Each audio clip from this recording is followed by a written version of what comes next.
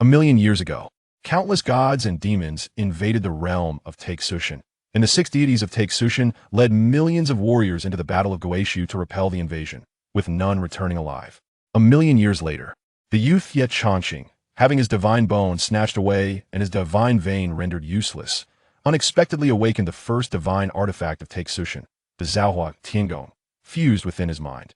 From that moment forth, the youth wielded a sword alone, traversing the path to the heavens, slaying gods and demons, embarking on a journey to ascend to the pinnacle of all realms. One day, Ye Changqing would stand atop the highest peak, sword pointed at the firmament, declaring, "For countless eons, the 9 realms have seen none brave enough to stand alongside me." Chapter 1. The Initial Training. On Qingshuan continent, in Yinyang Kingdom, lies Xiyin County City, home to Qiang Academy. The sun blazes fiercely, scorching the earth. Gazing toward the distant horizon, the blue stone floor appears as if layered with glistening water stains. Occasionally, a breeze stirs, yet it carries a suffocating heat that breeds discomfort. Beside the Academy's martial arts field, scores of boys and girls, around 13 or 14 years of age, clad in fitted gray training attire, endure the relentless sun, practicing their forms barehanded, sweating profusely, seemingly oblivious to their toil, tireless in their efforts. Not far from these youths, at the edge of the martial arts field, dense ancient trees stand in rows, their expansive canopies offering a modicum of shade in the sweltering summer. At this moment, beneath the shade, a boy appearing to be around 16 or 17 lies comfortably in a cyan training outfit, sleeves rolled up, reclining on the grass with one leg crossed over the other.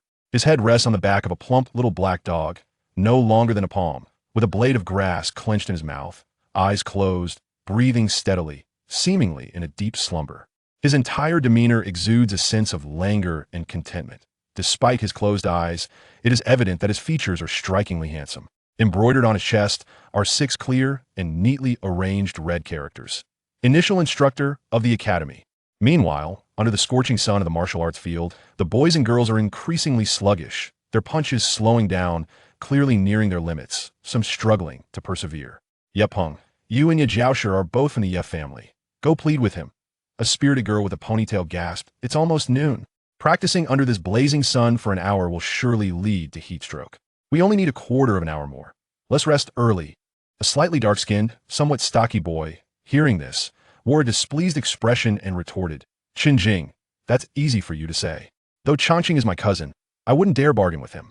Last New Year, just because he told my father that I was slacking in my training, my father hung me up and beat me for 2 days. You're just a coward." Ye Peng shrank his neck, too intimidated to argue. A lanky boy, visibly frustrated, exclaimed, "Do you think Ye Zhaoshi is torturing us because he has become a waste? Has he been so profoundly affected that his mind has twisted? Among the dozens of initial instructors at Xiang Academy, he alone trains us this way. It's more perverse than torture. Wang Xiao, you're the real pervert. Your whole family is." The plump boy named Ye Peng immediately countered passionately. "Yet Zhaoshi trains us this way to build a solid foundation, and besides, he is a genius, an unparalleled prodigy." Upon hearing this, the lanky boy scoffed dismissively. The plump boy continued, "Yet Zhaoshi possesses a natural yin-yang divine vein and a chaotic divine bone. By the age of 12, he surpassed the 9th level of body refinement, entering the Qi cultivation realm. By 13, he reached the pinnacle of the meridians consolidation realm, and by 14, he opened his Yuan mansion. In all 16 counties of Yinyang Kingdom, is there anyone in the intermediate academies who can rival Ye Zhaoshi? Moreover, Ye Zhaoshi represented our Yinyang Kingdom in the selection of the Holy Sun on Qingshuan continent, competing against the prodigies of the entire continent. For hundreds of years, he is the only one who met the criteria. Can you, Wang Xiao, achieve that? Can you?" Furthermore, our Qiang Academy has ranked among the top in the 16 intermediate academies these past few years precisely because of Ye Zhaoshi's brilliance, which led Qianyang Academy to allocate more resources to us, allowing our academy to grow faster and enhance its overall strength. This is all thanks to Ye Zhaoshi. Can you, Wang Xiao, do that? The other new students nodded in agreement with Ye Peng's final remarks. Although Ye Zhaoshi was no longer the prodigy of yore, he had indeed brought immense benefits to Qiang Academy. The lanky boy named Wang Xiao, confronted with this rebuttal, retorted mockingly, "Ye Peng, I admit that Ye Zhaoshi has contributed to our academy, but what you mentioned was 2 years ago. During the Holy Sun selection 2 years ago, Ye Zhaoshi's divine vein was shattered, and his divine bone was stripped away. Now he is left with a withered vein and bone, having fallen back to the 9th level of body refinement, unable to even break through to chi cultivation. What are you bragging about? Aren't you embarrassed? I feel embarrassed for you. Wang Xiao paused and sneered. Moreover, the academy is now just pitying him and, out of deference to your Ye family, has arranged for him a position as an initial instructor. He can only teach us new students who have barely passed the academy's assessment at the body refinement levels 1 to 3. Upon hearing Wang Xiao's words, the stout Yiping clenched his fists tightly, veins bulging, his face flushed with anger. Yet, Wang Xiao seemed to revel in his tirade, continuing proudly, "My cousin, Cao Feng, passed the assessment 2 years ago and entered our Qiang Academy, while at that time, Teacher Ye was merely an elementary instructor. Just a few days ago, my cousin entered the initial stage of the Qi nourishing realm, becoming a disciple of our Qiang Academy's Tian Yuan, whereas Teacher Ye remains an elementary instructor. Your cousin, with his divine bones excavated and his divine veins severed, will never step into the Qi nourishing realm in this lifetime. He is only fit to serve as a lowly elementary instructor," Wang Xiao confidently declared. "In 2 years, I will surpass him. To put plainly, he is nothing but a waste in the body refinement realm. A waste. Do you understand, Yipeng?" At these words, Yipeng felt a surge of fury rising in his chest, unable to contain himself any longer. With bloodshot eyes, he swung his fist and shouted, "Wang Xiao, how dare you insult Teacher Ye as a waste? Damn it! I will beat you to death, you wretched spawn." Wang Xiao showed no fear, meeting the blow with his own fist, yelling, "Am I afraid of you? We are both in the 3rd stage of body refinement. Who fears whom?" The stout and slender youths immediately exchanged blows, while other boys and girls looked on, some encouraging the fight and others attempting to mediate. The martial arena erupted into a cacophony of noise, creating quite a lively scene. It seemed that this clamor roused the young man in the green robes from his slumber beneath the tree, and soon he opened his eyes. The boy's deep-set eyes glanced at the chaotic scene not far away, his handsome and ethereal face displaying a hint of helplessness. He then lifted the small black dog that had been resting on his arm to his view and sighed softly. "Little Black, do you think the new students are becoming increasingly difficult to manage?" The drowsy little black dog slowly opened its eyes, its limbs flailing as it glared with displeasure at the green-robed youth who had disturbed its sweet dreams. "Stop fighting. You mustn't continue. You've awakened Teacher Ye, and you will all face punishment. Hit him, Yipeng. Give him a good thrashing. Wang Xiao, put some effort into it. Are you too tired to continue?" In the martial arena, dozens of youths formed a circle, some cheering enthusiastically, while others anxiously tried to break up the fight. As Wang Xiao and Yipeng prepared to unleash their martial techniques, it was clear that their conflict was escalating. Just then, 2 loud thuds resonated through the air. A figure clad in green landed in the center of the arena, standing with hands clasped behind his back. With a swift movement, he kicked both the stout and slender youths to the ground, effectively ending their brawl. Chapter 2. Are you aware of your mistakes? Ye Changqing. Ye Changqing.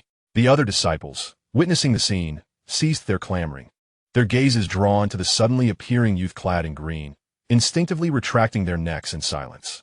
The training ground fell into a profound stillness.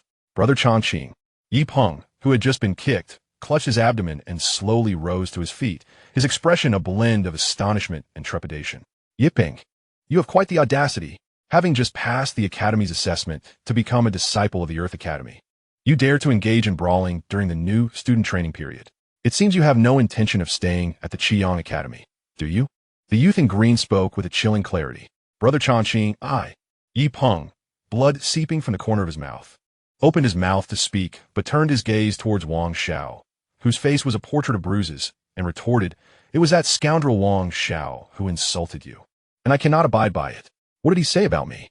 The youth in green maintained a calm demeanor. Yipeng's face darkened as he averted his gaze, murmuring, "He said you could only serve as a junior instructor, that you were a waste of bones and veins. Yes. Well, Wang Xiao is not entirely wrong." The youth in green smiled slightly, seemingly unfazed. "Throughout the Qiang Academy and the entire Xian County, who does not know that I, Ye Changqing, am destined to remain at the pinnacle of the 9th layer of body refinement, and shall never ascend to the Qi nourishing realm? At present, I am indeed only fit to be a junior instructor of the Academy. What is there to be angry about? But Brother Changqing, address me as Ye Jiaoxi." Ye Changqing's voice was serene, yet left no room for dissent. "Why, Ye Jiaoxi, I was wrong." Yipeng lowered his head, speaking in a meek tone. "That's more like it." Ye Changqing chuckled, and then turned his attention to Wang Xiao, saying, "Wang Xiao, are you aware of your mistakes?" The scrawny Wang Xiao, head bowed and fist clenched, wore an expression of indignation, yet ultimately conceded, "I acknowledge my mistakes." "Good," Ye Changqing replied with a smile. "To recognize one's errors and rectify them is the greatest virtue. Since you both admit to your faults, there must be consequences for your actions. You two shall practice the void-piercing fist that I have taught for an additional hour, while the others will practice for half an hour." Huh? In an instant, the surrounding dozens of young men and women lamented in dismay. One young woman, unable to hold back, protested, "Yi Jiaoshi, they're the ones who erred. Why must we endure extra practice?" "Why, you ask?" Ye Changqing revealed an innocent smile, responding, "Because I am your instructor, and whatever I say, you must comply with." Though the group of young men and women grumbled, they dared not defy Ye Changqing's words. After all, even if he were merely a junior instructor, he was still a formally appointed instructor of the academy.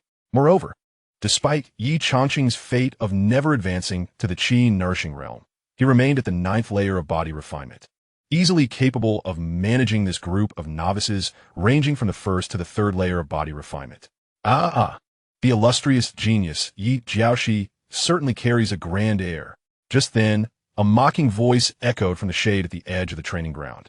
The crowd turned to see 5 or 6 figures standing beneath the trees, their presence unknown until now. The individuals before us were clad in white, form-fitting martial attire, adorned at the cuffs and collar with intricate golden embroidery, elegantly accentuating the characters of Tian Yuan woven in golden threads.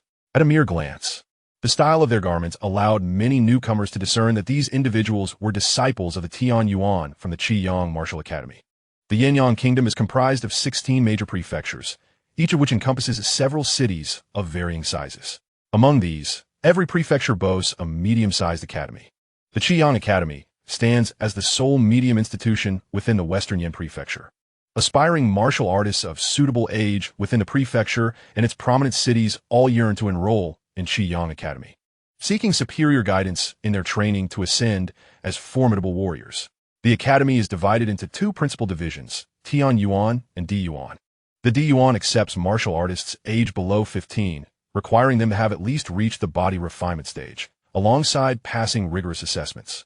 The new students, such as Wang Xiao, Yi Peng, and Chen Jing, who successfully passed the examinations this year, predominantly fall within the initial to 3rd levels of the body refinement stage.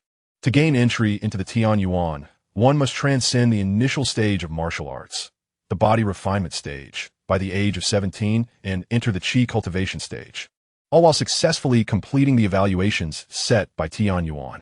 The requirement to step into the Qi cultivation stage before the age of 17 is undeniably stringent. Achieving this feat, among the millions residing under the jurisdiction of the Western Yin Prefecture, is a testament to one's genius. The presence of the Tian Yuan disciples instantly drew envious gazes from the Di Yuan newcomers. Di Yuan disciples are limited to wearing gray martial attire, which is rather unappealing and lacks elegance. In stark contrast, the Tian Yuan disciples don white robes, cinched with azure sashes, complemented by the exquisite golden embroidery at their cuffs and collars, along with the insignia marking their identity as Tian Yuan disciples, truly a striking and captivating sight. Moreover, within the entirety of Qiyang Academy, there are over 4,000 Di Yuan disciples, while the Tian Yuan disciples number merely over 300. Soon, the group of Tian Yuan disciples, led by a youth with elongated eyes and prominent cheekbones, strolled over with an air of nonchalance. Guxin Gao Feng. The slender Wang Xiao hurriedly approached the leading youth, his face alight with excitement. "What brings you here?" The young man named Chao Feng affectionately ruffled Wang Xiao's hair, smiling as he replied, "We're here to celebrate Grandfather S' birthday. I waited for you for quite some time. When I didn't see you after school, I decided to come and check on you." Wang Xiao immediately retorted, "The instructor wouldn't let us leave. He even threatened to punish me." "Oh." Chao Feng's narrowed eyes scrutinized his cousin's bruised visage, his smile fading, and a hint of coldness laced his voice as he inquired, "Who did this to you?" "It was Yi Peng," Wang Xiao exclaimed, pointing imperiously at Yi Peng, who stood beside Ye Changqing. Chao Feng waved his hand dismissively. "In that case, go and give him 10 good slaps. Make it count, and after that, I'll treat you to a meal." Upon hearing this, Wang Xiao grinned mischievously. "Cousin, what if he fights back?" "Fights back?" Chao Feng scoffed, If he dares to retaliate, I shall ensure he leaves the Qiyang Academy in a prone state today. As his words fell, an air of tension enveloped the arena. Recently elevated to a disciple of the Heavenly Academy, Chao Feng had ascended from the Earth Academy, a leap that elevated his status immensely. Who among the gathered dared to defy him? Wang Xiao chuckled maliciously, twisting his wrist as he approached Yi Peng, taunting, "Yi Peng, weren't you just brimming with defiance? Remember, having a washed-up cousin is far inferior to having a genius as a relative." Yi Peng's countenance was a portrait of indignation. His fists clenched tightly, yet he resolved not to retaliate. He was resigned to enduring this humiliation, for if he fought back, Chao Feng would undoubtedly strike, and Long Qing would come to his aid.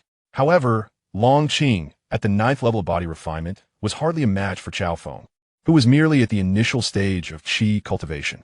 Ultimately, it would only bring shame to Long Qing. It was better to bear the humiliation himself. Wang Xiao stood before Yi Peng, waving his hand and sneering, "Yi Peng, brace yourself. Do not shy away." Yi Peng remained silent, fists still clenched.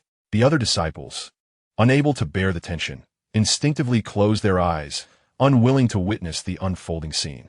Suddenly, a sharp, resounding slap echoed through the air. A figure spun several times before crashing to the ground with a thud, accompanied by a mournful wail. Chapter 3. Did you truly believe I was an unresponsive instructor? Yet the anguished cry did not emanate from Yi Peng, but rather from Wang Xiao. The new disciples in the martial arena stared in disbelief at the scene before them. Wang Xiao lay sprawled on the ground, a wretched sight, having lost 2 teeth and with one side of his face grotesquely swollen. Blood trickling from the corner of his mouth, pain causing tears and snot to mingle on his face. Ye Peng stood rooted in astonishment, looking incredulously at Long Qing beside him. That slap had indeed been delivered by Long Qing. With a calm demeanor, Long Qing flicked his wrist and remarked nonchalantly, "Wang Xiao, did you truly think I was an idle instructor?" The arena fell into a profound silence. The new disciples were utterly astounded. They had not anticipated that Instructor Yi would intervene at such a moment. Meanwhile, Wang Xiao sprawled on the ground, covered half of his face with one hand while pointing at Long Qing with the other. "Whine, cousin, he hit me, this useless one hit me." Chao Feng's eyes glinted with a cold light as he fixed his gaze on Long Qing, his voice icy. "Yi Long Qing, do you dare to intervene? Your words are rather peculiar." Long Qing smiled softly. "This is my teaching ground, and Wang Xiao is among the new disciples under my guidance. It is entirely reasonable for me to intervene in his discipline, is it not? Chao Feng, do you still believe yourself to be the prodigy you were 2 years ago?" With a single step forward, Chao Feng clenched his fist, producing a series of cracking sounds, his gaze frigid. "Times have changed. Now you are merely a hopeless wastrel, incapable of entering the qi cultivation stage. You must recognize this. Should you wish to apologize to my cousin now, I might consider letting this matter rest." Upon hearing these words, Ye Changqing smiled slightly and said, "Chao Feng, this is the Earth Institute. As a primary instructor, it is my duty to guide the new students with reason and fairness. Yet you, with your brazen interference, are clearly violating the rules. Of course, should you choose to apologize, I might consider letting this matter rest and refrain from reporting it, sparing you from punishment." At this, Chao Feng exchanged glances with several fellow disciples from the Heavenly Institute, and they could not help but burst into laughter. "Did you hear that? This so-called genius Yi is asking me to apologize." The corners of Chao Feng's mouth stretched nearly to his ears. But suddenly his expression turned cold as he unleashed a surge of energy from within, stepping forward to regard Ye Changqing with disdain. "Now, I've changed my mind. You had better kneel and apologize, or you and your cousin will be leaving together on stretchers." Hearing this, Ye Changqing could only shake his head in resignation. He had no desire to seek trouble, yet trouble had found him, and he refused to cower. "Since you are unwilling, I shall reluctantly lend you a hand, and in doing so, allow you to see your true self. Ye Changqing, you are no longer the radiant figure you were 2 years ago. Now, you are but a shattered remnant, a worthless being, a failure." With that, Chao Feng clenched his fist and, with reckless abandon, hurled a punch towards Ye Changqing's face. This was a spiritual technique, the profound wind fist. Indeed, Chao Feng had advanced from the body refinement realm to the qi nourishing realm. Ye Changqing was in for a rough time. He had been too arrogant. It was clear that Chao Feng was deliberately seeking confrontation. It would have been wiser to endure. But could you endure? If not, then you would have to face the consequences of being beaten by Chao Feng, which would be even more humiliating. A crowd of new disciples retreated, chattering anxiously amongst themselves, as Chao Feng's fist came hurtling towards him. Ye Changqing's expression bore a hint of helplessness. All he desired was to quietly fulfill his role as a primary instructor, yet some individuals seemed intent on harassing him relentlessly. In that instant, Ye Changqing tightened his grip, his arm muscles tensed, producing a series of crackling sounds. He then launched his tightly clenched fist forward. The breaking air fist. Wasn't he that the very technique Ye Changqing had taught us? Using a mundane technique to counter a spiritual one? Had Ye Changqing lost his mind? This was not merely a mundane technique against a spiritual one. It was a clash of the body refinement realm against the chi nourishing realm. Now, that truly was madness. At this rate, Ye Changqing's arm would surely be shattered. The martial arts entry-level realm, the body refinement realm, involves ceaselessly tempering one's flesh and bones, enhancing physical explosiveness.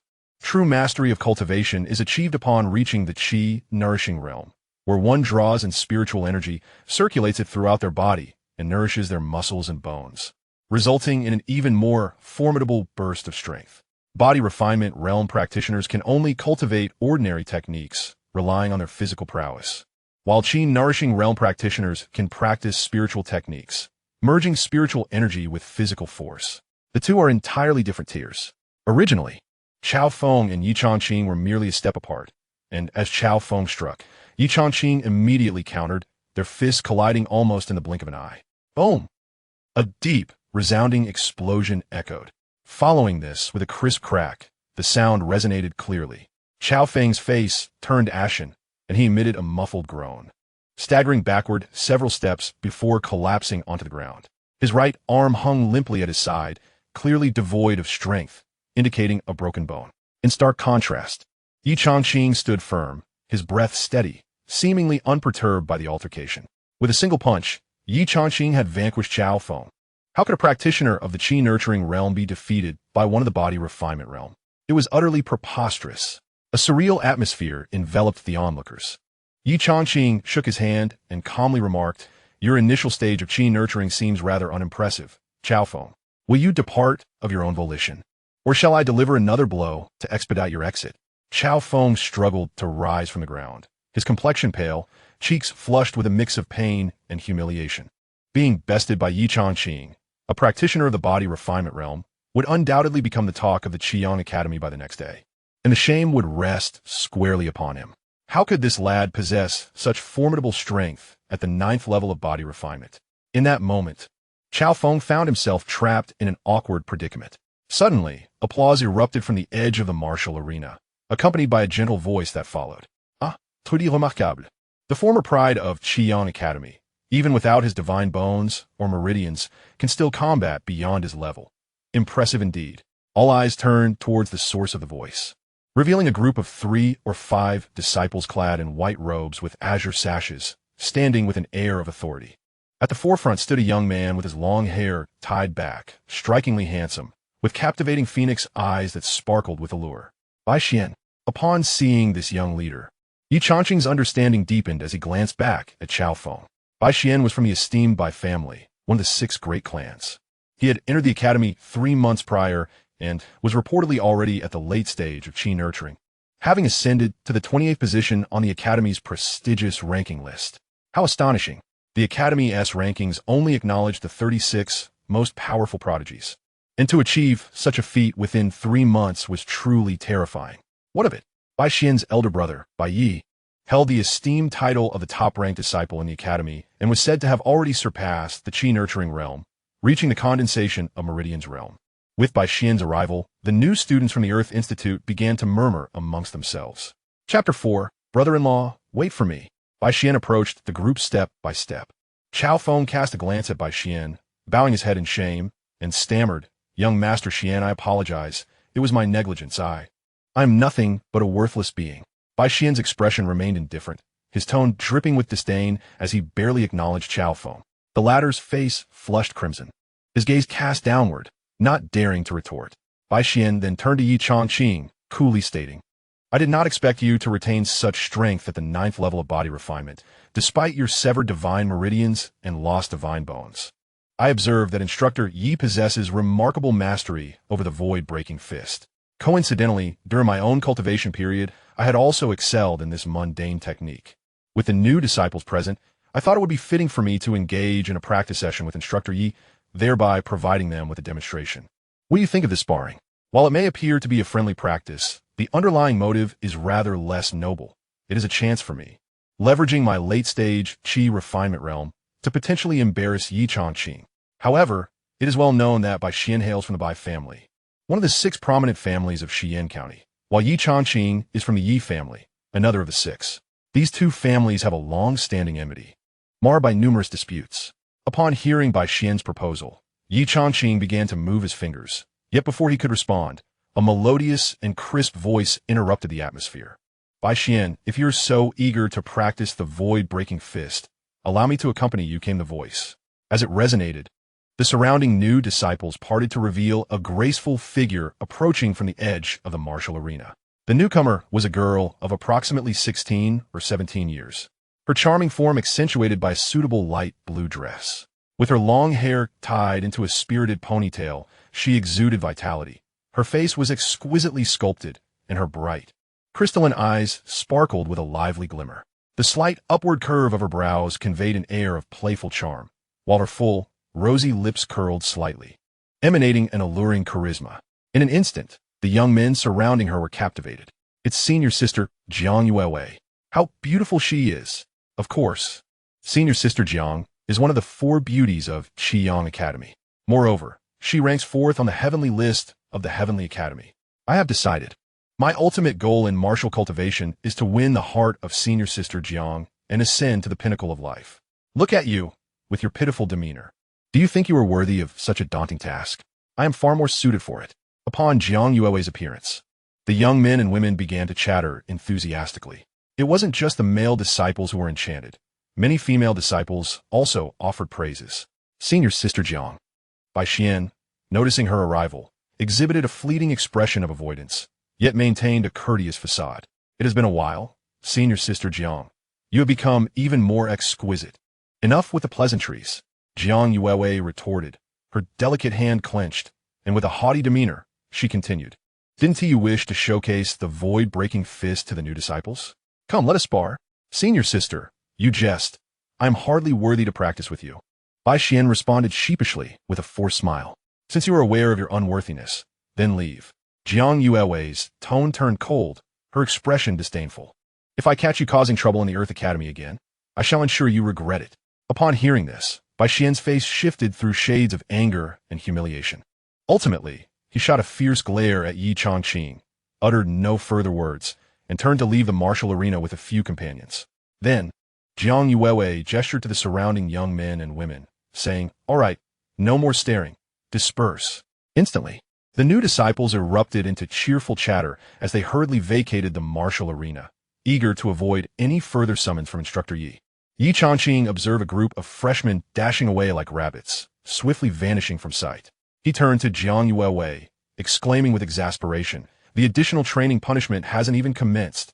Jiang Yuewei's eyes sparkled with a luminous sheen as she gazed at Ye Changqing, yet remained silent. Feeling the weight of her stare, Ye Changqing eventually waved his hand dismissively. All right, we can have the extra training this afternoon instead. He then turned his attention to the chubby Yi Peng beside him, lightly touching the bruise patch on his face, and said with a serious demeanor, Yi Peng, I will inform Uncle San about your brawl at the academy. What, Brother Changqing? Are you trying to put me in a bind? Yi Peng replied, his face contorted with grievance. Ye Changqing chuckled, Fine, I want to report you this time. I'll cover for you. Really? Of course. Ye Changqing nodded, looking at Yi Peng. Why didn't you resist when Wang Xiao attempted to strike you? Upon hearing this, Yi Peng scratched his head, but remained mute. I understand. You believe that if you retaliated, I would certainly defend you, and, in the end, it would be me who feels embarrassed. Ye Changqing patted Yi Peng's head, his tone earnest. Little Peng, remember this. There are times when one's dignity can be sacrificed, but one's spirit must never waver. I will remember. All right, let us go home for dinner. With that, Ye Changqing gestured towards the shade of the trees, calling out, Xiaohei, it's time to eat. Woof woof. A bark erupted, and a round, black figure leaped onto Ye Changqing's shoulder with the swiftness of lightning. Ye Changqing, pulling along Yi Peng and the little black dog perched on his shoulder, made their way out of the martial arts arena. Observing the brothers depart without a glance back, Jiang Yuewei stood rooted in place, somewhat dazed. As the siblings continued to walk further away, a hint of indignation flickered in Jiang Yuewei's eyes, and she called out loudly, "Brother-in-law." Yet, Ye Changqing and Ye Peng remained unperturbed in their pace. "Brother-in-law, wait for me." Eventually, Jiang Yuewei set aside her stubbornness and hurriedly jogged to catch up. Before long, the trio walked side by side towards the gate of the martial arts academy.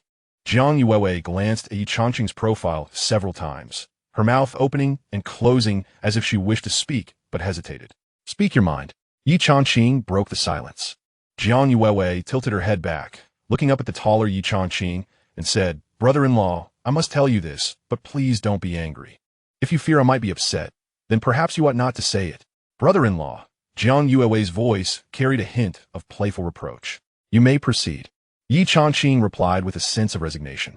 Taking a deep breath, Jiang Yuewei's expression turned resolute as she said earnestly, "Brother-in-law, have you thought about when you will dissolve your engagement with my sister?" Chapter 5. Your sister does not consent. Upon hearing Jiang Yuewei's inquiry, Ye Changqing instinctively halted his steps. At that moment, the trio had just arrived at the grand entrance of the Qiyang Academy.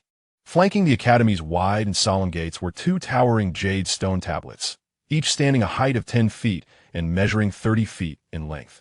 Their surfaces gleaming with vivid engravings of figures, lifelike and vibrant. On either side of the entrance to the Qiyang Academy, those worthy of being immortalized upon the jade stone tablet are either individuals who have made monumental contributions to the academy or prodigies who have emerged from its hallowed halls. This serves as an acknowledgement from Qiyang Academy, and for each individual inscribed upon the jade stone tablet, it represents a lofty honor. Once, the figure of Ye Changqing was also engraved upon it. At this moment, on the first jade tablet to their left, the silhouette of a graceful and enchanting woman is depicted. She appears to be in the prime of her youth, adorned in a fitted white gown, her eyes reminiscent of autumn waters, imbued with a serene and crystalline brilliance, both cold and alluring. Her visage is akin to a stunning ice sculpture, exquisitely elegant, flawless in every regard, resembling a snow lotus blossoming upon a snowy peak, immaculate, pure, and majestically aloof. This is Jiang Yueyao, the most formidable daughter of heaven to have graced Qiyang Academy to date. A year ago, she was admitted to the Tianyang Academy in the imperial capital of the Yinyang Kingdom through exceptional means, yet her legend remains deeply entrenched in Qiyang Academy. Jiang Yueyao is, in fact, the elder sister of Jiang Yuewei. Had one posed a question 2 years prior to anyone at Qiyang Academy regarding who is the most terrifying prodigy in the entire academy, or indeed the whole of Yinyang Kingdom, the unanimous answer would have undoubtedly been Ye Changqing. However, since a year ago, that answer has transformed into Jiang Yueyao. The Yi and Jiang families both rank among the 6 prominent families of Xian County, and Ye Changqing's father, Ye Tianxua, was once a close companion of Jiang Yueyao and Jiang Yuewei's father, Jiang Jingyun, during their youth. Eventually, both became the heads of their respective families, further solidifying their bond, leading them to arrange a betrothal between their children. From the onset of his martial cultivation, Ye Changqing demonstrated divine veins and bones, showcasing extraordinary talent, and his reputation soared. However, everything changed 2 years ago when he was selected to participate in the Holy Sun selection of the Qingshan continent. Upon returning from the selection, he was gravely injured. His divine veins and bones rendered useless, and he barely clung to life. At that moment, Ye Changqing plummeted from the pedestal of an unparalleled prodigy to a well-known waste, forever unable to step into the realm of qi nourishing. It was during this time that Jiang Yueyao of the Jiang family suddenly seemed to awaken. Rising rapidly within a year, her advancements in both realm and martial arts practice swiftly matching or even surpassing Ye Changqing's former prowess. Consequently, the engagement between Jiang Yueyao and Ye Changqing now appears rather awkward, given Jiang Yueyao's current pace of progress in martial arts. She is destined to transcend the Yinyang Kingdom and become an extraordinary figure on the Qingshan continent. Yet, how can Ye Changqing, at the 9th level of the body refinement realm, keep pace? As Jiang Yuewei observed Ye Changqing lost in thought while gazing at the left wall, she stepped forward, her voice soft and hesitant. "Brother-in-law, I do not look down upon you.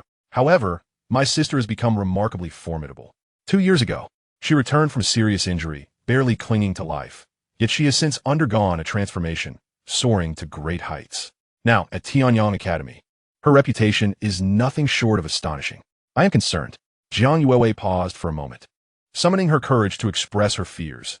I worry that her brilliance shines as brightly as the moon in the night sky, placing her on a pedestal above others. Such excellence will undoubtedly attract numerous suitors, and those admirers may view our betrothal as a mere obstacle, an impediment to their pursuit of her. They might resort to drastic measures against you. Just imagine, if they were to act with malice and harm you, our engagement would be rendered void, thus granting them the opportunity to pursue my sister. Ye Changqing listened to her words in silence. Yi Peng, who stood nearby, instinctively shrank back and exclaimed, "Is it really that frightening? Changqing, perhaps you should consider breaking off your engagement with Yue Yao. After all, one's life is of utmost importance." Enough of that. Ye Changqing playfully smacked Yi Peng on the head, chuckling as he replied, "I am well aware that my current engagement with Yue Yao is rather peculiar, yet brother-in-law." Jiang Yuewei gazed at Ye Changqing with a look of determination in her clear eyes, her cheeks slightly flushed, as if summoning her resolve. "I understand that if you were to end your engagement with my sister, the entire Qiyang Academy, and even the whole of Xian County, would undoubtedly ridicule you. Therefore, I have made a decision." "Decision? What do you mean?" Ye Changqing looked at Jiang Yuewei in confusion. "You should first dissolve your engagement with my sister, and then we can approach our father and Uncle Yi to establish a new betrothal between us. Wouldn't that be perfect?" Upon hearing this, Ye Changqing's lips twitched. "Well done." Yi Peng's eyes widened in shock as he exclaimed, "Yuewei, you want Changqing to break off his engagement with Yue Yao just so you could take his place? You actually have improper thoughts about your brother-in-law." Bang! Before Yi Peng could finish his sentence, Jiang Yuewei delivered a decisive punch, causing one of his eyes to swell almost instantly, turning dark and bruised. Clutching his injured eye, Yi Peng turned to Ye Changqing, his expression earnest. "Brother Changqing, I believe having Yuewei as my sister-in-law would be quite wonderful. Be quiet." Ye Changqing raised his hand in mock threat, prompting Yi Peng to hastily retreat. "Brother-in-law, what do you think?" Jiang Yuewei reiterated earnestly. "If you dissolve your engagement with my sister and become engaged to me, no one in Xian County would dare to speak ill of it, and you would no longer be in danger due to my sister's exceptional talents." Ye Changqing was momentarily taken aback, forcing a bitter smile as he replied, "Yuewei, it seems you have misunderstood something." "What do you mean?" Clearing his throat, Ye Changqing explained, 2 years ago, after my divine veins and bones were lost, I had already made it clear to your sister that our betrothal was null and void. At that time, if looks could kill, I would have been slain by her 100 times over." Jiang Yuewei stared blankly at his words. Ye Changqing continued, "Reflecting on the situation, I pondered that your sister's initial reluctance stemmed from her sense of propriety, considering that I had just suffered setback. After all, the Jiang family had severed our engagement, which had been established for over a decade, and this would tarnish their reputation. Thus, I believed that once she arrived at the Tianyang Academy in the capital and encountered even more dashing young talents, she might reconsider. Throughout that year, she penned several letters to me, and in each response, I made it clear my intention to dissolve the engagement, yet she never replied. Chapter 6. The Young Master Returns. Ye Changqing gazed at Jiang Yuewei and, with a wry smile, remarked, "So, it is truly not that I wish to maintain the engagement, but rather, your sister is unwilling to agree." Upon hearing this, Jiang Yuewei appeared taken aback, her beautiful eyes fixed on Ye Changqing in a daze. Ye Changqing continued gently, "Rest assured, when your sister writes again, I shall affirm my stance on dissolving the engagement. As for what you suggested, dissolving your sister's engagement only to become betrothed to you, that is simply unfeasible. Uncle Jiang has treated me as his own son. The bond between our families cannot be sustained by a mere contract. Furthermore, I cannot delay your sister, nor can I impede your future. After all, in terms of talent and beauty, you are not at all inferior to her." At these words, a charming hue graced Jiang Yuewei's cheeks, and she blushed slightly. Ye Changqing then added softly, "Moreover, regarding the notion of being ridiculed by others, I have endured my fair share of mockery over the past 2 years. I have long since grown accustomed to it. It does not trouble me." Observing Ye Changqing express these sentiments with the utmost calmness, Jiang Yuewei felt a pang in her heart. "How can that be? I will not allow anyone to mock you. If my sister cannot protect you, I will remain in Xian County to accompany and safeguard you." Her fervent declaration drew peculiar glances from passing students of the academy, leaving Ye Changqing momentarily at a loss for words. His little sister-in-law, seemed rather too impassioned. Just as he struggled to respond, a magnificent carriage drawn by a dragon horse sped towards the academy's entrance. The vehicle halted, and a figure leaped out. "Master Kong, what brings you here?" Ye Changqing exclaimed in surprise upon recognizing the white-haired elder who had just disembarked from the carriage. Master Kong was the chief steward of the Ye family, having served for decades, and it was typically he and Ye Peng who would return home together, making a special visit from Master Kong unnecessary. "Young master, there has been an incident." Master Kong gasped, his words tumbling out in a breathless rush. "The eldest master has returned." "Eldest brother?" Ye Changqing's expression brightened with joy. Was he not training at Tianyang Academy? How is it that he has returned now? Never mind that. Let's hurry home. It has been nearly a year since I last saw him, and I am eager to know what realm he has attained in his cultivation. Ye Changqing's excitement was palpable as he urged his companion onward. "Young master," as Kong Bo observed the exuberant Ye Changqing, his expression turned troubled, hesitatingly uttering, "The eldest master. His life is in peril." "What?" Ye Changqing's smile vanished instantaneously, leaving him frozen in place. Kong Bo, with a grim countenance, continued, "The eldest master was brought back by the people from Tianyang Academy, but by the time he returned, he was nearly beyond saving. The clan leader specifically sent me to inform you." In a flash, before Kong Bo could finish his words, Ye Changqing's figure had already vanished, racing towards the direction of the Yi residence. Xian County City, one of the 16 major county cities of the Yinyang Kingdom, bustled with activity. Alive with the sounds of traffic and the throngs of people, a vibrant and flourishing hub. Surrounding this vast county city, there were numerous towns and significant strongholds, all under the jurisdiction of Xian County City. Within this grand city, various factions intertwined, their relationships complex and intricate. Yet, the most formidable powers were the 6 illustrious families. The Yi family stood among these 6 esteemed clans. Their estate, sprawling across nearly 100 acres, was situated in the northern part of the city. From the front courtyard to the back residence, with long corridors, pavilions, gardens, and terraces, every corner exuded an air of opulence and grandeur. Ye Changqing, being at the 9th level of the body refinement realm, rushed with impressive speed, swiftly returning from Qiyang Academy to the Yi residence.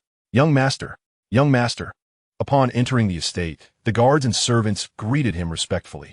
However, Ye Changqing had no time to spare, dashing hurriedly towards the back courtyard. "What has happened to the young master? He is usually so cheerful. Why is he so anxious today? Don't you know? The eldest master has returned." "Huh?" "The eldest master has returned, which is splendid news, yet I do not see the young master rejoicing. Speaking of which, ever since the eldest master was admitted to the imperial capital's Tianyang Academy 3 years ago, he has become increasingly powerful. Even if the young master were to falter, with the eldest master supporting him, no one in Xian County City would dare to bully him." "Hush, keep your voice down. I saw the eldest master being carried back today, and there was a strong scent of blood." "What? How could this be?" Ye Changqing sped toward the courtyard at the rear of the Yi residence, entering without hesitation. At that moment, several figures were already standing within the courtyard. Changqing, a tall, well-built, middle-aged man with thick eyebrows and large eyes, dressed in a dark, ink-colored outfit, called out to Ye Changqing. This man was none other than Ye Changqing's father, the clan leader, Ye Tianxia. "Father, how is eldest brother?" Ye Changqing inquired, his face glistening with sweat. Breathless from his haste, Ye Tianxia glanced at his youngest son, his lips moving before he sighed, and replied, "The family physician is already attending to him. Do not be anxious, just wait a moment." Standing before the door of the courtyard, Ye Changqing faintly detected a nauseating stench emanating from within the room, his expression turning grim. Before long, several alchemists clad in white robes emerged from the room, their garments marred by stains of blood, each bearing a countenance that was far from favorable. "Master Su." Yi Tianshu hurriedly approached, inquiring, "How is Nan Feng?" The foremost figure, an elder with flowing white hair, was Master Su, the most accomplished alchemist among the guest practitioners of the Yi family. At this moment, with bloodied hands, Master Su shook his head and solemnly replied, "The eldest son has had his meridians shattered, and his spinal cord has been crushed from top to bottom. We have exerted every effort, but alas, it seems the eldest son may not survive this day." Upon hearing this, the tall Yi Tianshu staggered back a few steps, nearly collapsing, while 2 middle-aged men rushed forward to support him. "Elder brother, you must hold on," they urged anxiously. Yi Tianshu's face turned ashen, his heart racked with pain akin to being pierced by needles. 2 years prior, his youngest and most gifted son had his divine bone stripped away, his divine meridian rendered useless, barely clinging to life upon his return home. Now, the eldest son had also been returned, his meridians shattered and his spinal bones crushed. How hauntingly similar was this scene. Ye Changqing waved his hand, taking a deep breath before speaking. Master Su, regardless of the mystical elixirs or remedies, I implore you to spare no effort in healing Nanfeng. Master Su nodded and began to confer with several alchemists nearby. Ye Changqing, standing aside, clenched his fists tightly. He had once suffered the loss of his divine bone and the destruction of his divine meridian. Although his elder brother lacked divine attributes, the agony of shattered meridians and bones was akin. He understood the depth of such suffering. With heavy steps, Ye Changqing entered the room, and a foul stench assailed his senses. On the bed lay a youth of around 20, swathed in bandages, revealing only a pale and handsome face, the fabric stained with blood, presenting a scene of utter desolation. This youth was none other than Ye Changqing's elder brother, Ye Nanfeng.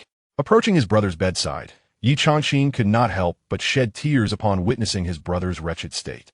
2 years prior, he had endured the torment of having his meridian shattered and his divine bone taken from him, yet he had not wept.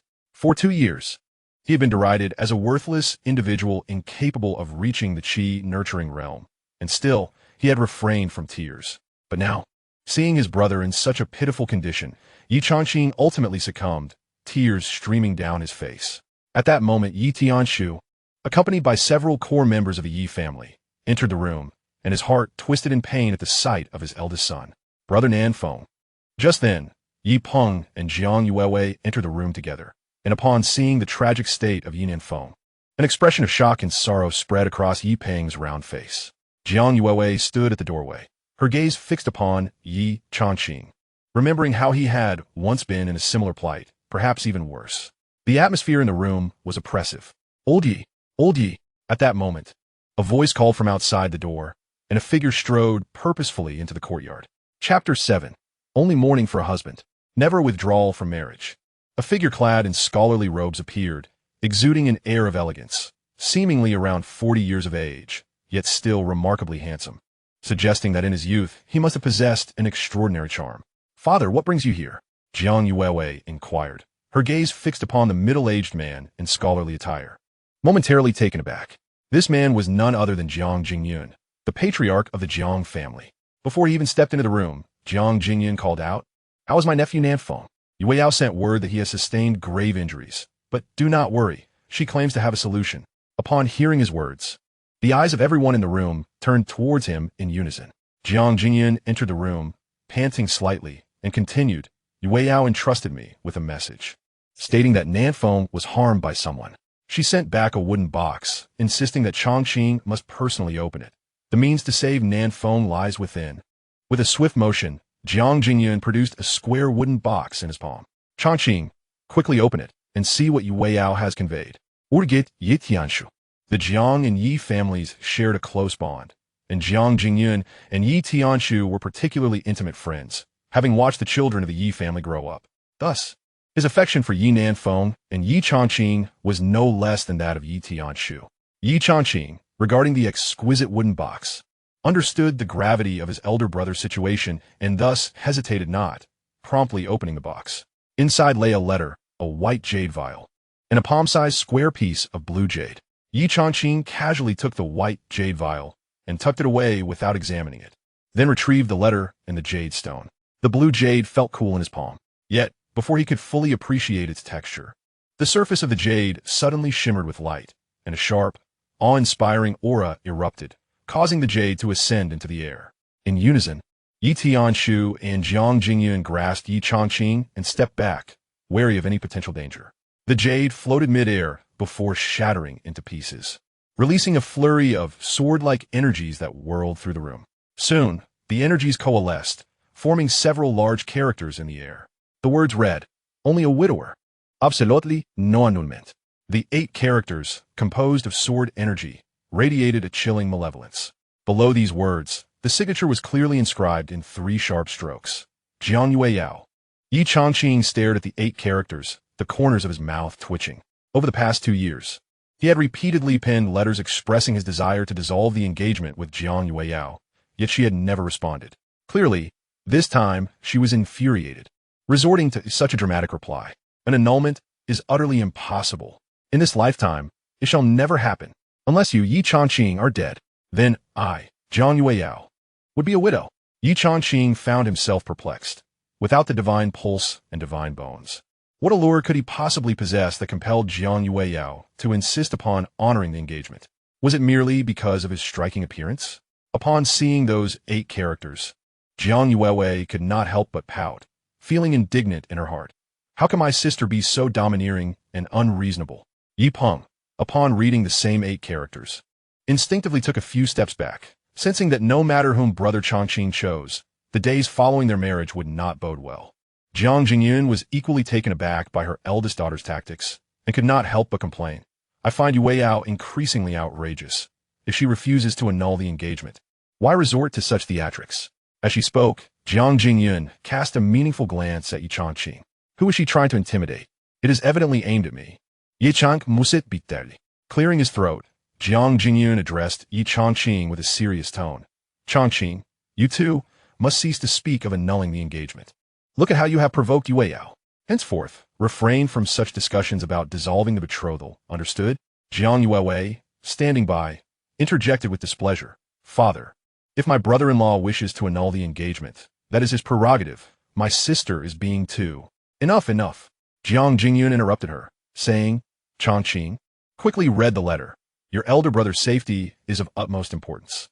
Ye Changqing promptly opened the envelope in his hand. The characters that met his eyes were vigorous and powerful, akin to a startled dragon, unmistakably not penned by a woman's hand. Yet Ye Changqing knew with certainty that they were indeed inscribed by Jiang Yueyao herself. I have just emerged from seclusion and learned that your elder brother was injured and sent back to Xian County. The assailant was the royal family's 9th prince, Ye Changqing. I am currently investigating the specific reasons behind this. Perhaps you are implicated as well. After all, when your divine bone was taken and your spiritual meridian was crippled, those involved may not wish for you to live in peace, and targeting those around you could inflict greater suffering. Whether or not this is the case, I will continue to investigate. Within the white jade bottle, as usual, were the 4th grade spiritual pills, golden bone pill, and essence meridian pill, to be consumed, one of each every 9 days without delay.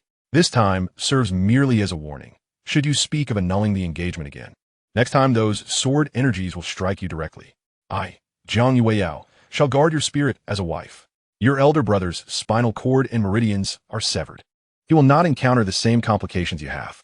Inform my father to retrieve the Tianxian Jade Rui from the Jiang family. This Rui is crafted from pure Tianru bloodstone, meant to nourish the meridians and strengthen the bones, capable of saving your elder brother's life and restoring his meridians and bones to the level of an ordinary person. As for future martial cultivation, allow me to devise a solution. Upon reading these brief yet impactful words, Ye Changqing was overwhelmed with a torrent of emotions. At that moment, Ye Tianshu eagerly inquired, what did she say? How does Yueyao respond? Ye Changqing replied, Yueyao stated that my brother's meridians and spinal marrow can be restored to the level of an ordinary person, but it requires the Tianxian Jade Rui from Uncle Zhang's family. As Ye Changqing finished speaking, he turned to Jiang Jingyun and said, Uncle, that Rui. I will fetch it from home right away. With those words, Jiang Jingyun swiftly departed like the wind. Ye Tianshu finally exhaled a sigh of relief, murmuring, even if it can only be restored to the level of an ordinary person, it is still a good thing. At least his life is preserved. Ye Changqing stepped outside, holding a letter in his hand. He gazed at the small black dog lounging in the corridor with its eyes half closed. Gently patting the dog's head, he murmured, why has the 9th prince of the royal family, Ye Changqing, come to conflict with my elder brother? As a disciple of Tianyang Academy, my brother has returned unhealed. What on earth transpired? He continued, stroking the dog's head, his voice tinged with a hint of detachment. Do you think it could be those individuals from the Holy Sun selection? They shattered my divine vein, seized my divine bone, and still, they show no signs of relent, intent on exterminating me completely. The small black dog opened its eyes and looked up at Ye Changqing, extending its tongue to lick the back of his hand as if offering comfort. I understand. Ye Changqing sighed, his tone resolute. No matter the circumstances, I shall never surrender. One day, they shall undoubtedly pay the price. Chapter 8. Are you reluctant? Before long, Jiang Jingyan had once again arrived at the Ye residence. Inside the room stood Ye Tianxua, Ye Changqing, and the father-daughter duo Jiang Jingyun and Jiang Yuewei, while others had been politely dismissed. Jiang Jingyan took a deep breath, gesturing with his hand to summon the Tianxian Jade Rui from his storage ring. The Jade Rui measured a foot in length, its entire body of vivid crimson akin to crystal. Upon its emergence, an intense yet sweet aroma of vitality permeated the air, neither overwhelming nor unpleasant. Holding the Jade Rui with both hands, Jiang Jingyun proclaimed, "This item is a treasured heirloom of the Jiang family, passed down for centuries without revealing its purpose."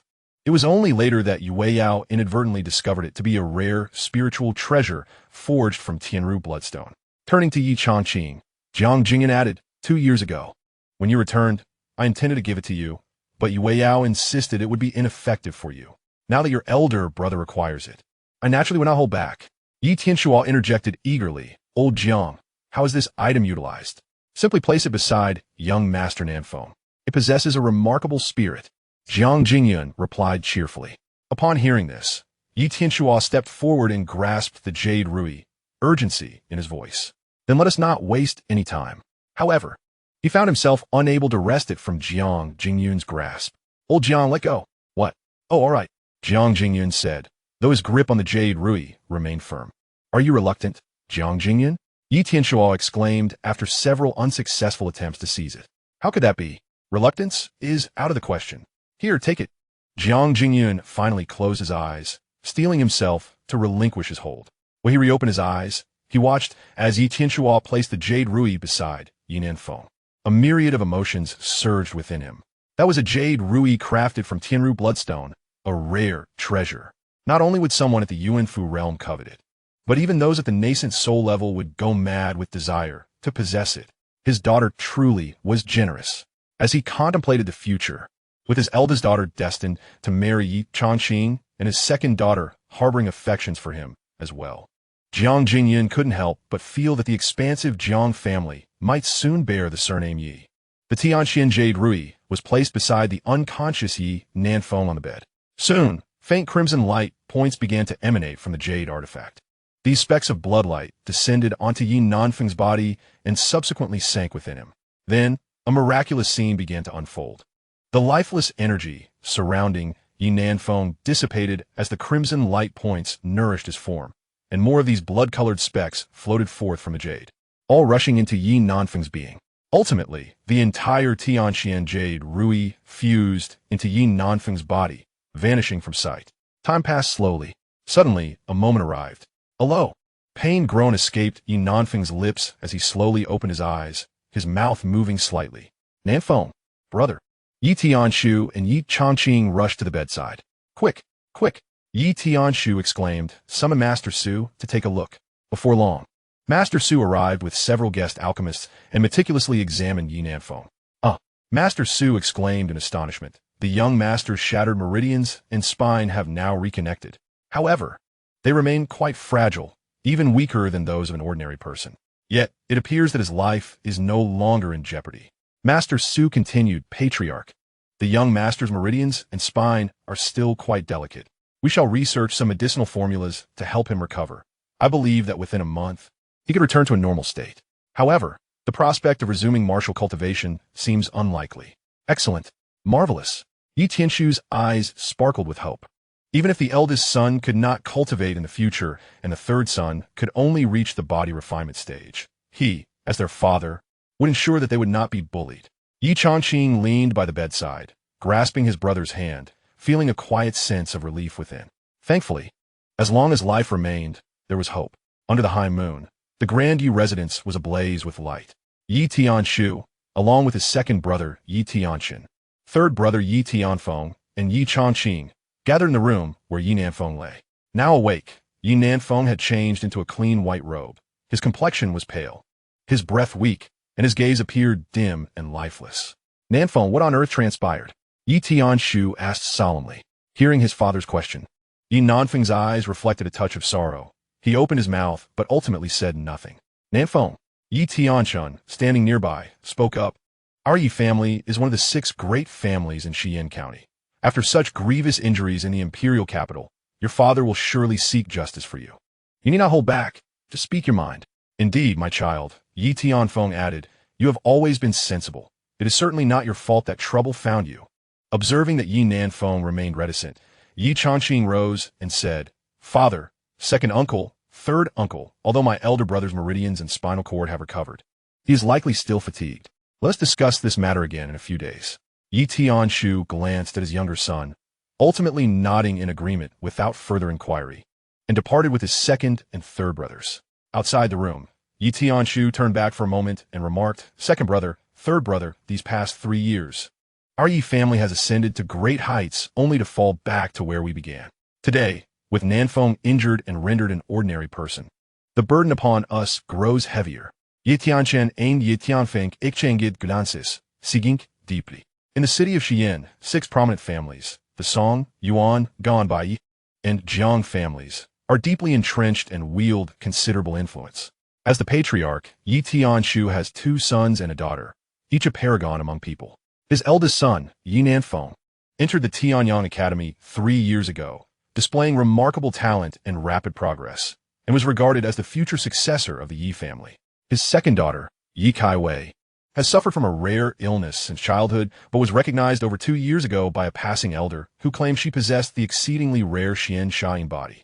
After bestowing some cultivation treasures upon the Yi family, the elder took Ye Kaiwei back to the Qingxian continent's Xianyin sect, where she soared to great heights.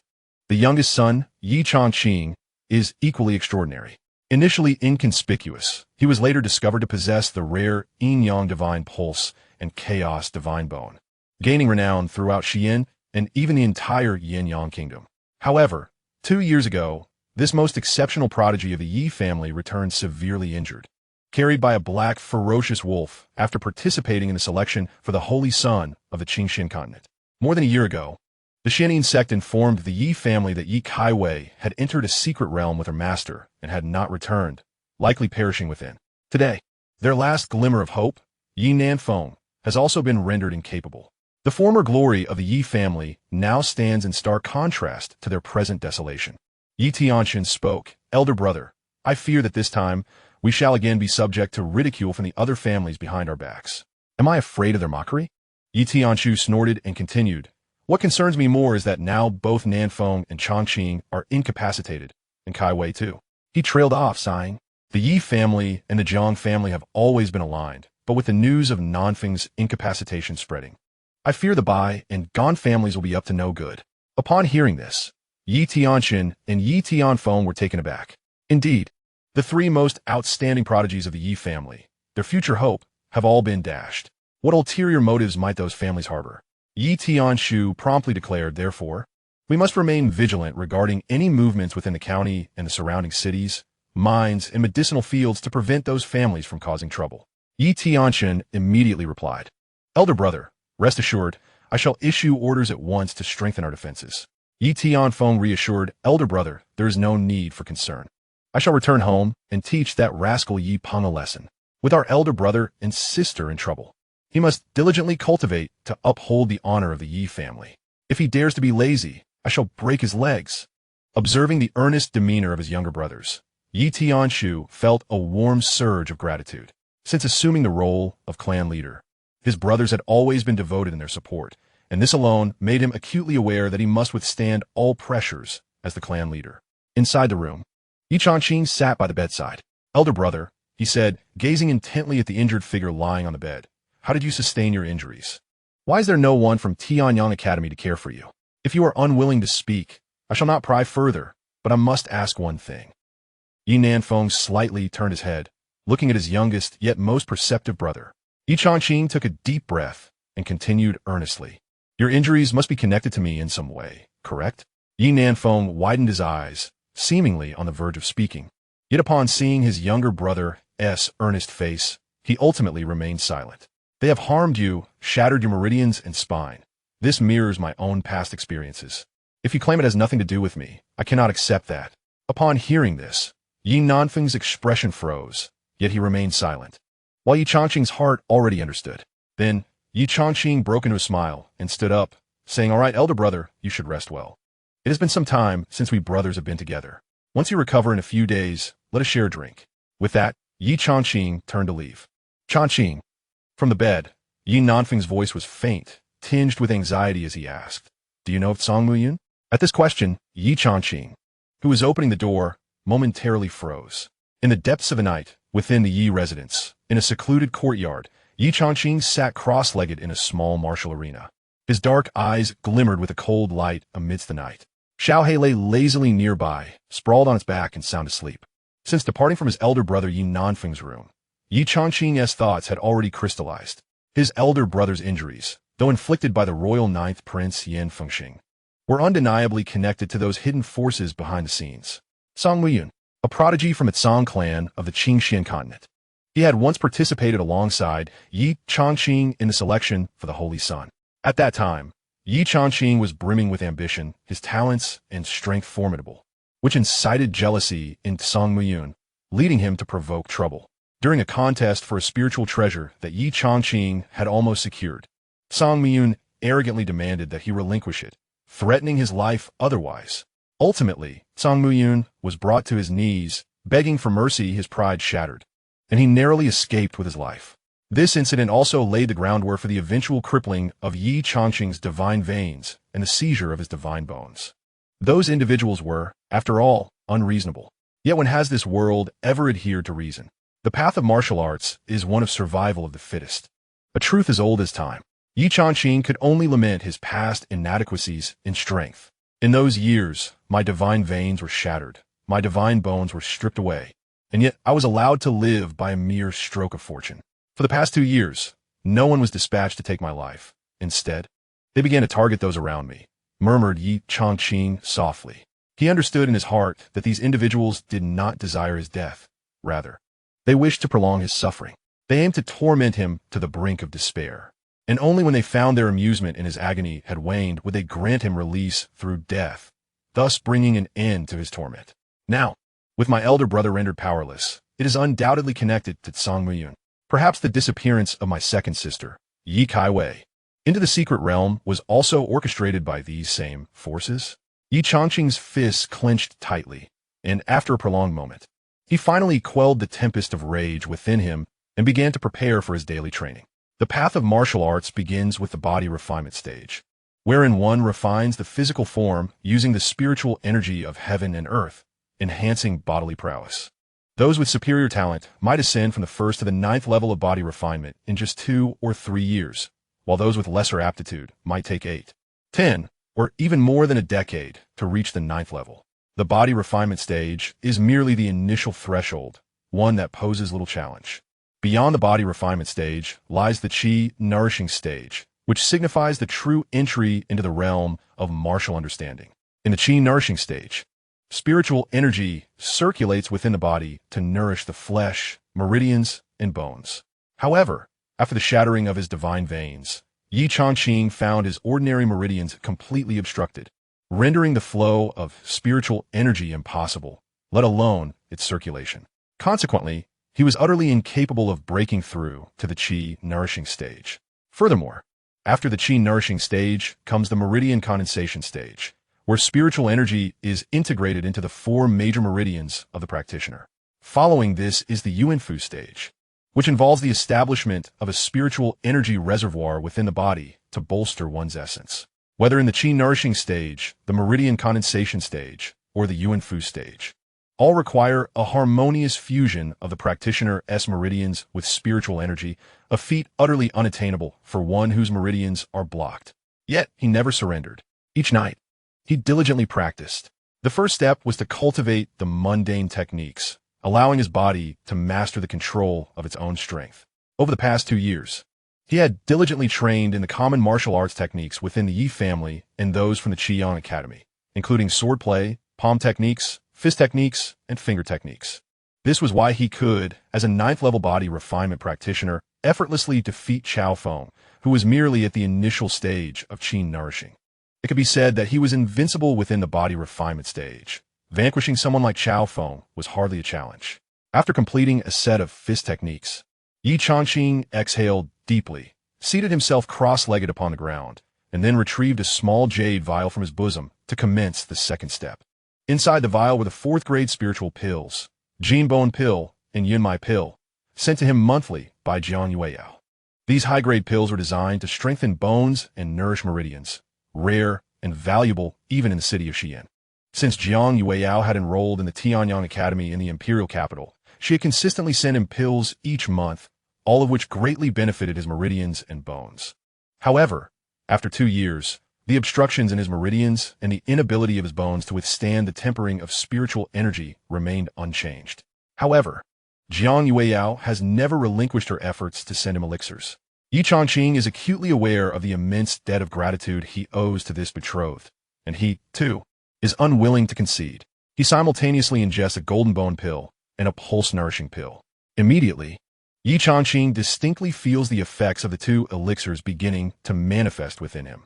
As the golden bone pill's potency diffuses, it attaches itself to the bones throughout his body, fortifying them. Subsequently, the essence of the pulse-nourishing pill seeks to nourish his meridians, striving to ensure their unobstructed flow. Sensing the dual effects spreading within, Ye Changqing hesitates no longer. He begins to draw upon the celestial energy of the universe, inviting it into his body. Stream after stream of spiritual energy enters him, attempting to traverse through his meridians and adhere to his bones. Yet, as this energy surges into every meridian and bone, an excruciating pain erupts violently from within. In an instant, Ye Changqing's face is drenched in sweat, his complexion pale and ghastly. Damn it! Before long, Ye Changqing gasps for breath, his attempts halted, and he lets out a roar. 2 years. For 2 long years, he has endeavored day and night, never yielding. Yet, each attempt culminates in the same agony. Each time, the energy floods his body, attempting to clear his meridians and merge with his bones, only to be met with relentless pain. This torment is far worse than the excruciating moment when his divine bones were stripped and his spiritual veins were severed. Yet, the blockage in his meridians and the agony in his bones show no signs of improvement. No elixir proves effective. No method bears fruit. I refuse to believe it. Ye Changqing, unwilling to succumb, resolutely attempts once more. The pain engulfs him, and soon his garments are soaked with sweat. His body trembles violently from the intense agony. His visage contorted, yet he persists. He cannot resign himself to a life of uselessness. Who would wish to remain a mere beginner in martial arts for eternity? Who would desire to be the subject of ridicule while feigning indifference? Break through. Let me break through. His heart roars incessantly. Perhaps today, witnessing his elder brother's torment in such a pitiful state, his own feelings of resentment intensify. Even though the pain is excruciating, Ye Changqing does not relent. As time drips away, in the courtyard training ground, his body continues to quiver uncontrollably. Little Black, who had been sound asleep, now opens its eyes. A hint of concern reflected in its gaze as it observes the young man clad in green, seated before it. No one understands better than it how fiercely this 16-year-old has persevered over the past 2 years. Such scenes unfold nightly. The pain, the most excruciating pain. Ye Changqing feels as though he is on the brink of death from the torment. Suddenly, a flash of brilliance ignites in his mind. A surge of terrifying and astonishing energy emanates from within him. In the next moment, a subtle tremor and an unsettling sensation course through the entire Yi residence, reverberating across the whole of Xi'an County, affecting all martial artists present. Yet, this feeling was fleeting and elusive, akin to a dream. In the courtyard, the small black figure stepped back, eyes wide with terror, gazing at Ye Changqing, who was seated in meditation. That terrifying aura that had instilled fear must have emanated from Ye Changqing himself. What was happening to him? What had transpired? Am I dead? Time seemed to stretch indefinitely, as Ye Changqing slowly opened his heavy eyelids, staring blankly ahead. As his gaze settled, he was momentarily struck dumb. This was not the familiar training ground of the Yi residence. Rather, he found himself enveloped in a boundless expanse of white mist, a vast and unfathomable realm. Surrounded by the fog, the boundaries of heaven and earth were obscured. Looking down at his own limbs, Ye Changqing was astonished to find them intact. Had he truly perished? Where was this place? It bore no resemblance to hell. With a jolt of realization, Ye Changqing stepped forward, venturing into the endless void. He was unaware of how long he wandered, yet fatigue eluded him until, in the distance, he discerned the faint outline of a square. nine-tiered celestial palace rising majestically amidst the swirling clouds. The palace, veiled in mist, gleamed like a resplendent pearl, radiating an enigmatic luminescence. As he approached, Ye Changqing became increasingly convinced that this was no mere illusion. Drawing closer, he was engulfed by the palace's overwhelming grandeur, its towering presence embodying the majesty and authority of a deity. The red walls and yellow tiles were meticulously arranged, each brick and tile seemingly narrating tales of ancient history and legend. Beneath the expansive eaves of the magnificent palace, copper bells hung, and, as the breeze whispered through, their melodious chimes animated the otherwise tranquil edifice. The palace's grand entrance loomed heavy and solemn, adorned with golden studs that sparkled like dragon scales. Standing before the imposing gates, Ye Changqing felt diminutive, akin to an ant. Faced with such an immense palace and its towering doors, he was convinced he could not push them open. Yet, as if guided by fate, he found himself standing at the threshold, his hands instinctively pressing forward. Boom! To his astonishment, the celestial gates swung open at his gentle touch. As they parted, a brilliant golden light poured forth, and an overwhelming, ethereal aura swept over him, transporting Ye Changqing into a realm that felt divine. He instinctively held his breath. After a moment of acclimatization, he finally beheld the vast interior of the celestial palace. Directly ahead, amidst the radiance, stood 5 colossal statues, each soaring to dozens of feet high, exuding an air of pride and power. Of these, Ye Changqing could only discern the likeness of the central statue, a formidable figure reminiscent of a war god, while the other 4 remained shrouded in a faint golden glow, eluding his gaze. His stature was towering, exuding an air of magnificence, clad in a resplendent silver-white armor that radiated an imposing presence. In his left hand, he wielded a long spear, while his right rested upon the hilt of a sword at his waist. He was strikingly handsome, possessing an unparalleled demeanor, with a pair of eyes gazing forward as if piercing through the vastness of the universe, deep and resolute. Ye Changqing was momentarily captivated by the sight of this silver-armored statue, unable to tear his gaze away. At last, you have arrived. Suddenly, an ethereal and chilling voice echoed in Ye Changqing's ear. He turned his gaze, his expression one of astonishment. Before him stood a youthful figure in white garments, whose visage and aura mirrored that of the statue with uncanny precision. Ye Changqing pointed between the young man in white and the silver-armored figure, momentarily speechless. Observing Ye Changqing's bewilderment, the young man in white offered a gentle smile and said, "You are not mistaken. That is indeed me." Standing before the young man, Ye Changqing found himself at a loss for words. The young man continued, "Are you not curious about who I am? Or rather, who we are?" After the initial shock, Ye Changqing managed to regain some composure and replied, "Indeed, I am quite curious. However, since you have chosen to manifest before me, I presume you intend to clarify matters?" The young man in white smiled faintly and remarked, "You remind me quite a bit of someone from years past." He paused, his tone shifting, leaving his sentence unfinished. "What did you say, senior?" Ye Changqing waited. "Nothing of consequence," the young man replied with a chuckle. "You need not address me as senior. My name is Qin Wuyo, and you may simply call me by that." "Qin Wuyo?" Ye Changqing. "I hope you are well, Qin Wuyo." Qin Wuyo regarded Ye Changqing with a smile and shook his head lightly. "Since you do not inquire further, I shall be forthright. Since your birth, the Palace of Creation has existed in tandem with you.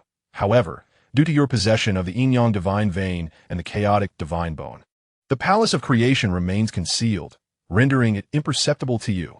Qin Wuyo stood with his hands clasped behind his back turned to Ye Changqing as he gazed at the other 4 statues within the Grand Hall, continuing, "When your divine vein was shattered and your divine bone stripped, your path to cultivation was obstructed, also due to the Palace of Creation." Upon hearing this, Ye Changqing raised an eyebrow. Qin Wuyo smiled gently and added, "Fortunately, during these past 2 years, you have persistently endeavored without yielding, ultimately unlocking the Palace of Creation." "Wait," Ye Changqing interjected. "Senior, what exactly is the Palace of Creation?" Qin Wuyo paused, still facing away from Ye Changqing, and solemnly replied, "In the realm of Taixu, it is the foremost among all artifacts." "Taixu? Where is that?" Ye Changqing inquired, having never heard of it. "Such knowledge will come to you in due time," Qin Wuyo continued. "You must understand, the Palace of Creation has chosen you, and thus, we shall also choose you." "Choose me? For what purpose?" Qin Wuyo gradually turned to face Ye Changqing, declaring, "To assist you in re-entering the path of martial arts." Ye Changqing's eyes did not reflect immense joy. Instead, he gazed into Qin Wuyo's clear orbs and inquired, "What do you, esteemed elders, require of me?" At present, he comprehended that the divine artifact, the Taixu Heavenly Palace, had chosen him, having been concealed within him since birth. Since his divine veins had been shattered and his divine bones seized, he had endured 2 years of relentless attempts, and by a stroke of fortune, he had unlocked this celestial palace to behold the 5 divine beings before him. Upon hearing Ye Changqing's question, Qin Wuyo shook his head and replied, "At this moment, you are incapable of achieving anything. I shall assist you in restructuring your meridians and cleansing your bones, enabling you to embark once more on the path of martial cultivation. However, you must accept that your divine veins and bones are lost, and you shall possess only ordinary meridians and bones. I understand that in this world, all gains require sacrifices. Thus, what exactly do you wish of me? Is it beyond articulation?" Qin Wuyo regarded Ye Changqing and said calmly, "If I were to remain silent, would you then choose not to restore your meridians and bones?" After a moment of contemplation, Ye Changqing resolutely replied, "Of course not." "Then, that is settled," Qin Wuyo continued. "At present, you need only to re-enter the path of martial arts. As for the future, that is beyond your current consideration." Ye Changqing then asked, "How will you assist me in cleansing my meridians and bones?" This should not pose a challenge. With a gentle lift of his hand, Qin Wuyo pointed to Ye Changqing's forehead and said, "When you were born, you possessed the yin-yang divine veins and chaotic divine bones. However, after the shattering of your divine veins and the seizure of your divine bones, a residual essence of divinity remains scattered within your meridians and bones. Coupled with the influence of the Taixu Heavenly Palace, this has rendered you unable to once again assimilate spiritual energy and enter the nourishing Qi realm. I can shatter this fragmented essence completely and integrate it into your being, thereby enhancing the potency of your meridians and bones and assisting you in entering the nourishing Qi realm." In an instant, Ye Changqing felt a gentle force merge into his forehead, coursing through him and meticulously refining his meridians and bones. Subsequently, he sensed star-like energies within his meridians and bones being crushed and reabsorbed. He distinctly felt spiritual energy surging into his meridians and bones, circulating within him repeatedly. This time, there was no pain. Instead, a mighty sense of power erupted within him. This was the nourishing Qi realm. Ye Changqing's eyes reflected astonishment. 2 years had passed. During that time, he had attempted and failed repeatedly, yet he had never relinquished hope until this very day. The Taixu Heavenly Palace, which had long been integrated within him, had finally been unlocked, presenting him with a life-altering opportunity. Qin Wuyo gently lowered his hand and reiterated, "The Taixu Heavenly Palace, the foremost of all treasures within the void heaven, is a profound artifact. In time, you shall come to grasp its intricacies. But there are certain matters I must clarify with you in advance. Once you resolve to become the master of the celestial palace of creation, you shall bear an inherent responsibility, the nature of which will reveal itself in due time. Moreover, this artifact is indeed divine. As its master, you must continually elevate your own realm and prowess. Otherwise," Qin Wuyo paused, his tone grave, "you shall meet your demise." At this pronouncement, Ye Changqing was momentarily taken aback. Having embarked on the path of martial arts, it is only natural that I strive to enhance my strength, he replied earnestly. "No, you fail to grasp my intent." Qin Wuyo interjected with seriousness. "Currently, you are in the early stage of Qi nourishment. If you do not reach the mid-stage within a fortnight, you will perish. Furthermore, as your realm progresses, if your pace slows even slightly, the celestial palace will retaliate against you. The sensation of such backlash is far from pleasant. Should your advancement stagnate, it will ultimately choose a new master. Fortnight? Mid-stage of Qi nourishment? Even with my divine bones and veins, my cultivation speed cannot possibly match such haste. What? Are you afraid?" Qin Wuyo inquired with a subtle smile. Ye Changqing clenched his hands resolutely. To claim I am unafraid would be disingenuous. Yet, this serves as a form of motivation for me. The pursuit of martial arts is inherently about forging ahead. Now, with an unseen force propelling me forward, I dare not pause, lest I face death. Such motivation ignites my fighting spirit, compared to the prospect of remaining trapped in the early stage of body refinement. These threats pale in significance Upon hearing this, Qin Wuyo smiled faintly. You bear a striking resemblance to. He trailed off, then diverted the conversation. Very well. Rest assured, now that you have become a master of the Celestial Palace, you will be able to utilize some of its capabilities. For instance, by immersing your consciousness within this palace, the essence of your being can cultivate martial techniques here, yielding results equivalent to practicing in the external world. Moreover, time flows differently in this realm. While a day passes outside, 10 days may elapse within, which will greatly assist you. Qin Wuyo looked at Ye Changqing with clear eyes, adding, most importantly here, I can guide you in your cultivation. At these words, Ye Changqing's eyes sparkled with vitality. Thus, it follows that if he were to devote 10 days to training a martial technique here, only a single day would elapse in the outside world. Furthermore, once he mastered this technique, he would have dominion over it in reality as well. Qin Wuyo smiled gently. Shall we give it a try? Chapter 12. Re-entering the Qi Nourishment Realm. Very well. Ye Changqing declared with unwavering determination. Immediately, Qin Wuyo led Ye Changqing outside the palace, where the mist receded to reveal a martial arena. Standing in the center, Qin Wuyo announced, I shall impart a fist technique to you. Given your current early stage of Qi nourishment, the only suitable practice is a first-grade spiritual technique. Pay close attention. As Qin Wuyo spoke, he clenched his fist, and his body seemed to radiate brilliance. The clarity of his meridians and bones became evident, along with a visible flow of spiritual energy within him. Skyward de fist technique. With a deep roar, Qin Wuyo thrust his palm forward, merging his spiritual energy and physical form into a flawless union that erupted with tremendous force. Bang! The air ahead resonated with a thunderous sound as a wave of power surged several feet away. Astonishing. Ye Changqing in disbelief. Qin Wuyo continued. What I have demonstrated is merely the initiation of the Qingtian fist technique. This technique is not confined to mere forms.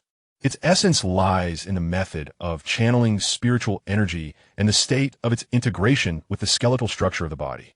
What I just exhibited was a single level of explosive force. Mastering this technique can lead to 4 levels of power, making it not difficult to confront someone in the condensation realm while in the nourishing Qi realm. 1 level of force? Ye Changqing was astonished.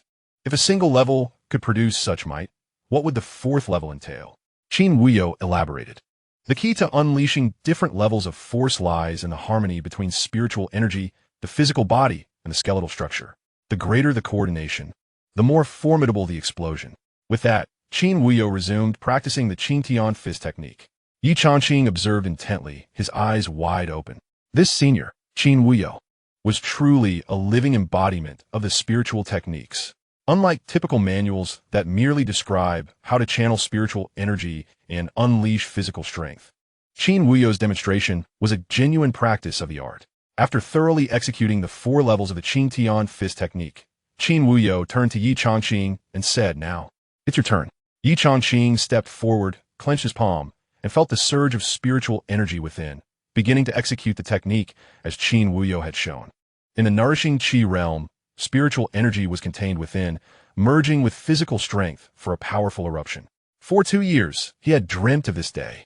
As he channeled his energy and unleashed his physical might, Ye Changqing stepped forward and threw a punch. Bang! The sound echoed, reverberating through the air. Though Ye Changqing's punch lacked the overwhelming force of Qin Wuyo's earlier display, it was nonetheless impressive. Huh? Ye Changqing's expression turned perplexed as he glanced at Qin Wuyo, saying, Senior, why do I feel that this technique is not particularly difficult? Qin Wuyo's expression momentarily faltered. Ye Changqing continued, No, it's not that it's easy. Rather, I feel as though I have practiced it before. It was as if he had once learned a character, forgotten it, yet upon attempting to write it again, he found he already knew how. Hearing these words, Qin Wuyo stood with his hands clasped behind him, his gaze profound. Ye Changqing still looked at him, puzzled. After a brief silence, Qin Wuyo replied, You likely have not practiced this technique before. The reason you feel this way is probably due to your exceptional innate talent. In your previous journey of cultivation, your rapid progress led others to believe it was solely due to your divine bones and veins. Now, although your divine veins and bones are no longer present, your ability to grasp the Qingtian fist technique at once illustrates your remarkable talent. Is that so? Ye Changqing felt a twinge of doubt. Qin Wuyo continued, You may practice this martial art according to my demonstrated method. Moreover, Do you aspire to become a sword cultivator? A sword cultivator, in the vast expanse of the Xianxia continent, who does not yearn to become a transcendent and formidable swordsman? Naturally, in that case, I shall impart to you a sword technique as well. Qin Wuyo spoke with solemnity. The path of the sword cultivator is fraught with challenges. In the days to come, I shall teach you gradually. But should you fail to comprehend the first realm of sword intent, I advise you to reconsider your ambitions. Sword intent. Ye Changqing Myriad. What is sword intent? Qin Wuyo replied earnestly. All things in this world possess their own path. Warriors tread the martial path, and swordsmen have their unique sword path. Sword intent marks the commencement of one's journey along the sword path. When a swordsman truly grasps the essence of the sword and can manifest its inherent qualities, merging with the sword and expressing their understanding, the sword comes alive. This is what we refer to as sword intent. Understanding the essence of the sword, manifesting the sword's inherent qualities, merging with the sword, expressing one's understanding. Qin Wuyo continued his earnest explanation while Ye Changqing listened intently. Before the Palace of Creation, in the expansive bluestone martial arena, Qin Wuyo once more demonstrated a spiritual technique for Ye Changqing. It was a sword technique known as the extreme wind sword technique. The essence of this technique lies in speed, the speed of drawing the sword, the speed of condensing sword energy, and the speed of sheathing the sword. All must reach the pinnacle achievable within the qi nourishing realm. This sword technique emphasizes the concept of extremity. After Qin Wuyo showcased the extreme wind sword technique, Ye Changqing began to practice it. Though his execution was not as ethereal as Qin Wuyo's, it was nonetheless impressive. A familiar sensation emerged, as if he had practiced this sword technique before. However, Qin Wuyo merely attributed this to Ye Changqing's exceptional talent and said nothing further. Ye Changqing was well aware of his own remarkable gifts, yet he understood that mastering any martial technique in a single glance was beyond his capabilities, even with the divine veins and bones he once possessed. After much contemplation, he concluded that the reason he could grasp the extreme wind sword technique so effortlessly was due to the fact that it was demonstrated directly by the profound Qin Wuyo, making it feel far more authentic than any written text. Moreover, having previously practiced spiritual techniques, he recognized that these two techniques were undoubtedly among the pinnacle of first-rate spiritual techniques. In the blink of an eye, Ye Changqing had spent 4 days training before the Palace of Creation. During these 4 days, he had thoroughly mastered both spiritual techniques. Although he had not yet reached perfection, he had become quite proficient in their application. On the 5th day, a white mist began to accumulate before the Palace of Creation, threatening to engulf the martial arena. Upon witnessing this, Qin Wuyo spoke, "You may depart for now. I do not remain awake at all times. In the future, should you wish to return here to cultivate, simply quiet your mind and sense the Palace of Creation. With a mere thought, you may arrive. When I awaken, I shall guide you, should I remain in slumber.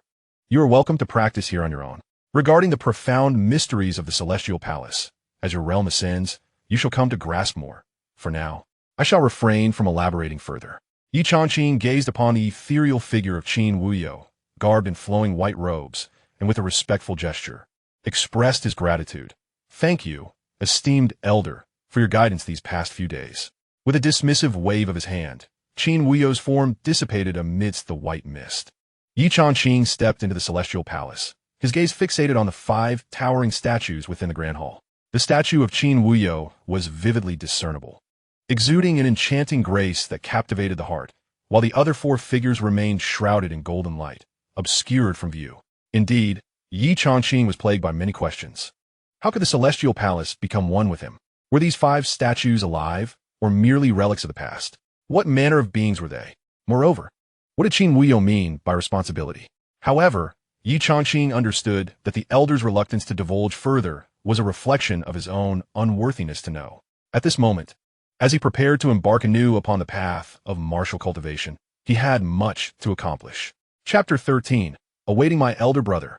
In the courtyard martial arena of the Yi residence in Xian County, the morning sun ascended slowly. Ye Changqing, seated in meditation, abruptly opened his eyes, a fleeting glimmer of brilliance passing through them. Though 4 days had elapsed within the Celestial Palace, scarcely half a day had passed in the outside world. The elder Qin Wuyo was indeed correct. In the Celestial Palace, 10 days equate to merely 1 day in reality. This would undoubtedly serve as a tremendous boon on his journey of cultivation. Ye Changqing gradually rose to his feet, clenched his fists, and felt the spiraling flow of spiritual energy coursing through his meridians and bones. At that moment, Xiaohe came bounding toward him, its large eyes fixated on Ye Changqing. "I am well," Ye Changqing assured, lifting Xiaohe before him with a smile, "and I'm better than ever." Xiaohe gazed at him with astonishment. "Indeed, I have re-entered the qi nourishing realm," Ye Changqing declared with unwavering resolve. "One day, I shall trample those who shattered my divine meridians and strip me of my divine bones beneath my feet." Upon hearing Ye Changqing's declaration, Xiaohe squinted its eyes, its countenance resembling that of a smiling black dog. "Come, let us pay a visit to my elder brother," Ye Changqing said, tossing Xiaohe onto his shoulder as he strode forth. Before long, he arrived at the courtyard where his elder brother, Ye Nanfeng, resided, and gently pushed the door open. Ye Nanfeng lay upon his bed, seemingly still in slumber. Ye Changqing approached quietly, observing his elder brother's handsome yet pale visage. Over the years, Ye Nanfeng and their sister, Ye Kaiwei, had grown alongside him, and the bond between the three siblings was remarkably strong. Each displayed formidable talent in martial arts, and many in Xian County remarked that the Yi family must have been blessed by fate, with three prodigies emerging from one household, a source of envy for all. However, with the disappearance of their sister and his own fall from grace, and now his elder brother being rendered incapacitated, the trio's once illustrious reputation had regrettably become a subject of ridicule. In this moment, the exhilaration within Ye Changqing at the prospect of resuming his martial cultivation is palpable. "Brother," he called out, taking a deep breath, "I am able to cultivate once more." Upon hearing these words, Ye Nanfeng's eyes widened in astonishment as he gazed at Ye Changqing. Clenching his palm, Ye Changqing summoned a wisp of spiritual energy that swirled within his grasp, and declared, "I have now entered the initial stage of the qi nourishing realm." Instantly, Ye Nanfeng sat up from his bed, his astonished gaze fixed upon Ye Changqing. Seizing his younger brother's hand, he could distinctly sense the currents of spiritual energy circulating within him. It was undoubtedly the qi nourishing realm. Ye Changqing continued, "Brother, you have suffered because of me. I will not compel you to speak, but rest assured, I will personally seek retribution from those responsible." Noticing that Ye Nanfeng seemed about to protest, Ye Changqing added, "Do not worry, brother. I am not foolish. I have merely just begun my cultivation. I must first resign from my teaching position at Xi'an Academy and enter the Heavenly Academy, where I will participate in this year's autumn competition and strive to ascend to the heavenly rankings. I have taken note of the 9th prince of the imperial family, Yin Fengxing. I shall ensure his demise, along with that of Song Muyun. They have wronged you, and I will avenge you, just as you once defended me from my bullies in our youth." As Ye Nanfeng beheld the resolute determination in his brother's eyes, tears welled up in his own. "Brother," Ye Changqing declared with unwavering conviction, "rest assured, if I was able to rise again after having my divine bone and meridians stripped from me, then there are no absolutes in this world. Trust me, I will restore you to your former self. And when that time comes, you shall find me a beautiful sister-in-law, and we will carry on the illustrious legacy of the Yi family together, which would be truly splendid." Hearing these words, Ye Nanfeng finally spoke. His eyes reddened as he jested, "You rascal." With his brother finally speaking, Ye Changqing felt a wave of relief wash over him. In the wake of his brother's incapacitation and brush with death, Ye Nanfeng had remained silent since last night. Ye Changqing understood that the pain his brother endured physically could not compare to the suffering within his heart. If Ye Nanfeng continued to shut himself away, it would not bode well for him. Thus, upon regaining his ability to cultivate, Ye Changqing chose not to visit their father immediately, instead prioritizing the need to uplift his brother's spirits. The Yi family desperately needed a glimmer of hope. With a cheerful demeanor, Ye Changqing declared, "Let's agree on this. The glory of our family cannot rest solely upon my shoulders. Over the past 2 years, I was rendered useless, and had it not been for your esteemed reputation at Tianyang Academy, I cannot fathom how many would have bullied me in Xian County." With a smile, Ye Changqing continued, "Now that I have recovered, I shall take it upon myself to protect you for the time being. However, do not assume this will last long. I will surely find a way to help you re-enter the martial path. Consider this a temporary respite." Ye Nanfeng observed his brother's feigned ease, feeling a lump in his throat, and then replied with a smile, "All right, I am not as fragile as you think. Since you say so, brother, I shall await your triumph." "Excellent. In Ye Changqing's eyes, a glimmer of determination sparkled as he nodded vigorously. Watching him depart, Yi Nanfeng clenched his fists, feeling a faint pain coursing through his veins and bones. He murmured to himself, "Is it truly possible to re-enter the realm of martial arts? Chi, I am sorry." The sun shone brightly, heralding the dawn of a new day. Upon leaving the Yi residence, Ye Changqing made his way towards the Qiyang Academy. Years ago, he had returned from the selection of the holy son of the Qingxian continent, drenched in blood and rendered a cripple. Nevertheless, the academy did not revoke his student status and even granted him a position as a junior instructor, allowing him to remain within its halls. After all, during his peak, he had indeed rendered significant assistance to the academy, and out of respect for the Yi family, Qiyang Academy would not turn its back on him. Now, he stood as both a junior instructor and a disciple of the academy's Earth Institute. Thus, to ascend to the realm of Qi nourishing, he must first resign from his teaching position before advancing to become a disciple of the Celestial Institute. Only by achieving this status could he participate in this year's autumn competition at the academy. Furthermore, to compete in the autumn competition, he must ascend to the Celestial Institute's Sky rankings, which would qualify him for admission into the esteemed Tianyang Academy, the sole higher learning institution in the entire Yin-Yang Kingdom. 2 years prior, he had made rapid progress and had already caught the attention of Tianyang Academy, receiving special permission to enroll directly. However, at that time, he was selected to participate in the Holy Sun selection on the Qingxian continent, preventing his admission. Subsequently, upon returning as a cripple, the special admission naturally became void. Now, with a clear objective, Ye Changqing was determined to gain entry into Tianyang Academy, and the desire for vengeance for his elder brother was reason enough. Moreover, he had other motivations as well. Arriving at the gates of Qiyang Academy, Ye Changqing gazed at the exquisite figure etched upon the left stone wall, taking a deep breath. It seemed that his return to the path of cultivation did not necessitate the dissolution of his engagement to Jiang Yueyao. However, Jiang Yueyao had gained considerable renown at Tianyang Academy, and the disparity between their current standings appeared quite vast. Perhaps dissolving the engagement would be more beneficial for him.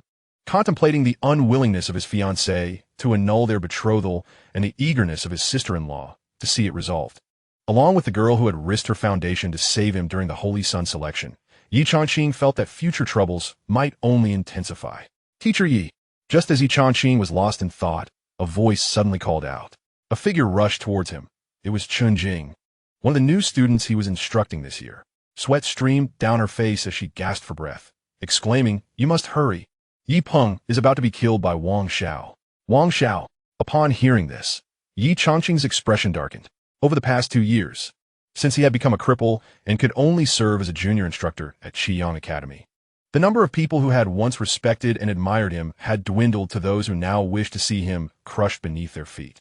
Ye Changqing himself could not comprehend why, during his peak, he had not offended those individuals, nor had they ever lauded him. Yet, in his moment of decline, it seemed they felt compelled to trample upon him. Was it that subjugating a fallen prodigy would somehow amplify their own might? Over the past 2 years, while his elder brother cultivated at Tianyang Academy, and his sister-in-law, Jiang Yuewei, lavished care upon him, many signs within the academy, although verbally scornful, seldom resorted to physical altercations. However, now that news of his brother's downfall had likely spread throughout Xian County, those individuals could no longer contain themselves. "Chunjing, lead the way," Ye Changqing said, his voice tinged with a hint of indifference. Certainly, Chunjing immediately took the lead, stating, "Instructor Yi, Wang Xiao, and Yi Peng are evenly matched this time. Not only is Chao Feng aiding Wang Xiao, but Gan Yunqi is also present. They're clearly targeting you. However, someone has gone to find Sister Jiang, so all you need to do is stall for a little while." Chunjing had originally intended to seek assistance from the Yi family, but fortuitously encountered Ye Changqing at the academy's entrance. She was aware that Instructor Yi had the upper hand against Chao Feng, yet against Gan Yunqi of the Gan family, he would surely be at a disadvantage. Gan Yunqi was already at the mid-stage of the Qi nourishing realm. Consequently, Chunjing merely thought it prudent to escort Instructor Yi and delay Wang Xiao and his companions until Jiang Yuewei arrived. As for expecting Ye Changqing to resolve the predicament, she harbored no such illusions, for in a confrontation with Gan Yunqi, Instructor Yi had no chance of victory. Upon hearing Chunjing's words, Ye Changqing remained silent. It was well known that Jiang Yuewei had repeatedly protected him within Qiyang Academy. Yet, perhaps this time, her intervention would not be necessary. Within the martial arena of Qiyang Academy, as the sun ascended, its rays illuminated the ancient trees lining the perimeter. At that moment, a somewhat portly figure was suspended by bound hands from a branch of one such tree. With a crack, a whip lashed out, producing a sharp sound. The whip struck the little chubby boy, tearing his clothing and drawing forth a trickle of blood. Yi Peng, weren't you quite arrogant? Are you still so now? Wang Xiao, wielding a long whip and with hands on his hips, sneered, your little cousin has become a mere waste, and your elder cousin is now a grand waste. In the future, within this Qiyang Academy, no one will be there to support you.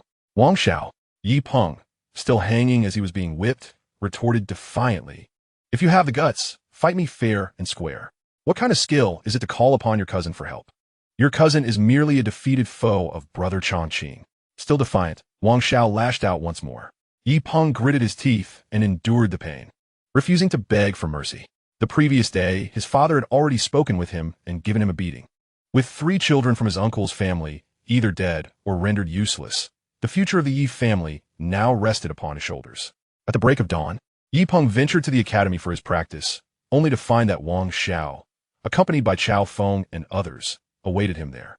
The classes had yet to commence, and the instructors had not yet arrived. No one could come to his aid. Yet, as Changqing had advised, there are times when one may sacrifice their dignity, but never their integrity. Wang Xiao sought to compel him to plead for mercy. What a futile dream. Meanwhile, at the edge of the martial arena, several disciples of the Heavenly Academy congregated. Chao Feng, his arm encased in plaster, wore an obsequious expression as he glanced at the individuals before him. The leader, a youth clad in a light purple outfit, appeared to be around 17 or 18 years of age. He possessed a tall and slender frame, his handsome visage tinged with a hint of languor, and with arms crossed, he mockingly remarked, Chao Feng, you truly are a pitiful wretch to have been bested by Ye Changqing. Chao Feng, upon hearing this, forced a sheepish smile and replied, I beg your pardon. Young Master Yunqi. Huh.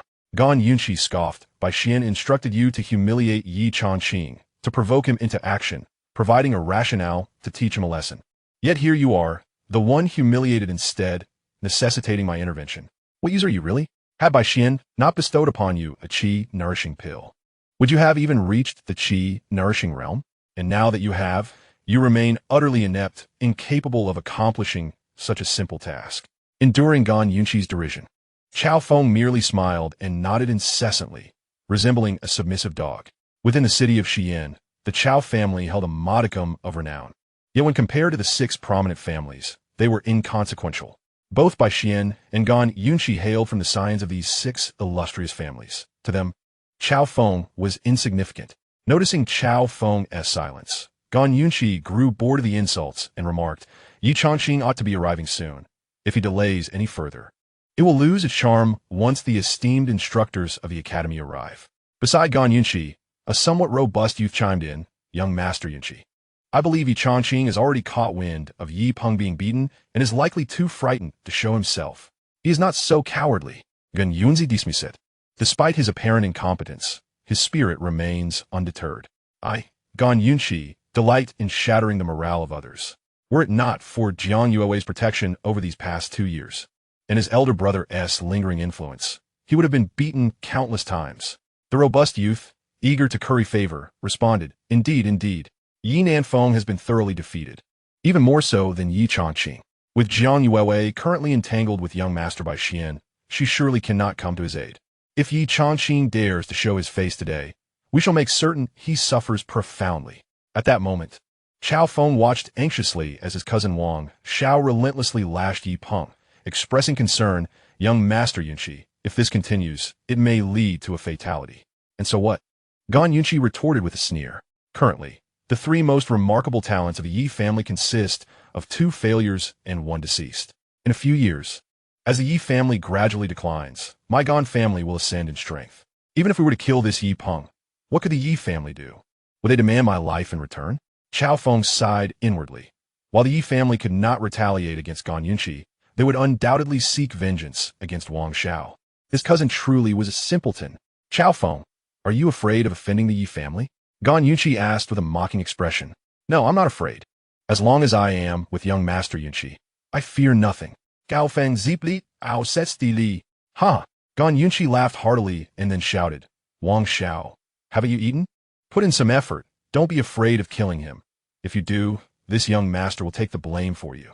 Upon hearing this, Wang Xiao chuckled and responded, Thank you, young Master Yunqi. As he spoke, Wang Xiao raised his whip and aimed it at Yipeng. Chapter 15. Apologize to my brother. Yipeng, do you see? They're all waiting for your cousin to rescue you. Haha. If Ye Changqing is too afraid to come, I will surely beat you to death. Before Wang Xiao could finish his sentence, and before the whip could land, he suddenly felt an intense gust of wind. Instantly, he saw nothing but felt a sharp pain in his abdomen, and with a loud thud, he was kicked to the ground. Wang Xiao lay sprawled on the ground, clutching his abdomen, tears and snot streaming down his face, and after a while, he finally cried out in agony. The excruciating pain radiated from his abdomen, making Wang Xiao feel as if his intestines had ruptured. Subsequently, he violently vomited blood. As he lay there, retching, he soon noticed a pair of legs appearing before him, and a cold voice resonated. Wang Xiao, do you wish to die? Upon hearing this, Wang Xiao mustered the strength to lift his head and beheld a strikingly handsome, yet icy visage, marred by frost. Ye, instructor at this moment. Ye Changqing slowly picked up the long whip from the ground. Meanwhile, Chunjing hurried forward to release the suspended Yipeng. Changqing brother Yipeng trembled all over, his corpulent body shaking as he forced a smile despite the whip marks on his skin, stating, I did not beg for mercy. Ye Changqing glanced back, smiling gently. Well done. You have not brought shame upon our Yi family. He then turned to Chunjing and instructed, take good care of Xiaopeng. Chunjing nodded, wanted to say something, but ultimately refraining. She had initially hoped that Instructor Yi would arrive to prevent these individuals from taking action, engaging in a verbal spar with Gan Yunqi to buy time until Jiang Yuewei arrived. However, it seemed that Instructor Yi had no intention of showing restraint. Yet, today's circumstances were entirely different from yesterday's. Ye Changqing turned around to face the prostrate Wang Xiao, his voice icy. You and Yipeng are both new students at the academy. To mistreat a fellow disciple like this, according to the academy's rules, I could kill you, and no one would dare to speak against me.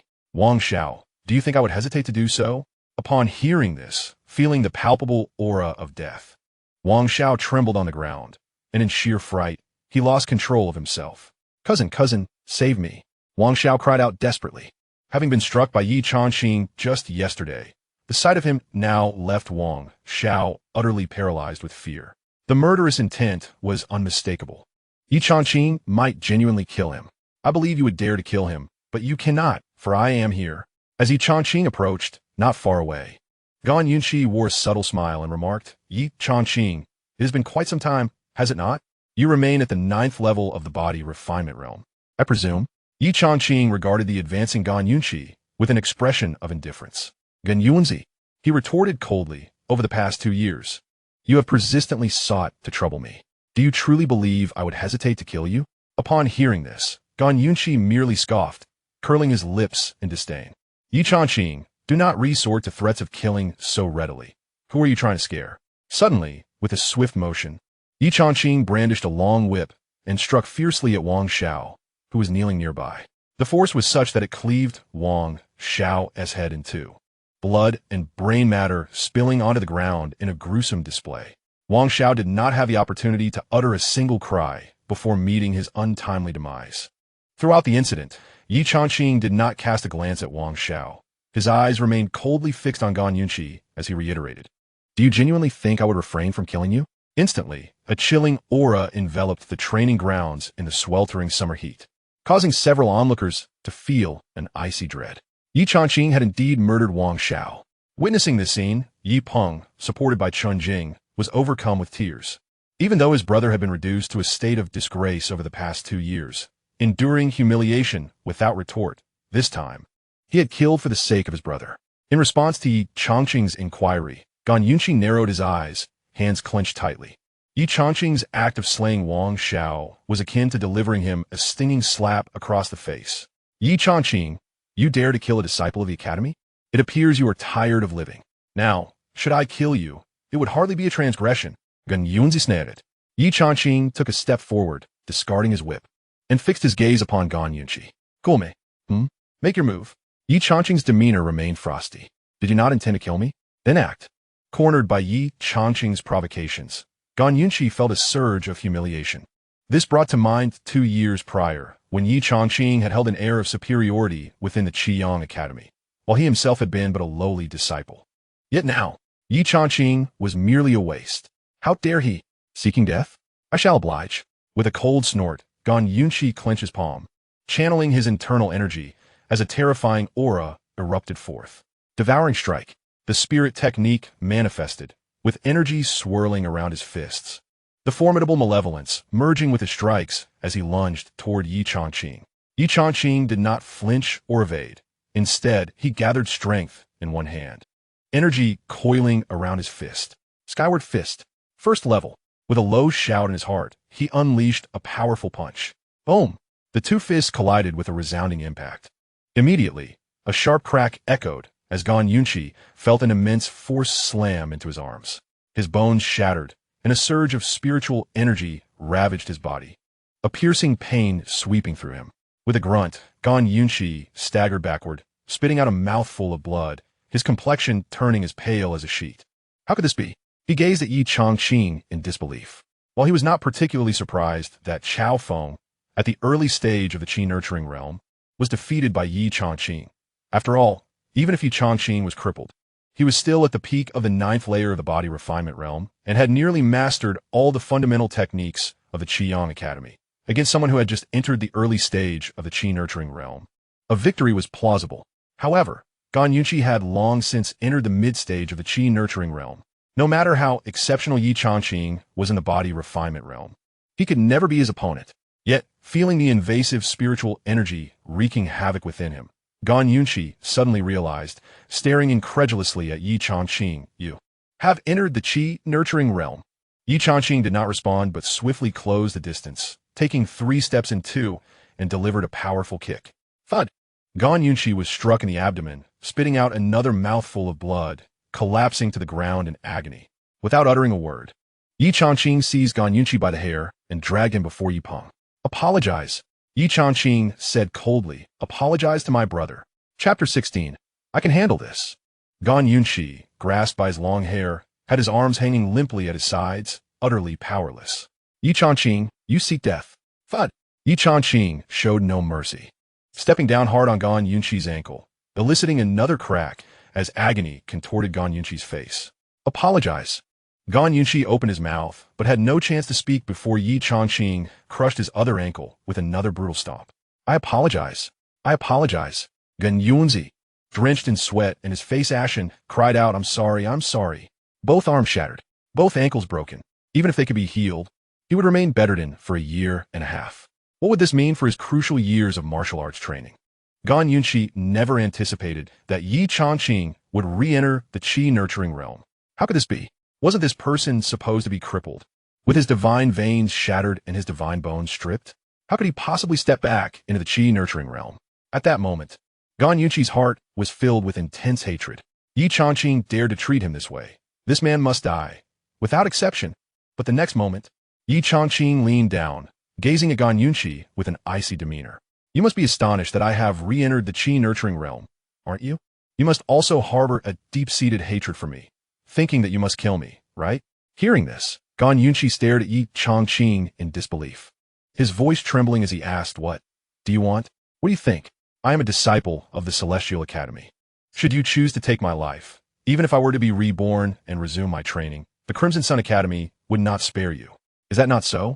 Ye Changqing slowly crouched down, gazing into the panic-stricken face before him, and said, "During my selection for the Holy Sun, I understood a crucial principle. If someone intends to kill you, one must not show mercy. If you have the capability to eliminate them, then you must do so. If unable at that moment, you must seize every opportunity in the future to ensure their demise." Guixu stood frozen in shock. He had not anticipated Ye Changqing's audacity. With a cold and piercing gaze, Ye Changqing continued, "Wang Xiao, a new disciple from the Earth Academy, has shamelessly humiliated my fellow disciple Ye Peng. As their instructor, I was compelled to take action and slay Wang Xiao to protect Ye Peng. It was Guixu who incited Chao Feng, and when Wang Xiao's tyrannical actions were exposed, he, in a fit of rage, attempted to silence me. In self-defense, I had no choice but to retaliate, resulting in Gan Yunqi's demise. As Ye Changqing concluded his statement, he tightened his grip on Gan Yunqi's neck, the sound of cracking resonating as Gan Yunqi's body convulsed, utterly incapable of resistance. Ye Changqing's gaze turned icy as he addressed Chao Feng and the others. What do you all say? Is this how it transpired? Gan Yunqi's struggles waned, and Ye Changqing's fierce gaze bore down upon Chao Feng and the other disciples from the Celestial Academy. Speak. Is this the case? Chao Feng, in a rush, exclaimed, Yes. Indeed, that is exactly what happened. The others nodded vigorously, too fearful to take a breath. Ye Changqing casually discarded Gan Yunqi's lifeless body, rising to his feet and brushing off his hands. He turned to Chao Feng and the others, offering a smile. Very well, when the Academy officials arrive to investigate, I hope you will recount the events thusly. Oh, and feel free to accuse me of senseless murder, should I be expelled from the Academy.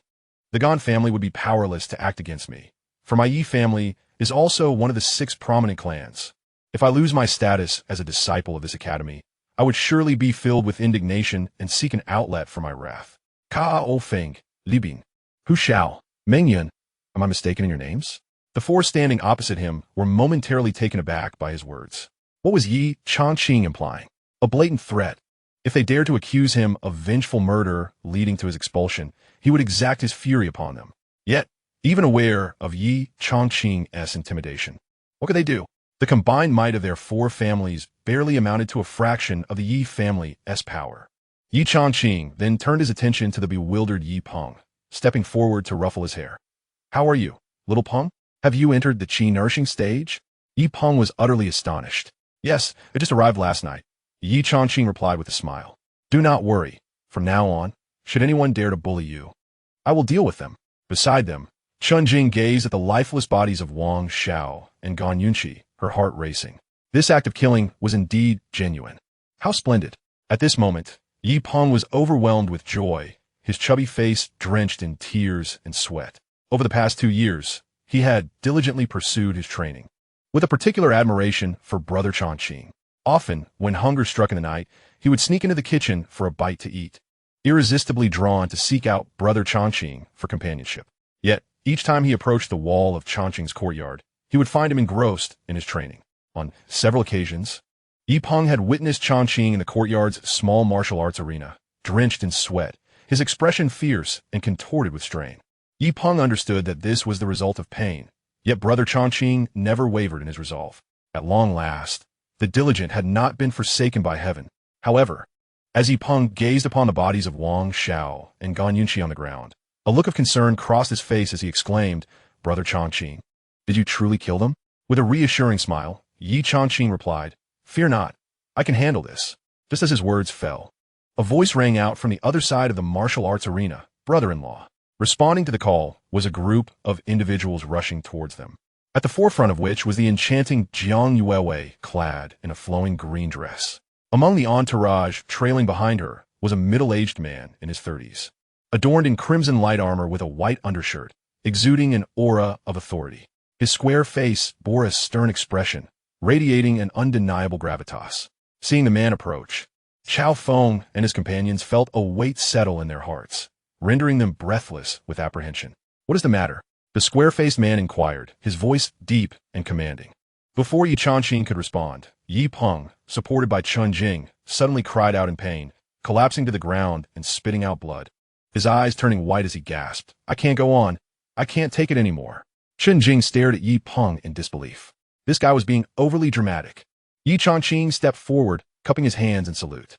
Instructor Xiang, upon my arrival at the academy, I discovered that Wang Xiao intended to harm Yi Peng. With no other choice, I intervened and ended Wang Xiao's life. Furthermore, Gan Yunqi incited Wang Xiao to mistreat his fellow disciples.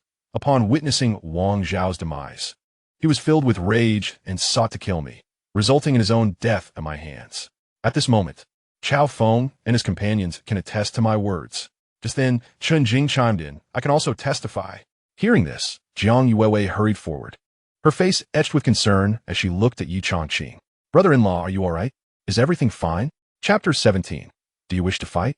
Jiang Yuewei understood that Ye Changqing had the capability to defeat Chao Feng, who was at the initial stage of qi nurturing. Not merely due to Changqing's solid foundation built over the past 2 years, but also because Chao Feng had ascended through the use of medicinal pills, rendering him rather ineffective. However, Gan Yunqi was a different story, a direct descendant of the Gan family, a genius in the mid-stage of qi nurturing. The thought of Ye Changqing being able to kill Gan Yunqi was something Jiang Yuewei would never have dared to dream. More importantly, was Ye Changqing truly unharmed? At that moment, Instructor Xiang's gaze bore into Ye Changqing, and he suddenly exclaimed, "You rascal, have you reached the qi nurturing stage?" As the words left Instructor Xiang's lips, Jiang Yuewei immediately grasped Ye Changqing's hand, feeling the flow of spiritual energy circulating within him. Qi nurturing. Indeed, he had reached the qi nurturing stage. Jiang Yuewei, having sensed the situation for quite some time, could not help but exclaim in astonishment and delight, "You have entered the initial stage of the qi nourishing realm. Brother-in-law, have you repaired your meridians?" Ye Changqing nodded in response, saying, "Thanks to the spiritual elixirs provided by your sister, my meridians and bones have been restored, allowing me to re-enter the qi nourishing realm." Filled with excitement, Jiang Yuewei immediately decided to write to her sister, knowing that this news would surely bring her great joy. However, a flicker of disappointment crossed her mind as she realized that her brother-in-law's return to the qi nourishing realm might mean that the engagement with her sister need not be dissolved. Instructor Xiang observed Ye Changqing and lowered his voice, saying, "You, having just entered the qi nourishing realm, have already killed Gan Yunqi. Are you not inviting trouble for me?" Ye Changqing replied helplessly, "I had no choice. Gan Yunqi was far too overbearing." Instructor Xiang shot Ye Changqing a glare before approaching Chao Feng and the others, asking, "What Ye Changqing just said, was it true?" Chao Feng, looking at the stern-faced Instructor Xiang, felt a bitter taste in his heart. Xiang Qingbai, one of the few esteemed instructors at the Qiyang Academy, a true powerhouse in the Yuanfu realm. Furthermore, he had previously been responsible for instructing Ye Changqing and was notoriously protective of him. Chao Feng quickly affirmed, reporting to Instructor Xiang, "It is indeed true." "Very well." Xiang Qingbai nodded. "In that case, you all, including you." He glared at Ye Changqing. "Come with me to find the Academy head and clarify this matter. As for how the Academy head will deal with you, just await your fate." Ye Changqing coughed lightly, but said nothing further. Before long, the group carried the bodies of Wang Xiao and Gan Yunqi away from the martial arts arena, heading towards the rear of the Qiyang Academy. The Qiyang Academy, the only medium-sized institution in Xian County City, boasted an expansive area of over 100 acres. It is important to note that this is within the precious land of Xian County City, not a mere small town. The buildings within are closely arranged, showcasing a unique character. Soon, the group arrived at an imposing and magnificent tall building. Leading the way, Xiang Qingbai entered the structure, where several figures stood within the grand hall. In the prominent position at the top sat a beautiful woman in her 40s, reclining on a gilded soft couch. She wore a deep purple long gown, the split of which revealed her long and flawless legs. Upon closer inspection, one could see that her features were striking, exuding an inherent charm that did not convey an air of solemnity. This woman was none other than the head of the Qiyang Academy, Yuan Muxue. Yuan Muxue was not originally from the Qiyang Academy. She hailed from the imperial capital of the Yinyang Kingdom. When she first took on the role of head, several deputy heads and senior instructors expressed their dissatisfaction. However, within a mere 2 years, everyone had been brought to heel. Moreover, this headmaster was the only nascent soul realm powerhouse in all of Xian County City, surpassing the Yuanfu realm. At the foot of the stairs, several individuals stood on either side, seemingly engaged in discussions with Yuan Muxue. Headmaster Xiang Qingbai stepped forward, clasped his hands, and said, "There's been an incident. I come to seek guidance from the lord of the manor." Yuan Muxue glanced at Xiang Qingbai and the few individuals behind him. Her voice melodious yet languid as she inquired, "What has transpired now?" "Gan Yunqi is dead," Xiang Qingbai stated bluntly. "What?" Before Yuan Muxue could respond, a white-haired elder standing to the left interjected sharply, "Who dares to slay a disciple of the Heavenly Academy of the Qiyang Academy? Are they courting death?" Xiang Qingbai looked at the elder, cleared his throat, and replied, "It was the junior instructor, the Earth Academy disciple Ye Changqing." "Who?" the elder exclaimed in disbelief. "Xiang Qingbai. Are you out of your mind? That boy Ye Changqing is at the 9th level of the body refinement realm. How could he possibly kill Gan Yunqi, who is in the mid-stage of the qi nurturing realm? I assure you, Deputy Lord Mei, it is true." Xianxia insisted. Ye Changqing has now reached the initial stage of the qi nurturing realm. Huh. The elder's expression froze, and he turned to face the seated Yuan Muxue, stating directly, "My lord, I believe there must be hidden circumstances surrounding this matter. Perhaps it would be best for me to take charge of the investigation." Upon hearing this, Xianxing's lips twitched. This old fool is as shameless as ever. Xiao, who in the entire Qiang Academy does not know that you were the one who advocated for Ye Changqing's participation in the Sun selection and have shown him undue favor. Who knows if you might be biased towards him in your investigation? The speaker was a middle-aged man leading the group on the right, dressed in scholarly robes. He appeared refined, yet his narrow eyes exuded an unsettling aura. Ding Yongsheng, what do you mean by that? Xiao barked. I am one of the 3 deputy lords of the Qiang Academy. How could I act out of favoritism? Moreover, Ye Changqing is not my grandson. What motive would I have for bias? That is uncertain. Ding Yongsheng retorted with a smirk. Oh, do you wish to fight? Xiao scoffed. I have lived my life with integrity. How could I have illegitimate children or grandchildren? Ding Yongsheng was left speechless. I was not referring to your illegitimate grandchildren. I meant you would show favoritism towards Ye Changqing. Mei Xingyao, do not twist my words. Ding Yongsheng shot back. Now that only Deputy Lord Huajin is absent, it would be more prudent for us, together with the Lord, to listen to the full account of the events and decide collectively on how to proceed. Enough, enough. Observing the 2 deputy lords engaged in a heated exchange, Yuan Muxue intervened. Let's first ascertain what has truly occurred. With her words, Xianxia stepped forward to recount what Ye Changqing had said, clarifying the situation as acknowledged by Chao Feng. Subsequently, Ye Changqing recounted the events as they unfolded, with Chao Feng nodding in agreement. Chen Jing also willingly testified on behalf of Ye Changqing. After a thorough understanding of the matter, Mei Xingyao scoffed within the academy. How can it be that the disciples of the Heavenly Academy bully those of the Earth Academy? Is there no law? Are there no academy regulations? Ye Changqing, well done, Mei Xingyao remarked, winking at Ye Changqing. Although Gan Yunqi was at fault initially, Ye Changqing should not have resorted to lethal force. Fratricide among fellow disciples is a grave sin. Ding Yongsheng's expression darkened as he spoke in a chilling tone. Chapter 18. Do you have any objections? Ding Yongsheng. Are you deaf? Mei Xingyao immediately retorted upon hearing Ding Yongsheng's words.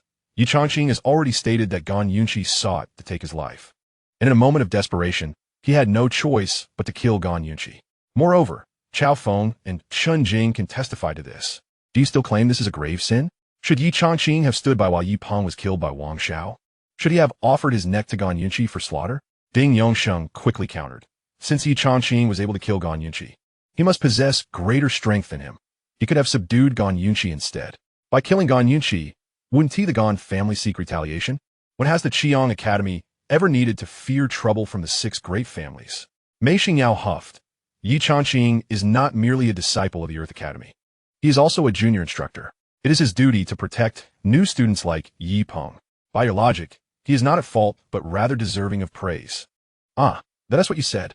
Mei Xingyao promptly added. I share the same sentiment. We are in agreement on this matter. Mei Xingyao, you, what about me? As the 2 began to bicker once more, Yuan Muxue, seated at the head, tapped the armrest of her chair and languidly remarked, You 2, as vice deans. What kind of conduct is this? With Yuan Muxue's words, Mei Xingyao and Ding Yongsheng exchanged glances, each snorting in discontent, and fell silent. Ye Changqing, since you were capable of killing Gan Yunqi, you should have been able to subdue him and leave him for the academy to handle. Why resort to murder? Yuan Muxue spoke calmly. Reporting to the dean, Ye Changqing clasped his hands and replied, I was previously incapacitated, my divine veins destroyed, and my divine bones stripped. I had just recovered and reached the initial stage of qi nourishing, while Gan Yunqi was already at the mid-stage. I believe Gan Yunqi to be significantly stronger than I. Hence, in a life-and-death moment, I dared not underestimate him and exerted all my strength, only to inadvertently kill him. Are you implying that Gan Yunqi was too weak? Ding Yongsheng's expression darkened upon hearing this. I did not mean that. It was merely an accident, Ye Changqing clarified. Ding Yongsheng glared intently at Ye Changqing. This lad can turn death into life.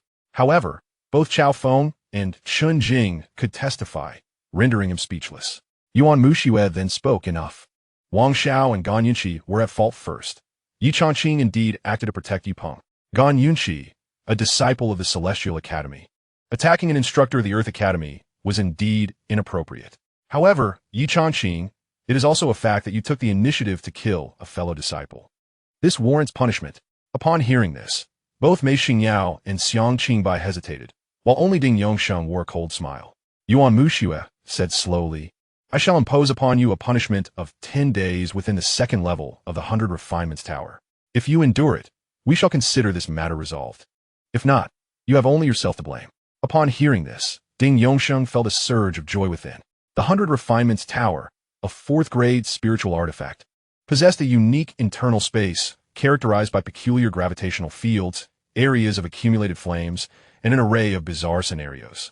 The tower serves 2 purposes: to aid disciples in their cultivation and to discipline those who have erred. It comprises 4 levels. The first, dedicated to body refining. The second, for qi nurturing. The third, for meridian condensation. And the fourth, for Yuan Fu realm practitioners. Generally, disciples newly entering the qi nurturing stage can withstand a punishment of 7 days within the second level, which is already a considerable feat. 10 days.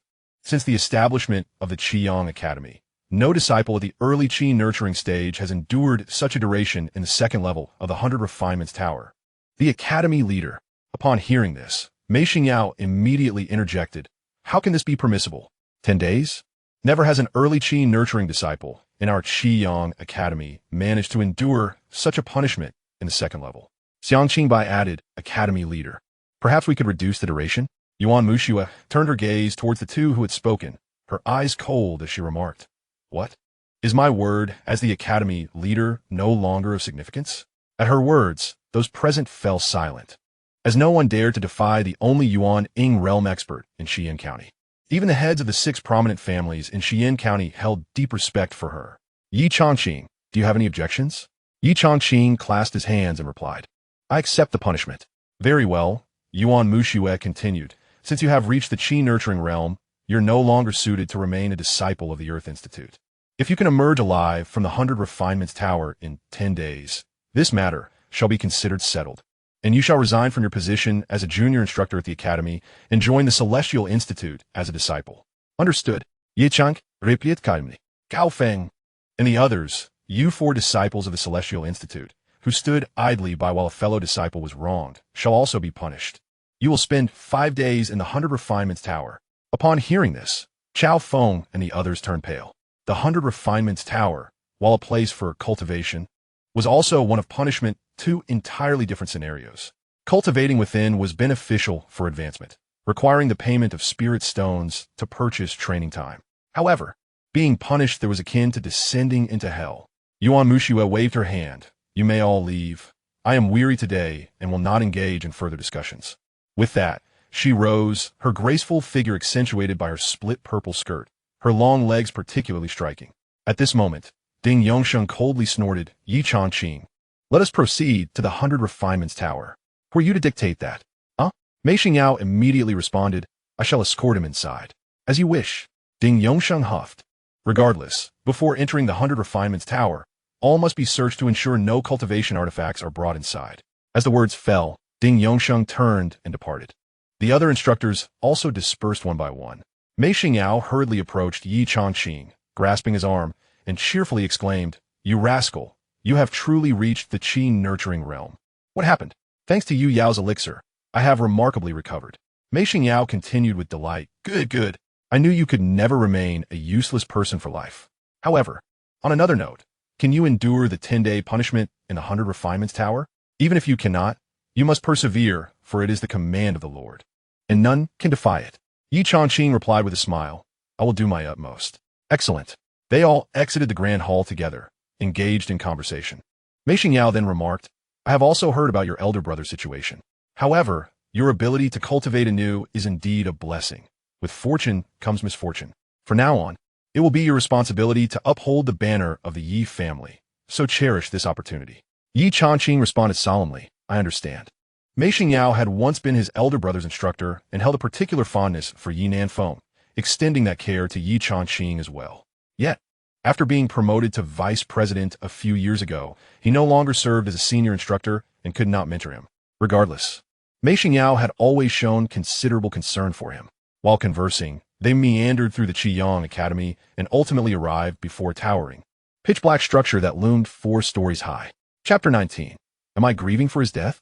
The tower appeared entirely black from the outside, its layers stacked high, each floor soaring at least 3 zhang and occupying a vast expanse. To enter the tower, there were 2 portals.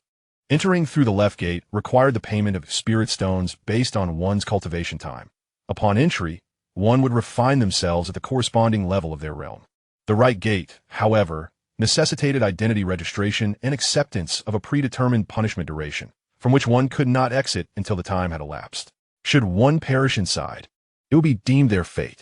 As the only medium-sized academy in Xian County, Xi'an Academy annually admits nearly 1,000 disciples from various primary academies in subordinate cities or those who qualify through examinations. Furthermore, entering Xi'an Academy does not guarantee safety. If one fails to reach the Qi-nurturing realm by the age of 18, they will be dismissed from the academy. Additionally, the myriad of rules are undeniably stringent. Therefore, Xi'an Academy attracts the prodigious youth from Xian County and over a dozen surrounding cities, gathering them in one place. Ultimately, only those who become disciples of the Academy's Tianyuan can ascend the Tianbang, qualifying them to participate in the examination for the sole higher institution in the entire Yinyang Kingdom, Tianyang Academy, where they can receive advanced cultivation guidance. Tianyang Academy. It is the revered sanctuary of cultivation that countless prodigies and geniuses across the Yinyang Kingdom yearn for. To escape the confines of the Yinyang Kingdom and behold the vast world beyond, entering Tianyang Academy for cultivation is, without a doubt, the singular path. 2 years ago, the 14-year-old Ye Changqing exhibited a terrifying talent, which essentially exempted him from the conventional path to enter the Tianyang Academy for cultivation, allowing him instead to participate directly in the selection for the Saint Son of the Qinxian continent. Should he succeed in this selection, Ye Changqing would gain immediate admission to the esteemed powers of the Qinxian continent for his training. However, the outcome was devastating. His divine veins were severed, and his divine bones were taken from him.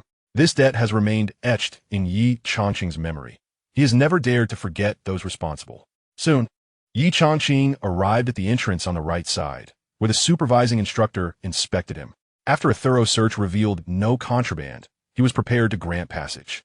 Ye Changqing, having inadvertently killed Gan Yunxi, was sentenced to 10 days of punishment within the 100 Refinements Tower.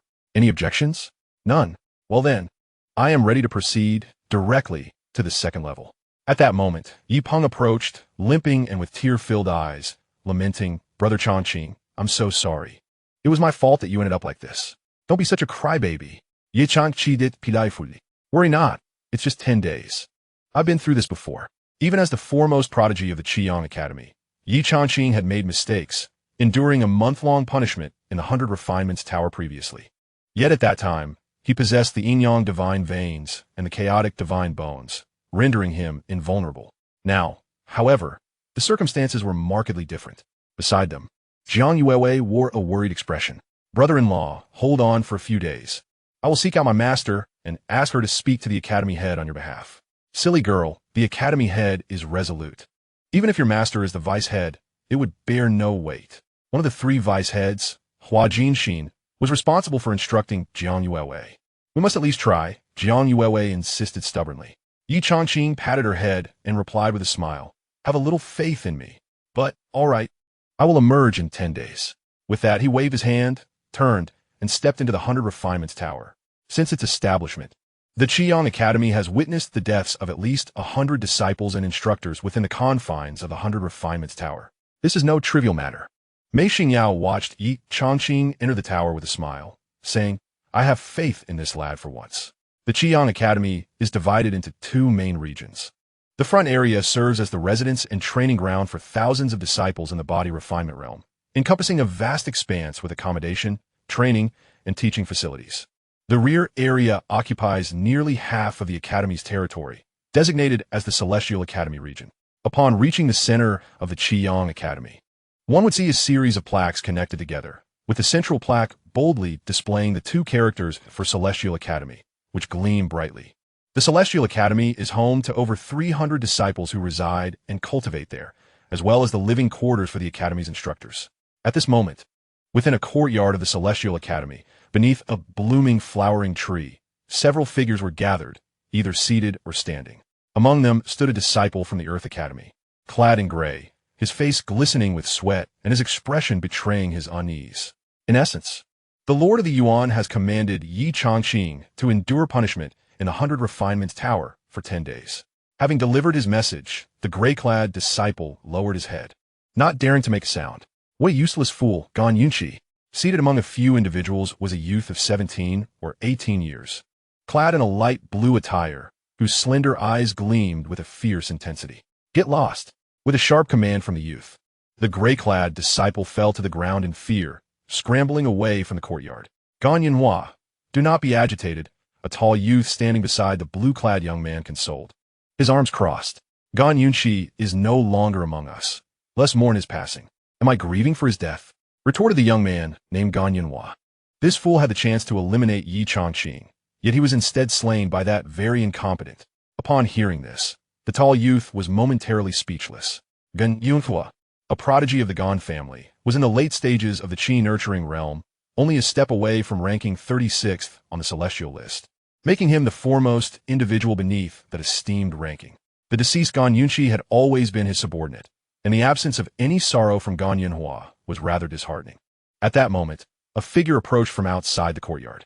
The newcomer was a youth of about 17 or 18 years, his visage strikingly handsome, devoid of any feminine qualities. His sword-like brows slanted into his temples, and a hint of arrogance graced his slightly raised brow. Dressed in dark garments with silver-threaded cloud patterns adorning the collar and cuffs, he moved with an elegance that set the silver threads glimmering in the light. His hair was tied high, exuding a sense of martial prowess. Upon seeing the youth in dark attire, everyone present, save for Guixu, rose to their feet. Bai Xian, you've arrived. Guixu, remaining seated, expressed his helplessness. It seems Guixu, that fool, has failed his task. I truly feel embarrassed. Bai Xian smiled softly as he approached the table, patting Guixu's shoulder. No need for concern. No one anticipated that Ye Changqing, that incompetent, would suddenly restore his meridians and bones, reaching the initial stage of the Qi nurturing realm. Despite this, Guixu scoffed. Even if Ye Changqing has reached the initial stage of the Qi nurturing realm, he lacks divine essence, and his divine bones have been stripped away. How could Guixu possibly lose to him? Thinking about it incites my anger, Guixu declared. It's of little consequence, Bai Xian reassured him once more. Ye Changqing now lacks divine bones and divine essence. He cannot hope to catch up to you or me. This time, he was merely fortunate. Indeed, Guixu nodded. By the way, where is your elder brother? Still in seclusion? Bai Xian's elder brother, Bai Yi, was merely 18 years old, yet had already achieved the pinnacle of the Qi nurturing realm, just a step away from the condensation of Meridian's realm. At the age of 18, aside from the once unscathed Ye Changqing and Jiang Yueyao, who entered the Tiangong Academy in the imperial capital last year, no one could rival Bai Yi. He was undoubtedly the foremost genius of the Qiyang Academy and was highly likely to pass the Tiangong Academy's assessment this year. Bai Xian chuckled. No, he has completed his seclusion and is now receiving guests. Receiving guests? Indeed, distinguished visitors from the Tianyang Academy in the imperial capital. Bai Xian replied casually. Oh, this remark immediately piqued the interest of those present. In truth, there was little to conceal. Noticing the curiosity of the crowd, Bai Xian smiled and added, it is someone sent by the ninth prince, Yin Fengxing, to discuss matters with my elder brother. The ninth prince? He is indeed a royal. Guixu felt a pang of discomfort upon hearing this. He was acquainted with Bai Xian, and both the Gan and Bai families held prestigious positions among the 6 great families. Should Bai Yi forge a connection with the royal family, it would undoubtedly influence the power dynamics of the 6 great families in Xian County. Furthermore, the stronger Bai Yi became, the more Guixu would have to yield to Bai Xian. Though displeased, he maintained a facade of congeniality, saying, Brother Yi's talents shine so brightly. He must be favored by the ninth prince, and his future is bound to be limitless. Upon hearing this, Bai Xian waved his hand dismissively. That's not the case. Besides, the stronger my brother becomes, the more support we will have when we enter Tianyang Academy to cultivate, thus sparing us from being bullied by the geniuses of other counties and the imperial capital. Indeed. In that case, let us extend our gratitude to Brother Yi. Yes. In response to their flattery, Bai Xian repeatedly gestured humbly. However, returning to the subject, this Ye Changqing, having resumed cultivation and poised to enter the academy. indeed became a source of irritation. Who can deny it? Gan Yinhua scoffed. Fortunately, this fellow has been punished to remain in the 100 Refinements Tower for 10 days. As of now, no one from our Qiang Academy has been able to endure 10 days on the second level while in the initial stage of Qi nourishing. My elder brother was once punished for a mistake at the same stage and barely survived 8 days. He emerged nearly incapacitated. Bai Xian remarked slowly, "It would be best if this brat perished within." Ha ha ha. Gan Yinhua laughed heartily. If he indeed meets his end in the 100 Refinements Tower, then the death of Gan Yinxi would not be in vain. The others nodded in agreement. Meanwhile, within the 100 Refinements Tower on the second level, this was not Ye Changqing's first visit. The entire second level was shrouded in darkness. Beneath his feet lay a patch of yellow earth, with dark mist swirling around, occasionally pierced by the howls of wild beasts. The 100 Refinements Tower possessed a dual nature, and as a punitive area, it operated according to formations that produced varying scenes. It could resemble mountains, deserts, or forests, and might even manifest extreme and harsh conditions. Its variability was boundless. At this moment, before Ye Changqing lay an expansive and desolate land, enshrouded in black mist, obscuring his surroundings. Suddenly, a rustling sound came from his left front. Swish! In an instant, a gaping maw filled with jagged teeth lunged towards Ye Changqing. Skywild feast technique. In his heart, he silently urged himself, and without hesitation, he unleashed a powerful punch. Bang! A deep, resonant thud echoed as Ye Changqing felt a tingling sensation in his fist, only to discern the sudden emergence of a monstrous beast, a wolf-like creature. Its body cloaked in russet fur, with razor-sharp claws and a maw brimming with fangs. It was a bloodclaw wolf, a first-tier spiritual beast. Although the bloodclaw wolf ranked among the weaker entities of its tier, it possessed remarkable speed and a talent for stealth and ambush. It appeared to be at the mid-stage of the Qi nourishing realm. Ye Changqing clenched his fist, his expression darkening. In the next instant, the retreating bloodclaw wolf twisted its limbs and leapt forward, its speed surging as it closed in on Ye Changqing. Without a moment's hesitation, he tightened his grip once more. The ascendant fist technique, second form. In an instant, his muscles and bones fused in a symphony of power as spiritual energy surged through his meridians, erupting from his fist. The man and wolf collided with a resounding impact. With a muffled thud, the bloodclaw wolf's form disintegrated, not in a gory display of flesh and blood, but rather dissipating into wisps of black smoke, vanishing from sight. The spiritual beasts conjured within the 100 Refinement Tower were not true beasts, but rather manifestations born from unique formations. However, these phantasms possessed strength that rivaled that of genuine spiritual creatures. Indeed, the Ascendant Fist technique was formidable. Ye Changqing's expression turned contemplative. No wonder Elder Qin Wuyo remarked that mastering this first-tier fist technique could allow one in the Qi nourishing realm to contend with those in the meridian condensation realm. At that moment, the winds howled around him. In the blink of an eye, 4 bloodclaw wolves materialized from the murky ground, surrounding Ye Changqing. Comme fort, his spirit sword. Though his meridians and bones had been restored, and he no longer possessed divine marrow or bones, he reveled in the sensation of power returning to him. Now, everything was merely a new beginning. Bang, bang, bang, as resonant sounds erupted across the dim terrain. Ye Changqing found himself growing increasingly familiar with the operation of the Ascendant Fist technique, its execution becoming more fluid and refined. As each bloodclaw wolf fell before him, he advanced steadily, occasionally encountering other first-tier spiritual beasts that sought to challenge him. Most were at the early, mid, or late stages of the Qi nourishing realm and posed little threat to him now. The true terror of the 100 Refinement Tower lay not only in the emergence of challenges surpassing one's own realm, but also in the escalating severity of these trials over time. The demands on one's mental and physical stamina were nothing short of extraordinary. Furthermore, the so-called punishments varied in form, rather than being limited to a single type. On the first day, Ye Changqing remained on the second level, facing numerous waves of attacks from various first-tier spiritual beasts, narrowly escaping injury several times. Yet, despite the fatigue, he felt exhilarated. It had been 2 years since he had so recklessly pushed his limits. On the second day, the scenery around Ye Changqing underwent a dramatic transformation. No longer is it a vast and misty expanse, but rather a secluded valley. At this very moment, Ye Changqing finds himself at the heart of this valley, standing upon a stone pedestal. Within the valley, molten magma flows across the ground, while flames leap and flicker against the surrounding cliffs. The atmosphere has shifted. Ye Changqing, his demeanor becoming vigilant. The punishments within the 100 Refinements Tower are notoriously unpredictable, changing from day to day or remaining static for days on end. This fiery valley, Ye Changqing murmurs, appears to be a trial for the physical body. As his words fade, the flames upon the cliffs suddenly intensify, the temperature soaring. The magma within the valley begins to bubble violently. The overall heat in the valley escalates sharply. Without hesitation, Ye Changqing sits down, channeling the spiritual energy within him to counteract the onslaught of heat from the surrounding flames. As time progresses and the temperature continues to rise, beads of sweat cover his body and face, and his breathing grows increasingly labored. Such intensity, he muses, might be unbearable even for those in the late stages of the qi-nurturing realm. Despite the shock in his heart, Ye Changqing grits his teeth and perseveres. At that moment, a voice resonates within his mind. Young man, you cannot endure this for much longer.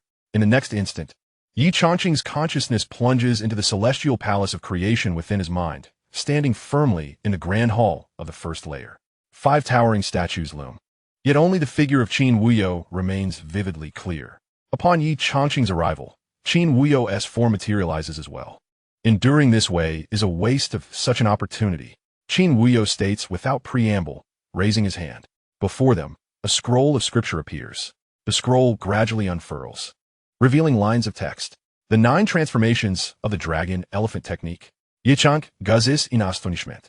This is indeed a supreme spiritual technique. Qin Wuyo explains. This technique is specifically designed for body tempering and martial cultivation. It is not merely about refining the body during the body refinement realm. Each elevation of cultivation corresponds to a metamorphosis of the physical form, with the body's sinew and bone as its foundation.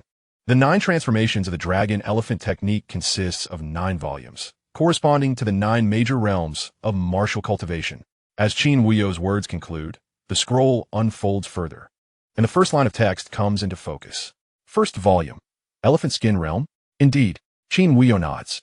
The 9 transformations of the dragon-elephant technique is about refining one's sinew and blood, coalescing what is known as the dragon-elephant power. Each transformation requires the tempering of the body and the smelting of one's essence, ultimately achieving a state where the body is as formidable as a dragon and as indestructible as an elephant. With each breakthrough, the body awakens corresponding dragon and elephant divine abilities. Although not true divine dragons or colossal elephants, this will significantly enhance your life form.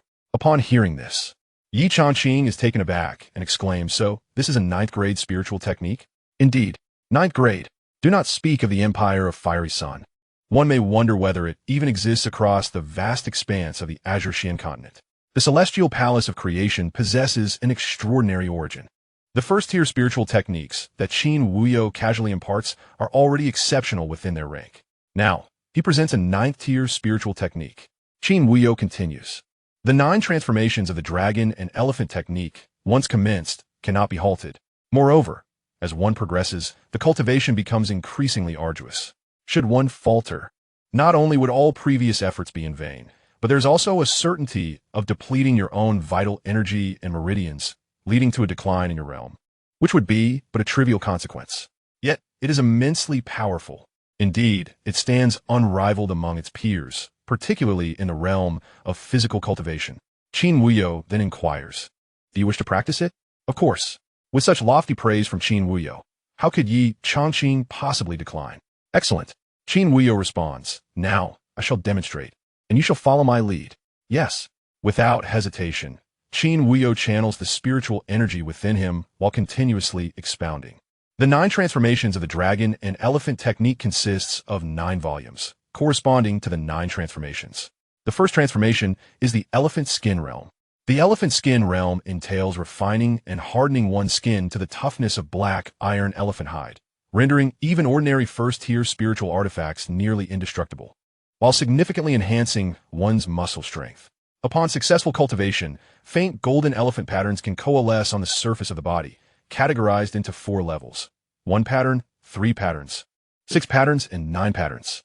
The greater the number of patterns, the more formidable one's explosive strength and physical defenses become. Qin Wuyo explains. The reason I chose to teach you now is that your current environment is remarkably conducive. To attain the elephant skin realm, one must endure various extreme conditions, such as searing heat and frigid cold, relentlessly tormenting the body, and subsequently channeling one's heart technique to enhance the physique. Ye Changqing responds, so, the more the environment tests one's limits, the faster the progress in cultivating the first volume of this technique. That is a fair interpretation. Qin Wuyo nods. As Qin Wuyo demonstrates and elucidates, Ye Changqing begins to emulate the practice. Soon, a familiar sensation resurfaces, as if he had previously cultivated the 9 transformations of the dragon and elephant technique. It feels less like learning and more akin to revisiting. After merely 2 demonstrations by Qin Wuyo, Ye Changqing has completely mastered the techniques of muscle contraction, blood circulation, and spiritual energy control. Senior Qin, I have mastered it. Ye Changqing suddenly exclaims, it feels just like practicing the sky-piercing fist and the gale sword technique. As I observe, it seems I have grasped it. This attests to your remarkable talent. Qin Wuyo responds with a smile. If that is the case, give it a try. But remember, this technique is fraught with peril and possesses overwhelming power. Be aware of your limits. Do not overreach. Understood. Before long, within the Valley of Flames, Ye Changqing slowly opens his eyes and exhales a breath of stale air. The flames blister around him, perfectly suited for his cultivation of the 9 transformations of the dragon and elephant technique. Should he successfully attain the first transformation and reach the elephant skin realm, his combat prowess would undoubtedly double. Ye Changqing maintained a reserved demeanor as he began his cultivation according to the first volume of the 9 transformations of the dragon-elephant technique. The second day passed without any notable changes in the surroundings. On the third day, there was still no sign of transformation. Subsequently, the 4th, 5th, and 6th days elapsed. The fiery valley vanished, leaving Ye Changqing enveloped in a serene and silent glacial gorge. The biting cold wind pierced through, as if the air was laced with shards of ice, a frigid trial. Ye Changqing opened his eyes, a look of delight illuminating his features. Fortune favored him. This environment was indeed conducive to the practice of the 9 transformations of the dragon-elephant technique. With a firm grasp of his palm, a faint golden imprint flickered across his body. The first transformation, the elephant skin realm, condensed into an elephant pattern. Over the course of these 4 days, he had successfully entered the initial stage. Ye Changqing could distinctly sense the enhancement of his physical meridians. Truly remarkable. He pressed on. In the next moment, waves of frigid air surged inward, and as he operated the 9 transformations of the dragon-elephant technique, he meticulously refined his physique. Before long, another 2 days slipped by. Ye Changqing's exterior now shimmered with 2 glowing elephant patterns, their subtle golden luster flickering tantalizingly beneath his skin, exceedingly wondrous. At this moment, the surrounding scenery underwent a dramatic transformation, and Ye Changqing found himself amidst a vast desert. The winds howled furiously, and sand surged through the air. After 6 days, he had consolidated 2 patterns. Yet the scenery had changed. With a soft sigh, Ye Changqing reflected on how this trial within the 100 Refinements Tower was remarkably suited for cultivating the 9 transformations of the dragon-elephant technique. In the midst of the yellow sands, the sound of rustling soil reached his ears, followed by a venomous scorpion, measuring nearly 10 feet in length, that burst forth from the dust, its tail poised to strike at Ye Changqing's face. With a resounding thud, Ye Changqing wasted no time and launched a powerful punch forward. The scorpion's tail shattered instantly, its body dissolving into a cloud of sand and vanishing from sight. The mid-stage black-tailed poison scorpion, which would have required the 2nd level of the Celestial Ascension Fist to defeat merely days prior, was now easily dispatched with a single strike. It must be acknowledged that both the first-tier spiritual technique, Celestial Ascension Fist, and the 9 transformations of the dragon-elephant technique were indeed extraordinarily formidable. In the following 2 days, he resolved to further hone his skills here, striving to perfect both the Celestial Ascension Fist and the Extreme Wind Sword technique. With those words lingering in the air, Ye Changqing set forth on his journey. In the blink of an eye, 10 days had passed. During these 10 days, however, tranquility eluded the Red Sun Academy. Chapter 22. Will you bow to me? Once the foremost prodigy of Xian County, Ye Changqing, awakened with the Yin-Yang Divine Vein and the Chaos Divine Bone, had been rendered a waste 2 years ago during the selection for the Holy Sun of the Qingxian continent, diagnosed as being forever unable to enter the Qi nourishing realm. Yet now, He had miraculously restored his meridians and bones, re-entering the qi-nourishing realm. This news spread throughout the Red Sun Academy and even across the entirety of Xian County. As Ye Changqing re-entered the initial stage of qi cultivation, he dispatched the mid-stage qi cultivator Gan Yunqi, a scion of the Gan family. The news spread like wildfire, prompting both the Gan and Yi families to send emissaries to inquire about the situation at the Qiyang Academy. Within the academy, numerous disciples from the celestial and earth courts engaged in fervent discussions. The 10-day period had elapsed. Outside the right gate of the 100 Refinements Tower stood a solitary figure, anxiously awaiting. It was Jiang Yuewei, clad in a green dress, her slender waist accentuated by a green ribbon. Jiang Yuewei, devoid of makeup, possessed skin as fair as snow, rendering her exceptionally enchanting. As the 10 days drew to a close, her expression was laced with worry. Why hasn't he emerged yet? She fretted. Calm down, Yuewei. Your brother-in-law is bold enough to enter. Surely he has confidence, right? He wouldn't willingly walk into death, reassured a tall and graceful woman standing beside Jiang Yuewei. There is still some time left. Don't be so anxious. How can I not be anxious? Jiang Yuewei replied, her concern palpable. You know, with the turmoil in the Yi family, it's taken my brother-in-law so long to regain his cultivation. If something were to happen again, Uncle Yi might not withstand the emotional upheaval of losing and regaining. Lu Yi observed her dear friend's anxious demeanor and smiled silently. Their close friendship allowed her to sense Jiang Yuewei's deep concern for her brother-in-law, a feeling that seemed beyond the ordinary sister-in-law relationship. Yet, she chose not to voice her thoughts. From Lu Yi's perspective, Ye Changqing's prior incapacitation made him an unsuitable match for Jiang Yueyao. However, at that time, Jiang Yuewei sought to take her place, which Lu Yi felt was unfair to her friend. Now, with Ye Changqing's return to cultivation, perhaps he and Jiang Yuewei were indeed a more fitting pair. After all, since Ye Changqing's downfall, Jiang Yueyao's rapid progress had been nothing short of prodigious. After a year of training at the Tiangong Academy in the imperial capital, one could only speculate what level she had attained. Even if Ye Changqing resumed his cultivation now, he would likely not catch up to her. Thus, marrying Jiang Yuewei seemed a more prudent choice. As she pondered this, Lu Yi felt that Ye Changqing and Jiang Yuewei were truly well matched. The more she thought about their potential together, the sweeter it seemed, prompting her to chuckle softly. What are you laughing at? Jiang Yuewei asked, her expression one of confusion. Lu Yi bit her lip and replied, oh, nothing. You laugh because she is too naive. A mocking voice interjected at that moment. Approaching along the path before the 100 Refinements Tower were several figures. Leading them was a young man, seemingly 18 or 19 years old, clad in silver attire and walking with his hands clasped behind his back. It was none other than Gan Yinhua. Although Celestial Court disciples typically donned white robes, they had the liberty to dress freely most of the time, unlike the female disciples like Jiang Yuewei and Lu Yi, who often did not wear the Academy's standard attire. Guan Yinhua approached with a few companions, gazing at the imposing forged tower, and could not help but scoff. As far as I know, Bai Yi made a grave error in the early stages of qi cultivation and was punished by the estate lord to endure 8 days within the forged tower, nearly losing his life. 10 days? It would be remarkable for Ye Changqing to last even 10. Guan Yinhua, what does this have to do with you? Lu Yi retorted. What brings you here? Guan Yinhua chuckled lightly. I have come to see whether Ye Changqing's corpse can still be found, and if so, whether it remains intact. You. Lu Yi, exasperated, tugged at Jiang Yuewei. Let us not stoop to his level. Jiang Yuewei remained silent. Guan Yinhua continued with a smile. In a few days, I shall challenge the disciples on the heavenly ranking. By then, you and I will be listed among the Academy's elite. Neither of us is wed. I propose a union between the Guan family and the Jiang family. How presumptuous. You think you are worthy? Lu Yi scoffed, her anger bubbling to the surface. Stop dreaming. Yuewei is ranked 4th on the heavenly list, while you Haven-T even made it onto the list. What delusions you entertain. Surely I am better than that worthless Ye Changqing.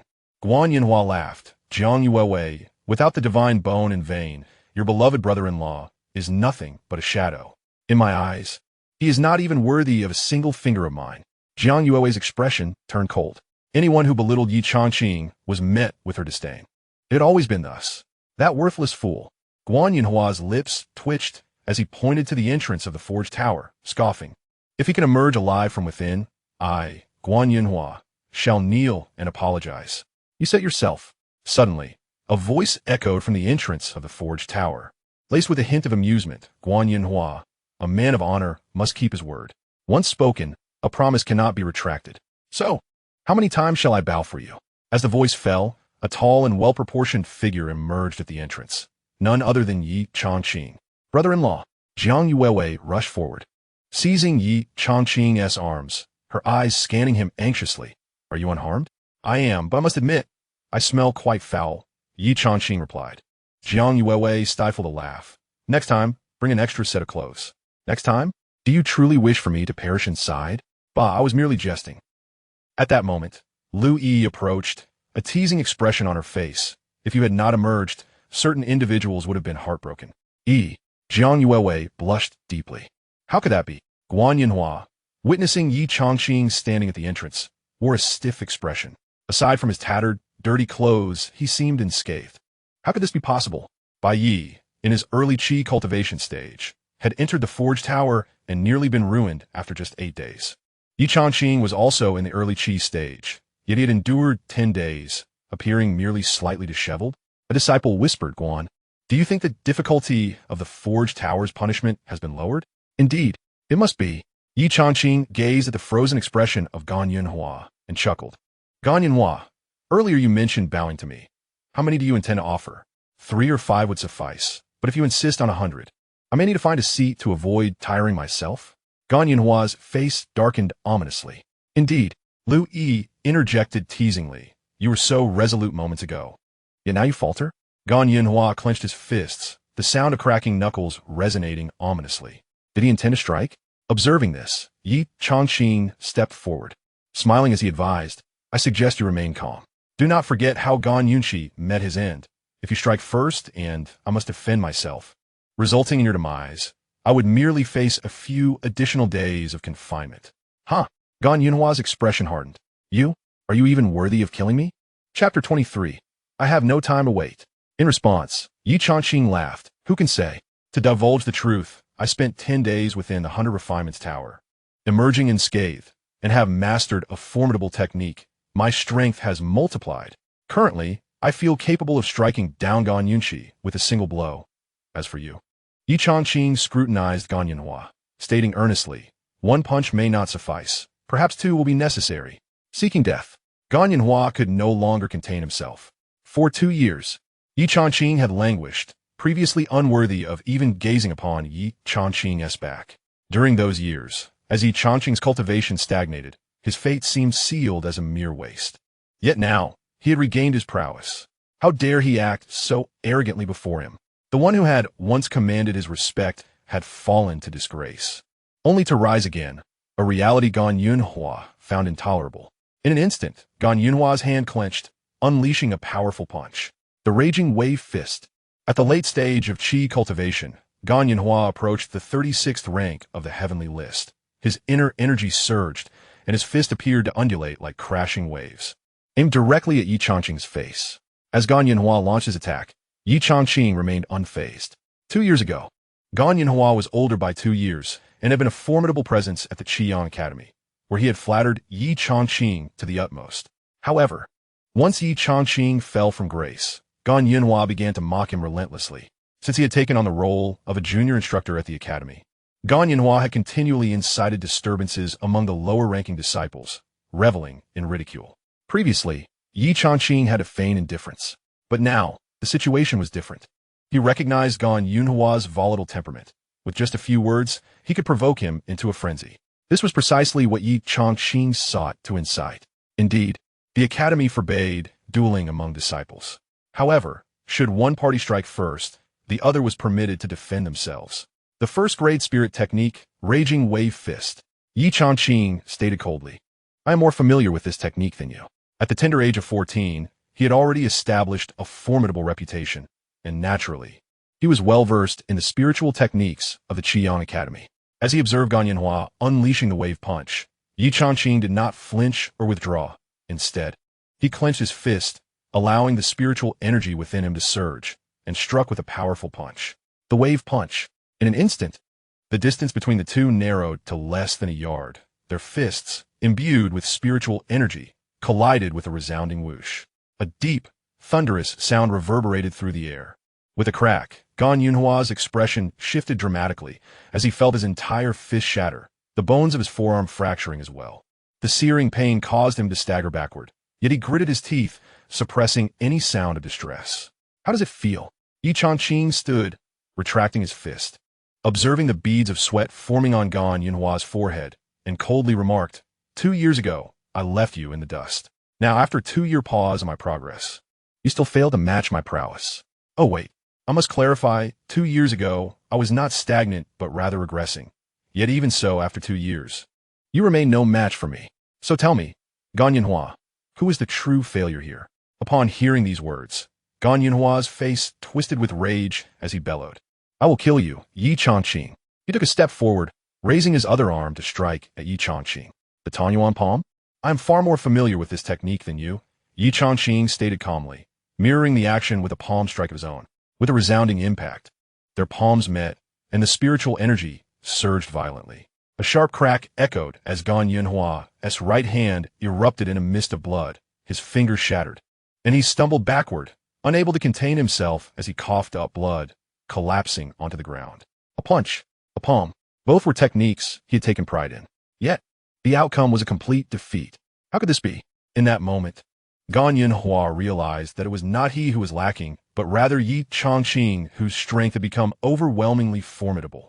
The power Ye Changqing exhibited upon resuming his cultivation was not inferior to the days when he possessed divine veins and bones. How could this happen? Ye Changqing advanced step by step towards Gan Yunhua. What do you intend to do? A fellow disciple suddenly shouted, Ye Changqing, do not act recklessly. Killing is forbidden within the academy. Ye Changqing cast a sidelong glance at the disciple and chuckled lightly. Killing is forbidden, yet has not been without precedent. The statement left the gathered disciples momentarily stunned.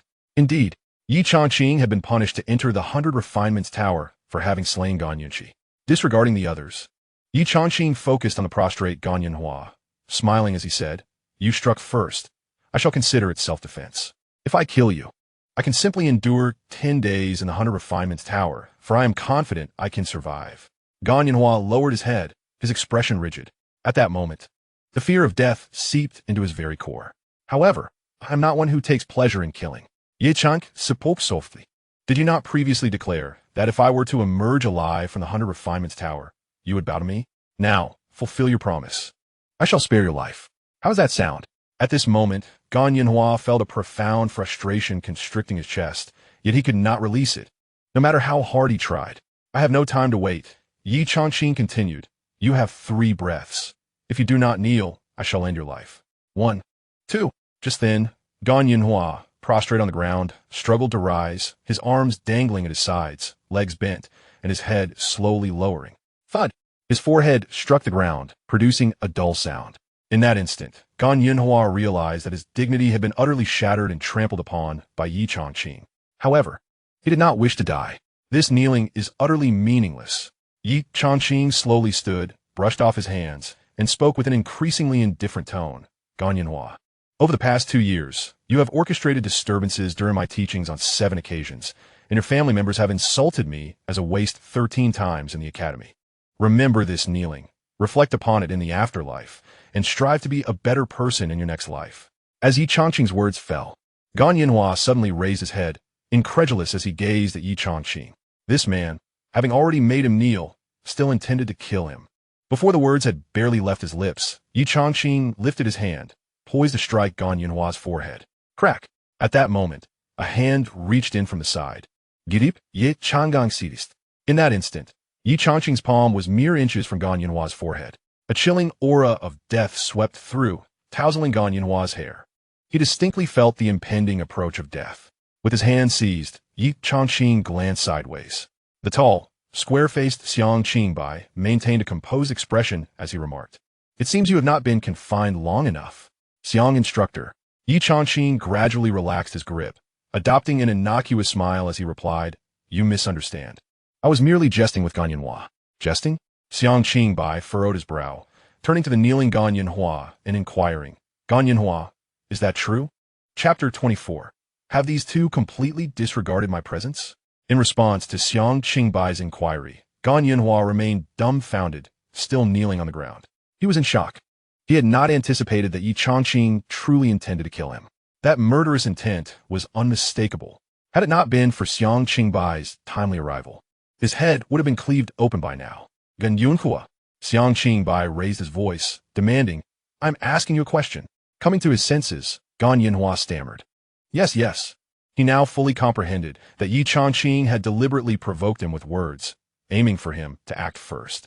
Even if Xianxia Bai did not favor Ye Changqing, should this matter reach the governor and the 3 deputy governors, Ye Changqing could easily claim it was for self-defense, leaving the academy powerless to act against him. Furthermore, Ye Changqing was prepared for the killing. It was merely a matter of entering the 100 Refinements Tower once more. However, what perplexed Gan Yunhua was how this fellow managed to endure for 10 days within the tower. Nonsense. Upon hearing Gan Yunhua's words, Xianxia Bai reprimanded. Is this a jest to you? Gan Yunhua did not harbor any doubts. Even though I was once Ye Changqing's mentor, I shall act with impartiality. If you do not trust me, I shall take you to see the lord of the manor. Upon hearing this, Gan Yunhua's lips quivered. Seek the lord of the manor? If this matter spreads, everyone will know that I, Gan Yunhua, had my arms broken by Ye Changqing with a mere punch and a palm strike. And I even knelt in humiliation. How will I continue to exist in the Qiyang Academy after that? No need for that. Stumbling to his feet, Gan Yunhua's arms hung limply by his sides, utterly devoid of strength. Instructor Xiang, I merely wish to spar with Ye Changqing. It is simply a matter of being outclassed. Nothing more. Is that so? Truly? Indeed. Very well. Xianxia Bai then declared, in that case, let this matter remain confidential to avoid any adverse repercussions. Gan Yunhua was more than pleased that no one would know. Xianxia Bai shot a glare at Ye Changqing, who responded helplessly, It is merely a spar. What is there to discuss widely? Xianxia Bai nodded, then turned to Gan Yunhua, saying, Your injury is serious. Go seek the alchemist at the academy for treatment. Yes. Gan Yunhua slowly turned, supported by several companions, and departed from that place. Observing their exit, Xianxia Bai seized Ye Changqing by the ear and dragged him to a secluded corner. Ouch, Uncle Xiang, that hurts. Jiang Yuewei and Lu Yi, witnessing the scene, hurriedly followed. Upon reaching an isolated area, Xianxia Bai finally halted and scolded. Just now I was your instructor. Now I am your Uncle Xiang, and I shall discipline you in place of your late mother. As he spoke, Xianxia Bai raised his leg and kicked toward Ye Changqing. Instructor Xiang, please stop. It is not my brother-in-law's fault, Jiang Yuewei said, her face filled with concern. Mind your own business, Xianxia Bai said sternly. You little rascal. It's one thing to have killed Gan Yunxi, but now you even wish to kill Gan Yunhua. If the lord of the manor learns of this, your punishment will not be 10 days, but 20 or even 30. Gan Yunxi and Gan Yunhua are both scions of the Gan family. If you provoke them, they will wage war against the Yi family. Can you handle that? Just for a fleeting moment of satisfaction, you would put the entire Yi family at risk? As each kick landed, Ye Changqing muttered, Uncle Xiang, I was wrong. It seemed that Xianxia Bai grew weary of his chastisement and gradually ceased. Jiang Yuewei rushed forward, tenderly wiping the dirt off Ye Changqing. Only then did Xianxia Bai say, I know that over the past 2 years they have mocked you, ridiculed you, and humiliated you, but everything must have its limits. The academy strictly forbids disciples from harming one another. If you truly wish to kill him, cannot you find an opportunity to do so when no one is around? Yes, I understand. Upon witnessing the obedient expression on Ye Changqing's face, Xianxia Bai's heart softened. He remarked, You rascal, after 10 days inside, how is it that nothing has happened, and yet you've made a breakthrough?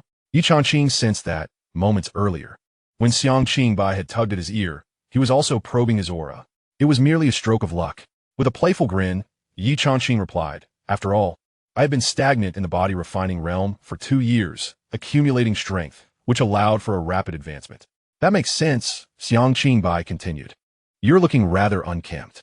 Go to the affairs pavilion, freshen up, and collect your disciples' token and attire from the Heavenly Academy. Beginning tomorrow, you shall commence your training within the Academy. In a month's time, the autumn competition will commence. If you fail to make it onto the heavenly rankings, you will not qualify for the selection of Tianyang Academy this year. Do you understand? Xianxia Bai spoke earnestly. Entering Tianyang Academy opens up a vast future for you. The trivial matters of a mere city like Xiyin and these small-minded individuals within the academy are not worth your concern.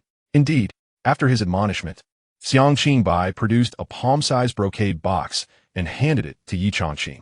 I know your fiancé has gifted you several elixirs for the restoration of your meridians and bones. This one is a first-grade spirit gathering pill. Consuming it will aid in stabilizing your cultivation during the mid-stage of the qi nourishing realm. Thank you, Uncle Xiang. Ye Changqing accepted the elixir without hesitation.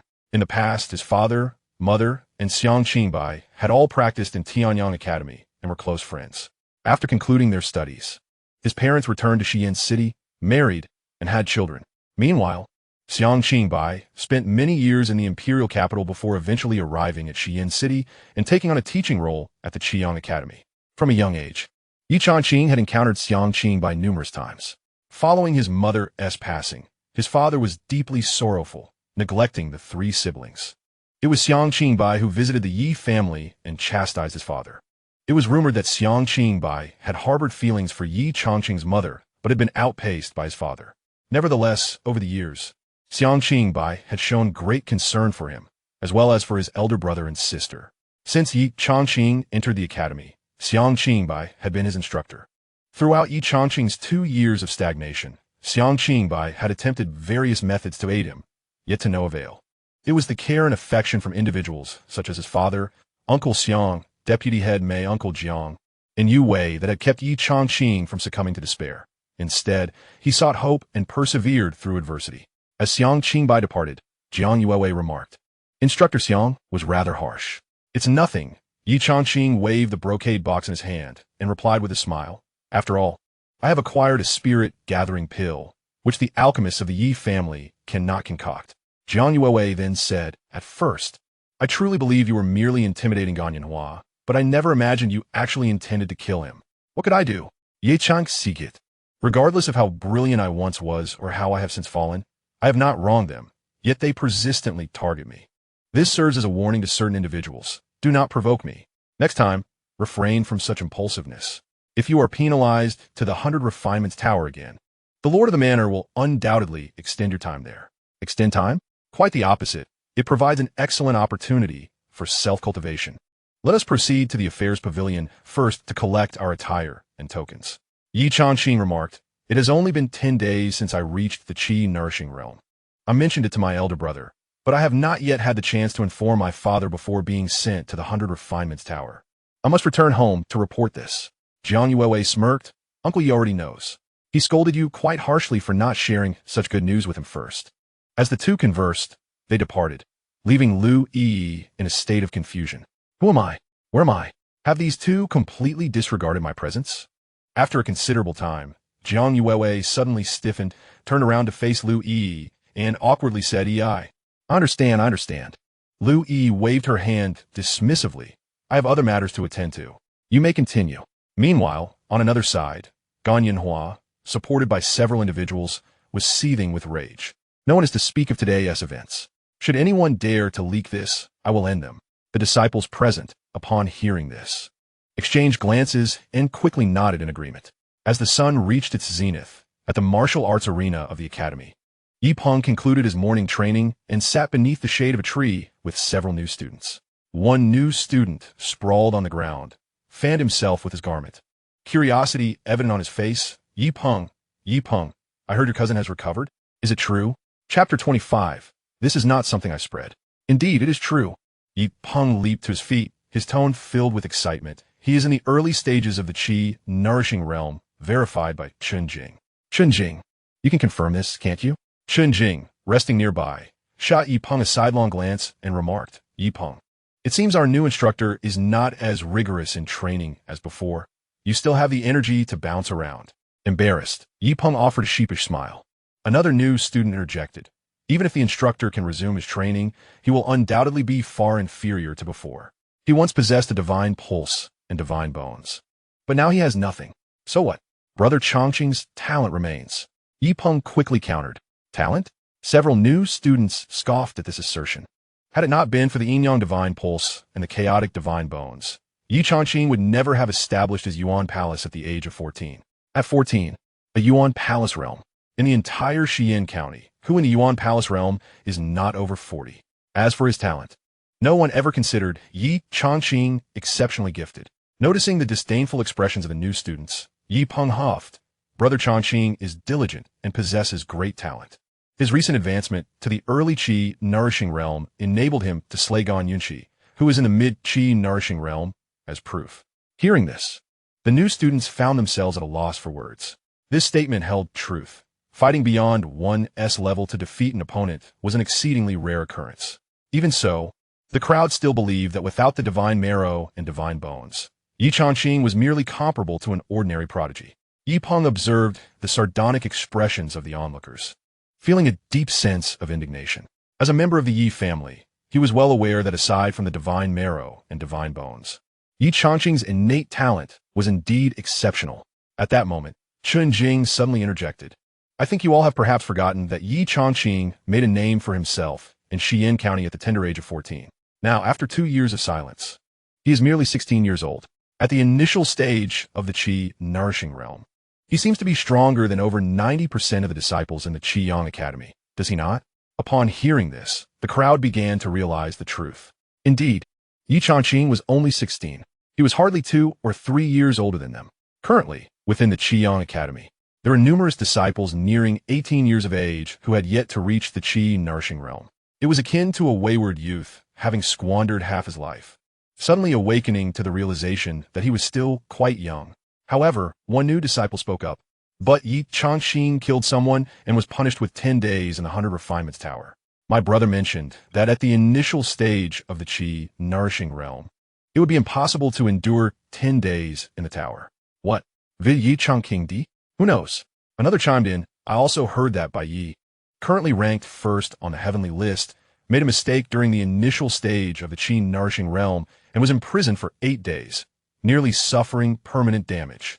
With Bai Ye's exceptional talent, if he couldn't hold out for 8 days, how could Ye Changqing possibly last for 10? The new disciples buzzed with discussions. Suddenly, a figure rushed over from a distance, panting heavily. Yi Peng, your brother is out, he exclaimed loudly. Really? Yi Peng's face lit up with joy, his hands clenched tightly. I knew brother Changqing wouldn't die in the 100 Refinements Tower. 10 days of punishment. He came out alive? A new disciple immediately inquired. What's the situation? Is he seriously injured? The boy who had run over shook his head, gasping for breath. He wasn't hurt at all. He's perfectly fine. And what? Hurry up and tell us. At the mention of gossip, the new disciples perked up with interest. The boy took a breath and continued. Gan Yanhua from the Gan family was waiting outside the 100 Refinements Tower, and they ended up clashing, resulting in a fight. What? Ye Peng iklemet anjuusli. Those people from the Gan family are truly shameless. It said that Gan Yanhua is at the late stage of the Qi nourishing realm, close to the strength of the top 36 on the heavenly list. Wouldn't that spell disaster for Ye Changqing? Gan Yanhua is not someone that Gan Yunqi can compare to. The boy delivering the news hastily waved his hands. No, that's not it. Liang, can you speak without panting so heavily? Chun Jing said with an exasperated expression. The boy named Liang immediately replied. Ye Changqing broke Gan Yanhua's arm. Gan Yanhua even knelt before Ye Changqing. If it weren't for the sudden appearance of instructor Xianxia Bai, Ye Changqing would have slapped Gan Yanhua to death. With Li Yang's words hanging in the air, a group of new students stood in the vicinity, their expressions vacant, lost in a reverie. Yipping! At that moment, a voice rang out. On the other side of the training ground, 2 figures stood side by side. To the left, a youth of around 16 or 17 stood poised, clad in a moon-white uniform that accentuated his tall and graceful stature, resembling a slender bamboo. The collar and cuffs were embroidered with subtle patterns of swirling clouds in golden thread, which glimmered delicately under the sunlight. Understated yet sharp, typical attire of the disciples from the Celestial Academy. The youth's brows were elegantly arched, with a hint of youthful sharpness. His eyes sparkled like cold stars, concealing a tenacious spirit that refused to yield. He exuded an aura of unparalleled charm, reminiscent of a jade among strangers, a young gentleman unmatched in the world. Beside him stood a maiden, adorned in a simple fitted long dress that highlighted her lively and captivating essence. Her exquisite features bore a faint smile that radiated beauty, leaving onlookers entranced. Although she had yet to fully blossom into womanhood, her graceful figure and rare charm were already evident. They were Ye Changqing and Jiang Yuewei. In that moment, all the new students' gazes fell upon the duo, momentarily entranced. Truly, they were a pair crafted by the heavens. Upon seeing Ye Changqing, Yi Peng leaped with joy and dashed over. Fangqing Ye, your morning training is done, right? Let us head home for lunch. Yes. Ye Peng snapped back to reality and waved farewell to a few familiar faces from afar. The three of them then exited the gates of the Qiyang martial house. On one side of the gate, a vividly carved figure glimmered brightly. Jiang Yueyao. Ye Peng grinned at the stone sculpture of Jiang Yueyao and exclaimed, Changqing Ge. I've heard that you gave Gan Yanhua a thorough beating. Is that true? How'd you find out? Someone saw it just now. Ye Changqing turned to Jiang Yuewei, saying, You must vouch for me. This is not something I let slip. Jiang Yuewei smiled with her lips pressed together. Just wait and see how Gan Yanhua will face the world from now on. Ye Changqing cast a glance at the carved image of Jiang Yueyao on the wall, exhaling softly. Perhaps they would meet again soon. Observing Ye Changqing's subtle demeanor, Jiang Yuewei's eyes flashed with a hint of disappointment. With her brother-in-law recovering, there was no longer a need to dissolve her sister's engagement, rendering her earlier suggestion a mere fantasy. Yet, the thought of her brother-in-law regaining his strength brought her joy. The trio then made their way back to the Yi household. As they entered through the gates of the Yi residence, a voice filled with ire rang out. You little rascal, you finally decided to come back? In the next moment, Yi Tianshu, wielding a thick wooden stick the size of a baby's arm, strode out, puffing and glaring at Ye Changqing, shouting furiously. You little brat, you've recovered your abilities and still kept it from me? If I don't teach you a lesson, you want to know who your father is, will you?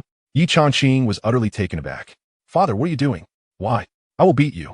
Ye Tianshu, filled with rage, exclaimed, You little rascal, your meridians and bones have healed, and you have reached the Qi nourishing realm. How could I be the last to know? With that, Ye Tianshu brandished a wooden stick and swung it at Ye Changqing. Ye Changqing swiftly dodged and hastily replied, I told my elder brother to inform you. Did he not relay the message? Standing in the main hall, dressed in a pale blue robe, Yi Nanfeng interjected, You merely told me. You did not ask me to inform father. Elder brother, that's quite unjust. I clearly asked you to share such good news with father, who would surely be overjoyed. Ye Changqing defended himself while evading his father's pursuit.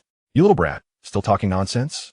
Ye Tianshu, with a furious expression, retorted, Such delightful news should have been conveyed to me at the earliest opportunity. Father, please stop. I just got beaten by Uncle Xiang, and my body still aches. Ye Changqing pleaded for mercy. I understand my mistake, and I promise to inform you first next time. Beside them, Ye Peng quickly added, Uncle. Brother Changqing was punished in the 100 Refinements Tower for 10 days and then fought with Gan Yanhua. He is utterly exhausted. What nonsense is this? Ye Tianshu, lowering the wooden stick, turned to Ye Peng. He fought with Gan Yanhua. Ye Peng eagerly leaned in to recount the entire story he had heard. Excellent. Ye Tianshu bellowed after hearing it all. That group of bastards from the Gan family. Ever since you were incapacitated and your second sister went missing, they have been incessantly scheming to seize our medicinal fields, mineral veins, and various businesses. 10 days ago, when I heard you killed Gan Yunqi, it was immensely satisfying. Now, to beat Gan Yanhua again is even more gratifying. Seeing Ye Tianshu calm down, Ye Changqing peeked out from behind a pillar and asked, Does that mean you won't hit me anymore? Not anymore, not anymore. Ye Tianshu tossed aside the stick and declared, Since you are back, let us have a meal together. Yuewei, you join us too. Yes, Uncle Yi, Jiang Yuewei replied with a gentle smile. After they took their seats, Ye Changqing turned to Yi Nanfeng beside him. Elder brother, how do you feel? I can get out of bed now, but my meridians and bones are still too weak. It seems I will need a long time to recuperate. No rush, Ye Changqing grinned. I've rested for 2 years already. You little brat, what nonsense are you spouting? Should I let your elder brother rest for 2 years as well? Ye Tianshu hoofed.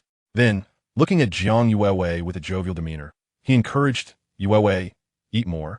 As if you were at home, the Yi family and the Jiang family shared a close bond. And Ye Tianshu had always regarded Jiang Yueyao and Jiang Yuewei as his own daughters. Meanwhile, Jiang Jingyun, having only 2 daughters, treated Yi Nanfeng and Ye Changqing as sons. Jiang Yuewei sweetly smiled. Uncle Yi, when have I ever felt constrained here? Good. For Ye Tianshu, the past 2 years have been devoid of good news. This time, the elder son has been incapacitated, while the younger son has unexpectedly recovered. One is troubled, and the other is joyous. Nonetheless, there's a glimmer of hope. Oh, by the way, Ye Tianshu turned to Ye Changqing and suddenly asked, You mentioned earlier that Xianxia struck you? What transpired? Upon hearing this, Jiang Yuewei promptly recounted the events. After listening, Ye Tianshu slammed his chopsticks onto the table with a resounding thud and exclaimed angrily, Damn it, my son, When did it become his place to discipline you? Can't he distinguish between who is senior and who is junior? Furthermore, causing trouble for the Ye family? What is the Gan family to us? Am I afraid of them? Witnessing his father's fury, Ye Changqing hastily interjected, Uncle Xiang is only looking out for my well-being. Please calm down. Were it not for his previous care for all of you, I would have gone to the Qiyang Academy to confront him. Ha!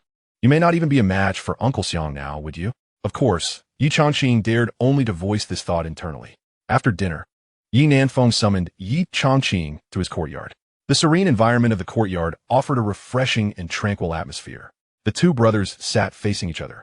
Ye Nanfeng looked at his younger brother and directly stated, I called you here not for any particular matter, but simply to inform you not to rush regarding my vendetta. Firstly, if there is a chance for our elder brother's recovery, he should seek vengeance himself. Secondly, whether it be the ninth prince, Yin Fengxing, or the enigmatic Song Miyun behind him, we are currently at a significant disadvantage compared to them, and we must bide our time and endure.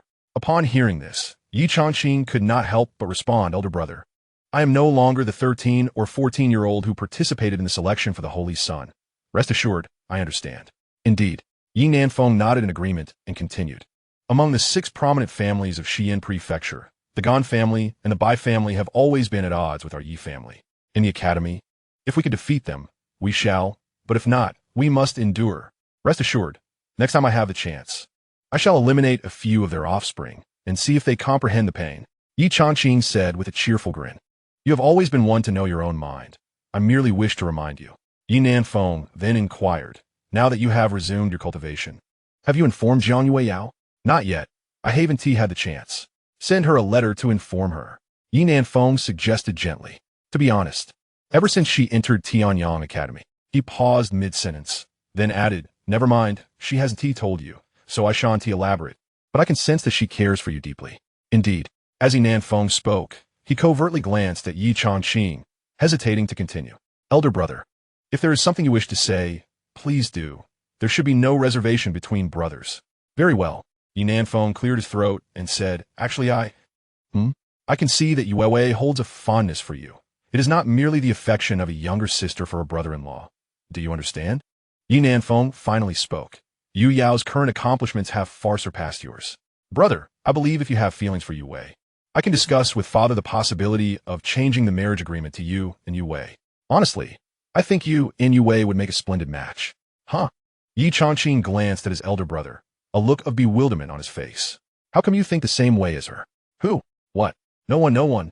Suddenly, as if a thought had struck him, Ye Changqing grinned mischievously and said, actually, brother, wouldn't it be better if we both married?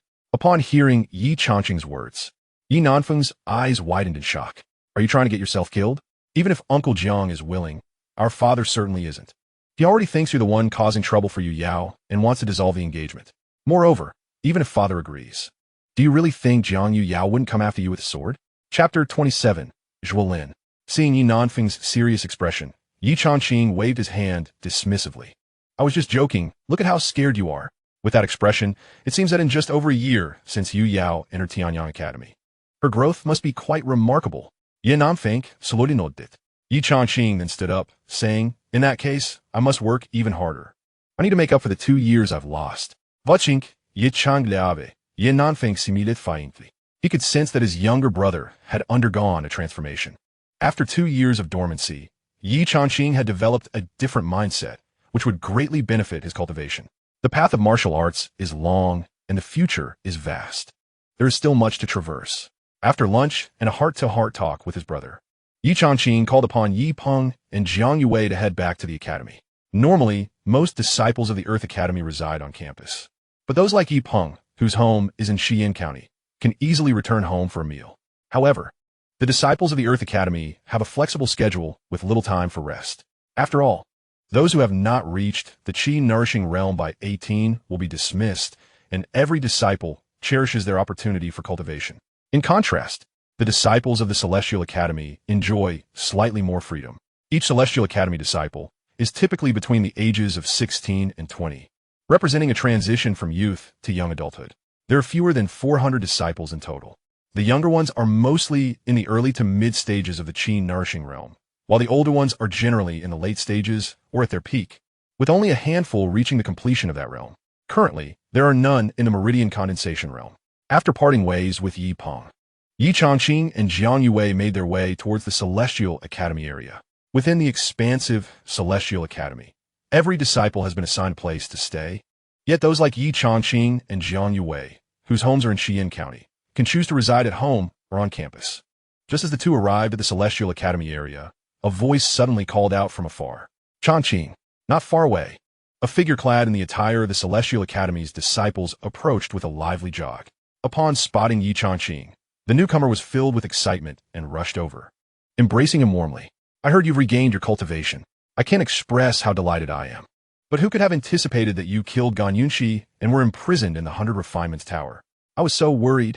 The two figures separated, and the youth examined Ye Changqing with a smile, exclaiming, "This is wonderful. You have no idea how elated I am." How elated could you possibly be? Ye Changqing said, "How about treating me to a meal?" Absolutely. The youth laughed heartily. It's a rare occasion for the notoriously frugal Zhuolin of the Celestial Academy to treat me. So I shall indulge heartily. The young man, adorned in a slightly faded uniform of the Celestial Academy, stood half a head taller than Ye Changqing, with a well-proportioned build. While not conventionally handsome, he exuded an endearing quality. This individual was named Zhuolin, now 18 years of age, at the late stage of the Qi nourishing realm. Possessing commendable talent, Zhuolin and Ye Changqing had entered the Qiyang Academy together. Zhuolin had once been bullied by the offspring of noble families, and Ye Changqing, unable to stand idly by, intervened to assist him. From that moment on, their acquaintance blossomed into a deep brotherhood. Zhuolin had witnessed Ye Changqing's ascent from a fellow disciple to entering the Celestial Academy, establishing his own Yuan mansion, nearly on par with the Academy's instructors, and ultimately participating in the selection of the Holy Son. He felt genuine joy for his dear friend. However, when Ye Changqing returned from the Holy Son selection in a crippled state, Zhuolin was heartbroken. He visited the Yi residence repeatedly, finding ways to amuse Ye Changqing and lift his spirits. During those dark times, aside from the solace provided by family, Zhuolin's unwavering support was a tremendous source of encouragement for Ye Changqing. Subsequently, Ye Changqing assumed the role of a junior instructor within the academy, while Zhuolin steadily became a disciple of the Celestial Academy, even entering the heavenly ranking. Their bond never wavered. Zhuolin hailed from a small town in the jurisdiction of Xian Prefecture, where his father had passed away early in his life. His mother worked various odd jobs to fund his initial foray into martial arts. Currently, she resided in the city of Xian, earning a meager income through her labor, while Zhuolin devoted his days to training and seeking work in the city. As the saying goes, the poor excel in martial arts while the wealthy pursue scholarship. Cultivation is a costly endeavor, though the Qiyang Academy provided substantial assistance to Zhuolin. Surpassing his peers necessitated even greater effort. Unlike Ye Changqing and Xianxia, who belonged to prominent families with an abundance of spiritual stones, artifacts, and elixirs, Zhuolin faced a scarcity of such resources. Ye Changqing had contemplated supporting his brother, but Zhuolin consistently declined. As he put it, accepting Ye Changqing's goodwill would alter their brotherly bond. Consequently, Ye Changqing could only extend frequent invitations for Zhuolin and his mother to visit the Yi residence, hoping to alleviate their burdens under the guise of friendship. Ye Changqing cherishes this bond deeply. Zhuolin grew up amidst adversity, maturing more swiftly than his peers. At times, Ye Changqing feels he can learn a great deal from Zhuolin. Zhuolin then remarked, "Instructor Xiang just happened to ask me to find you." "What is it?" "In a month, the rankings for the autumn competition of the academy will be recalibrated." As the three walked, Zhuolin continued, "Today, we're to undergo some assessments. The academy's principal and the 3 vice principals wish to gauge our standings in advance." "All 4 academies together?"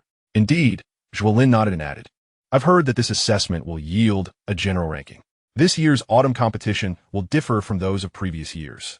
It seems that those who do not place within the top 100 in the assessments will not qualify to participate in this year's competition. The Qiyang Academy comprises 4 major divisions, A, B, C, and D. However, the classification into these divisions does not solely reflect the strength of their disciples. Initially, all 4 divisions were on equal footing, but over the years, disparities have emerged. Presently, Division A is the strongest, led by Chief Instructor Fan Hong. Following closely is Division B, under Chief Instructor Shi Baiqiu. Division C comes next, with Chief Instructor Hu Shuiying at the helm. The weakest is Division D, led by chief instructor Xianxia. Throughout the Qian Academy, there are dozens of esteemed instructors, yet only these four hold the title of chief instructor. Interestingly, Division D was once the strongest, primarily because Ye Changqing belonged to it. After all, 2 years ago, Ye Changqing was not only defeating his peers, but was also able to best some instructors. However, since Ye Changqing's incapacitation, many disciples have been reluctant to join Division D or to study under Xianxia, leading to the division's decline over the past 2 years. Although Xianxia has never mentioned this to Ye Changqing, he is well aware of it. The decline of Division D is largely attributed to the perception that it is a harbinger of misfortune, and many fear being tainted by bad luck. Ye Changqing looked at Zhuolin and couldn't help but smile. What a coincidence. If I had taken any longer to recover, I would have missed the opportunity to participate. Zhuolin grinned and nodded in agreement. He then turned his gaze to Ye Changqing and said earnestly, I've heard that by Yi. Currently ranked first on the celestial list, has reached the pulse condensation realm. Chapter 28. What uses it to embarrass him? The pulse condensation realm. An 18-year-old in the pulse condensation realm? One must admit, Bai Yi from the Bai family possesses remarkable talent. Setting aside his past and the later emergence of Jiang Yueyao, Bai Yi has indeed become one of the most outstanding prodigies in the Xiyin County in recent years. However, I believe that with your capabilities, you will surely surpass him in a month's time, and then the title of the foremost in the Celestial Academy will belong to you, Zhuolin cheerfully declared. Once you enter the Tianyang Academy to cultivate and step beyond the Yin-Yang Kingdom, all those so-called saints of the Qingxian continent will have to kneel before you. Others merely recognize Ye Changqing's divine veins and bones, thereby overlooking his innate talents. However, Zhuolin is aware of the extraordinary gifts possessed by his brother. A sudden mocking voice pierced the air. Heavens, are there cows flying in broad daylight? It was then revealed that a fool below was merely boasting. Along a narrow path, several figures emerged. At the forefront stood a tall youth, his features strikingly sharp, with star-like brows and piercing eyes, exuding an aura of distinctiveness. Upon seeing this individual, Zhuolin's smile vanished, replaced by a cold demeanor as he inquired, Bai Xian, what did you say? I said you were bragging. Bai Xian retorted with a scoff. Is a genius who has lost his divine veins and bones still a genius? His rapid ascent from a 9th level of body refinement to the mid-stage of qi nurturing in just 2 days is merely a result of the benefits gained from 2 years of cultivating at the body refinement stage. Ye Changqing regarded Bai Xian, whose expression was contorted with disdain, and calmly replied, whether I am a genius or not will be evident during the autumn competition. Humph. Bai Xian stood with his hand behind his back, sneering, do you really think you can compete with Gan Yunqi and Gan Yanhua? Be cautious during the autumn competition. Should you encounter me, I will show no mercy. When I break your limbs, do not kneel and beg for mercy.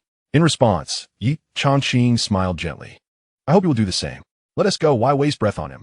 Remarked a youth dressed in a black martial outfit, standing beside Bai Xian, his eyes flickering with discontent. As he finished speaking, he strode away, but paused as he passed Ye Changqing, looking coldly at him and stating, Ye Changqing, 2 years ago you were indeed the pride of the heavens, but now you are nothing. If we meet in the rankings of the autumn competition, I will surely kill you, even at the cost of breaking the rules. I'm Gan Ziming. Currently, he holds the 2nd position on the heavenly rankings. It is said that he is nearing the realm of pulse consolidation. Ye Changqing gazed at Gan Ziming and replied with a smile, 2 years ago, you lacked even the qualification to carry my shoes, and that remains unchanged. Upon hearing this, Gan Ziming's expression faltered momentarily.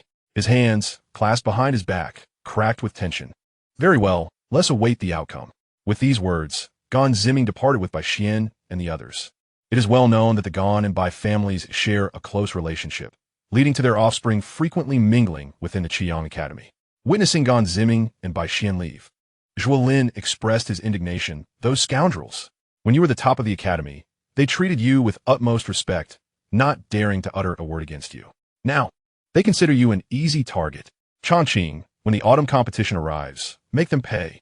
Indeed, Ye Changqing chuckled. I heard you were once ranked 28th on the heavenly rankings. But Bai Xian challenged you and took your place, leaving you at 29th. When you meet him in the autumn competition, I shall assist you in teaching him a lesson. That's the spirit, my friend. Zhuolin chuckled. Let us proceed. The test is about to commence. With that, the 3 of them continued along the path. Soon, they arrived at a martial arena capable of accommodating 1,000 spectators. At that moment, A considerable number of people had already gathered within the arena, including numerous high-ranking, mid-level, and junior instructors from various academies. The entire arena was divided into 4 distinct sections, each marked by a sign designating it as Academy A, B, C, or D. A glance revealed that the disciples from Academy A were the most numerous. Brother-in-law, I shall head to Academy B first. All right, good luck with the test. Okay. As Jiang Yuewei entered the Qiyang Academy, she garnered the admiration of instructor Hua Jinxin, who took her under her wing. Later on, when instructor Hua Jinxin was promoted to vice principal, she arranged for Jiang Yuewei to join Academy B, where she would train under chief instructor Shi Baiqiu. Nonetheless, instructor Hua Jinxin frequently continued to guide Jiang Yuewei in her cultivation.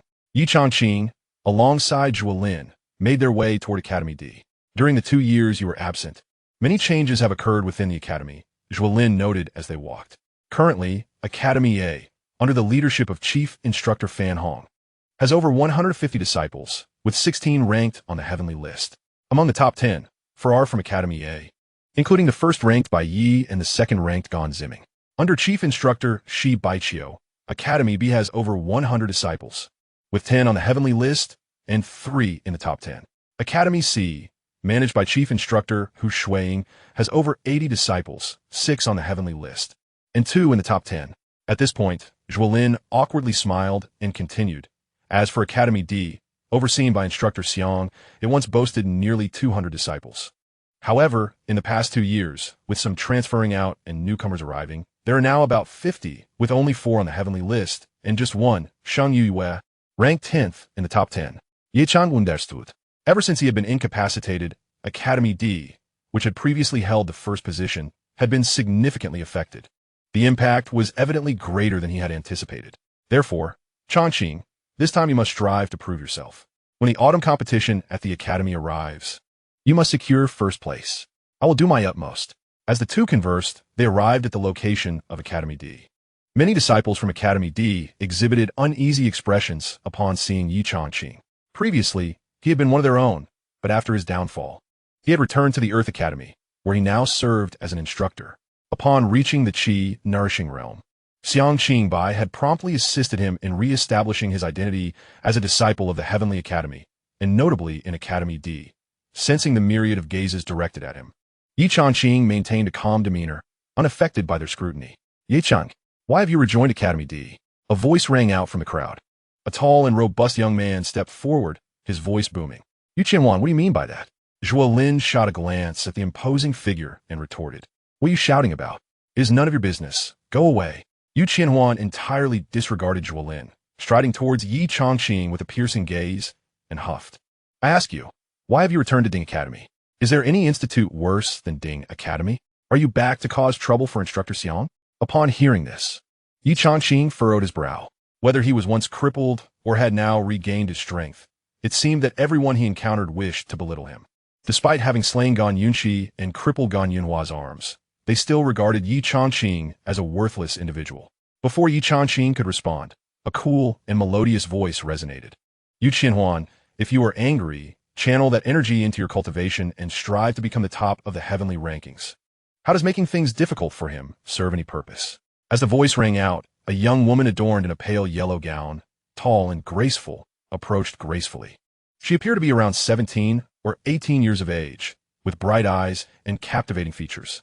Upon seeing her, Yu Qianhuan instinctively recoiled. I simply feel displeased seeing him return.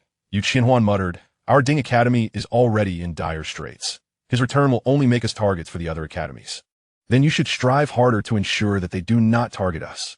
Yu Qianhuan huffed, turning away. Thank you, senior sister Sheng. At this moment, Zhuolin turned to the young woman with a slight smile. Thank for what? She replied coldly, I am not assisting him. Zhuolin was momentarily taken aback. This Sheng Yue was the only member of Ding Academy to rank within the top 10 of the heavenly rankings, possessing unparalleled strength and consistently leading among the 50 or so members of the academy. Sheng Yue continued, the reason I reprimanded Yu Qianhuan was that I do not appreciate him publicly criticizing Ye Changqing.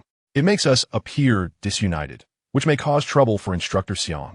As she spoke, Sheng Yue turned her gaze to Ye Changqing, stating, it is commendable that you have resumed your cultivation and reached the mid-stage of qi nurturing. but it is indeed ill-advised for you to return to Ding Academy. Your presence will undoubtedly draw the ire of many disciples from the other 3 academies during the upcoming autumn competition. Do you understand that this autumn competition will lead to a re-ranking of the heavenly rankings?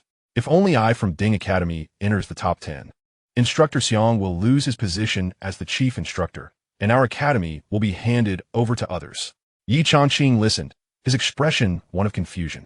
This was information he had not been aware of. Enough, Sheng Yue continued. I have heard that you broke on Yanhua's arms. He indeed possesses strength close to the heavenly rankings.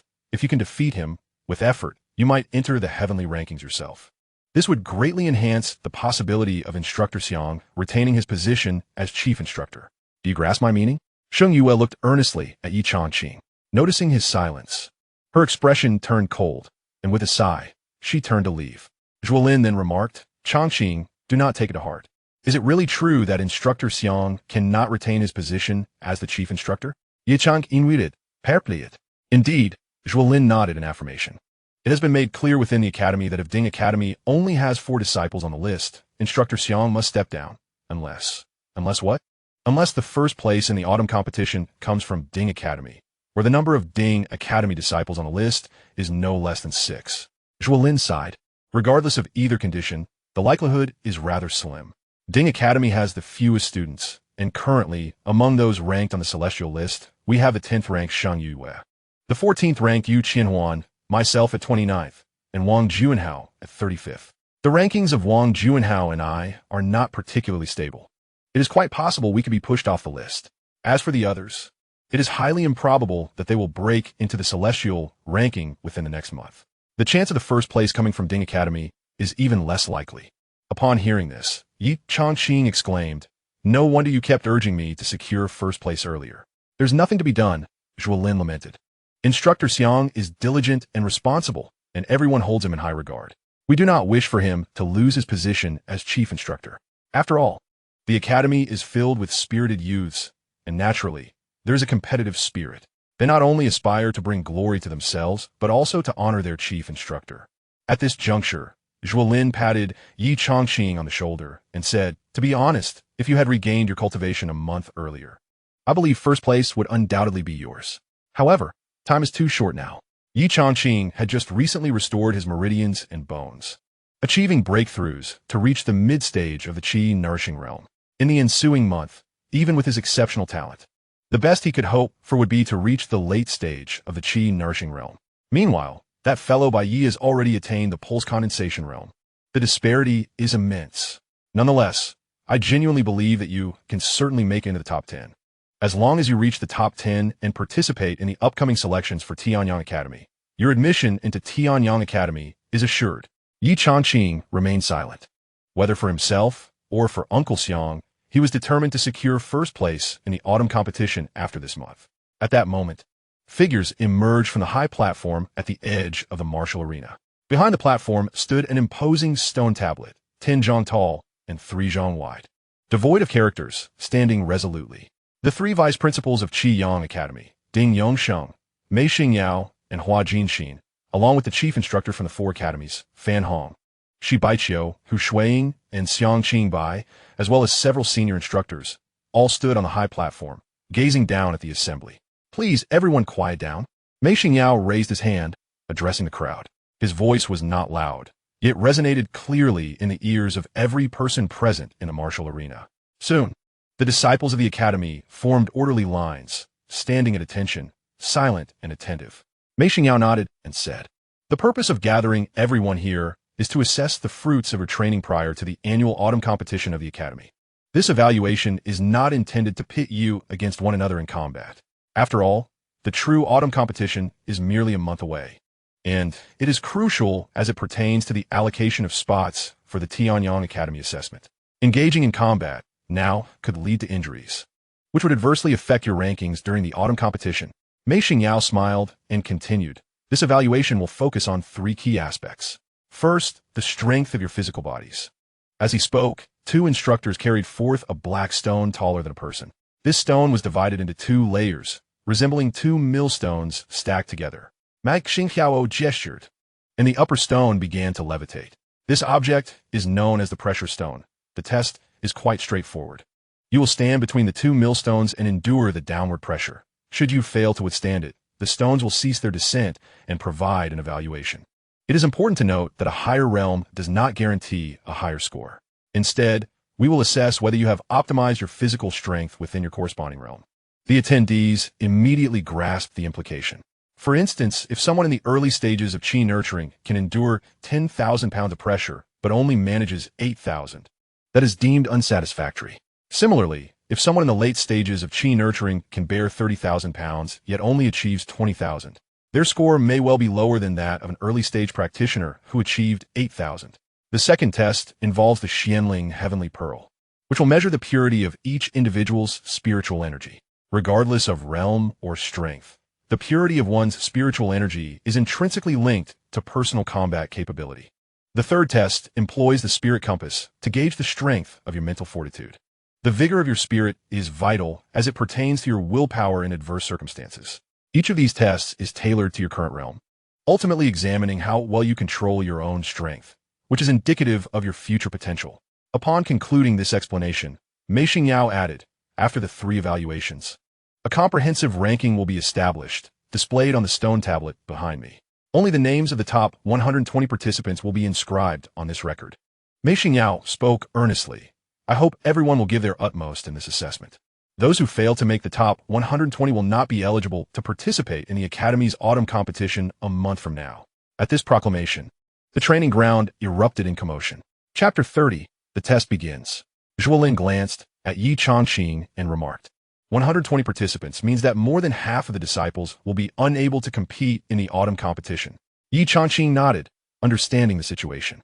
Zhuolin continued, every year, the autumn competition involves hundreds of participants, some of whom are merely in the early or mid stages of Qi nurturing, making it impossible for them to enter the rankings. Participating would merely waste their time and energy. At this point, Zhuolin turned to Ye Changqing and quickly added, I'm not referring to you. I know. To speak frankly, Ye Changqing harbored little understanding of the academic institution, Xiaobi. After all, he had bypassed all preliminary steps and directly participated in the selection of the Holy Sun from the Qingxian continent. With merely a month at hand, it is challenging for anyone to achieve significant enhancement. The current method of screening out 120 individuals for specialized training appears quite commendable. Zhuolin continued, it seems that this upcoming assessment demands our utmost effort. Ye Changqing, unexpectedly recovering just in time for this test, was eager to ascertain how he fared in terms of physical strength, purity of spiritual energy, and mental fortitude. His restoration was facilitated by the esteemed senior, Qin Wuyo, who utilized his own yin-yang divine veins and the remnants of chaotic divine bones to cleanse Ye's damaged meridians and skeletal structure. Although this purification did not fully restore him to his former glory, it placed him well above the average prodigy. Had it been otherwise, he would not have so effortlessly dispatched Guixu at the outset. Having cultivated the first volume of the 9 transformations of the dragon elephant technique and attaining the initial realm of the Xianxia stage, his physical constitution had undergone a comprehensive enhancement, and the circulation of spiritual energy in his 3 realms had reached the mid-stage of the nourishing Qi realm. Such an advancement undoubtedly surpassed the majority of his contemporaries in Xian County. Now, the assessment commenced. As Mei Xingyao's voice resonated, the 4 chief instructors descended from the elevated platform. At this moment, the disciples from the 4 academies, A, B, C, and D, had each set out a pressure testing stone, a mysterious spiritual pearl, and a mental compass before them. The disciples began the testing process in an orderly fashion. In the area designated for the D Academy, the disciples formed a queue. The foremost disciple approached the pressure testing stone, and the grinding disc slowly ascended. As this disciple positioned himself between the stones, he raised his hands. In the next instant, the disc began its descent. Upon contact with the disc, the disciple's expression shifted dramatically, and soon, as the disc continued to lower, both his hands and feet trembled, clearly struggling to maintain his stance. This initial test gauged physical strength. Achieving optimal performance within the corresponding realm would yield a high evaluation. Etched alongside the pillars connecting the 2 grinding stones were 9 palm-sized stars. As the upper stone descended, the disciple caught in between gritted his teeth, his face reddening. With a resounding chime, 4 of the 9 stars illuminated, while the 5th flickered only partially before ceasing. In the D Academy, Wang Su achieved a commendable rating of 4 stars. The instructor responsible for recording the results jotted them down on a spiritual tablet. The disciple named Guixu. His face flushed, protested. I refuse to accept this. I can endure further. Step aside and do not waste time. The instructor retorted. This pressure testing stone was procured at a high price from the Tianyang Academy. Its testing accuracy is unparalleled. Can you truly continue? Persevere, and your bones and muscles will be crushed by the press of the stone, leading to injury. This pressure stone serves to evaluate the critical state your muscles and bones can endure, and it will not harm you. Do you understand? Upon hearing this, Guixu's face flushed red, and he stepped aside. The initial pressure stone test offered a maximum rating of 9 stars and a minimum of 1 star. Yet he achieved a rather mediocre 4-star rating. This was undeniably unsatisfactory. The cumulative score from 3 tests would determine the top 120 participants eligible for the upcoming autumn competition at the Academy, which was of utmost importance. Moreover, the Academy had been rather underhanded, providing no prior notice or information, leaving everyone unprepared for the challenge. After completing the first test, Guixu proceeded to the second. On a hefty stone table lay a groove, within which rested a spherical azure-white orb, approximately the size of a human head. The second test was straightforward. One must infuse their spiritual energy into the mystic spirit pearl with all their might. The mystic spirit pearl would then emit a beam of light, with the intensity of the beam corresponding to the purity of the spiritual energy, ranging from a minimum height of 1 foot to a maximum of 9 feet. Evaluated from 1 to 9 stars. Guixu immediately remarked, "Instructor, doesn't this mean that those with higher realms have an inherent advantage? Take the Qi-nurturing realm as an example. In the early stages, one can circulate their spiritual energy for a single cycle. In the mid-stages, it can circulate for 3 cycles. And upon reaching the pinnacle of the Qi-nurturing realm, it can circulate for 12 cycles. It is evident that the more cycles one can perform, the greater their capacity to contain spiritual energy and, consequently, the higher the purity of that energy. Naturally, the instructor responsible for the assessment countered. The first test with the pressure stone does not consider the level of one's realm, but rather how well each individual can control their physical training at their respective realm, ensuring fairness for disciples of lower realms. Fairness? Guixu muttered under his breath. The higher one's realm, the better their control over their body, and thus, the better their assessment results. Is there such a thing as absolute fairness in this world? The instructor immediately retorted, while you are at the academy, it serves as your ivory tower, a sanctuary that protects you. Even when you venture out to hunt spirit beasts, instructors will follow you discreetly. Yet, in the broader martial world, among mercenaries, rogue cultivators, and bandits, will they discuss fairness with you? Would you dare to tell a 40-year-old master in the condensation realm, I am merely at the Qi-nurturing stage, and our battle is unfair. You must suppress your power to my level for a life-and-death duel. How naive, chastised. Guixu lowered his head and ceased to speak further, commencing the test. He placed his hands upon the mystic spirit pearl, and the orb flashed brilliantly, sending forth a beam that surged upward. It reached a height of 5 feet, wiggled slightly higher, and then came to a halt. 5 feet, a 5-star low rating. The instructor recorded Guixu's score and said, "Proceed to the next challenge." The final test awaits. The mind compass tests the mental strength of various disciples. A female instructor stood before the compass, which measured about 10 feet in diameter, and said, "Simply place your hands upon the compass. It will activate automatically, detecting your mental strength and illuminating the surrounding 9 segments of the compass, with each segment corresponding to a star rating from 1 to 9. This time, Guixu wasted no words and placed his hands directly on the compass. Soon, 6 segments began to glow, although the last one shone somewhat dimly. The female instructor glanced at him and remarked, "Guixu, your mental strength is rated at a medium 5 stars. Meanwhile, those in line behind him began their tests as well. Observing a few completed tests, everyone understood that this assessment posed no harm. It merely reflected one's foundational skills and strength cultivated over time. Thus, disciples from the 4 academies, A, B, C, and D, began their evaluations one by one. Zhuolin observed this scene and remarked, aside from the tests of physical strength, spiritual energy purity, and mental strength, it is evident that those with higher realms have distinct advantages.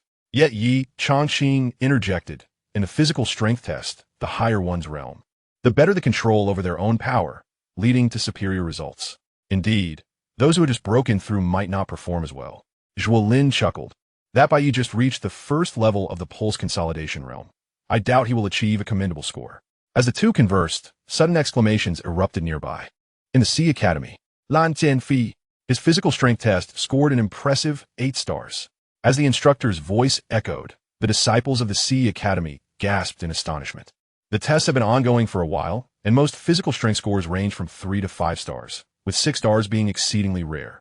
Lan Tianfi's 8 stars represented the highest score thus far in this round of testing. Zhuolin gazed in admiration. Truly, he deserved his place as third on the heavenly rankings. Lan Tianfi, being the most distinguished disciple of the Sea Academy, had indeed earned his reputation. Yet, considering that even he achieved only 8 stars, it indicated that a 9-star rating was exceedingly difficult to attain. At this thought, Zhuolin glanced toward the Ye Academy. Perhaps only Bai Yi could accomplish such a feat. The tests continued steadily. Suddenly, a wave of chatter erupted from the Ye Academy. Senior brother Bai Yi has received a 9-star rating, someone exclaimed, prompting a flurry of discussion among the disciples of the Heavenly Academy. The first 9-star rating had emerged, with Bai Yi attaining a medium-level 9 stars. Observing the commotion from the Heavenly Academy, Zhuolin scoffed. This was to be expected. What is there to celebrate? A nearby disciple from the D Academy echoed. It would be strange if Bai Yi, having reached the pulse consolidation realm, did not achieve 9 stars. Despite it being merely a lower 9-star rating, the fact that it originated from the A Academy and was attributed to Bai Yi still stirred quite a stir. This revelation allowed many disciples to clearly perceive the disparity between themselves and the top of the Heavenly Academy. Subsequently, the disciples from the 4 academies underwent their tests in succession, most achieving merely 4 or 5-star evaluations at the initial stage, with only a handful receiving 6 or 7 stars, and even fewer attaining 8 stars. Among them, Gan Ziming from the Gan family, ranked second on the celestial leaderboard, received an 8-star superior rating. Surprisingly, Jiang Yuewei, ranked 4th, secured a 9-star inferior rating. The emergence of a second 9-star rating was unexpected, not from Gan Ziming, the second on the leaderboard, nor from Lan Tianfi, the third, but from Jiang Yuewei, the 4th, which took many by surprise. At Ding Academy, Sheng Yuwei achieved a 7-star superior rating, while Yu Qianhuan obtained a 7-star average rating. However, Zhuolin also received a 7-star superior rating. Changqing, it's your turn, Zhuolin said as he approached after completing the pressure stone test. Don't be nervous, just endure as much as you can. The pressure stone will stop automatically. It's quite simple. It was evident that Zhuolin was pleased with his 7-star superior rating. From what I've observed, as long as you attain at least a 6-star rating, you should easily secure a spot in the top 120. Don't worry. At these encouraging words, Ye Changqing nodded and stepped forward. The instructor responsible for recording, upon seeing Ye Changqing, nodded and said, when you're ready, we can begin. Indeed, Ye Changqing was a well-known figure throughout the Qiyang Academy. Had this test occurred 2 years prior, he would have effortlessly achieved 9-star ratings in all 3 stages. Others could only attain 9 stars, while Ye Changqing could achieve them because he was limited to 9 stars. However, at this moment, upon this realization, the recording instructor gazed at Ye Changqing with a hint of regret in his eyes. Sensing the instructor's peculiar gaze, Ye Changqing felt a twinge of confusion. As he approached the pressure stone, it gradually descended, and he supported himself with his hands, feeling the weight of the stone pressing down upon him. The pillars on either side of the stone were composed of an extraordinarily unique material, seemingly able to sense the flow of his spiritual energy, thereby releasing corresponding pressure based on the energy circulation and observing subtle changes in his physical form. This testing apparatus was indeed remarkable. As time passed, Ye Changqing did not feel an overwhelming sense of oppression. However, suddenly, he distinctly sensed his strength being constrained by the stone, prompting him to involuntarily activate the 9 transformations dragon elephant technique. A faint golden pattern briefly flickered across his skin. In the next moment, all pressure vanished abruptly. The recording instructor glanced at the star points on the adjacent pillar, which began to illuminate one by one. 1, 2, 3. Meanwhile, Zhuolin fixated on the star markings on the pillar, murmuring, wait, I've got 7 now. This guy, isn't he going to surpass me, is he? The instructor responsible for recording rubbed his eyes in disbelief. It's already 8 stars. Upon witnessing the 8th star illuminate, the recording instructor poised to inscribe the moment. 8 stars. This Ye Changqing, despite lacking divine veins and divine bones, possesses some merit. Yet, just as the stroke of the 8th character was about to be penned, the 9th star pattern suddenly ignited. Not merely a third or half, but entirely ablaze. Ding Academy. Ye Changqing, 9 stars exceptional. The instructor's voice quivered as he announced the result. Gripping a tuft of grass, Zhuolin leaped with exuberance, his cheeks flushed with excitement, exclaiming, Changqing remarkable. As the instructor's declaration echoed, several disciples nearby from Ding Academy, upon hearing the mention of 9 stars, initially thought they had misheard. Turning to behold the 9-star patterns on the pressure stone pillar all aglow, they rubbed their eyes in disbelief. 9 stars of exceptional quality? Who could it be? Ye Changqing. How could this be?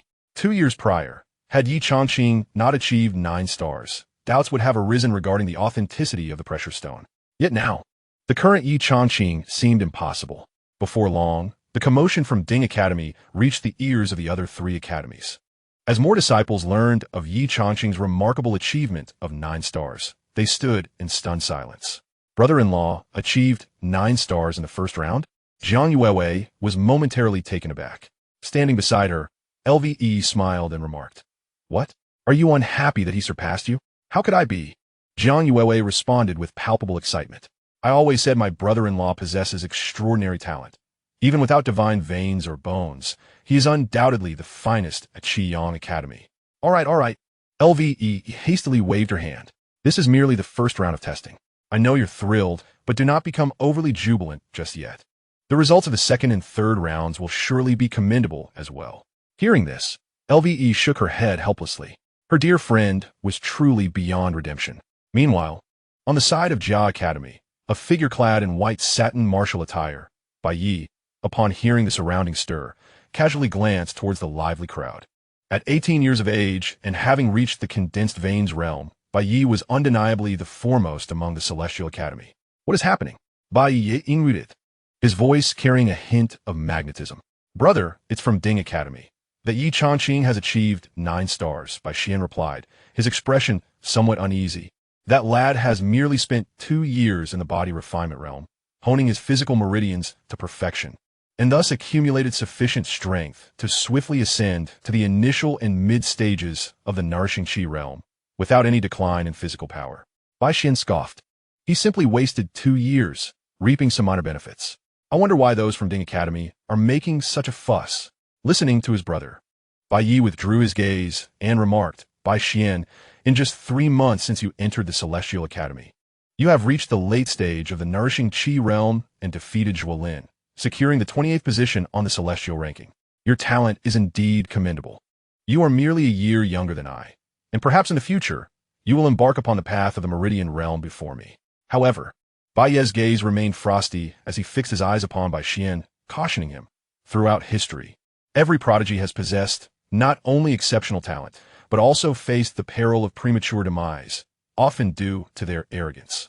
Upon hearing this, Bai Xian parted his lips to retort, yet Bai Yi offered no opportunity, continuing. 2 years ago, at merely 14, Ye Changqing established his Yuan mansion. Indeed, his success is attributed to his yin-yang divine veins and primal divine bones. But can we truly belittle his talent? After 2 years of accumulation, his meridians and bones have suddenly been restored, allowing him to attain the initial stage of the Qi nourishing realm. A single venture into the 100 Refinements Tower propelled him to the mid-stage. Can we merely ascribe this to his groundwork in the body refinement realm? Are you suggesting his talent is commendable? Bai Xian murmured. How could that be? Lacking divine veins and divine bones, he cannot possibly compare to you, let alone me. Bai Yi shook his head, stating, I cannot ascertain whether his talent is indeed remarkable or lacking, yet I am certain that as martial artists, we must never overestimate ourselves nor underestimate our adversaries. I understand, Bai Xian nodded. In the autumn competition of the Academy, a month hence, you must secure a place within the top 10. Bai Yi spoke earnestly. If you have the chance to confront Ye Changqing, eliminate him if possible. If not, I shall personally deal with him in the subsequent ranking battles. The 9th prince has commanded his demise, and thus it must be executed. In the future, as we enter Tianyang Academy for our cultivation, the 9th prince will be our support. This matter must be handled meticulously. Rest assured, brother, Bai Xian replied resolutely. There is no need for your intervention. Should we face each other during the group stage, I vow to eliminate him. Indeed, Bai Yi continued, the 9th prince's envoy has brought with him a supreme opening pill, which will aid me in reaching the Meridian realm. along with a first-tier spirit-gathering pill that will greatly enhance my qi-nourishing realm. In a few days, you shall consume it and strive to reach the pinnacle of the qi-nourishing realm. Bai Xian exclaimed with delight. Excellent. Achieving the pinnacle of the qi-nourishing realm and entering the top 10, I am 90% confident. Bai Yi nodded. Then stepped forward to undertake the second round of testing. Upon reaching the Xianling Heavenly Pearl, its brilliant sword reaching 9 feet. In the A division, Bai Yi was assessed as mid-9 stars. As the instructor's words echoed, many disciples of the A division displayed expressions of inevitability. In the second round, during the spirit qi purity test, Bai Yi again achieved mid-9 stars. Observing the results, Bai Yi furrowed his brow. Perhaps due to his recent attainment of the meridian realm, both his physical strength and spirit qi purity had yet to fully adapt to this new stage, thus preventing him from reaching the upper 9 stars tier. Nevertheless, with the first round at mid-9 stars, the second round at mid-9 stars, the third round would most likely also yield similar results. Should all 3 rounds be mid-9 stars, the top score would still belong to him.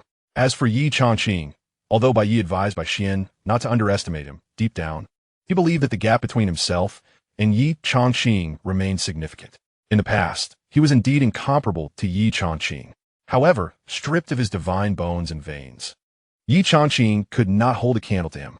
Just as the disciples of the First Academy were extolling Bai Yi, distant sounds of astonishment erupted from the Third Academy. Bai Xian furrowed his brow and turned to a nearby disciple, saying, "Go and see what is happening. The incessant chatter is unbearable. Is it merely that Ye Changqing received a 9-star rating in the first round?" The disciple hurried off and soon returned, his face pale with shock. "Brother Xian, Ye Changqing achieved a 9-star rating." "Of course, I know that," Bai Xian retorted sharply. The disciple, looking even more distressed, stammered, "It's not just the first round. In the second round, the spirit energy purity test, he also received a 9-star rating." "What did you say?"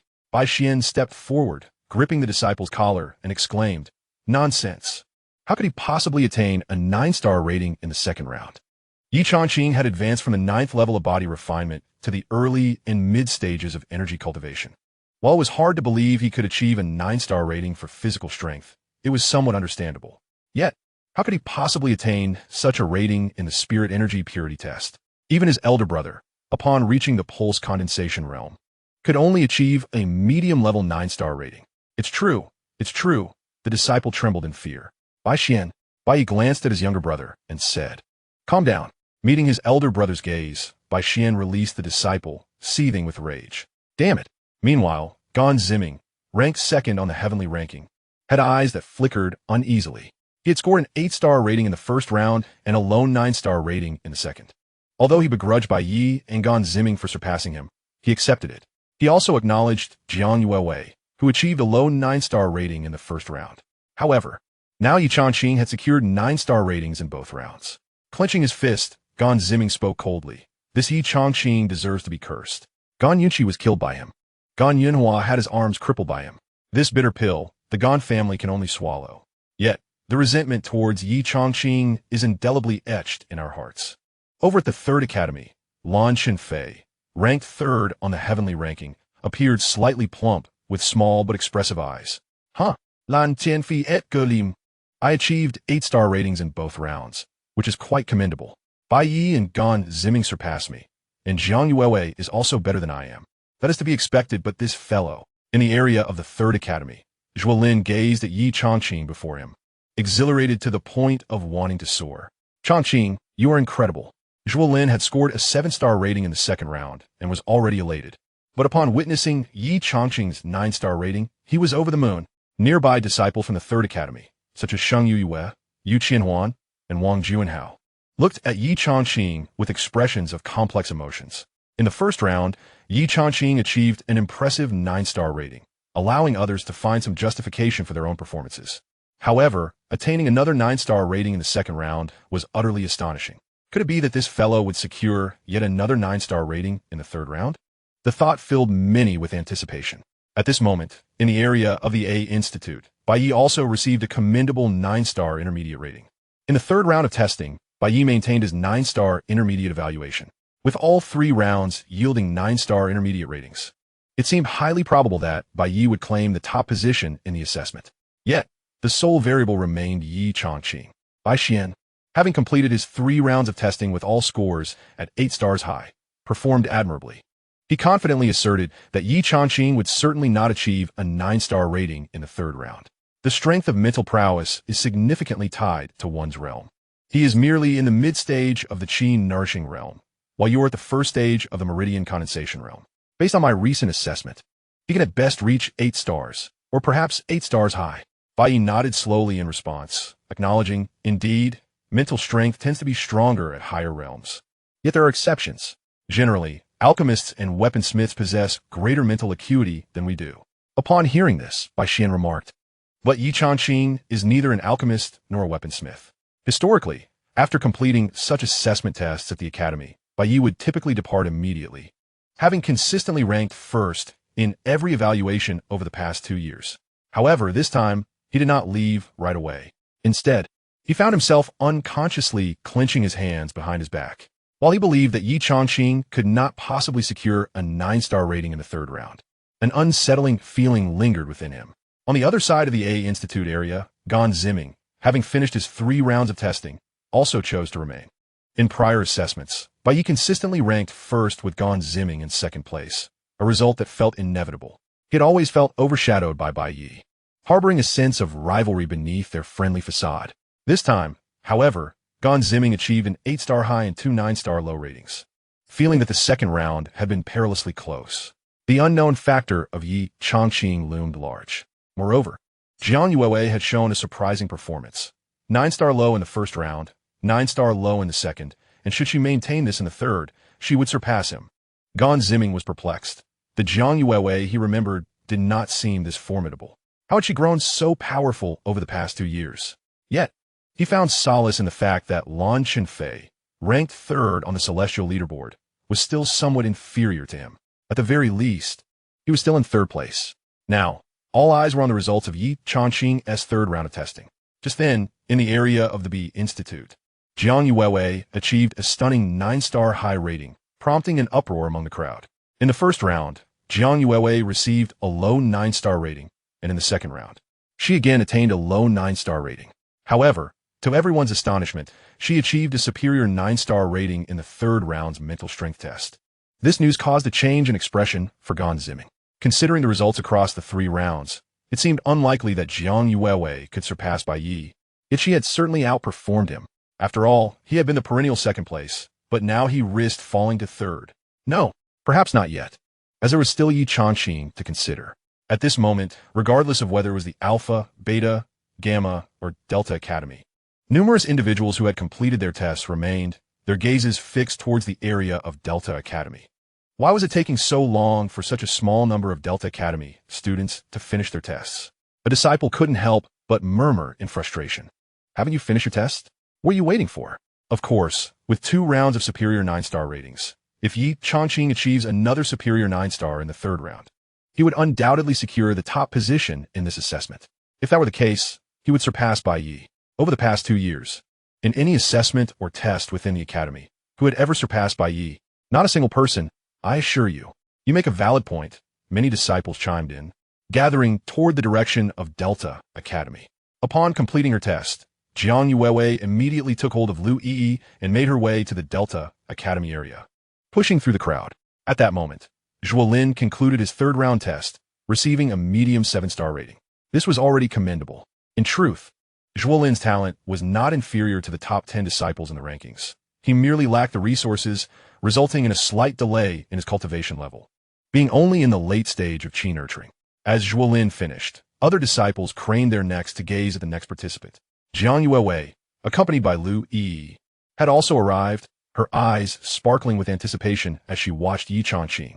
Although Ye Changqing had explained that the restoration of his meridians and bones was due to the elixirs his sister had continuously sent over the past 2 years, Jiang Yuewei had not expected his cultivation to be so solid and stable.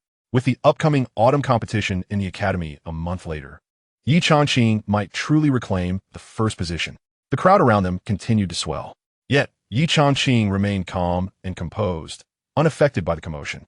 The 2 years of introspection had equipped him to face anything with equanimity.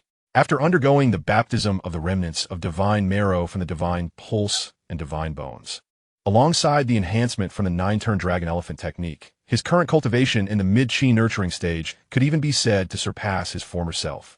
With both hands placed upon the spirit compass, Ye Changqing felt a surge of pressure emanate.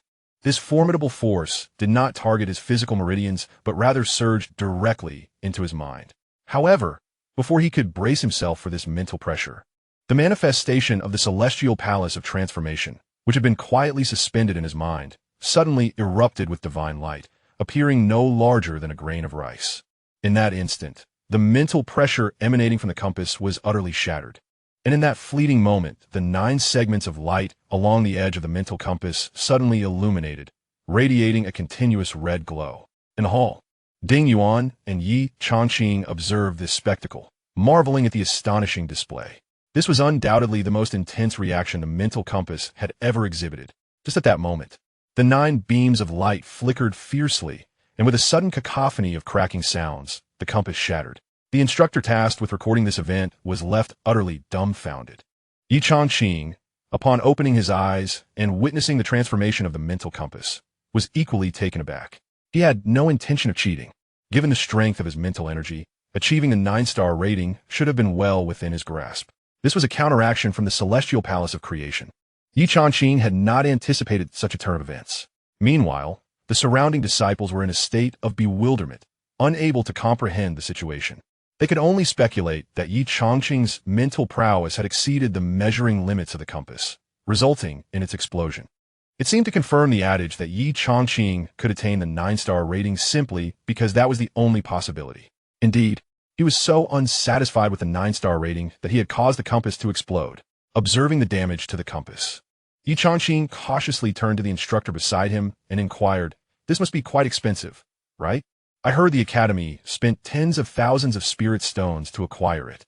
With a peculiar expression, he added, "I hope I won't have to compensate for it?" The instructor's expression grew even more peculiar, and after a moment of contemplation, he replied solemnly, "I shall need to inquire about that." As Ye Changqing completed the 3rd round of testing, a wave of astonishment swept through the arena. Achieving a 9-star rating across all 3 assessments was nothing short of extraordinary. The implications were staggering. It was not merely a question of whether it was terrifying. Rather, it meant that Bai Yi, who had dominated various tests and assessments at Tianyuan Academy over the past year, was now dethroned. This revelation ignited a fervor among the disciples. It was exhilarating. 2 years prior, Ye Changqing had effortlessly claimed 1st place at Qiyang Academy. After his temporary setback, Jiang Yueyao had suddenly risen to prominence, claiming numerous 1st-place honors within a year before continuing her studies at Tianyuan Academy. Subsequently, Bai Yi had also emerged, collecting 1st-place accolades in a similar fashion. But now, Ye Changqing had returned. Had Bai Yi's position as the top contender just been usurped? Chapter 34. Could it be cheating? Brother-in-law, Jiang Yuewei sprinted to Ye Changqing's side, her cheeks flushed with excitement and a radiant smile gracing her face. "Congratulations." At that moment, Zhuolin also playfully punched Ye Changqing on the chest, exclaiming, "I knew it. All the 1st places belong to you now." Hey. Standing beside them, Lu Yi interjected, "This is merely the assessment test prior to the Academy's autumn competition, not the competition itself. Let's not forget, the competition is merely a month away." "And what of it?" Zhuolin replied with an air of pride, with Changqing's talent. It is absolutely feasible for him to break through to the late stage of qi cultivation within a month, easily overcoming Bai Yi. Jiang Yuewei nodded in agreement, her expression reflecting her approval. Lu Yi, upon hearing this, looked at Zhuolin and Jiang Yuewei with incredulity. "Are you two out of your minds? Are you suggesting that Bai Yi will make no progress in a month? Even if Ye Changqing reaches the late stage of qi cultivation, there remains a chasm of 3 levels, peak, completion, and grand completion, between them, not to mention the significant gap from qi cultivation to the condensation realm. You truly believe Ye Changqing can defeat Bai Yi?" As she voiced these thoughts, Lu Yi felt as if she were losing her sanity. Yet, Zhuolin spoke with utmost seriousness, and Jiang Yuewei surprisingly concurred, "It is possible." Were these 2 deluded? Meanwhile, on the other side, the brothers Bai Yi and Bai Xian, along with several disciples around them, wore expressions of deep discontent. "What gives that brat the right?" Bai Xian clenched his fists, unable to contain his anger. His physical strength may be formidable, but how could his spiritual energy, purity, and mental fortitude also receive a 9-star elite rating? Bai Ye Saluti. I told you not to underestimate anyone, especially not a former genius. But, brother, during the Academy's autumn competition, Bai Yi turned to Bai Xian, his demeanor calm. What of it? It is merely an assessment. Do you really think we cannot deal with him during the competition? Of course not, Bai Xian quickly replied. I merely find it infuriating that he has overshadowed you. That is of no consequence, Bai Yi replied softly. He will surely meet his end. Indeed, at the same time, Gan Ziming, ranked second on the heavenly rankings, exhibited an uncertain glimmer in his eyes. Well, this is splendid. Not only has he failed to maintain his second position, but he has also fallen to fourth. This Ye Changqing truly deserves to be cursed. In the area of Class C, Lan Chenfei, ranked third, regarded the situation with intrigue. A fallen genius rising anew. What a narrative. It's a pity his cultivation level is still too low, merely at the mid-stage of Qi cultivation. He may manage to secure a position in the top 20. Beside Lan Chenfei stood a voluptuous young woman, appearing to be around 18 or 19, adorned with heavy makeup, possessing a distinct charm. Top 20? Lan Chenfei turned to the woman. Xianxia, give him a month, and he barely reached the late stage of Qi cultivation. Do you truly believe he can break into the top 20? Do not forget, he is currently at the mid-stage of Qi cultivation and managed to bring Gan Yunhua to his knees begging for mercy. Such strength is not to be underestimated. Upon hearing this, Lan Chenfei raised an eyebrow. Had you not mentioned it, I would have forgotten. Gan Yunhua's arm is still injured, and he cannot participate in this assessment. Rest assured, he will be exempted. Oh, Lan Chenfei's expression shifted in surprise. After all, Gan Yunhua was struck by Ye Changqing within the confines of the academy. Although it was claimed that their engagement was a private sparring session, it is evident that Ye Changqing's actions were somewhat excessive, even compelling Gan Yunhua to kneel. Xianxia slowly remarked, I have heard that the patriarch of the Gan family, Gan Yuanmao, personally approached the headmaster, hoping that he would preserve Gan Yunhua as qualifications. Did the headmaster agree? Of course. Xianxia nodded. No matter how one views it, Gan Yunhua's strength is indeed commendable. You must understand that the 36 individuals on the Tianyuan list represent our Qiyang Academy in the Tianyang Academy assessment. The more disciples we have enter Tianyang Academy, the greater the benefits for our institution. The headmaster, considering this, will strive to ensure that qualified individuals can secure their places on the list. Upon hearing Xianxia's words, Lan Chenfei stretched lazily and chuckled. I see this merely as a privilege of your 6 prominent families. Alas, it is regrettable that I am not a scion of one of those families. Xianxia, upon hearing this, offered a bitter smile and said, what good is it to be a family descendant? The more resources one enjoys, the greater the achievements one must attain. Take the Bai brothers, for instance. Their talents are exceptional, so they need not worry about the family's resources being squandered on them. But what are the other members of the Bai family? Lan Chenfei smirked and replied, then how about we switch places? What? Can you transform into a woman? At this, Lan Chenfei shrugged and said, forget it. There are other ways. Xianxia leaned closer to Lan Chenfei, smiling sweetly. Your appearance is passable. Why not become a son-in-law of the Song family? My father would undoubtedly nurture you well. I think not. I have heard that son-in-laws often lead a miserable existence, always at risk of being cuckolded. The entire martial arena buzzed with astonishment regarding the results of the triad assessment. Not only were the disciples abuzz with discussions, but the 3 vice deans and 4 chief instructors observing from the high platform were equally taken aback. Hua Jin, adorned in a flowing purple gown that accentuated her graceful figure, appeared to be in her 40s, exuding an air of composure and intellect, in stark contrast to the alluring and vivacious demeanor of Headmaster Yuan Mushu. The revelation that Ye Changqing achieved a 9-star rating for physical prowess was already unexpected. To discover that his spiritual energy, purity, and mental acuity assessments also garnered a 9-star rating was utterly astounding. Standing beside him, Vice Dean Ding Yongsheng remarked coldly, could it be that he cheated? Upon hearing this, Mei Xingyao puffed out his cheeks and retorted, Ding Yongsheng, this is a spiritual artifact we procured from Tianyang Academy. Cheating? You, a practitioner of the Yuanfu realm, should try to cheat and see what happens. Ding Yongsheng merely snorted in response, choosing not to engage further. The 4 chief instructors, Fan Hong, Shi Baiqiu, Hu Shuiying, and Xiang Qingbai, stood side by side. Congratulations, Instructor Xiang, Hu Shuiying, known for her fiery temperament and striking figure, commented, her bold red attire attracting attention. She turned to Xiang Qingbai and directly stated, It seems that Ye Changqing's resurgence bears a striking resemblance to his past brilliance. Xianxia couldn't help but chuckle. He is merely 16 years old. Your remark about his former brilliance makes him seem as if he were 60.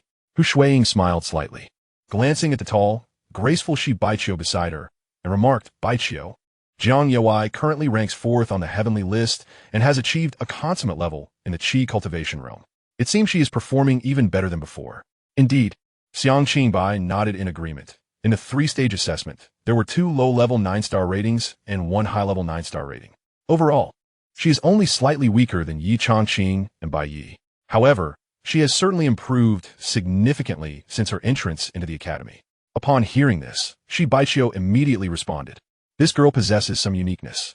Uniqueness? In what way? Both Xianxia and Hu Shuiying looked at her in astonishment. Chapter 35. Speaking too soon. Shi Baiqiu opened her mouth and finally said, when she initially entered the academy, her talent could only be considered upper middle tier. However, ever since her sister Jiang Yueyao showcased her extraordinary talent, Jiang Youai's own abilities have gradually strengthened. Is it truly so? Both Xianxia and Hu Shuiying were somewhat bewildered. Moreover, her innate abilities have been improving recently. She has circulated her spiritual energy through the 18 cycles, reaching its limit without breaking through, and instead, the number of cycles she performs continues to increase. Still increasing? The expressions of Xianxia and Hu Shuiying changed. A Qi cultivator guides the spiritual energy within their body through the great circulation, progressing through 6 realms from initial to consummate. The cycles enhance sequentially, 1, 3, 6, 9, 12, and 18. Upon reaching 18 cycles, one achieves consummation in the Qi cultivation realm. At this stage, the spiritual energy within is sufficiently abundant to break through the first major meridian, allowing the energy circulating through the 18 cycles to merge entirely into this primary meridian, marking the first level of the meridian condensation realm. Almost everyone breaks through in this manner. Yet, Jiang Youai cycles are still increasing? Xianxia remarked. It seems that both sisters from the Jiang family are exceptionally gifted. It is worth noting that previously, Ye Changqing was unrivaled in Xi'an County, and neither Jiang Yueyao nor Jiang Youai had shown remarkable prowess. However, in the past year or two, these sisters have undergone tremendous transformations. Hu Shuiying couldn't help but comment. You two have struck gold, one Jiang Youai and one Ye Changqing. Instructor Xiang, I believe this time, you will secure your position as the chief instructor of Ding Academy. Xianxia sighed, I am not particularly concerned with the title of chief instructor. I prefer to adapt to circumstances. Just then, a cold snort echoed. The chief instructor of Jia Academy, Fan Hong, approached and said, Instructor Hu, your words are premature. Ding Academy must either secure first place in this autumn's academy competition or ensure at least 6 students rank on the list. Fan Hong, tall and well-proportioned, wore a cold smile as he continued. From any perspective, Ding Academy seems incapable of achieving this. Even among the current 4 listed disciples, Wang, Ju, and Hao, in the late stage of the Qi cultivation realm, ranks 35 and is likely to drop this time. Does Ding Academy have anyone stronger than Wang, Ju, and Hao? Hua Shuiying, upon hearing these words, let out a cold snort and retorted, Not necessarily. Isn't there now an additional Ye Changqing? Mauvais, Fanong. If Ye Changqing secures the top position in this assessment, who can predict the outcome of the Academy's autumn competition a month from now? Haha. Fan Hong laughed heartily, saying, Ye Changqing merely stumbled upon the first place in the assessment. Will he truly claim the top spot in the autumn competition? If he manages to do so, I might as well resign from my position as the chief instructor of the Jia Academy. Ah, those are your words. Hua Shuiying, with her fiery temperament, could not stand Fan Hong's arrogant demeanor and immediately declared, Shi Baiqiu, Xianxia, bear witness. If Ye Changqing wins first place in the Academy's autumn competition, Fan Hong shall resign as chief instructor of the Jia Academy. Enough, enough. You two, as chief instructors, ought to maintain your dignity. Shi Baiqiu interjected. The autumn competition a month hence is not solely a measure of our 4 instructors' teachings. It also concerns the 36 individuals who will represent our Qiyang Academy in the annual entrance examination of the Tianyang Academy, which is of paramount importance. Fanong snorted coldly, turned away, and remarked indifferently, the first place in the autumn competition will undoubtedly be by Yi. That is a certainty that cannot be altered. Upon seeing Fan Hong leave, Hua Shuiying grimaced and said, Did you see the way he carries himself? He insists that Bai Yi will surely take first place. It is utterly nauseating. Xianxia, you are far too passive. Back when the 4 great academies of the Tian Academy were established, Ding Academy was the strongest. Even if Ye Changqing were to falter, with your credentials, securing the position of the foremost instructor among the 4 would be no challenge at all. Hua Shuang huffed.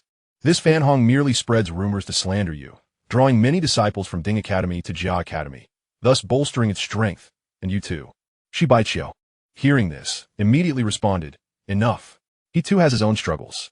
Shi Baiqiu understood that Xianxia Bai was not incapable of competing, but rather chose not to. Back then, Ye Changqing was unparalleled within Qiyang Academy, unmatched by anyone. It was he who, leveraging his connections in the imperial capital, relayed Ye Changqing's information to Tianyang Academy.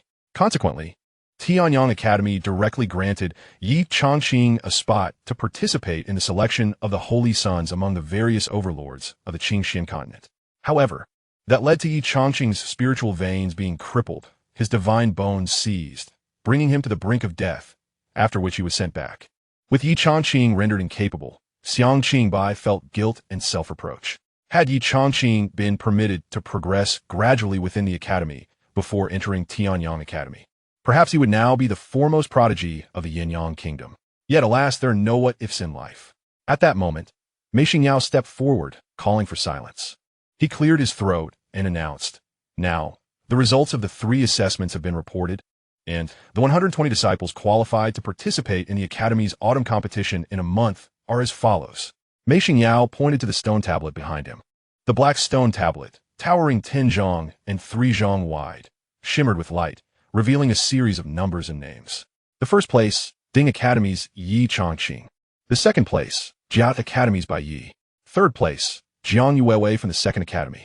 Fourth place, Gan Ziming from the First Academy. Fifth place, Lan Xinfei from the Third Academy. Sixth place, Yuan Qianwei from the First Academy. Seventh place, Gu Xingwen from the First Academy. Eighth place, Zhang Shunan from the Second Academy. Ninth place, Song Siyue from the Third Academy. 10th place, Su Zizong from the Second Academy. 11th place. The names of 120 individuals are inscribed in 2 rows on a stone tablet, glimmering with a soft golden luster that inspires envy and admiration. Among the top 10, the First Academy boasts 4 representatives, the Second Academy 3, the Third Academy 2, and the Fourth Academy 1. Notably, Ye Changqing's ascent to the top was utterly unforeseen by all.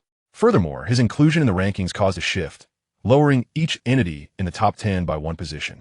Equally surprising was Jiang Yuewei's performance, securing 3rd place and surpassing the more formidable Gan Ziming, who held the 2nd position on the leaderboard. Numerous disciples gazed at the names on the stone tablet, engaged in lively discussions.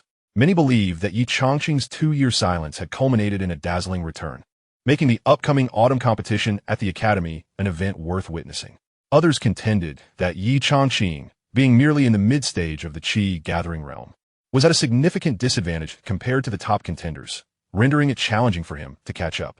Nevertheless, the transformation of a once promising genius into a perceived failure, only to rise abruptly, undeniably instilled a sense of uncertain anticipation among the onlookers.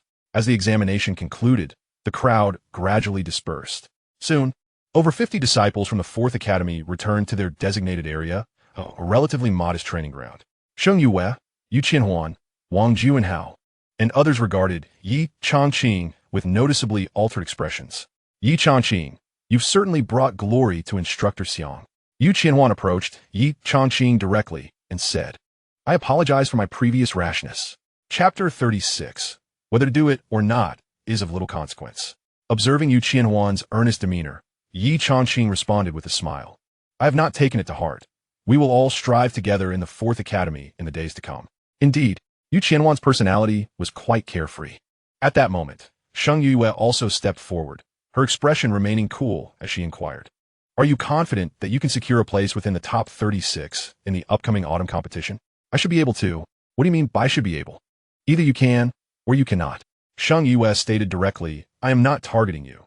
Rather, for the Fourth Academy to attain first place in the autumn competition, Instructor Xiang's position as the chief instructor must be preserved, which is practically impossible.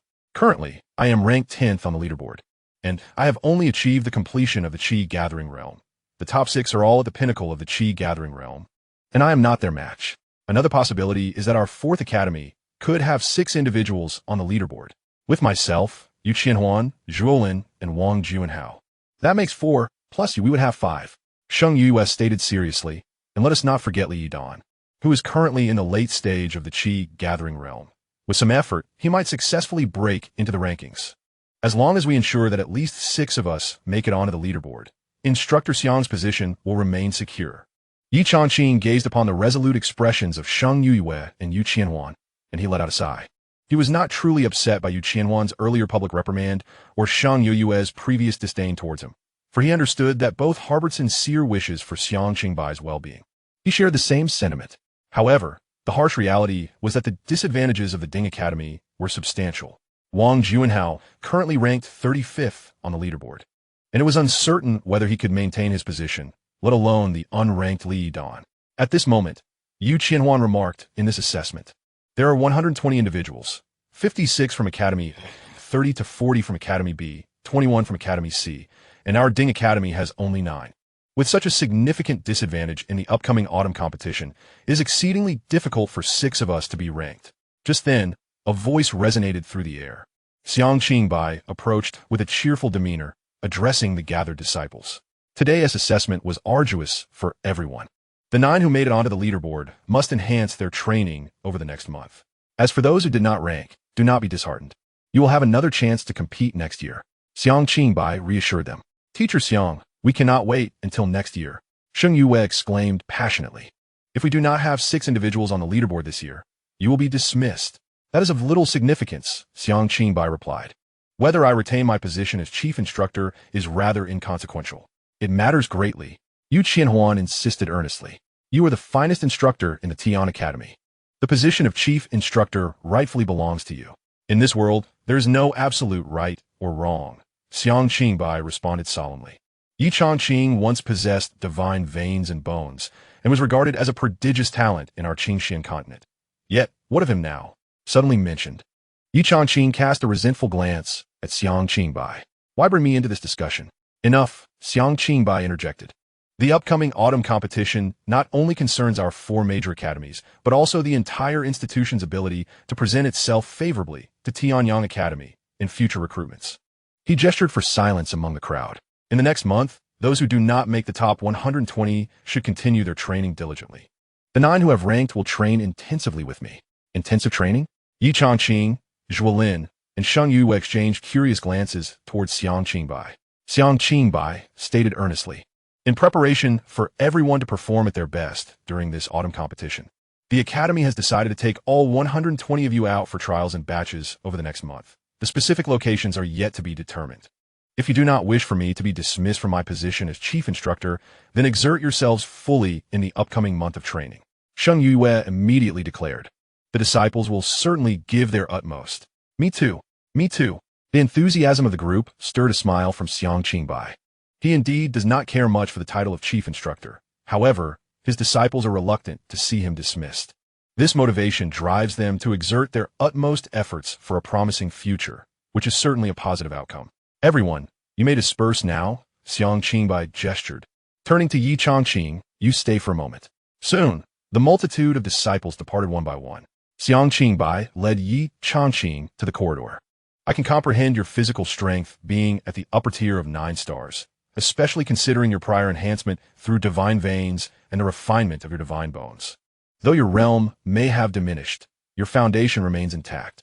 Xiang Qingbai observed this once most esteemed disciple of his and stated directly, Yet, how is it that you possess both the purity of spiritual energy and mental prowess at the same upper 9-star level? Upon hearing this, Ye Changqing could not help but respond, Uncle Xiang, are you underestimating me?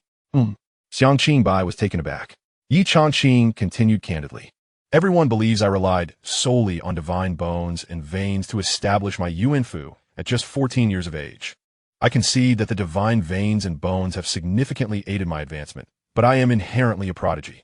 At this declaration, Xiang Qingbai was momentarily speechless.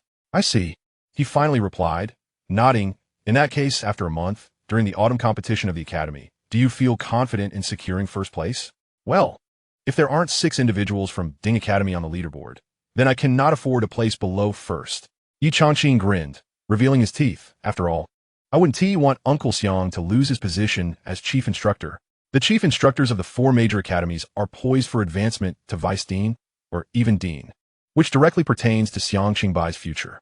Very well, Xianxia Bai promptly declared. In that case, for this month, I shall personally mentor you. With your talent, to have a chance at victory, you must at least reach the perfection of the nourishing qi realm. Indeed, the news of an unexpected autumn examination at the Tian Academy quickly spread. After a day of cultivation, upon returning to the Ye family, Ye Changqing was greeted by his father, Ye Tianxua, his second uncle, Ye Tianxun, and his third uncle, Ye Tianfeng, who all began to inquire in succession. The 3, upon receiving the news, had immediately set aside their affairs and returned home to await Ye Changqing's return. During dinner, the entire family gathered around the table. Regarding the tests of physical strength, spiritual energy, purity, and mental prowess, all at the upper 9-star level. It is partly due to my divine vein being rendered useless and my divine bone being taken. However, a remnant of divine marrow still lingers within me. With the restoration of my meridians and bones and the nourishment from the divine marrow, I swiftly reached the mid-stage of the nourishing qi realm, achieving remarkable results in all 3 tests. Ye Changqing rambled on, explaining the issues surrounding his physical condition, attributing it to his divine marrow and the miraculous elixirs sent back by Jiang Yueyao, among other factors. Ultimately, noticing his father, second uncle, second aunt, third uncle, third aunt, Yi Peng, and several cousins still gazing at him expectantly, Ye Changqing could not help but say, "So, shall we commence our meal now?" Chapter 37. Did you miss me? Hearing Ye Changqing's singular focus on food, Ye Tianshu scolded, "You little rascal, not only have you recovered, but you've done so quite well. It was merely brushed over before. Had it not been for this assessment, I would have remained oblivious." "Dad, why are you scolding me again?" Ye Chang replied helplessly. "I would rather be useless. You used to inquire about my well-being every day, and now it's nothing but scolding." "Ba ba ba. You have the tongue of a crow." Aunt Air quickly interjected. "I understand, Antar." Ye Changqing gazed at the table laden with delicacies, grinning. "Thank you, Aunt Air. Aunt San personally cooked today, and it has been ages since I've savored the dishes made by both of you." "Me too." Ye Peng chiming. "My mother is so busy every day that she scarcely has time to cook for me." "Get lost." Ye Tianfeng smacked the back of Ye Peng's head, chastising. "Last time, your brother Changqing was punished for 10 days in the 100 Refinement Tower. Because of you. Do you even deserve to eat? Look at your brother Changqing. If you don't strive harder, I might just smack you dead." After receiving a slap, Yi Peng pouted. At that moment, Ye Tianshu waved his hand grandly, proclaiming, "Bring out that jar of fine wine I've hidden for 10 years. Today is a joyous occasion. Let us have a drink with my second and third brothers." As he spoke, Ye Tianshu glanced at Ye Tianxun and Ye Tianfeng, laughing heartily, while old Jiang is absent. "Let us 3 brothers indulge." Upon hearing this, Ye Tianxun and Ye Tianfeng wore expressions of eager anticipation. "How dare you, Ye Tianshu, take advantage of my absence? Has your conscience been devoured by a dog?" A voice of reprimand rang out from outside the hall. Jiang Jingyan entered with Jiang Yuewei, his face filled with fury. "Drinking behind my back? Enjoying good wine? Ye Tianshu, how shameless can you be?" Upon hearing the scolding, Ye Tianshu's expression fell. "Hey, Jiang Jingyan, this is a family gathering. Are you here just to mooch off our food and drinks? What nonsense are you spouting?" Jiang Jingyan strode over to Ye Changqing, patting him on the shoulder. "My future son-in-law has recovered his cultivation and secured first place in the academy assessment. I came to see how things are going." Ye Changqing quickly rose. Soon, Jiang Jingyan and Jiang Yuewei took their seats. Ye Tianshu ordered someone to bring out the treasured wine, pouring it into cups. The group raised their glasses and drank heartily. "Indeed, this wine has been hidden for 10 years. It's exquisite." Jiang Jingyan laughed heartily before turning to Ye Changqing. "Changqing, Munyao has sent a letter and entrusted someone to deliver a gift." As she spoke, Jiang Yuewei, seated beside Ye Changqing, took out a letter. The letter bore a unique seal, which Ye Changqing adeptly opened. This time, there were no sharp and domineering characters. "It feels as though you are here with me. I have heard that your meridians and bones have been restored. I wonder if there are still hidden ailments. I am currently unable to return. When you arrive at Tianyang Academy, I will arrange for someone to examine you. Your elder brother has fallen victim to the machinations of the 9th Prince, ostensibly due to the affection shared between him and Li Qiqi, whose noble lineage provoked Yin Feng's ruthless actions against your brother. However, the true motive lies deeper, as it is suggested that an individual from the Xianxia continent, likely someone you have offended during the selection of the Holy Sun, has instigated this calamity. I possess a 9 Nirvana returning cloud pill, capable of restoring your brother's meridians and bones to their former state. However, consuming this pill will inflict considerable pain upon him for over a month. I have arranged for its delivery, and whether he chooses to take it is a decision for him alone. Should there be blood jade spirit mushrooms available, ground into powder and ingested, they could mitigate the torment from the 9 Nirvana returning cloud pill. Regrettably, such mushrooms are rare, and time is of the essence. I have yet to procure any. Upon reading this, Ye Changqing's hand instinctively clenched into a fist. Furthermore, after the autumn comparison at the academy, the Tianyang Academy's recruitment will commence, with some changes anticipated this year. I am unaware of the specifics, but I believe it will not pose any inconvenience to you. Nevertheless, remain vigilant in the days to come. To my knowledge, Yan Feng has dispatched individuals to contact the Bai family. He has learned of your brother's recovery and has ordered by Yi and by Xian to eliminate you. As these words registered, a glint of cold determination flashed in Ye Changqing's eyes. It appears that these individuals are indeed resolute in their intent to eliminate him. Bai Yi and Bai Xian wish to kill me? We shall see who meets their demise first. At the conclusion of the letter, the name Jiang Yueyao was inscribed with clarity. Beneath her name, a line of smaller text read, "Have you thought of me?" Upon reading this, ripples of emotion stirred within Ye Changqing. In truth, when the Yi and Jiang families established their engagement, he and Jiang Yueyao shared a profound connection.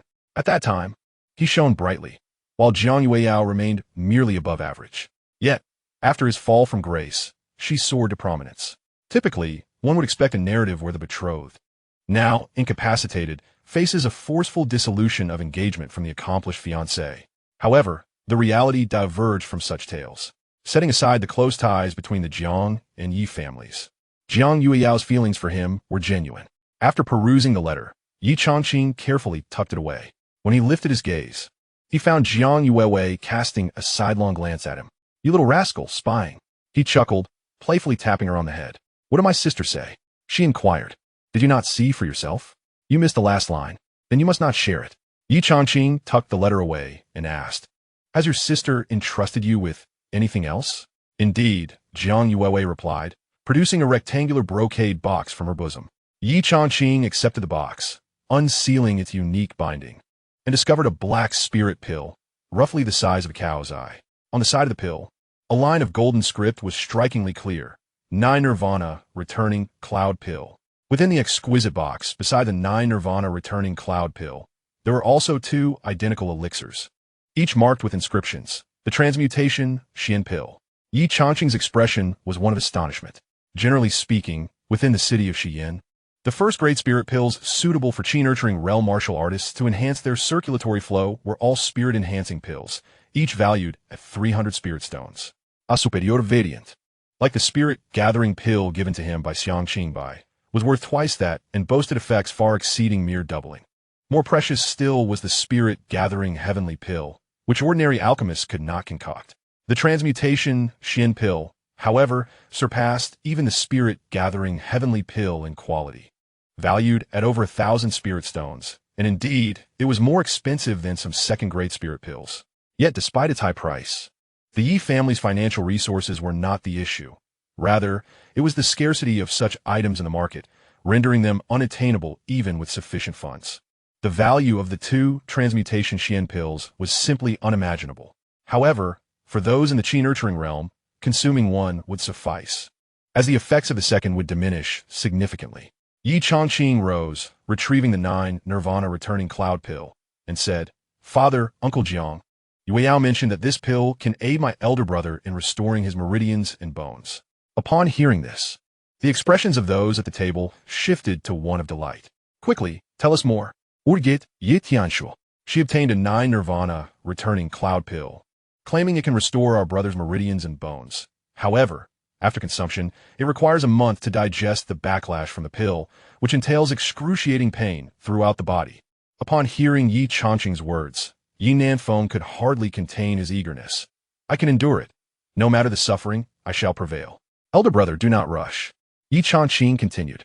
Yao mentioned that if we can procure blood jade spirit mushrooms and grind them in a powder for consumption, it would alleviate the agony of this bone-eroding torment. Blood jade spirit mushrooms? Ye Changqing furrowed his brow at this revelation. Such a rare herb is highly valuable. It is said that decades ago, they appeared in the Guixu mountain range, attracting many powerful figures from the imperial capital to vie for them. Since then, however, there have been no reports. Fear not. Yi Nanfeng interjected, rising with excitement. I can endure any pain. Nanfeng, please do not rush, Jiang Jingyan reassured him. We all understand your eagerness to recover. However, since Yao stated that the 9 Nirvana returning cloud pill inflicts considerable pain and backlash lasting a month, should it be too severe, it could lead to adverse consequences. Yi Nanfeng wished to protest, but, upon meeting Jiang Jingyan's gaze, restrained himself and nodded in agreement. Indeed, if the backlash exceeded his threshold of endurance, it would pose a significant problem. Jiang Jingyan then suggested, Old Yi, I propose that our two families leverage our connections to inquire within the vicinity of Xian about any leads on blood jade spirit mushrooms, and subsequently, we can extend our search to other counties. Yes, indeed. Ye Changqing turned to his eldest son, speaking earnestly. The elixir is here. It will not escape us. Merely a matter of days sooner or later. Should we, Jiangshu and I, fail to locate the blood jade Lingji, let us beseech the family alchemist to concoct some elixirs to alleviate your suffering. You may then consume the 9 Nirvana returning cloud pill. How does that sound? Good. Upon hearing this, Yi Nanfeng ceased his insistence. Ye Changqing refrained from mentioning the matter of the 9th prince, Yan Fengxing, secretly instructing Bai Yi to eliminate Bai Xian. Should Bai Yi and Bai Xian indeed take action, it is likely they would choose to do so during the autumn competition at the academy. At that juncture, the two brothers would most likely feign failure as a means of evasion. In past autumn competitions, fatalities have not been uncommon. After all, even with meticulous preparations, unforeseen incidents may arise during a contest. Besides the autumn competition, the two brothers have little opportunity to eliminate their adversary. However, the autumn competition presents an opportunity for both the brothers and for him. As the meal concluded, night had fallen. Jiang Jingyun and Jiang Yuewei chose not to return to the Jiang residence, opting instead to stay at the Yi household. At the dinner table, Ye Changqing had consumed a few cups of wine and now felt somewhat lightheaded. He decided to retire to his courtyard to practice the skyward fist technique and the extreme wind sword technique. He had already grasped the fundamentals of the skyward fist technique. Yet the extreme wind sword technique required further comprehension. Moreover, Elder Qin Huio had previously stated that once one embarks on the path of sword cultivation, lacking the ability to comprehend the essence of the sword would preclude any significant achievements in this realm. What is the essence of a sword? In this world, every entity possesses its own path, and sword cultivators have their own sword path. The essence of the sword marks the beginning of this journey. To understand the true nature of the sword, to harness its inherent characteristics, and to merge with the sword in a manner that expresses one's own insights into it. This is the essence of swordsmanship. Ye Changqing always remembered Qin Huio's words. For over 10 days, he had been contemplating this concept. Yet, each time the sword was in his hand, he felt no discernible difference. After practicing the skyward fist technique and the extreme wind sword technique, Ye Changqing sheathed his sword and stood still. At that moment, the courtyard door opened, and Yi Nanfeng approached. Elder brother, I can't sleep. I wanted to talk to you. Ye Changqing nodded in understanding. He realized his brother felt it would be difficult to recover, yet unexpectedly, hope had emerged so swiftly. The emotional tumult during this period is something not easily comprehended by ordinary people. Yi Nanfeng gazed at Ye Changqing and asked, Are you preparing to pursue the path of sword cultivation? Indeed, came a reply. Yi Nanfeng smiled and retrieved a storage pouch from his bosom, subsequently producing a slender wooden box. This is, let's open it and see. Ye Changqing nodded. As the sword box opened, a faint, ethereal blue glow flickered momentarily. Inside the box lay a long sword, resting quietly. Its sheath was uniquely crafted from agarwood. Ye Changqing picked up the sword and slowly drew it from its sheath. The sword displayed measures over 3 feet and 7 inches in length, with a blade width of 3 fingers. Its edges boast unique patterns, reminiscent of the intricate veins found on a leaf. This sword is a first-grade spiritual weapon, which I fortuitously acquired during my early days at the Tianyang Academy. Being a practitioner of the blade, I had little use for it, and initially thought you would not require it either. However, it now appears to be the perfect fit for you. Yi Nanfeng smiled and said, "This sword is named the Dragon Tooth Sword, forged from an inner tooth of the fourth-tier spirit beast, the double-tooth horn dragon. It is exceedingly sharp. The double-tooth horn dragon is characterized by its two massive exposed fangs, which are both razor-sharp and exceptionally sturdy. Naturally, this dragon tooth sword was not crafted from those enormous fangs. Nonetheless, even the other teeth of this dragon would suffice for the creation of a first-grade spiritual weapon." Ye Changqing gripped the dragon tooth sword tightly and began to practice the extreme wind sword technique. Soon, as he became accustomed to it, he realized that this sword far surpassed any first-grade spiritual sword he could randomly select from his family's treasury. "Thank you, elder brother," he exclaimed joyfully as he sheathed the dragon tooth sword. Yi Nanfeng couldn't help but admire. "Although you do not practice swordsmanship, your technique is remarkably unique and swift. This is not the Academy's sword technique, nor do we possess anything like it in the Yi family. It is a first-grade sword technique that I acquired during the selection for the Holy Sun. I find it quite impressive, and it is just in time for my current training," Ye Changqing replied evasively. "Yes," Yi Nanfeng nodded, then retrieved a storage ring from his person and handed it to Ye Changqing. "This storage ring has an internal space of 3 zhang in length, width, and height, ample for your daily needs. I know you possess one already, but it has a relatively small capacity." As he spoke, Yi Nanfeng equipped the storage ring on Ye Changqing's wrist. Once worn, it would conform to his wrist, melding seamlessly with his skin, making it nearly invisible. In truth, Ye Changqing envisioned the grand celestial palace in his mind. Within its towering first level, apart from the 5 statues of revered ancestors, there was vast space sufficient to accommodate any item. Nonetheless, he genuinely required the storage ring. Otherwise, should others see him without any visible storage artifact while his hands remained empty, they would undoubtedly suspect him of possessing a superior treasure, leading to unnecessary complications. "Having said that, I shall not disturb you further," Yi Nanfeng smiled. "Once you have recovered, let us spar, you with your sword and I with my blade. I will suppress my strength to match yours and see how it goes." Agreed. As he looked at the dragon tooth sword in his hand and felt the storage ring on his wrist, Ye Changqing's gaze gradually solidified. For his own sake and that of his elder brother, he must become far stronger than before. Devoid of divine bones and meridians, he would need to exert efforts several times greater than previously. The following day, at the break of dawn, Ye Changqing, accompanied by Jiang Yuewei and Yi Peng, made their way back to the Qiyang Academy. In the time to come, Ye Changqing had no intention of returning home. Instead, he resolved to devote himself to training within the academy. Upon arriving, Yi Peng headed towards the Earth Institute, while Ye Changqing and Jiang Yuewei proceeded to the Celestial Institute. As they reached their destination, they spotted a group of individuals approaching them. The 2 leading youths were evidently positioned at the forefront of the group. The young man on the left, strikingly handsome and clad in vibrant robes, exuded an air of aloofness. "Yuewei," he called out, directing a warm smile towards Jiang Yuewei. "She instructor has informed us that once we are prepared today, we shall set off for our training." "I understand," Jiang Yuewei replied, her demeanor somewhat frosty in response to his enthusiasm. The young man continued, "During this external training, the disciples from our 4 institutes will not be together. We will reconvene after a month and immediately commence the autumn competition at the academy.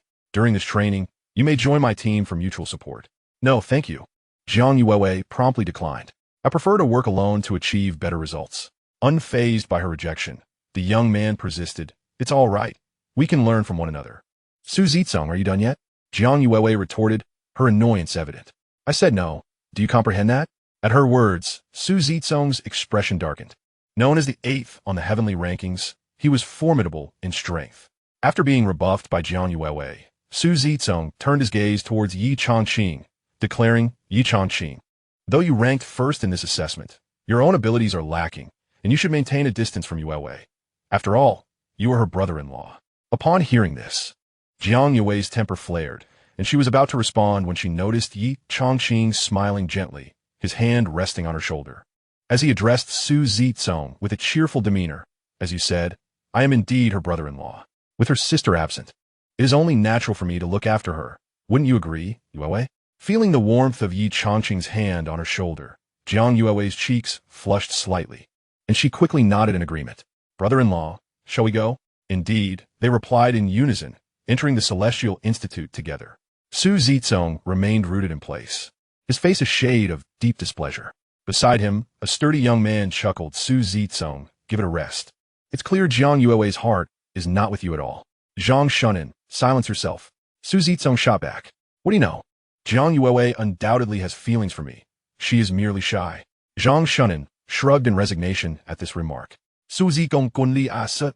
That Ye Changqing should remain in the Earth Institute, destined to be a mere junior instructor for life. Yet he dares to emerge now. When the Academy's autumn competition arrives, he had best not cross my path. Zhang Shunan promptly remarked, enough, enough. No matter what he says, he is still the young master of the Yi family. Do not act foolishly. So what? The Academy's autumn competition is not merely a contest of familial prowess. Su Zizong scoffed, deliberately placing his hand on Yue's shoulder, intending to provoke me. I won't forget this. Meanwhile, on another side, Ye Changqing and Jiang Yue walk side by side. That Su Zizong is truly despicable. Jiang Yue pouted.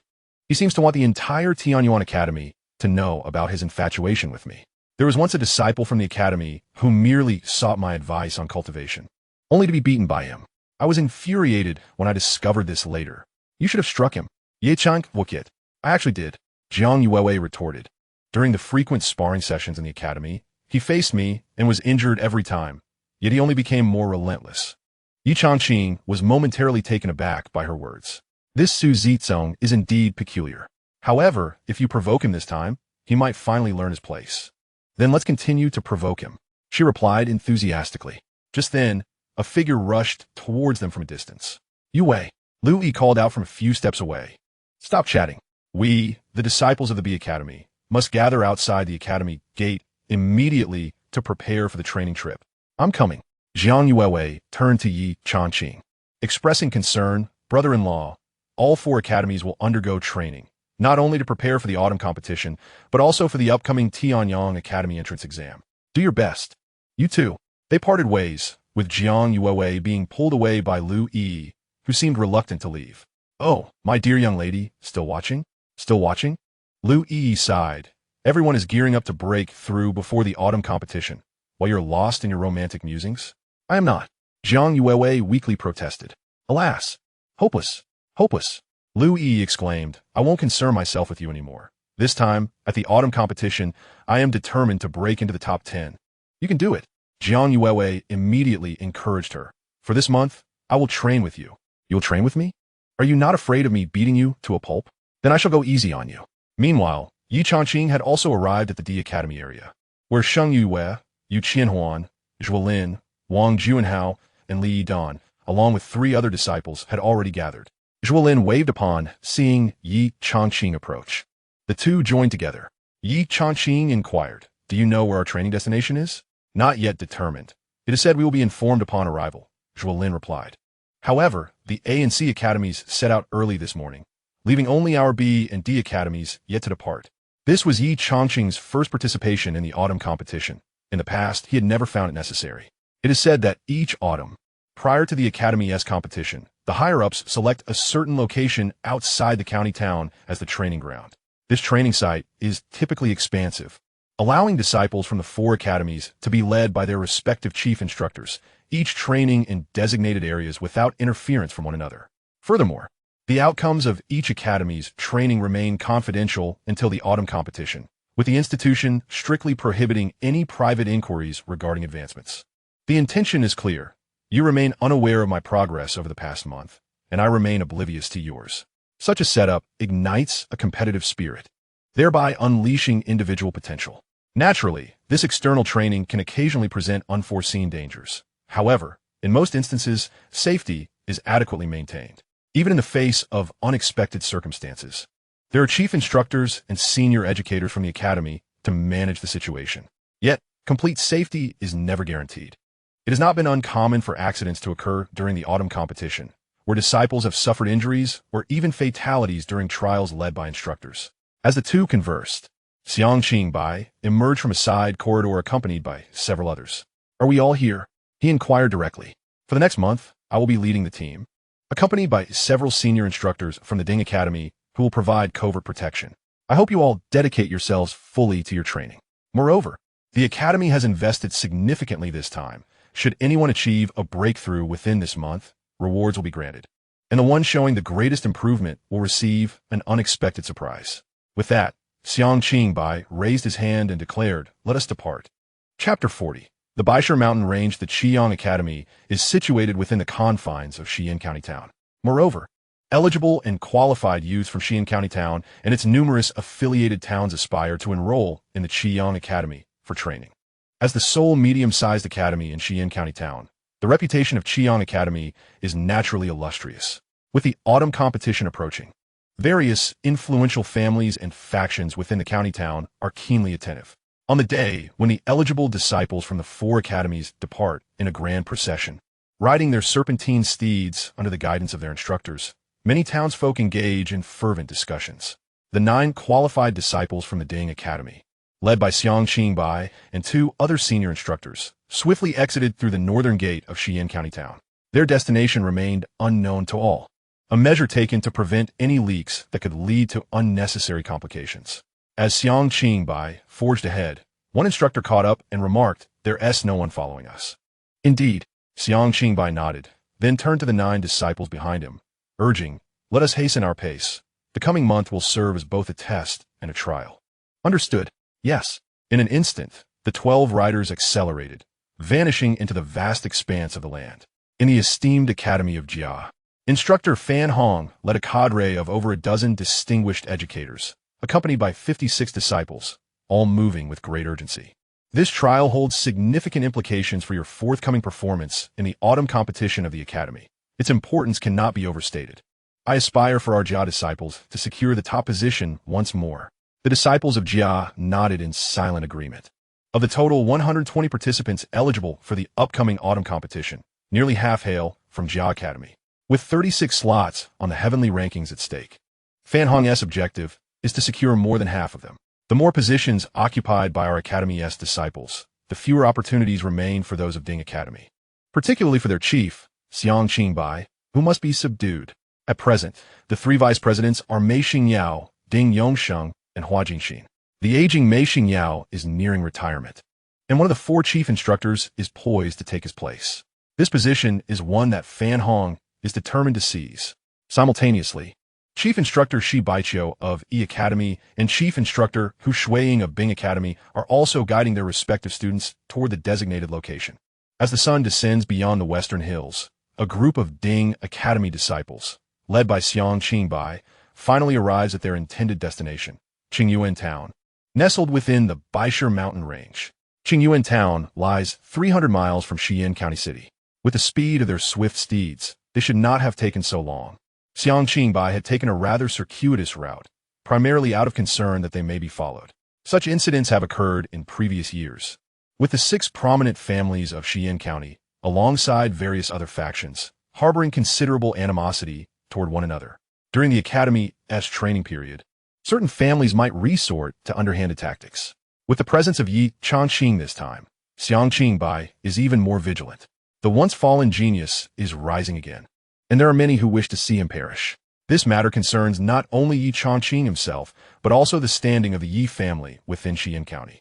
Consider, aside from the Jiang family, how the other 4 great families eagerly await the demise of Ye Tiansha, anticipating that with the fall of Ye Nanfeng, the death of Ye Kai Wei, and the incapacitation of Ye Changqing, the Ye family would be left without heirs, allowing them to seize control. Thus, Xianxia cannot afford to let any harm befall Ye Changqing. The 12 individuals passed through Qingyuan Town without pausing for rest, continuing onward toward the Baisha mountain range. Upon reaching the mountainous region, the sun dipped below the horizon, casting long shadows over the towering peaks, which loomed majestically, exuding an atmosphere of foreboding. High mountains and dense forests echoed with the sounds of the wind, creating an eerie ambience. The Baisha mountain range, located to the southwest of Xian County City, is renowned for its vastness, stretching over 1,000 miles and spanning more than 100 miles in width, teeming with spiritual beasts and abundant natural treasures.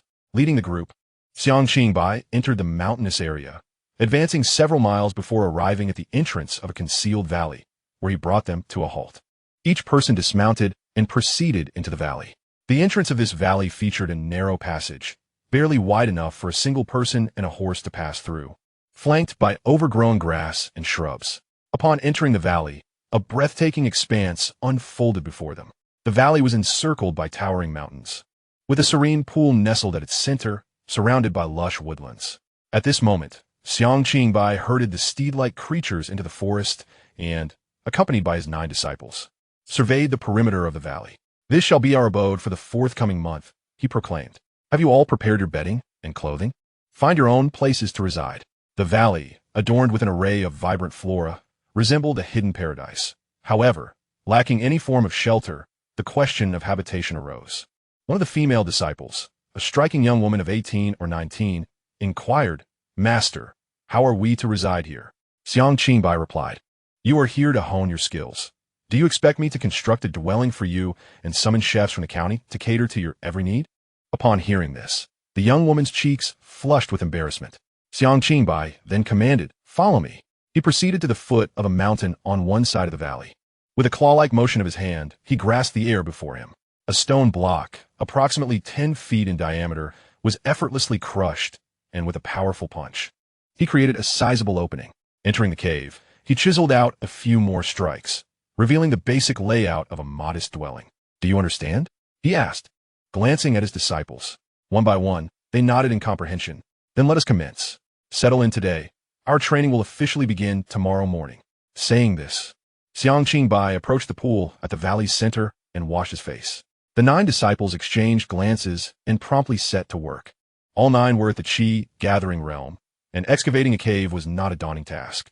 Before long, Ye Changqing had carved out an entrance about 10 feet high, extending 3 feet within. He retrieved bedding, clothing, and various cooking utensils from his storage ring, arranging them neatly. Subsequently, he took a piece of meat to the poolside to wash it. The other disciples also busied themselves with their tasks. Xianxia observed Ye Changqing's every action, inwardly impressed. Clearly, at the tender age of 14, Ye Changqing had bravely participated in the perilous selection for the Holy Sun, and in this wilderness training, he excelled far beyond his slightly older peers. While the other disciples were still occupied with their cave preparations, Ye Changqing had already set up a campfire and started cooking the meat broth. Soon, a mouth-watering aroma wafted through the air, drawing the attention of his fellow disciples, who gazed enviously at Ye Changqing as he ladled the broth by the fire. After a long day's journey, they too felt a gnawing hunger. At that moment, Zhuolin emerged from his cave, lured by the enticing scent of the broth. With a thud, he plopped down beside Ye Changqing and earnestly said, "Foster father, may I have a bowl, please?" Chapter 41. The trial officially commences. Ye Changqing turned to glance at Zhuolin, who was kneeling on the ground, his already tattered garments now coated in dust, and his face and hair equally unkempt. "What happened to you?" Ye Changqing asked as he ladled a bowl of meat soup and handed it to Zhuolin. Zhuolin accepted it and immediately began to drink heartily. Ye Changqing then offered him several skewers of roasted meat, which sizzled enticingly, releasing a delectable aroma. Zhuolin gulped it down without a care for the heat. "I initially thought it would be simple to carve out a resting place, but the execution turned out to be rather complex," Zhuolin remarked while savoring the meat skewers and sipping the soup. "When I went out for training in the past, I would leave and return on the same day. And even when I occasionally stayed in the wilderness, it was merely finding a tree to spend the night. I never anticipated it would be this troublesome." The cave he had hewn was right beside Ye Changqing's, modeled entirely after the latter's dimensions. However, once completed, the contrast between their 2 abodes was akin to that of a palace and a shack. "I will help you tidy up shortly," Ye Changqing offered. Generally speaking, when residing in the wild, one must guard against attacks from spirit beasts and venomous creatures. However, this time with several instructors present and the location being secluded, we are unlikely to encounter any spirit beasts or poisonous entities here. We just need to ensure it is not too hot or humid. "Absolutely." Zhuolin nodded eagerly. "No wonder you participated in the selection for the Holy Sun. You must have spent quite some time in the wilderness." "The selection for the Holy Sun? That was not merely staying in the wild," Ye Changqing replied, lifting his bowl to ladle several servings of soup, which he placed beside him. "Take this to Instructor Xiang and the others, and invite Sheng Yue and the rest to join us for some soup and meat." Upon hearing this, Zhuolin remarked, "You can skip serving the 3 instructors, but for the others." He glanced at the few busy figures not far away. Lowering his voice, Zhuolin said, "Changqing, I feel they look down on you too much. Just ignore them. It's all for Instructor Xiang." "All right then." Zhuolin quickly carried the meat soup to the 3 instructors and called the others over. "Sheng Yue, Yu Qianhuan, Wang Juanhao, and Li Yidan all appeared rather disheveled.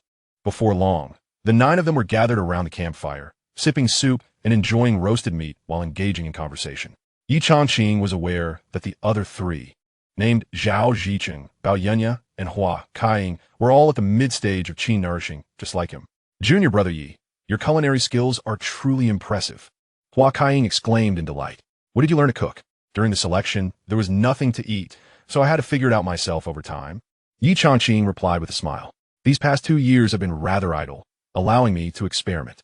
Having received Ye Changqing's kindness, they settled down and began to converse, sharing both their anticipation for the upcoming month of trials and their concerns. After all, the autumn competition at the academy a month from now would be of utmost importance to each individual. According to reason, as we arrive at the Baisher mountain range, it stands to reason that the other 3 academies have also come here, albeit at a greater distance from us, preventing any encounters. Wang Juanhao appears to be a rather earnest young man, who spoke up, expressing his curiosity about how they are faring in their trials. What are they up to?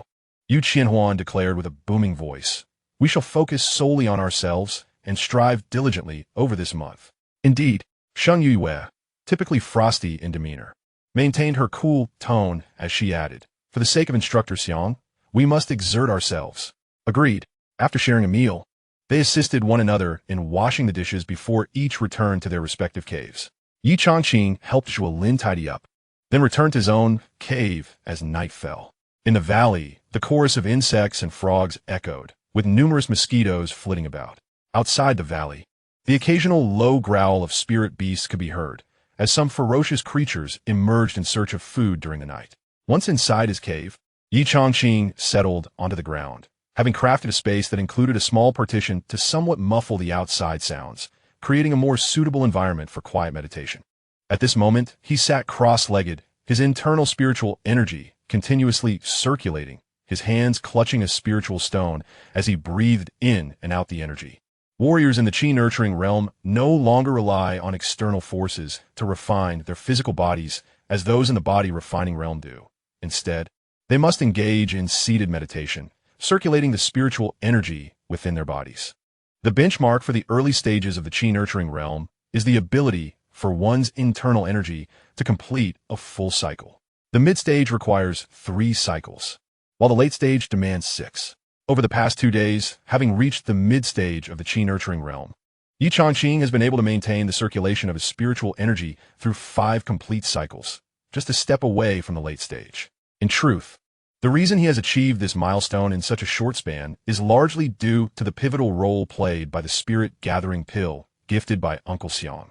Moreover, Ye Changqing sensed a profound strengthening within himself, a strengthening of his innate talents that he could not fully comprehend.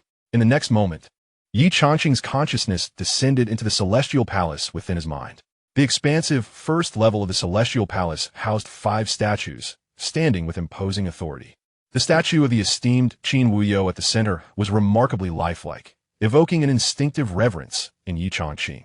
Although Qin Wuyo had not elaborated on the past of the 5 individuals, Ye Changqing could surmise that they were undoubtedly prominent figures of great renown in the so-called Taixu Heaven. The reason for the presence of their statues within this celestial palace remained a mystery to him. Furthermore, the tasks that Qin Wuyo had set for him likely involved matters that he, at present, lacks the qualifications to comprehend. Originally, Ye Changqing had come here to inquire of Qin Wuyo whether the changes occurring within his body were connected to the divine marrow left behind by the divine pulse and divine bone within him.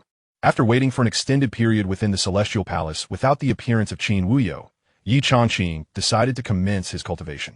Within this ethereal realm, the practice of martial arts was remarkably efficient. 10 days spent here equated to merely a day in the outside world, a most advantageous arrangement. Alas, elevation of one's realm was not feasible in this sanctuary. Otherwise, his progress would have accelerated significantly. However, the ability to cultivate martial techniques here was already a considerable boon, saving him precious time. As time drifted by, Ye Changqing diligently practiced the Qing Tian fist technique, the extreme wind sword technique, and the 9 transformations dragon elephant art in succession before exiting the celestial palace. It was already well past midnight. Rising from his secluded chamber, he stepped into the moonlit valley, where he beheld a figure practicing punches under the silvery glow of the moon. It was none other than Zhuolin, his good brother. Endowed with commendable talent, yet lacking resources, Zhuolin's progress was not particularly swift. However, his dedication was on par with Ye Changqing's. Each individual was preparing, in their own unique manner, for the upcoming autumn competition at the academy in a month's time. The night passed in silence. The following morning, at the break of dawn, 9 disciples gathered. Xianxia, accompanied by 2 other instructors, stood before the group of 9. Today marked the official commencement of the trials. Xianxia's voice resonated with depth and determination. The valley we inhabit spans a radius of 50 miles. In recent days, academy instructors have come to eliminate many formidable second and third-tier spirit beasts. Presently, within this 50-mile radius, only a few ferocious beasts and a limited number of low-level second-tier spirit beasts remain, likely at the first or second realm of the condensing vein stage. Over the next month, you are required to venture out daily to hunt no fewer than 10 spirit beasts, procure their cores, and return to report. Simultaneously, I will assess your mastery of your own spiritual energy and your comprehension of the martial techniques you practice. The Academy will provide you with 100 spirit stones each day to assist in your cultivation. Xianxia continued to elucidate various key points. In 10 days, you 9 will engage in an internal competition within this valley to refine your skills, identify your shortcomings, and learn from each other's strengths. The individual who secures first place in each internal sparring session will receive 3 spirit essence pills as a personal reward from me. Upon hearing Xianxia's words, the 9 disciples were invigorated. As for other dangers, you need not worry. Xianxia added. Instructors Lu Chongshan and Shui Zhuoran, along with myself, will intermittently observe your trials from the shadows. Additionally, instructors assigned by the Academy will patrol the periphery of this designated trial area to ensure that no second-tier beasts or stronger creatures infiltrate and pose a threat to you. The Academy has provided all that it can to ensure your safety, though unforeseen circumstances may still arise. Remember, if you sustain injuries that do not heal within a month, not only will you be unable to achieve a commendable rank in the autumn competition, but you will also forfeit your eligibility for admission into Tianyang Academy this year. As Xianxia's words resonated one after another, the 9 disciples steeled themselves for the challenges ahead. All right, that's all. Gather back before sunset. Xianxia waved his hand and said, go. In an instant, the 9 individuals departed from the valley in succession. Xianxia watched them leave and let out a sigh. Standing beside him, the tall instructor Lu Chongshan could not help but smile wryly. The next month will be far more intense for us than for them. Indeed, instructor Shui Zhuoran nodded. These youngsters, transitioning from the mid-stage of Qi nurturing to its completion, face peril even from first-tier spirit beasts. Leaving behind a few second-tier low-level spirit beasts should misfortune strike. Enough. Xianxia interjected, waving his hand. Without tempering, jade cannot become a useful tool. Each of us has faced countless brushes with death on our journey to the Yuanfu realm. The path of martial arts defies fate. Anything can happen. Our only duty is to strive to protect them. The 2 nodded in agreement. As the 9 figures vanished, the 3 instructors promptly rose. The trial officially commenced. Meanwhile, in another area of the Baisha mountain range, Bai Yi, clad in white, stood atop a towering tree trunk, gazing into the distance. Suddenly, a figure leaped towards him. Brother Yi, the disciple exclaimed joyfully. 7 miles ahead, we've spotted a second-tier, low-level blood pattern leopard. Understood, Bai Yi replied. Nodding, you all stay clear of that area. I will go hunt it. Yes. As Bai Yi spoke, he leaped away from the spot, leaving several others in awe. While the trial had just begun and they were still hunting first-tier spirit beasts, Bai Yi's first target was a second-tier spirit beast. A second-tier spirit beast signifies the strength of the condensation realm. They couldn't even dare to glance at such a creature. This is the chasm of disparity. In this autumn competition, victory undoubtedly belonged to Brother Bai Yi. Now that Ding Yuan's Ye Changqing has recovered, some within the academy even believe he could claim first place. Such thoughts are utterly delusional. Bai Yi's prowess could easily outstrip Ye Changqing by 10 streets. In the region where many disciples of the Bi Institute resided, Shi Baiqiu, as the chief instructor, kept an eye on every disciple's trial. Beside him, a fellow instructor couldn't help but exclaim, it seems that surpassing Bai Yi is not beyond Jiang Yue's reach. Zhang Shunin, Su Zizong, and Lu Yi are also promising talents. Passing the Tianyang Academy's assessment should pose no problem. Upon hearing this, Guixu remarked, the Yin-Yang Kingdom, with its 16 prefectures and a population exceeding 1 billion, sees thousands of youths participating in the Tianyang Academy's assessments each year. Yet how many does the Academy actually enroll? Not to mention the various prodigies within the 16 prefectures. Even those renowned in the imperial capital far exceed them. At this point, an instructor interjected, but the gap isn't that insurmountable, is it? Not that insurmountable. Guixu let out a light chuckle and slowly remarked, we few, back in the day when we entered Tianyang Academy, endured countless hardships. You have not witnessed the prodigious talents of the younger generation in the imperial capital. Many of them, at the tender ages of 16 or 17, have already reached the condensation realm, and by 18 or 19, some even attain the advanced stages of this realm. Upon hearing this, several instructors fell silent. In Xian County, reaching the condensation realm is already a mark of mastery. Yet in the imperial capital, such achievements are commonplace among the youth. Such rapid progress cannot be achieved merely from the moment of birth. At this moment, a figure emerged in Guixu's mind. Ye Changqing, this unparalleled genius who opened his Yuan mansion at the age of 14, yet regrettably wasted 2 years. It remains to be seen if he can catch up now. However, while Xian County lost Ye Changqing, it gained Jiang Yueyao. And now, another Jiang Yuewei is set to emerge. In Guixu's eyes, whether it be by Ye Changqing or even the recently rejuvenated Ye Changqing, none compare to Jiang Yuewei. The one most likely to seize first place in this autumn competition is undoubtedly Jiang Yuewei. Simultaneously, in the area where the disciples of the Third Academy gathered, Guixu, with an air of authority, declared, this time, we must properly discipline Lan Shenfei and Xianxia. They must bring back first place.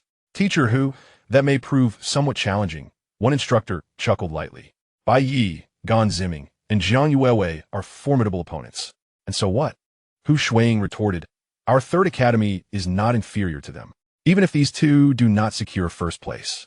That honor cannot be allowed to go to the First Academy. Just seeing Fan Hong strutting around all day irks me.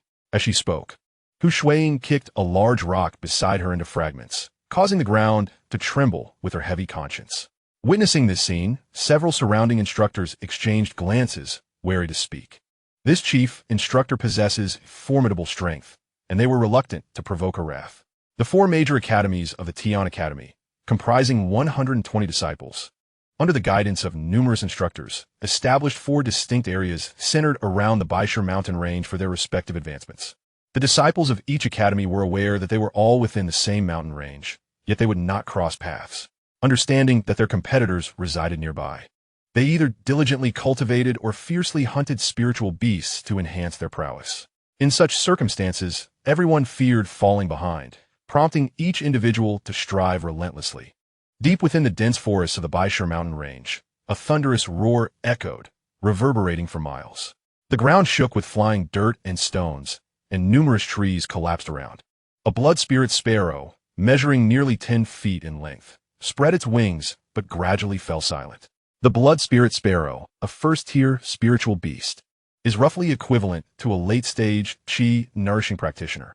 Although this bird is not adept at flight, it can glide swiftly for short distances and often prefers to hide among the thick branches, ambushing wild beasts. Ye Changqing gazed at the now motionless blood spirit sparrow in the distance, exhaling softly as he approached. With a swift slice, he severed the creature's head and extracted the beast core. Typically, ordinary beasts and ferocious creatures lack beast cores. Only those spiritual beasts that possess awakened intelligence can condense such cores. Moreover, some unique spiritual beast cores serve multifarious purposes in alchemy and artifact forging. After securing the core, Ye Changqing cast a glance into the distance where the sun dipped low in the sky, casting shadows in the forest. Having slain 14 first-tier spiritual beasts today, he had progressed from the early to the late stages of the qi nourishing realm. It was time to return. With a few agile leaps, Ye Changqing made his way toward the valley. Suddenly, after traversing merely a few miles, a deep thud reverberated from the left front. Curiosity piqued. He turned his gaze to witness a figure engaged in combat with a towering spiritual beast, approximately 10 feet tall and over 30 feet long. Was it a blue-skinned yak? Ye Changqing's eyes widened in astonishment. The blue-skinned yak represented the pinnacle of first-tier spiritual beasts, typically at the peak or even the consummate level of the qi nourishing realm. Upon closer inspection, he recognized that the one battling the yak was Bao Yunya from the academy. Bao Yunya, with slightly dark skin and a lean physique, was darting around, using the ancient trees for cover against the yak's ferocious attacks. The beast's immense size and formidable horns rendered Bao Yunya utterly outmatched. What a stroke of bad luck. Although the instructors, Xianxia Bai and his two colleagues, occasionally shadowed the students to avert crises, they could not constantly monitor any single disciple. Otherwise, during the trials, knowledge of their covert protection would hinder the students' ability to tap into their true potential. At that moment, the chase unfolded, one fleeing, one pursuing. Ye Changqing leapt onto a sturdy ancient tree and called out, "Bao Yunya, come here." Hearing the voice and recognizing Ye Changqing, Bao Yunya shouted urgently, "Run. Don't worry about me." Aware of Ye Changqing's mid-stage, chi-nourishing realm prowess and his recent first-place finish in the trials, he understood that this was no test. It was a life-or-death struggle. The blue-skinned yak, with its peak chi-nourishing realm strength, was far beyond their capacity to confront. Seeing Bao Yunya's signal for him to escape, Ye Changqing took a deep breath, planted his foot on the tree trunk, and launched himself forward. At that moment, Bao Yunya was fleeing towards Ye Changqing's position, with the yak hot on his heels. To his astonishment, Ye Changqing did not flee. Instead, he leapt down from the tree, charging toward him. Was he out of his mind? In the next instant, Ye Changqing dove downward, his hands clenched, muscles taut, as his inner spiritual energy surged. With a fierce shout in his heart, he unleashed the sky-piercing fist, channeling all his strength. Two fists flew forth to meet the oncoming assault of the yak. The sudden emergence of Ye Changqing startled the green-skinned yak, yet the momentum of the charge remained unabated. This humble human dared to advance towards it amidst the onslaught. Such audacity was tantamount to courting death. He would be reduced to mere pulp. With a resounding crash, Ye Changqing dove down, colliding fiercely with the massive form of the green-skinned yak as it thundered forward. The earth-shattering noise echoed throughout the vicinity. Subsequently, Ye Changqing pressed his fists against the horns of the yak's forehead, his feet meeting the ground, yet being relentlessly pushed back by the yak's tremendous force, leaving behind two long grooves upon the earth. After retreating a full 10 paces, Ye Changqing finally came to a halt. Bao Yunya, witnessing this scene, swallowed hard. His expression one of sheer astonishment. This man, had he lost his mind? Surely he wouldn't perish, would he? How could Ye Changqing, at the mid-stage of chi-nurturing, dare to collide with a peak chi-nurturing green-skinned yak? Did he not comprehend the creature's strength? At that moment, the two, man and beast, appeared locked in a stalemate upon the ground. Suddenly, the towering yak, its eyes oozing blood, let out a thunderous crash as its massive body toppled to the side, its tongue lolling out, blood streaming from its mouth. Dead. Is it truly dead? Indeed it was. But not Ye Changqing. It was the green-skinned yak that lay lifeless. Bao Yunya stood rooted to the spot, utterly dumbfounded. One punch had slain the peak chi-nurturing green-skinned yak. Was this still the same Ye Changqing? Before long, Ye Changqing peeled back the yak's skull to extract the beast core and then severed one of its large thighs, stowing it away in his storage ring. Before turning to Bao Yunya, though I have slain this yak and the beast core rightfully belongs to me, it was your encounter that led to this. How about I exchange this core for 2 of yours? He said, producing 2 beast cores and offering them to the still-stunned Bao Yunya. Upon receiving the cores, Bao Yunya quickly regained his composure and exclaimed, No, you saved me. I cannot accept your beast cores. Yet Ye Changqing insisted, a deal is a deal. Take them. Tonight, I shall prepare roast beef for everyone. Though the green-skinned yak does not compare to the sky-blue yak, its meat is still quite delectable. With that, Ye Changqing turned to leave. Seeing Bao Yunya still standing in shock, he called out, Let us go. The sun is about to set, and more spirit beasts will surely appear. Hastily, Bao Yunya followed Ye Changqing. To Ye Changqing, delivering a fatal blow to a green-skinned yak seemed hardly a significant feat. The two walked side by side towards the valley camp. Ye Changqing, are you still at the mid-stage of chi nurturing? Yes, Ye Changqing nodded. But I have circulated the spiritual energy through 5 cycles and am but a step away from reaching the late stage of chi nurturing. Remarkably swift. Bao Yui Vima, realizing that Ye Changqing had resumed his cultivation journey for less than half a month. How have you progressed so quickly? Upon hearing this question, Ye Changqing pondered for a moment and remarked, Perhaps it is because I have once reached the Yuanfu realm, allowing me to discern the path ahead. This is akin to mastering martial arts. For you, it It is an encounter with the unfamiliar, a process of learning, whereas for me, it is merely a review. Upon hearing this, Bao Yunyu nodded in agreement, but soon shook his head, saying, "It is not the same. You once possessed divine veins and bones. Yet now you do not. Your progress is rapid, indicative of your innate talent. Notain tiridi, Ye Changqing, repliet earnestly." The circulation of spiritual energy throughout the meridians also requires skill. Oh, Bao Yunyu perked up at his words, attentive to listen. Ye Changqing, without reservation, began to share his experiences. As they journeyed back to the camp, Ye Changqing spoke earnestly while Bao Yunyu listened intently. Upon their return to the encampment, they found instructors Lu Chongshan and Shui Zhuoran waiting for them. "Greetings, esteemed instructors." The two greeted as they entered the valley. Noticing Ye Changqing preparing to skin and clean a cow leg by the pond, Bao Yunyu immediately stepped forward, saying, "Let me assist you." "Excellent," Ye Changqing replied with a smile. "Tonight, everyone shall enjoy yak meat." The others who had returned were exhilarated upon hearing this and rushed to lend a hand. At that moment, a figure staggered into view at the valley's entrance. The newcomer was covered in blood, appearing quite wretched. The group's attention swiftly turned towards the figure. Chapter 44. You truly are a dreamer. Sheng Yue. Upon recognizing the disheveled figure as Sheng Yue, Yu Qianhuan gasped in shock. "What has happened to you?" Sheng Yue remained silent, clutching her shoulder as she made her way toward her dwelling. "Stop!" A voice rang out from behind. Xiang Qingbai approached with a grim expression, hands clasped behind his back. "You overestimate your abilities. You are merely at the perfected stage of qi cultivation, still a step away from the consummate stage. And yet you dare to confront a second-tier spirit beast. Are you courting death?" Xiang Qingbai admonished without reservation. Even the lowest-grade firemane lion is a second-tier spirit beast, possessing the strength of the condensation vein realm. Are you truly a match for it? Upon hearing the reprimand, Sheng Yue halted, her delicate face reflecting stubbornness. "Take this." With that, Xiang Qingbai produced a small box and handed it to Sheng Yue, saying, "Consume this pill, and your fractured left arm shall heal by tomorrow." Upon hearing this, Sheng Yue looked at the box in her hand, feeling a wave of shame wash over her. "Remember this." Xiang Qingbai addressed the others. "Do not act recklessly. During this month, focus on steady cultivation and improvement. Do not despair over the prospect of not securing first place. If none of you make the rankings, I, as your chief instructor, shall find my position untenable. Even if I do not become the chief, I am still your instructor. What of it?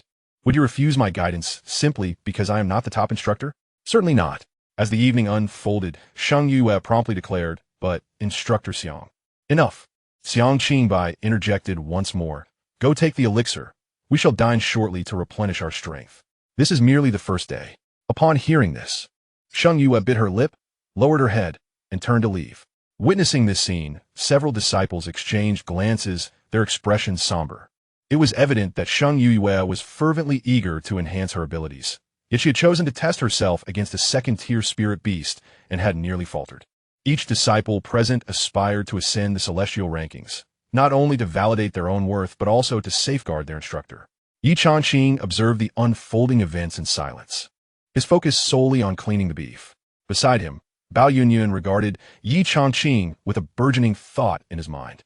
As it stood among their group of 9, the likelihood of 6 achieving a place on the list appeared bleak, perhaps even negligible. Sheng Yue, Yu Qianhuan, Zhuolin, and Wang Juanhao were already on the rankings. Yet Wang Juanhao, currently in 35th place, might not retain his position. Conversely, Ye Changqing had a high probability of entering the celestial list, bringing the tally to 4.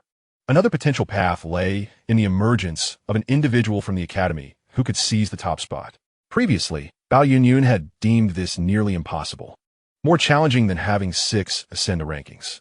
However, after witnessing Ye Changqing's formidable punch that day, he suddenly pondered whether it might not be entirely out of reach. Yet, as this thought flickered in his mind, he quickly dismissed it, questioning his own sanity. How could this be?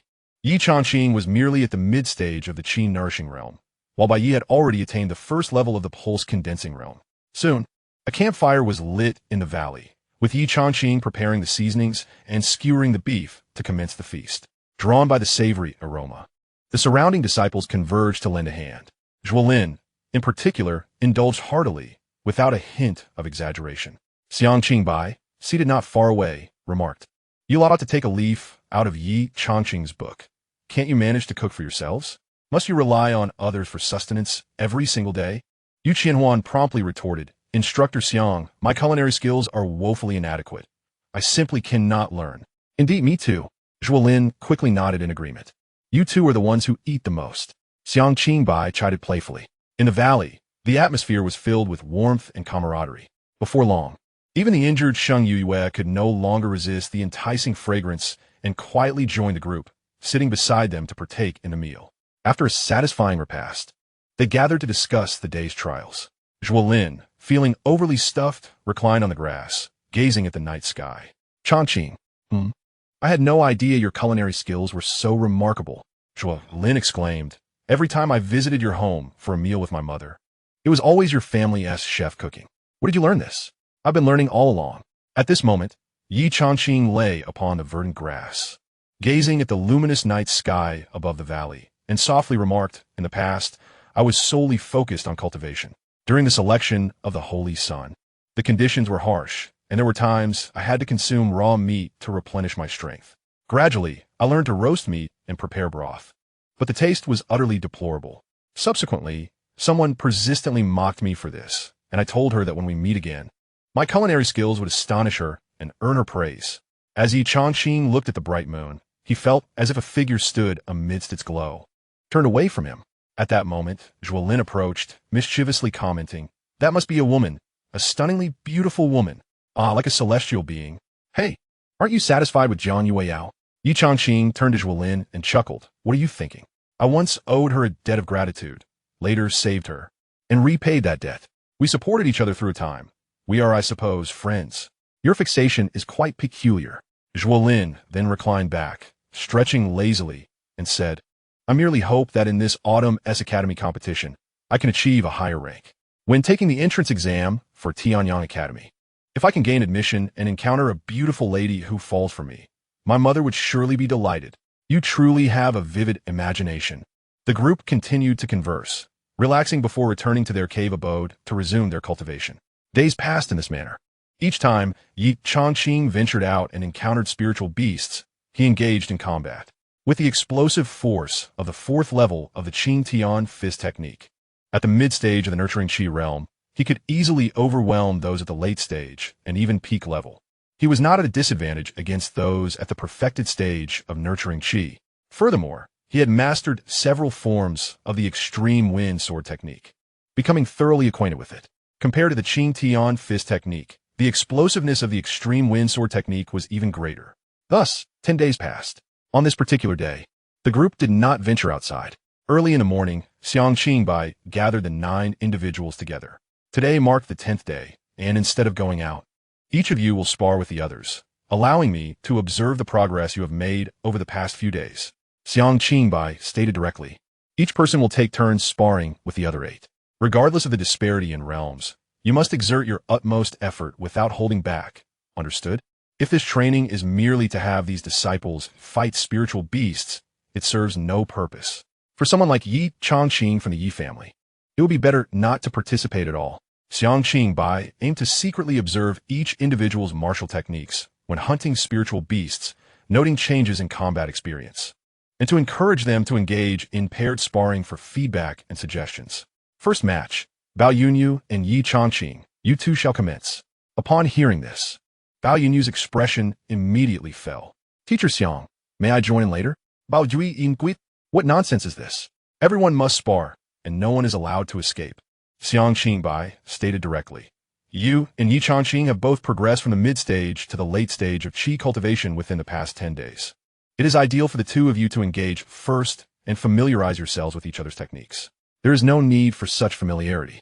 At the mid-stage of Qi cultivation, Ye Changqing was capable of striking down a green-skinned yak with a single punch. Now, having reached the late stage, it will be even simpler for him to do so. In the valley, a vast open space was divided, with several individuals standing on either side. Ye Changqing and Bao Yunya stood in the center, one to the left and the other to the right. Bao Yunya gazed intently at Ye Changqing and said earnestly, Changqing, I am aware of your strength. Please show some restraint. Understood? Ye Chang nodded. Immediately, Bao Yunya clenched his fists and shouted, Here I come.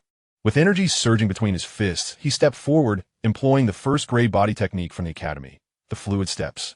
His feet were light, yet he moved swiftly, reaching Ye Changqing's presence, his fist striking out like a charging tiger. The first-grade technique, Tiger Charge Fist. Seeing Bao Yunya unleash the Tiger Charge Fist, Ye Changqing did not hesitate. He too clenched his hands, energy surging within him. He too employed the Tiger Charge Fist. Everyone in the academy was aware that during his 2 years of perceived idleness, he had mastered all the ordinary techniques taught within the academy. What they did not know was that before that period, during his body refinement, chi cultivation, and meridian condensation stages, he had already learned all the first to third-grade techniques of the academy. He was thoroughly familiar with both the fluid steps and the Tiger Charge Fist. In an instant, the two fists collided with a resounding thud. Following this, Bao Yunya was sent soaring, only to crash heavily to the ground. At the same level of cultivation, employing the same technique, was he defeated in a single move? As Bao Yunya landed, Ye Changqing hurried over to assist him, awkwardly apologizing. "My apologies, it was my fault." No. Bao Yunya quickly rose, taking a few deep breaths before saying, "I know you are powerful. You are already holding back." The other disciples were left wide-eyed in astonishment. Bao Yunya had managed to rank among the top 120 out of dozens of disciples in the 3 rounds of testing at the academy. Clearly not an ordinary individual. Yet, having recently reached the late stage of chi cultivation, like Ye Changqing, it was unreasonable for him to be defeated so swiftly. At this moment, Xianxia Bai stepped forward. The fluid steps, a first-grade body technique, emphasizes fluidity. You must move like a fish, making your trajectory elusive. But look at how you executed your steps just now. Utterly predictable and devoid of finesse. As for the Tiger Charge Fist, why is it named as such? It emphasizes a forceful momentum. By taking the initiative, you embody that momentum. Yet Ye Changqing stood still, not displaying any momentum, yet he possessed the essence of it. Xianxia Bai articulated his critique meticulously, and Bao Yunya listened intently, while the others did not dare to take it lightly. Whether battling spiritual beasts in the mountains or practicing against each other, the lessons were invaluable. The most crucial aspect lies in the instructor's evaluation. Xianxia Bai, being a formidable expert at the Yuanfu realm, can effortlessly discern their shortcomings. The instructors at the Qiang Academy are all truly skilled individuals. Otherwise, it would not be the sole mid-tier academy in the entire Xian County. Speaking thus, Xianxia Bai stepped forward, directing his gaze towards Ye Changqing, and inquired, "You are proficient in both the Yuling Step and the Tiger Leap Fist, are you not?" "Indeed, Ye Changqing replied. I will suppress my strength to the late stage of the nourishing Qi realm, and you may spar with me to showcase my abilities to Bao Yunya." "Very well." Soon, the crowd parted. Xianxia Bai leaped forward, his figure akin to the wind, charging directly at Ye Changqing. In that fleeting moment, those present discerned the ethereal quality of Xianxia Bai's footwork. The Yuling Step, when executed by him, exuded an aesthetic beauty. Observing this, Ye Changqing swiftly employed the Yuling Step as well. In an instant, the two figures appeared strikingly unique amidst a convergence of afterimages. Boom! In the next moment, Xianxia Bai unleashed a punch, embodying the ferocity of a tiger, powerful and imposing, as if a great beast were truly springing forth. Ye Changqing, no longer holding back, reciprocated with both fists, his internal energy erupting forth, likewise resembling a tiger's ferocious assault. The distinction lay in the essence of their respective tigers. Xianxia Bai's was akin to a mature tiger in its prime, steady, profound, and seasoned, while Ye Changqing's resembled a youthful tiger, vibrant and brimming with momentum. Bang, bang, bang. As their figures intertwined, a series of resounding impacts echoed through the arena. The watching disciples were left in awe. Although Xianxia Bai had restrained his strength to the late nourishing Qi realm, his combat experience and perceptive abilities were remarkably high. Yet, Ye Changqing proved to be an equal match for him. At this moment, Xianxia Bai himself was astonished. Ye Changqing's mastery of the spiritual techniques was already reminiscent of a true master. This lad, he mused, has traversed all the mundane techniques within the academy over the past 2 years, cultivating a unique understanding of martial arts. Once the sparring session of the Tiger Leap Fist concluded, neither party could claim victory. Xianxia Bai paused, exclaiming, "Excellent. This is the essence of the Tiger Leap Fist." Turning to Bao Yunya, he continued, "Make sure to comprehend this thoroughly." Understood. Following this, the matches continued, with Sheng Yue and Yu Qianhuan called forth. In quick succession, the sparring bouts unfolded. Sheng Yue, at the perfected stage of the nourishing Qi realm, faced virtually no opponents, even with Ye Changqing, ranked 14th on the heavenly rankings. There remained a significant gap. Next in line were Zhuolin and Wang Juanhao. As for Bao Yunyu, despite having advanced to the late stage of the nourishing Qi realm, he still fell short compared to these four. Meanwhile, Li Yidan, Hua Kaiying, and Zhao Zhiqing were clearly weaker by a considerable margin. Conversely, Ye Changqing had already engaged in 6 battles, emerging victorious each time. Moreover, whatever spiritual technique the opponent employs, he mirrors it effortlessly, securing victories with ease. Next match, Ye Changqing and Zhuolin stepped forward. With Xianxia voice resonating, Ye Changqing and Zhuolin approached. Changqing, show mercy. I know I am no match for you. I promise not to strike fatally. Hey, you brat. The two immediately engaged. Unsurprisingly, Zhuolin, in the late stage of the Qi-nurturing realm and ranked 29th on the heavenly list, was defeated once again. However, compared to Wang Juanhao and Li Dan, Zhuolin's performance was undoubtedly superior. At this point, it became evident to all. Sheng Yue was unquestionably the first, Ye Changqing second, and Ye Changqing firmly in third. As for the precise ranking among these three, it remained uncertain. The matches continued, one after another, with each participant facing off against the other 8. Next match, Xianxia announced, Ye Changqing and Ye Changqing.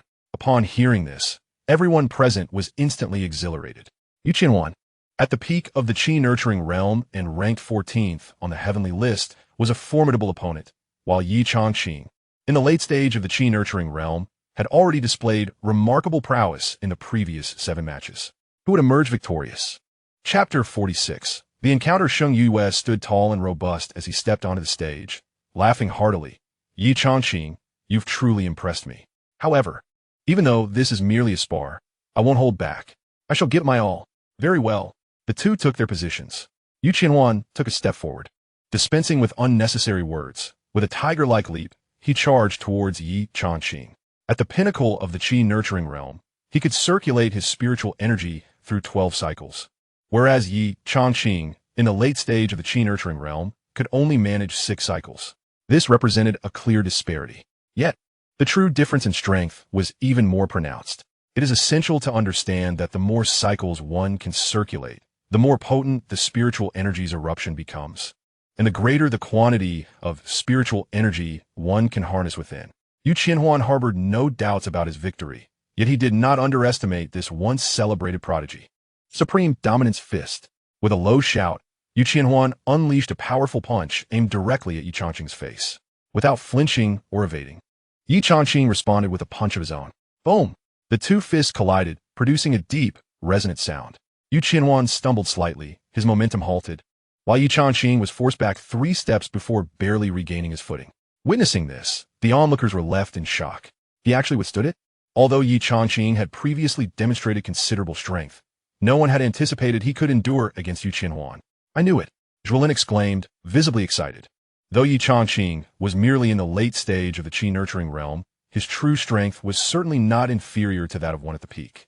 Beside him, Li Yidan remarked, Ye Changqing is indeed formidable, but I still believe Ye Changqing will prevail. After all, Ye Changqing ranks 14th on the celestial leaderboard, a prodigy second only to Sheng Yue within the academy.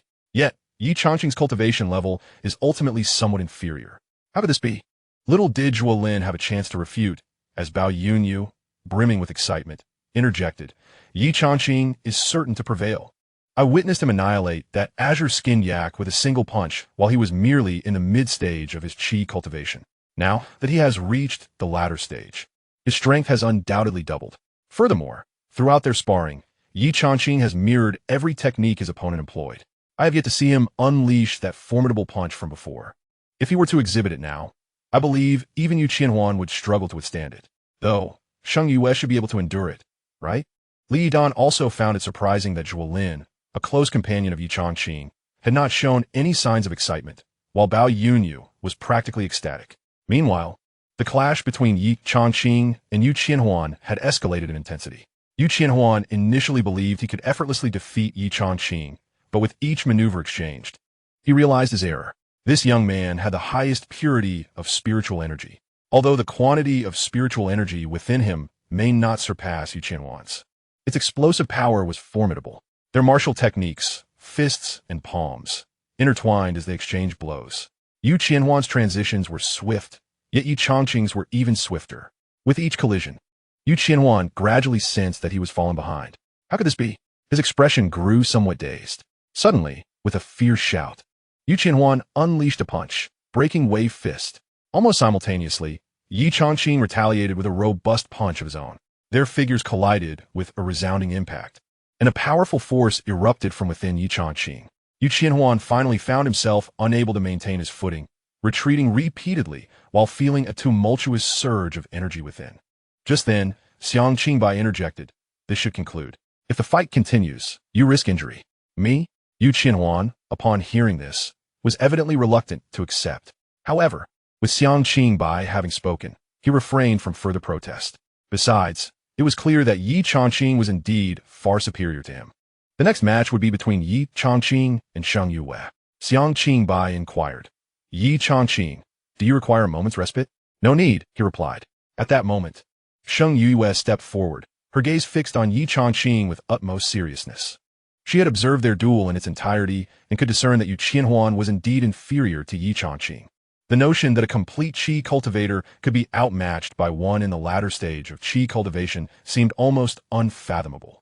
Are you truly not in need of rest? Xianxia asked earnestly. I wish to engage in a serious match with you. Really, it's unnecessary. Ye Changqing raised his hand. I have gained much from sparring with everyone. Let us proceed. Very well.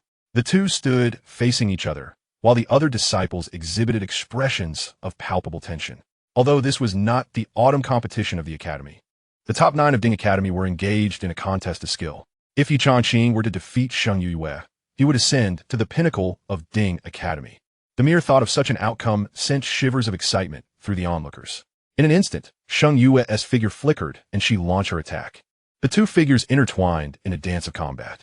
Regardless of the techniques Xianxia employed, Ye Changqing matched her every move. Though she appeared to be suppressing him, Ye Changqing remained unscathed. However, the scene of their fierce struggle was a stark contrast to his earlier bout with Ye Changqing, where Ye Changqing had been the one in control. Now, he found himself in the position of being pressured. Yet, despite this, Xianxia had not gained the upper hand. Their exchange was far more exhilarating than the previous clash with Ye Changqing. Suddenly, Xianxia withdrew, creating distance between them, her gaze fixed on Ye Changqing, filled with astonishment. She had never anticipated that he would possess such formidable strength. Yet, holding the 10th position on the heavenly rankings, Xianxia was not without her own prowess. Shattered wind palm, she exclaimed, her figure accelerating with an intensity that radiated a fierce aura. With a swift motion of her jade hand, layers of palm prints surged forth, unleashing a torrent of spiritual energy. This was not a technique from the Qiyang Academy. Let us see how you respond to this.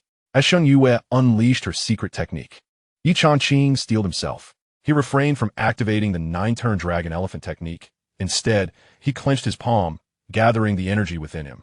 The intensity of their sparring had drained his spiritual energy significantly. It was time to conclude the bout. With a determined thought, he unleashed the sky-piercing fist, erupting with power. One punch, the 4th realm. Ye Changqing did not flinch or evade.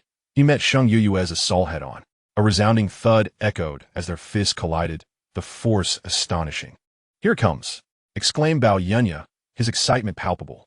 Just days prior, Ye Changqing had been at the mid-stage of the Qi-nurturing realm, and with a similar strike, he had vanquished a peak Qi-nurturing realm beast.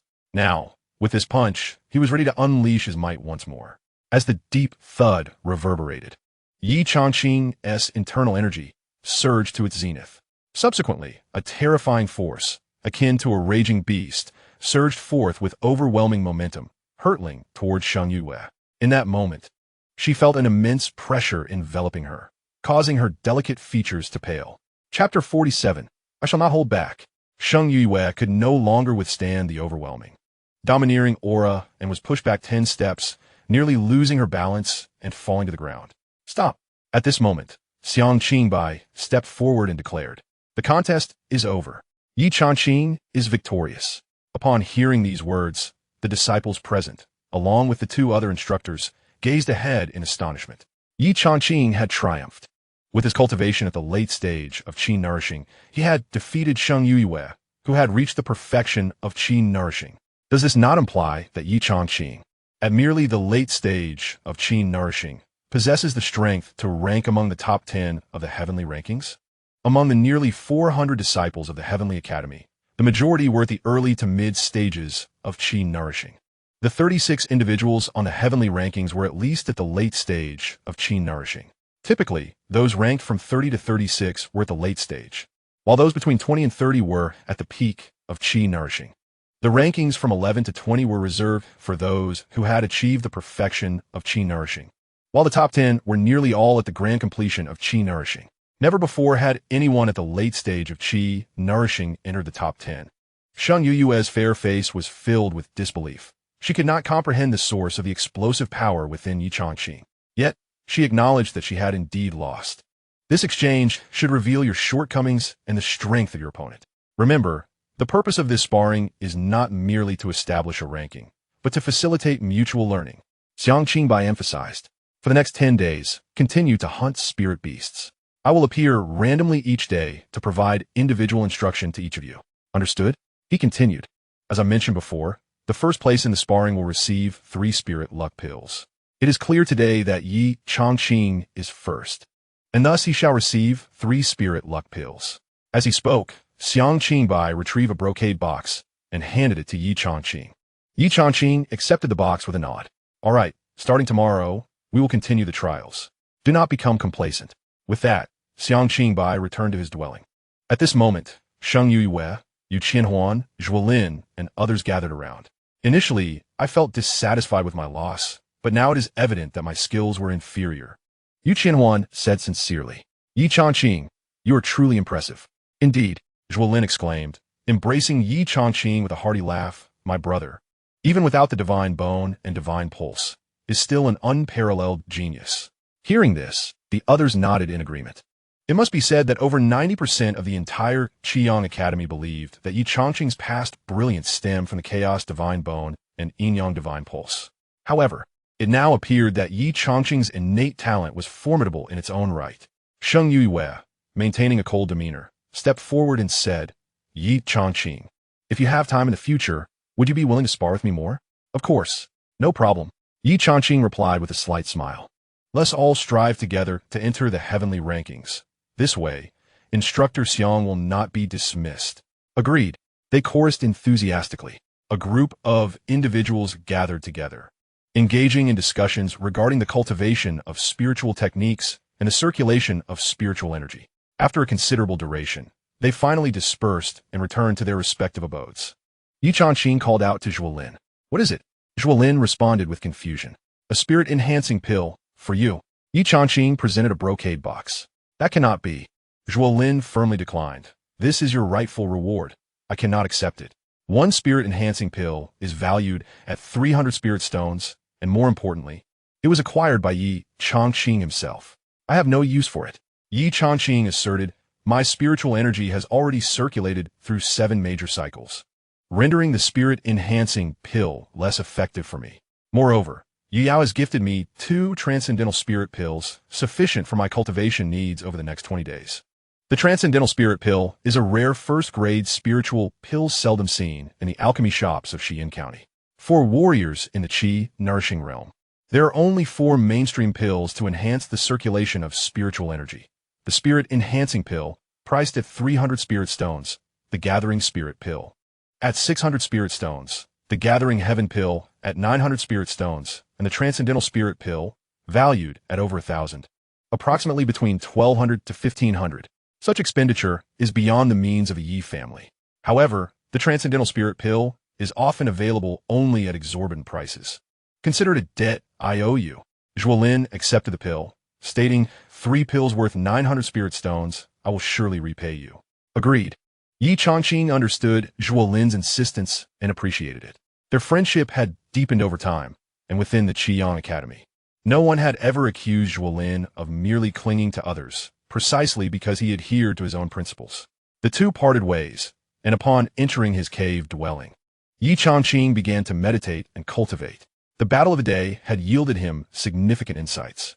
Engaging in combat with others is entirely different from facing spiritual beasts.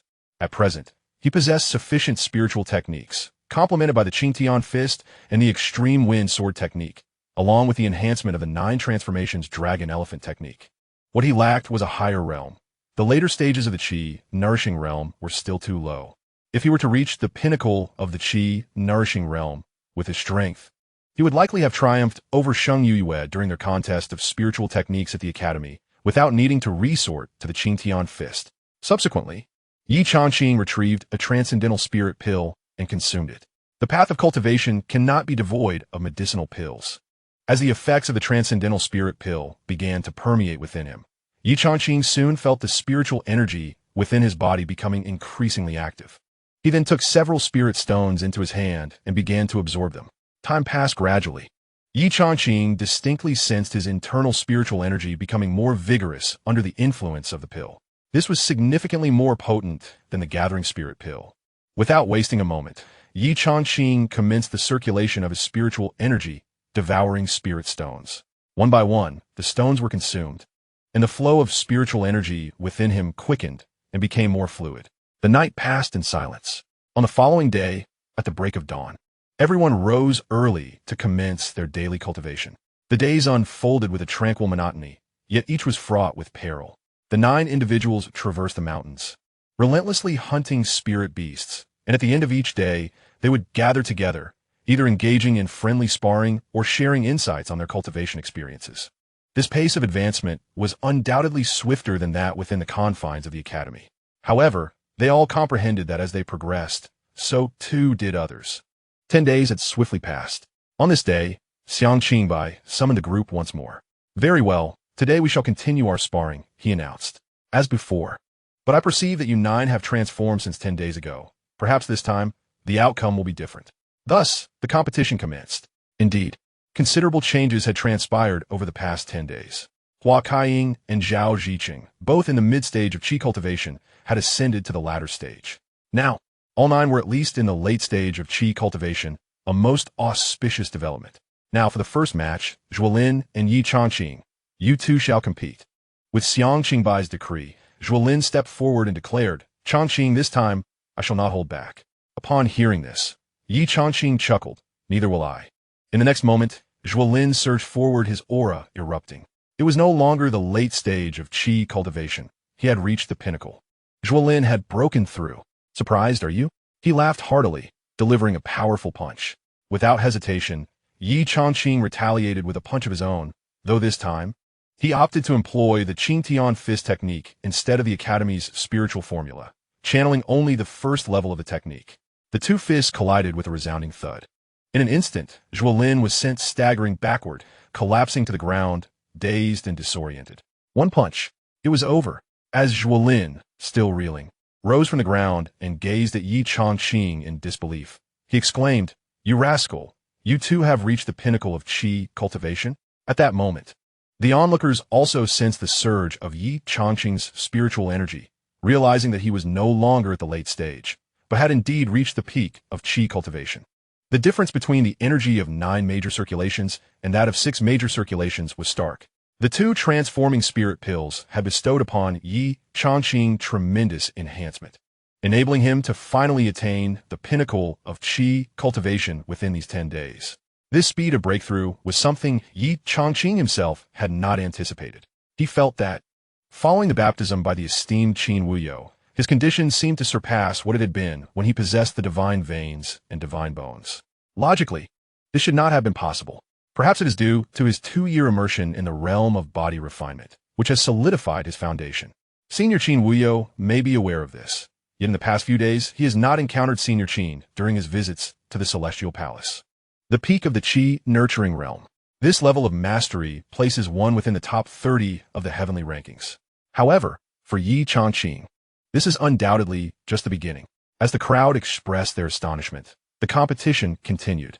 Participants faced each other in a series of bouts, each yielding victories and defeats. Zhuolin was effortlessly defeated by Ye Changqing, and the performance of the others was no less remarkable. Confronting the consummate Yu Qianhuan of the Qi nurturing realm, Ye Changqing merely employed the 2nd level of the Qingtian fist technique to secure victory. When facing the fully realized Sheng Yuyue of the same realm, the 3rd level of the Qingtian fist technique was more than sufficient. The competition concluded entirely, with Ye Changqing achieving an unblemished record once more. This time, however, his victories were even more effortless than 10 days prior. In the martial arts realm, one's level of mastery fundamentally dictates everything. Even if Ye Changqing were to cultivate perfectly in the mid to late stages of the Qi nurturing realm, battling against those who have reached full or grand completion would still be quite taxing. Now that he has attained the peak of the Qi nurturing realm, everything has changed. Moreover, during these 10 days, Ye Changqing has refined his physical form within the cold pools of the mountains and some unique underground magma regions. The 9 transformations of the dragon elephant technique has allowed him to manifest 6 symbolic patterns, significantly enhancing the strength of his skeletal structure. However, there is no need to display this against Yu Qianhuan or Sheng Yue. During the selection of the Holy Sun, Ye Changqing learned the art of concealing his trump cards. The more hidden strengths one possesses, the better. Unfortunately, it is regrettable that during these 20 days, despite his intense practice of the Gale sword technique, becoming exceedingly proficient, he still failed to grasp the sword intent spoken of by Senior Qin Wuyo. In the past, his swordsmanship was unparalleled, yet he has yet to experience that elusive sensation. Ye Changqing understands that such a feeling is fortuitous and cannot be sought after. After the competition concluded, Xianxia offered his customary commentary. However, this time, he did not reward Ye Changqing with the fortune spirit pills. At the peak of the Qi nurturing realm, 3 such pills hold little effect for him. Instead, Xianxia bestowed the pills upon Huakaiying, Zhao Ziqing, and Bao Yunya. With only 10 days remaining, Xianxia addressed them. In these past 20 days, each of you has made progress. However, I must remind you that while your advancements are significant, so too are those of the disciples from the other 3 academies. Do not allow pride to take root in your hearts. Who amongst them could afford to be proud? During these 10 days, both Sheng Yue and Yu Qianhuan have set aside their pretensions, occasionally seeking guidance from Ye Changqing regarding their cultivation. Initially, they thought that even if they were to lose in this competition, they would be able to endure for a considerable duration. The outcome, however, was even swifter than their previous defeat. Soon, they began to prepare a meal, gathering together to share in the camaraderie.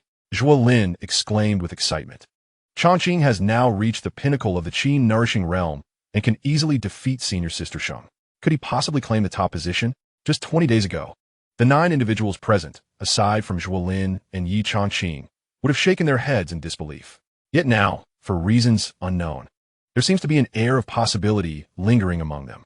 In truth, the only real threat remains Bai Yi. Yu Qianhuan analyzed seriously. This fellow was merely at the first level of the pulse consolidation realm a month ago. With the support from the First Academy and the resources of the Bai family, he may very well have ascended to the second level of the pulse consolidation realm. The pulse consolidation realm entails the circulation of spiritual energy within one's body to open meridians. Each open meridian doubles the internal spiritual energy. Opening 2 yields a quadrupling effect. Moreover, the more meridians one opens, the greater the intensity of the spiritual energy. It is exceedingly difficult for one in the Qi nourishing realm to emerge victorious against someone in the pulse consolidation realm. Changqing, you must exert yourself further, Zhuo Lin urged. In the last 10 days, if you can achieve completion in the Qi nourishing realm, then even if Bai Yi reaches the second level of the pulse consolidation realm, you can overpower him. 10 days to advance from the peak of the Qi nourishing realm to completion. Is that not asking too much of Yi Shidi? Sheng Yue interjected immediately. I believe that if Yi Shidi reaches completion in the Qi nourishing realm, he will stand a chance against Bai Yi. At this moment, the previously silent Wang Juanhao interjected. I think claiming the top position is exceedingly difficult, not only because of Bai Yi, but also due to the likes of Gan Ziming and Lan Chenfei. However, now that Yi Shixiang has reached the pinnacle of the Qi nourishing realm, he is certainly capable of entering the heavenly rankings. Coupled with the efforts of senior sister Sheng Yue, senior brother Yu Qianhuan, senior brother Zhuo Lin, myself, and Li Yidan, we could potentially see 6 of us enter the rankings. This indeed seemed plausible. Bang Junfo, Li Yidan. Both of you must also reach the pinnacle of the Qi nourishing realm. Indeed. Huakaiying, Zhao Ziqing, and Bao Yunya, all of whom are in the later stages of the Qi nourishing realm, must also strive hard. The 9 engaged in conversation, devoid of any scheming, solely focused on retaining the esteemed title of Chief Instructor Xianxia. After their discussion, they gradually dispersed to pursue their own cultivation. Upon returning to his cave dwelling, Ye Changqing heard footsteps approaching the entrance. "Who is it?" Ye Changqing inquired, glancing towards the door. A faint fragrance wafted through the air. Soon, a figure shyly stepped in. Her voice sweet yet soft. "Ye Shitty, it's me." Ye Changqing looked up, and there stood Hua Kaiying at the entrance, exuding a touch of shyness. She was adorned in a soft satin bathrobe of a delicate lotus color, with a few damp strands of hair still clinging to her neckline. Water droplets cascaded from the tips of her hair to her collarbone, and the damp tendrils at her temples clung to her flushed cheeks, accentuating her glistening almond-shaped eyes. As she took delicate steps into the cave, Hua Kaiying casually lifted her wet hair, revealing her dress dampened by water. Her eyes sparkling with allure as she gazed at Ye Changqing. Chapter 49. Go ahead and try. Junior brother Yi, I apologize for the intrusion, Hua Kaiying said, her cheeks tinged with a hint of embarrassment. I just finished my bath and suddenly found myself grappling with a perplexing question. I intended to wait until tomorrow to ask you, but I realized I wouldn't be able to sleep tonight without addressing it. So here I am. Ye Changqing regarded Hua Kaiying's demeanor without giving it much thought and replied, Very well, please ask. Hua Kaiying took a few steps into the cave dwelling, her gaze falling upon the neatly arranged bed. May I sit down to discuss this? Of course, I was remiss in my consideration, he responded. Hua Kaiying gently perched herself on the edge of the bed and continued, I am currently in the late stage of the Qi nourishing realm, with my spiritual energy circulating through the 6 major circulatory paths. The 7th path is on the verge of completion, yet I feel as if I am missing something crucial. I cannot quite fathom the reason behind it. Could you possibly assist me in investigating? She looked up at Ye Changqing, her eyes sparkling with hope. Extend your hand, he instructed. Standing before her, he looked down, the scene before him picturesque. Hua Kaiying did not attempt to conceal herself. Instead, she slowly extended her delicate hand. Ye Changqing grasped her wrist and channeled a thread of spiritual energy. Before long, he sensed the fluctuations of her spiritual energy. Your 6th circulatory path is somewhat incomplete, he stated directly. However, it is not a grave issue. It can be adjusted. Without delay, Ye Changqing began to elaborate. Hua Kaiying listened attentively, nodding in understanding. Once he concluded, he advised, tomorrow, you may try the method I have described. Excellent, she exclaimed, rising to her feet, yet her body swayed, and she found herself collapsing toward Ye Changqing's embrace. Quick as a flash, he stepped back, narrowly avoiding her delicate form. Hua Kaiying gasped as she tumbled to the ground, her face flushed crimson. Are you all right? Ye Changqing approached to assist her, his expression filled with concern. I apologize. In adhering to the principle of modesty between men and women, I instinctively took a step back. I'm fine. It's merely that I sat for too long, and my legs have gone numb, she replied, now fully aware of Ye Changqing's reluctance. Lowering her head, her cheeks still aflame, she added, It's nothing serious. I shall take my leave. Very well, he responded. As Hua Kaiying departed, Ye Changqing let out a deep sigh. A beautiful woman seeking his embrace? He had encountered such situations numerous times over the past 2 years. Yet, having discerned the true nature of many hearts during this time, he had learned to remain as calm as still water. It was not that he lacked an appreciation for feminine beauty.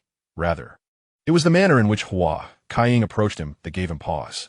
Enough of this. Let us return to cultivation, he thought, settling into a meditative posture, holding a spirit stone. Just then, he heard footsteps approaching from outside the cave. Back again?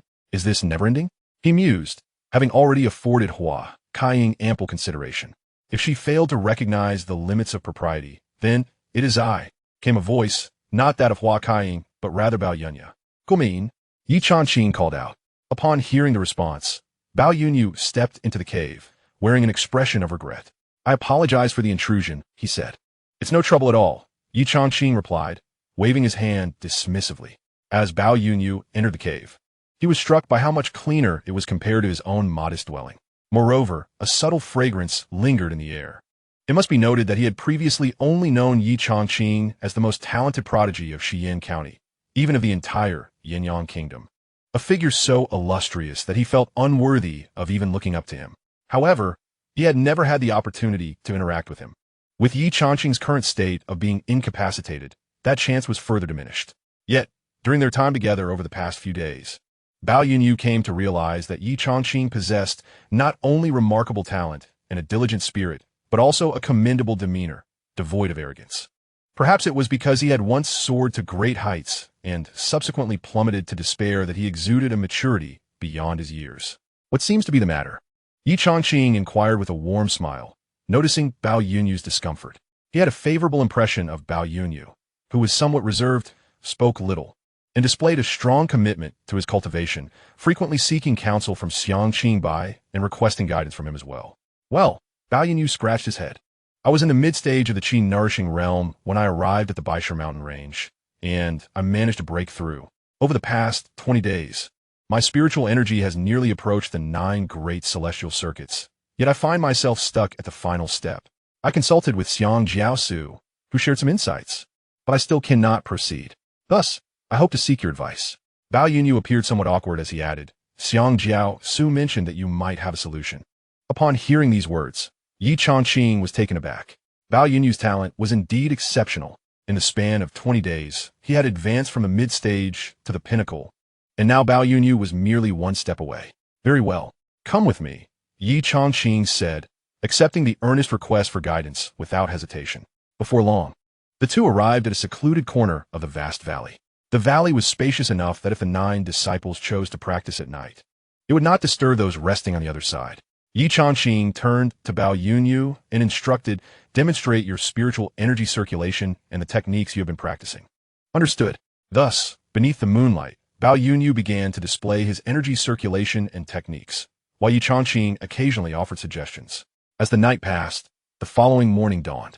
The 9 disciples set out in succession to commence the final 10 days of their trials. Just as Bao Yunyu stepped out of the valley, Ye Changqing caught up with him. Bao Yu, Ye Changqing called out, last night, I noticed some issues with your energy circulation and a few inaccuracies in your techniques. I have shared the methods with you, but you may not be able to correct them entirely on your own. I will accompany you to observe your encounters with the spirit beasts and help you rectify any mistakes. Hearing this, Bao Yunyu's face flushed with excitement. In recent days, Ye Changqing has generously shared his insights on cultivation with everyone. Last night, he decided to give it a try, and to his surprise, he remained with his companion until dawn. Early this morning, he returned to assist once more. Thank you, Brother Yi. Everyone gathered in the courtyard, and it was only fitting. Soon, the two ventured into the forest.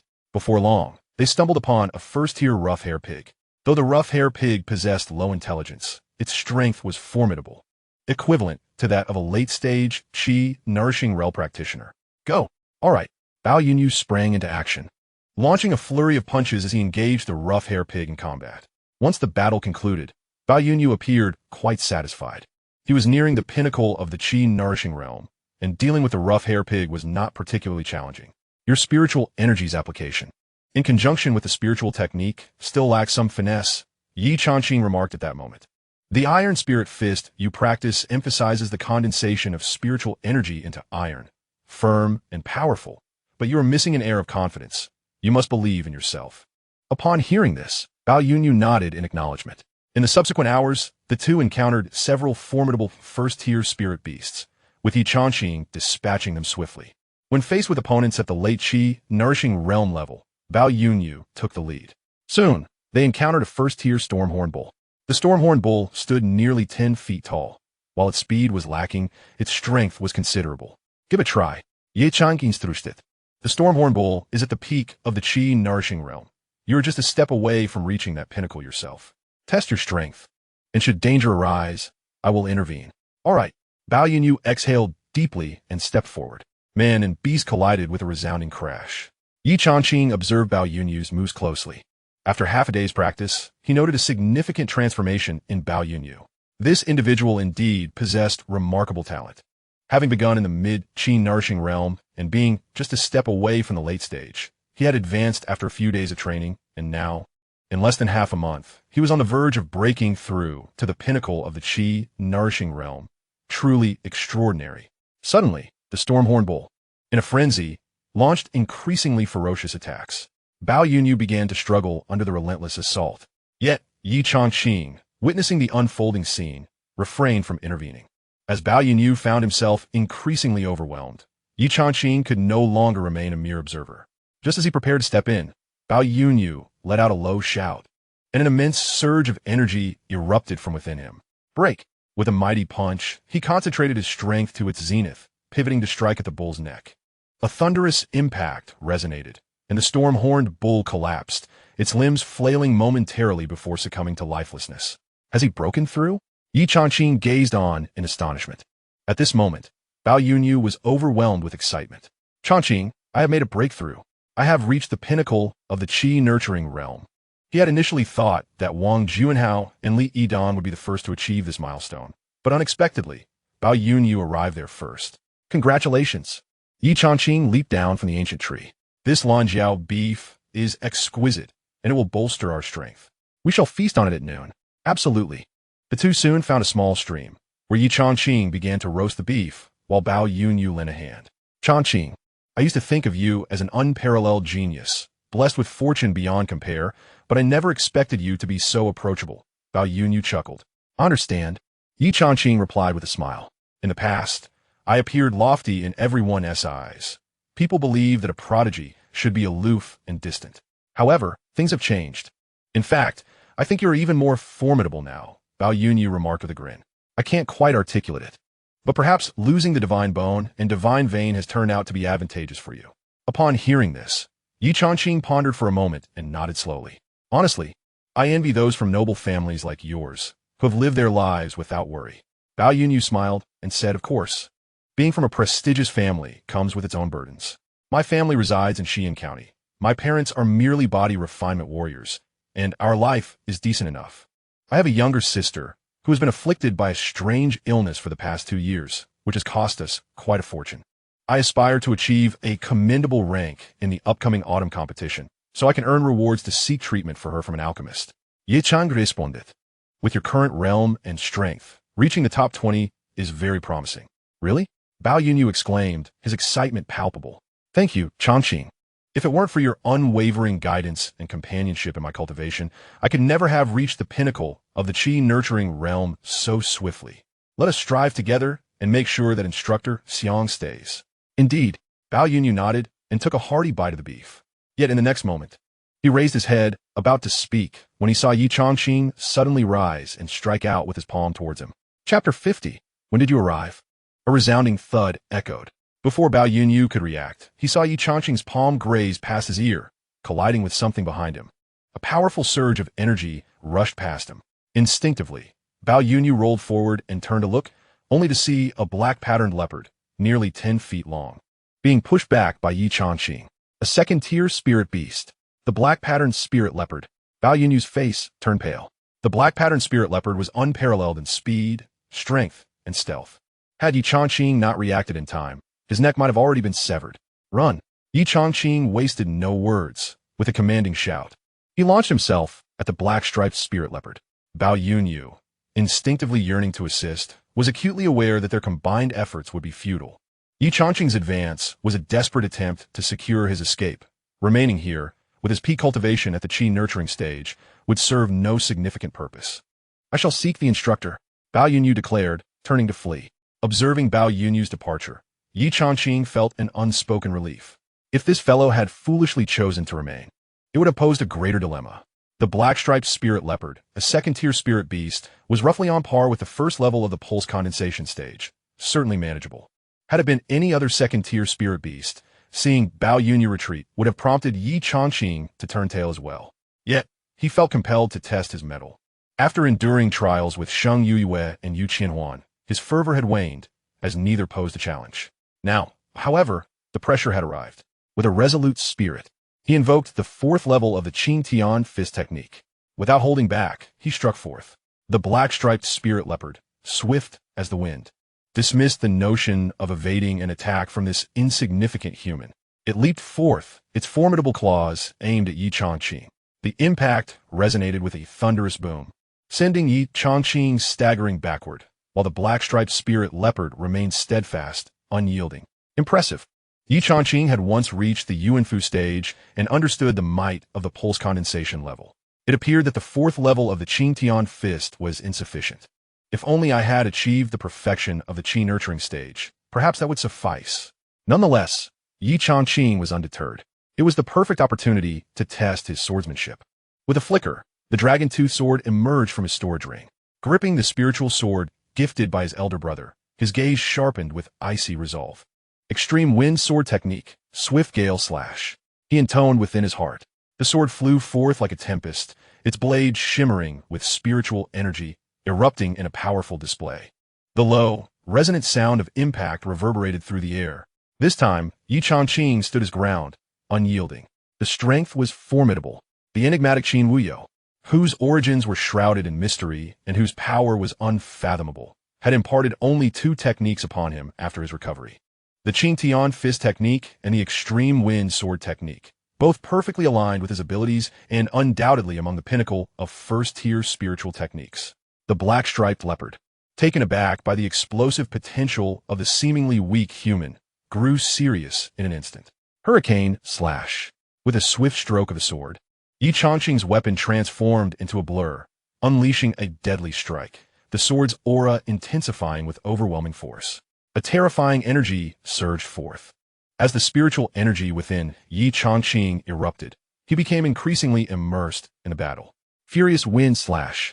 The extreme wind sword technique was now wielded in earnest for the first time against an adversary. Ye Changqing, having diligently honed his swordsmanship to its zenith day after day, observed the increasingly distressed expression of the black-patterned spirit leopard before it finally contemplated retreat. This young man was beyond its ability to vanquish.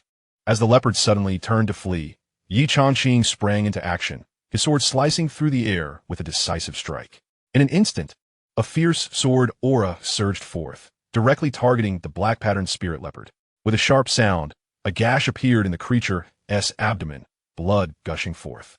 Its speed consequently diminished. Ye Changqing relentlessly pursued, his blade descending once more, inflicting a grievous wound deep enough to reveal bone upon its leg. It must be acknowledged that the flesh of this second-tier spirit beast was remarkably thick, yet no matter how resilient, it could not withstand repeated strikes. With each swing of his sword, the leopard's body was progressively cleaved, until ultimately it fell with a thud, its legs twitching, before it succumbed to the void of death. Ye Changqing did not approach immediately. He waited a considerable time before stepping forward. Only when he confirmed the black-patterned spirit leopard was irrevocably deceased did he finally exhale, feeling a sense of relief. At the pinnacle of the Qi nourishing realm, he had slain a first-tier practitioner of the condensing veins realm. Ye Changqing say systemenhanced. Moreover, he had yet to unleash the full potential of the extreme wind sword technique. He still had the 9 transformations of the dragon elephant technique in reserve. Once invoked, it would amplify his might even further. This black-patterned spirit leopard was undoubtedly stronger than a typical first-tier practitioner of the condensing veins realm. However, it paled in comparison to prodigies like Bai Yi. Yet, having exhausted all his means, Ye Changqing felt confident he could triumph over Bai Yi. Of course, after a month, Bai Yi might not remain a mere first-tier practitioner of the condensing veins realm. At that moment, faint footsteps echoed in the air. Ye Changqing, sword in hand, turned cautiously.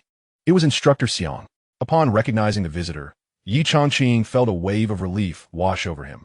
When did you arrive? Not long ago, Xianxia replied, his gaze filled with complexity as he observed his once-favored disciple. At the pinnacle of the Qi nourishing realm, having slain a first-tier practitioner of the condensing veins realm, truly, he was a genius.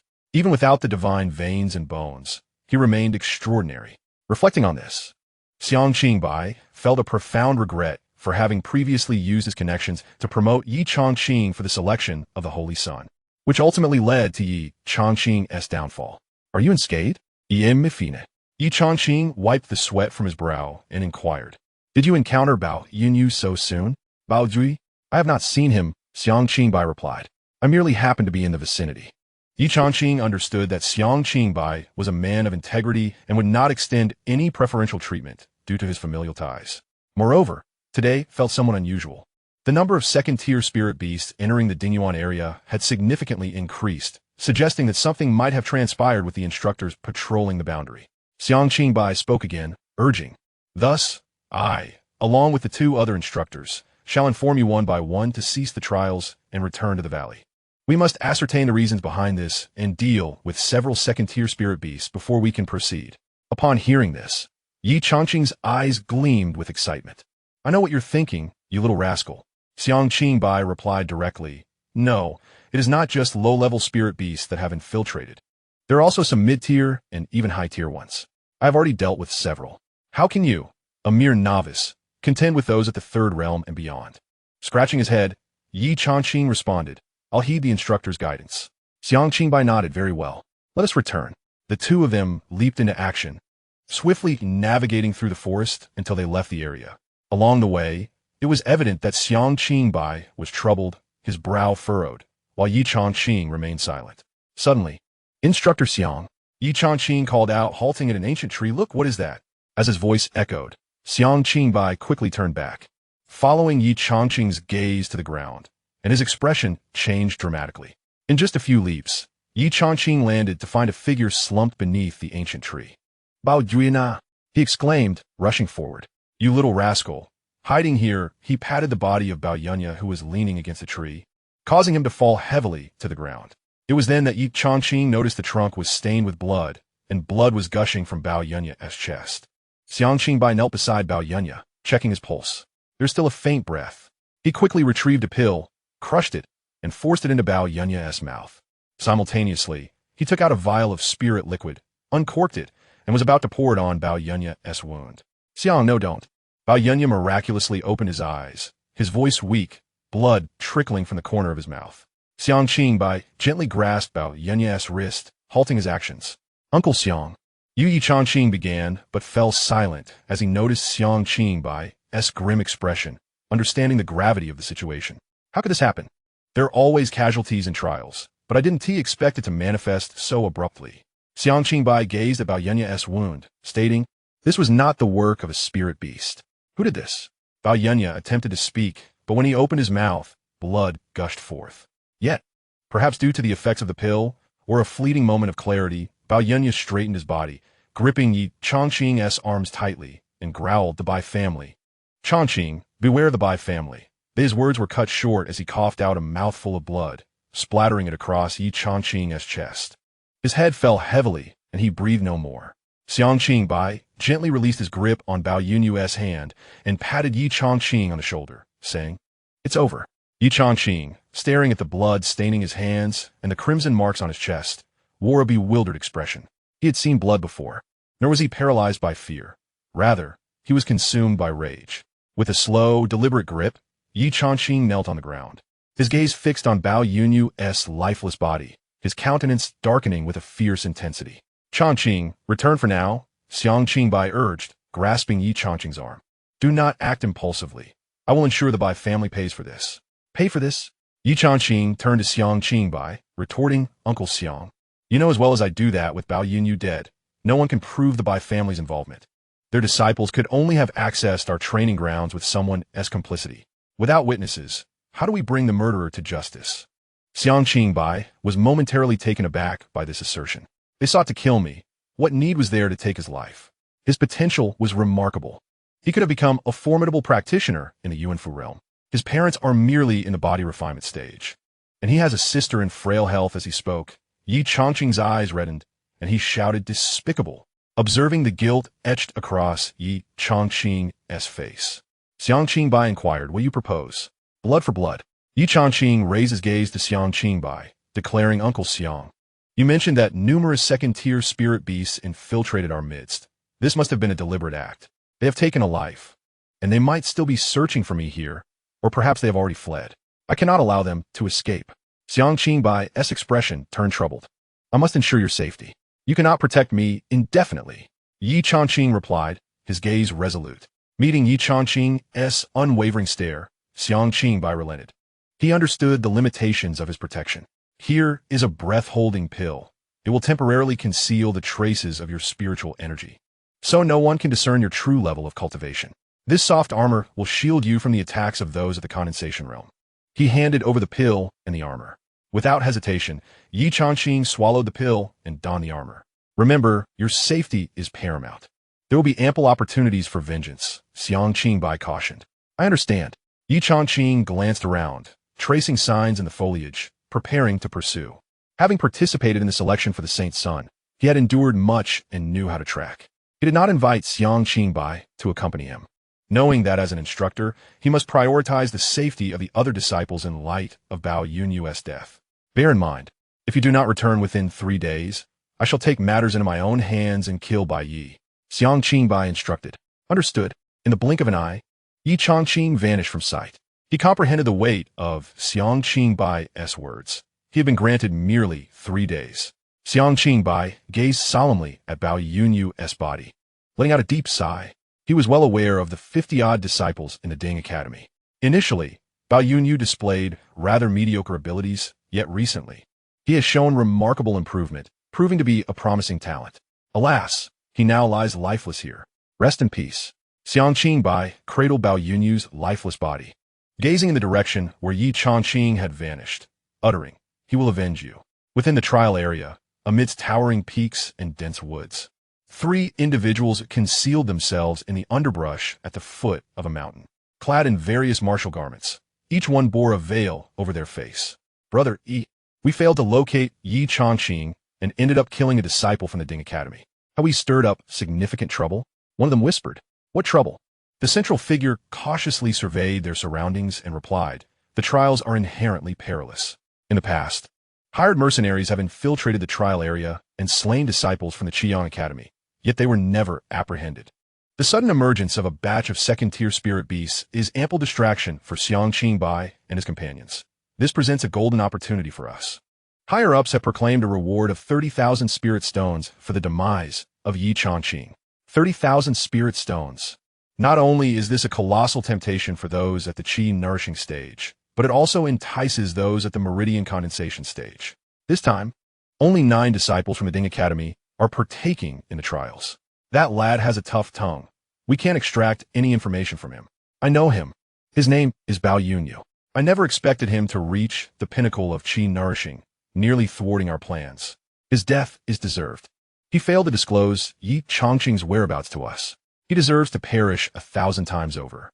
The 3 exchanged wary words, their eyes vigilantly scanning their surroundings as they prepared to resume the search for Ye Changqing.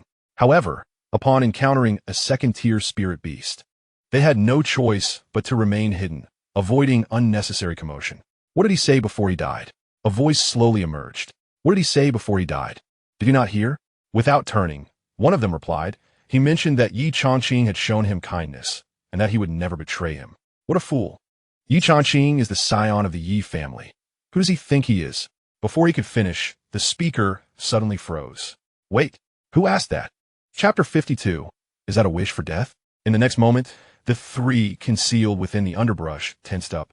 They sprang to their feet, brandishing their swords and daggers, ready to strike at whatever lay behind them. To their astonishment, a young man clad in a blood-stained green outfit and soft armor stood silently behind them, his eyes glowing crimson, fixed intently upon them. Ye Changqing. The trio was elated to discover that the very person they sought was standing before them.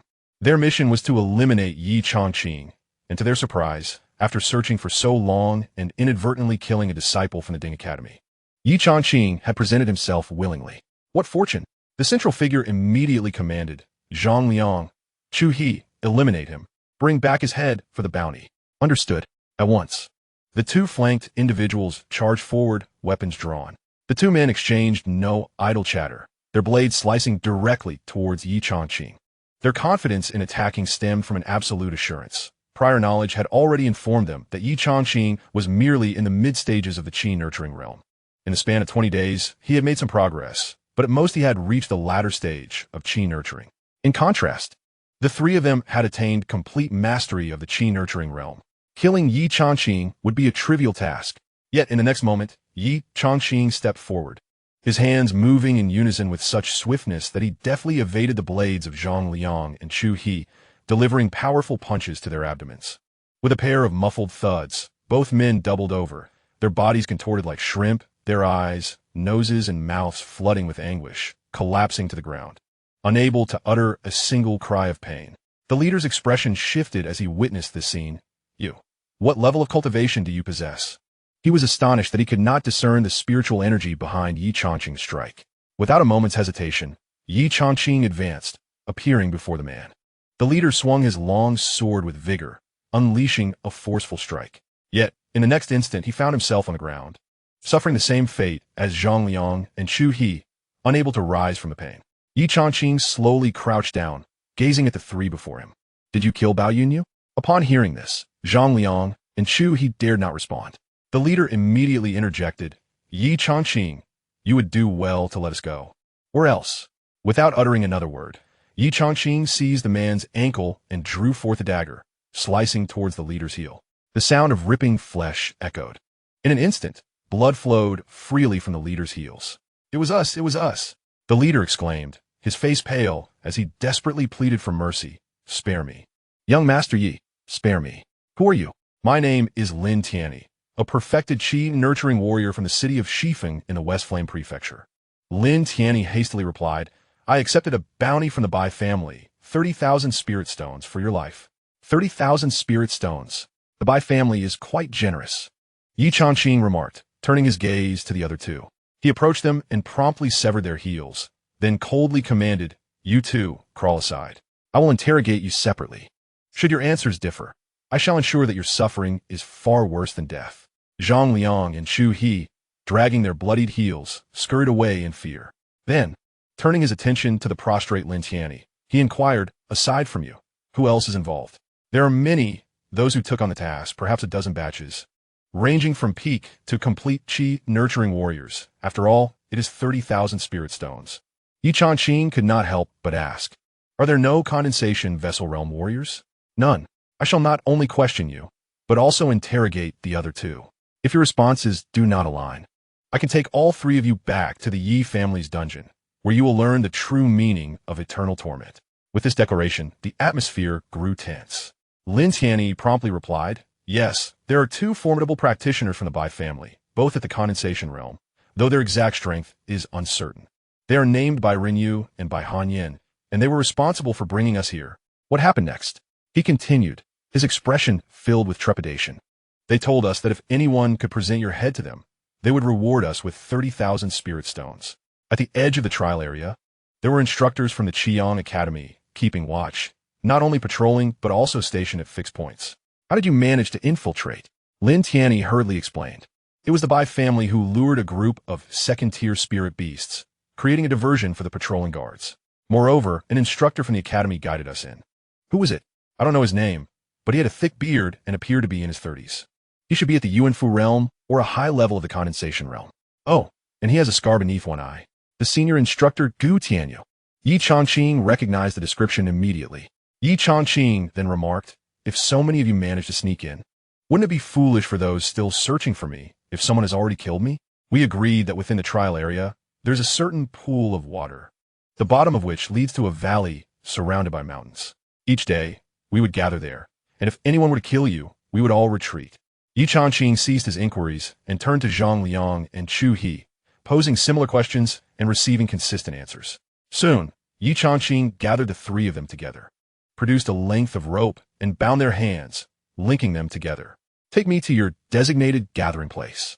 Upon hearing this, the three of them changed their expressions. Young Master Yi, you have already severed our Achilles tendons. How can we? Do you wish to perish? Ye Changqing glared at Lin Tianyi. Then go. Reluctantly, the three complied. Fortunately, it was only Ye Changqing for now. As long as they remained alive, there might still be a chance for survival. Thus, Ye Changqing led them by the rope, navigating through the woods. Initially, the three could manage to walk, but soon their feet ached unbearably, and they fell to the ground. Crawling forward, Ye Changqing paid no heed. Crawl, you must get there. From Jiang Yuyao's letter. Ye Changqing learned that Bai Yi and Bai Xian had received orders from the ninth prince of the imperial capital, Yin Fengxing, to kill him. Although the training trial was guarded by instructors from the Qiang Academy, making it relatively safe, he had not anticipated that someone would be bribed. Moreover, he never expected that, because of him, Bao Yunya would meet his demise. The Bai family sought to kill him directly. Why involve innocent people? In the past, Ye Changqing had not understood the virtue of patience, and after 2 years of hardship, he had learned to endure many things. But now, as his cultivation had been restored, if he continued to endure, it would be tantamount to wasting his efforts. This debt, it must be settled. Bai Yi, Bai Xian. Ye Changqing's gaze was cold and menacing as the sun dipped below the horizon.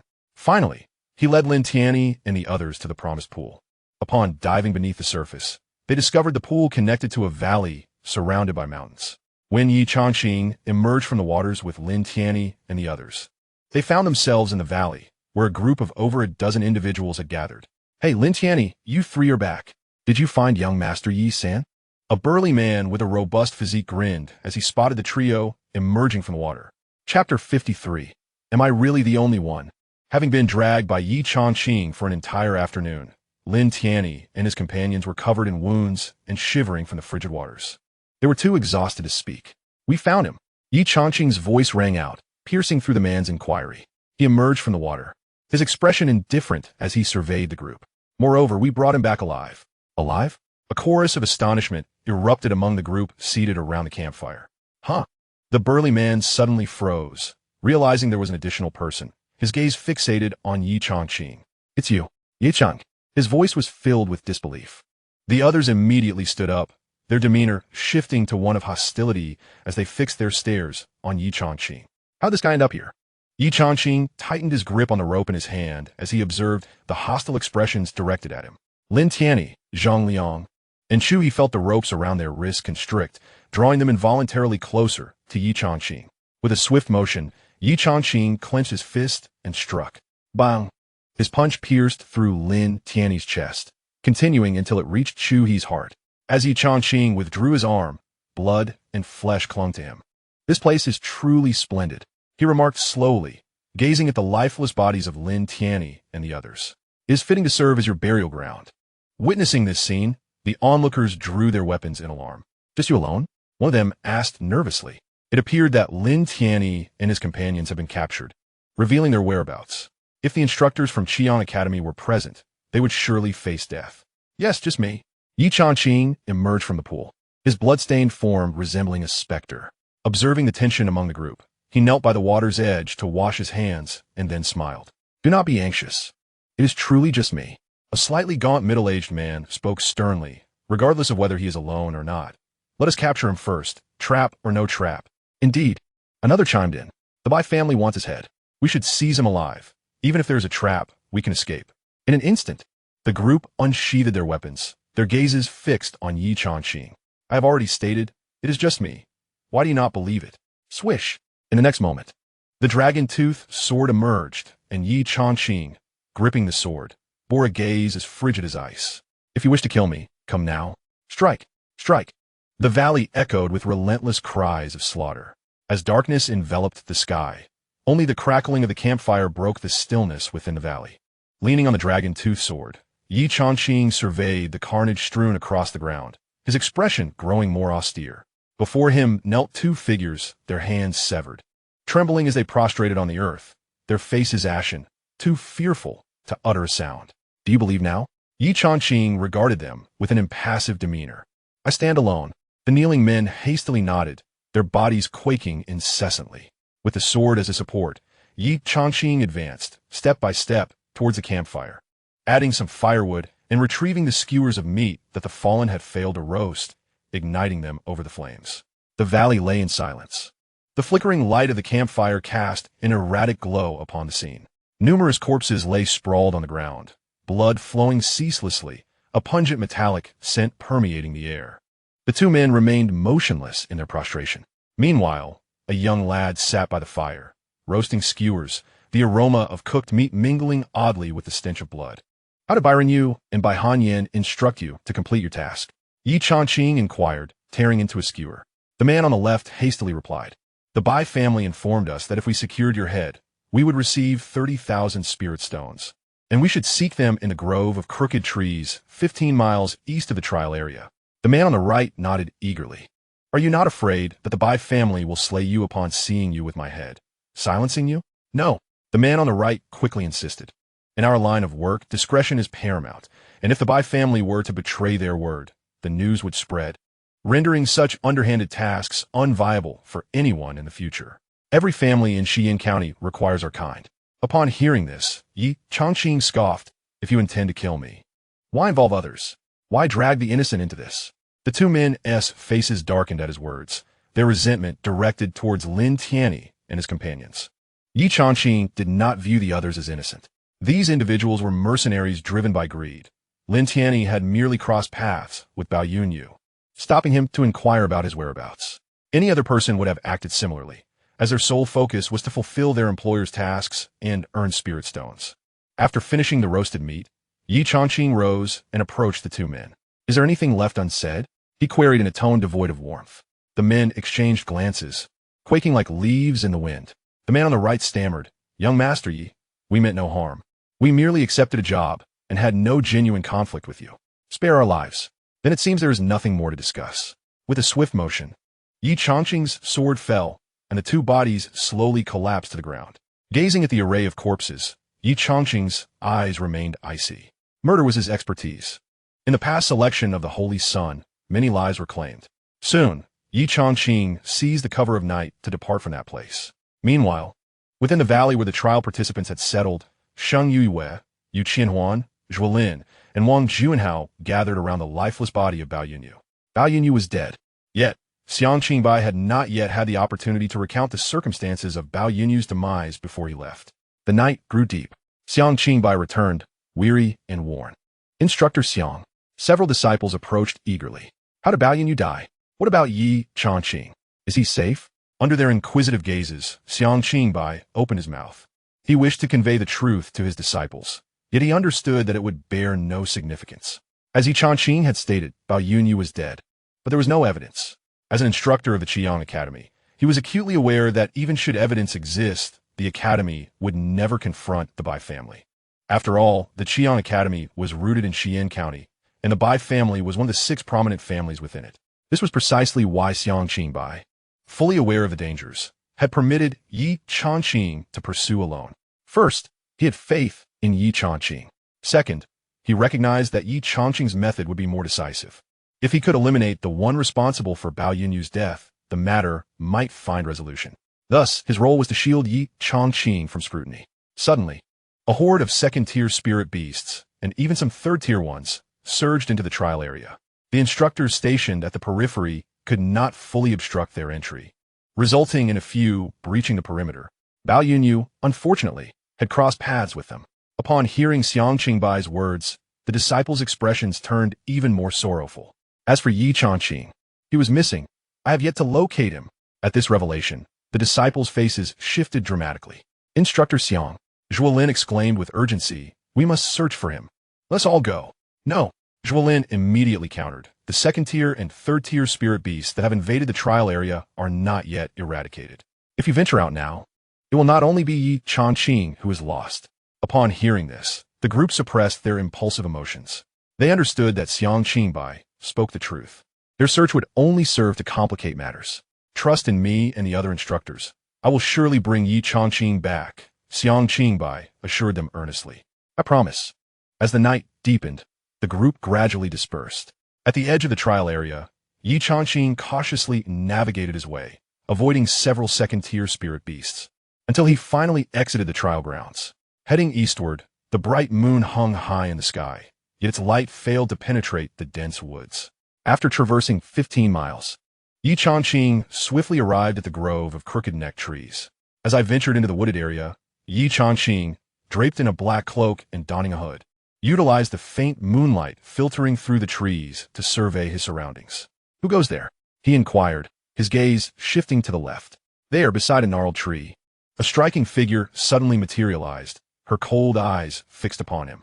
In the dimness of the night, he could only discern that she was a woman. "Who are you?"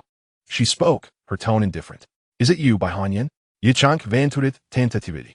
The woman remained silent in response. He lowered his voice, irritation creeping into his tone. "I am Chu He, here to collect a bounty." "Collect a bounty?" The woman beside the tree echoed in astonishment. "You killed Ye Changqing?" With a smug grin, Ye Changqing raised the cloth bag he carried, declaring, "Luck was on my side.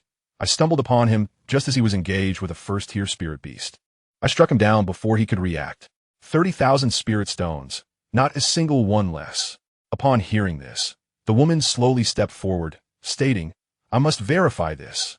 Naturally, I need to see the spirit stones." Ye Changqing, still suppressing his voice, warned, "Do not try any tricks. My companions await me at the designated location.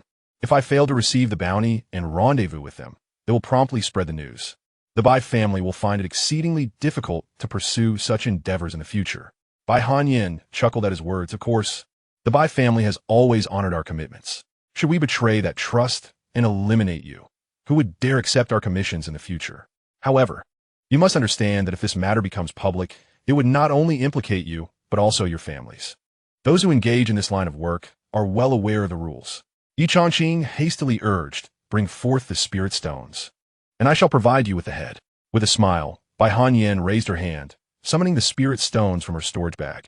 They cascaded forth, quickly accumulating into a small mountain upon the forest floor, radiating a faint azure glow that was captivating. "You have the spirit stones. Can I now verify the head?" Bai Hanyan asked coldly. These individuals, driven solely by monetary gain, were easily swayed by riches. Yet, this was precisely what the Bai family required. If they dispatched their own people to eliminate Ye Changqing and were discovered by the instructors of the Qian Academy, it would undoubtedly leave them vulnerable. By employing these mercenaries, they posed no threat. Even if captured and coerced into revealing the Bai family's involvement, they could easily disavow any connection. After all, who would believe these money-driven opportunists? Moreover, these individuals had a reputation for discretion. Ye Changqing gazed at the pile of spirit stones, his eyes gleaming with avarice. Without hesitation, he tossed the wrapped head towards Bai Hanyan and then eagerly approached the mound of spirit stones. Bai Hanyan swiftly grasped the head, carefully unwrapping the cloth. What lay before her was indeed a severed head. The flesh on the head had vanished completely, revealing only a swarm of black insects, each no larger than a baby's fist, writhing within the ears, nose, eyes, and mouth of the head. The instant Bai Hanyan unwrapped the package, those insects' eyes glimmered with a green light, and they swiftly flew towards her. Corpse-eating insects. Bai Hanyan's complexion changed dramatically, and she immediately struck out with her other hand, attempting to crush these vile creatures. The corpse-eating insects were not particularly lethal. They thrived on the remains of humans and beasts, consuming decaying flesh. After feasting, they would release toxic gases, which could cause temporary paralysis if inhaled. However, at such close proximity, as the insects surged forth, a faint dark mist wafted toward her. Despite Bai Hanyan's quick reflexes, she inadvertently inhaled some of it, leaving her slightly dizzy. She had been deceived. Bai Hanyan's expression shifted once more. But in the next instant, a flash of sword light appeared as a long sword sliced through the air. The momentary wind slash. Ye Changqing, who had previously been retrieving spirit stones, now stood before Bai Hanyan, unleashing the fourth form of the extreme wind sword technique. As he executed the strike, it aimed directly for her heart. Bai Hanyan, being a formidable practitioner in the pulse condensation realm, relied on her innate potential to twist her body, causing the sword that was meant to pierce her heart to veer off and strike her left shoulder instead. Without a moment's hesitation, Ye Changqing swept his sword upward, and the sword energy instantly severed her shoulder, lopping off her left arm. A piercing scream echoed. Bai Hanyan clutched her left arm, her face pale. "Chu-He, you're courting death," she exclaimed, enraged at being deceived. Yet Ye Changqing paid her no heed, launching another attack with his sword. He did not employ the sky-raising fist technique. Instead, he sought to deal the utmost damage with his swordplay. Having severed Bai Hanyan's arm, he knew that even a practitioner of the pulse condensation realm would suffer greatly. Ye Changqing understood the principle of striking when the foe was vulnerable. The gale slash. He closed the distance to Bai Hanyan and struck again. "You're seeking death." Bai Hanyan retaliated with a fierce punch, the wind howling as it met the blade. The clash of fist and sword resonated with a metallic clang, and Ye Changqing instantly felt a tremendous recoil reverberate through his body. Practitioners of the pulse condensation realm cultivate their inner energy across 9 major meridians. Each meridian open doubles the energy within, making them exponentially more powerful than those in the qi nourishing realm. At that moment, Ye Changqing distinctly sensed the immense pressure on his meridians and bones. This woman was not merely at the first level of pulse condensation. She was at the second level. In the next moment, Ye Changqing stepped back, sword in hand, his expression cold and resolute. Bai Hanyan's gaze turned to him, shock etched across her face. You're not Chu-He." Chapter 55. Slay Bai Hanyan. In the crooked-necked woods, the moonlight cascaded down, casting a dim glow over the forest floor, allowing for faint visibility. Bai Hanyan discerned that the figure standing a few steps away, sword drawn, was not a grown man, but rather a youth of 16 or 17. If not Ye Changqing, then who could it be? How could this be? A tremor ran through Bai Hanyan. Chu-He and his companions had been traveling together, yet here stood Ye Changqing. Could it be that Xianxia Bai had already discovered their hired assassination and had deliberately sent Ye Changqing to expose them? Bai Hanyan instantly became vigilant, scanning her surroundings. This boy could not possibly have come alone. Ye Changqing, you possess great audacity. Bai Hanyan shouted furiously. Did Xianxia Bai send you? Indeed. Ye Changqing replied without hesitation, swinging his sword in a swift arc. He was uncertain whether he could contend with a second layer of the condensing veins realm, but with Bai Hanyan injured, this was his opportunity. The thought of Bao Yunya's death stirred a fierce resolve within him. If he did not eliminate a few members of the Bai family, his conscience would remain unsettled. Break! He exclaimed, his voice low, as he unleashed his sword with remarkable speed, channeling his internal energy fervently. At that moment, Bai Hanyan was engulfed in terror and indignation. Fear gripped her as she realized that in their clash, someone might emerge from the shadows to take her life. Her indignation stemmed from the disparity in their strengths. As a second layer of the condensing veins realm, she could easily vanquish 10 of Ye Changqing at her peak. Yet now, she was forced to defend herself. If this standoff continued, the blood loss from her wounded left arm would inevitably lead to her demise.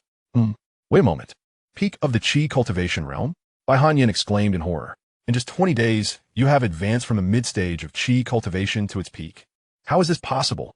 Even with your divine veins and bones, you could not have ascended so rapidly. Ye Changqing did not respond to Bai Hanyan's inquiries, continuing to unleash one strike after another. Suddenly, a sound pierced the air as Bai Hanyan, caught off guard, felt the sting of Ye Changqing's blade leave a gash on her left thigh. This insufferable brat fought with such cunning, relentlessly targeting her left side. You seek death. Bai Hanyan seethed, her right hand forming a grip around a broad knife that materialized in her grasp. Upon witnessing this, Ye Changqing shouted urgently, Uncle Xiang, now is the time. Uncle Xiang? Xianxia Bai? Bai Hanyan's expression shifted, her weapon ready as she remained alert. But at that moment, Ye Changqing executed a swift maneuver, raising his sword to thrust forward. The speed of this strike was already formidable. As Ye Changqing thrust forth his sword, he immediately sensed a profound and piercing vitality coursing through his entire being. This essence of sharpness melded seamlessly with the dragon-tooth sword in his grasp. In that moment, a resonance seemed to emerge between man and sword, amplifying the speed and potency of Ye Changqing's strike by at least 30%. This enhancement proved decisive, as Bai Hanyan, who had believed she could withstand the blow, found herself unable to defend against it. The tip of the sword pierced through her abdomen. Without hesitation, Ye Changqing closed the distance to Bai Hanyan, releasing his grip with one hand, and then unleashed a barrage of powerful punches aimed at her chest. The low thuds of impact echoed, as the sword embedded in Bai Hanyan's abdomen delayed her response. When Ye Changqing's heavenly fist technique struck her, it felt as though her heart had been completely obstructed, and she spewed forth blood. Her left arm, already injured, left her significantly weakened compared to her usual self. Yet Ye Changqing showed no signs of mercy. He continued to rain down blows, reducing Bai Hanyan's chest to a bloody pulp. With a thud, Bai Hanyan collapsed to the ground, but Ye Changqing remained undeterred, stepping onto her body, drawing forth the dragon-tooth sword, and severing her head. Once this grim task was complete, he sank to the ground, gasping for breath. From the moment he arrived until Bai Hanyan's demise, he had mentally rehearsed each step repeatedly. When confronting a foe more formidable than oneself, such preparations are never superfluous. However, he had not anticipated that Bai Hanyan was already at the second level of the pulse condensation realm. Fortunately, he had persevered. These were combat techniques he had mastered through trials of life and death during the selection of the Holy Sun. Regaining his composure, Ye Changqing swiftly collected the 30,000 spirit stones from the ground and rummaged through Bai Hanyan's belongings, including a simple blade. After completing these tasks, he disposed of Bai Hanyan's body, burying her with care. Since Bai Hanyan was responsible for the rendezvous, her superior, Bai Renyu, would undoubtedly come to investigate if she failed to return. Ye Changqing had no intention of leaving. He chose to remain, waiting for the arrival of others from a Bai family. Soon, he positioned himself on a gnarled tree with lush foliage, sitting cross-legged and grasping spirit stones to restore his depleting energy. He couldn't help but reflect on the sensation he had experienced when he thrust his sword, the resonance that had surged through him and the dragon-tooth sword. He had never encountered such a feeling before. In the past, even with his divine veins and bones, wielding a sword, he had never grasped the essence of sword intent. Perhaps this sensation was what the esteemed Qin Wuyo referred to as sword intent. Ye Changqing then delved his thoughts into the celestial palace within his mind. In the first level of the heavenly palace, radiant as a realm of immortals, 5 statues stood in serene stillness, resembling deities. The statue of Qin Wuyo remained vividly discernible. Senior, are you present? Ye Changqing, Myriad. It seems I have grasped some essence of sword intent, yet I am uncertain. In response to Ye Changqing's question, the great hall lay silent and empty, devoid of sound. Qin Wuyo had mentioned that he could not always awaken and appear.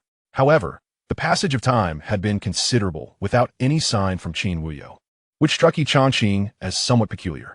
Withdrawing his thoughts, Ye Changqing resumed his cultivation, patiently awaiting further developments. As dawn broke, amidst the crooked trees, a rustling sound suddenly emerged. Ye Changqing ceased his meditation, retracting his aura. The soft armor he wore, a gift from Xianxia, was indeed a genuine second-tier light armor, capable of withstanding attacks from the condensed veins realm to a certain extent, while also concealing his presence. As long as he refrained from channeling spiritual energy and concealed himself within the treetops, he would remain undetected. Soon, a group of figures approached cautiously. Ye Changqing's gaze sharpened, his expression turning icy.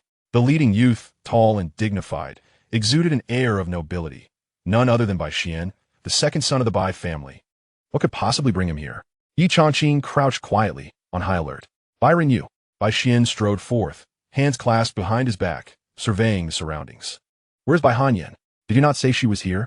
Chapter 56, Blood Jade's Spirit Herb. Beside Bai Xian stood a middle-aged man, appearing to be nearly 40, clad in a deep blue martial outfit, who was also scanning the area. Bai Hanyan. The middle-aged man shouted involuntarily.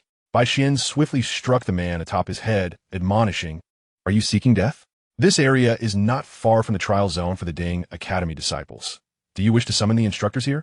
Bai Renyu, after receiving the blow, nodded sheepishly. Second young master, perhaps Bai Hanyan has gone to the outskirts to gather information. Rest assured, with a dozen or so hired hands, all at the pinnacle of the nourishing Qi realm, it is a certainty that we can eliminate Ye Changqing. Once we secure his head, I will promptly notify you. Upon hearing this, Bai Xian scoffed. Father is truly unnecessary. Why waste spirit stones in such a manner? When the Academy's autumn competition arrives, regardless of whether it is I or my elder brother who encounters Ye Changqing, he shall meet his demise. Bai Renyu, upon hearing this, remarked, "Perhaps the clan leader is concerned that you two may not meet Ye Changqing, even if you do encounter him during the autumn competition. Should Ye Changqing fear death and concede, it will be difficult for you two to strike him down." Indeed, Bai Xian assessed the surroundings, then stated, "With Bai Hanyan and you present, there should be no significant issues. It would be best to eliminate Ye Changqing. If that proves impossible, we shall not incur any losses.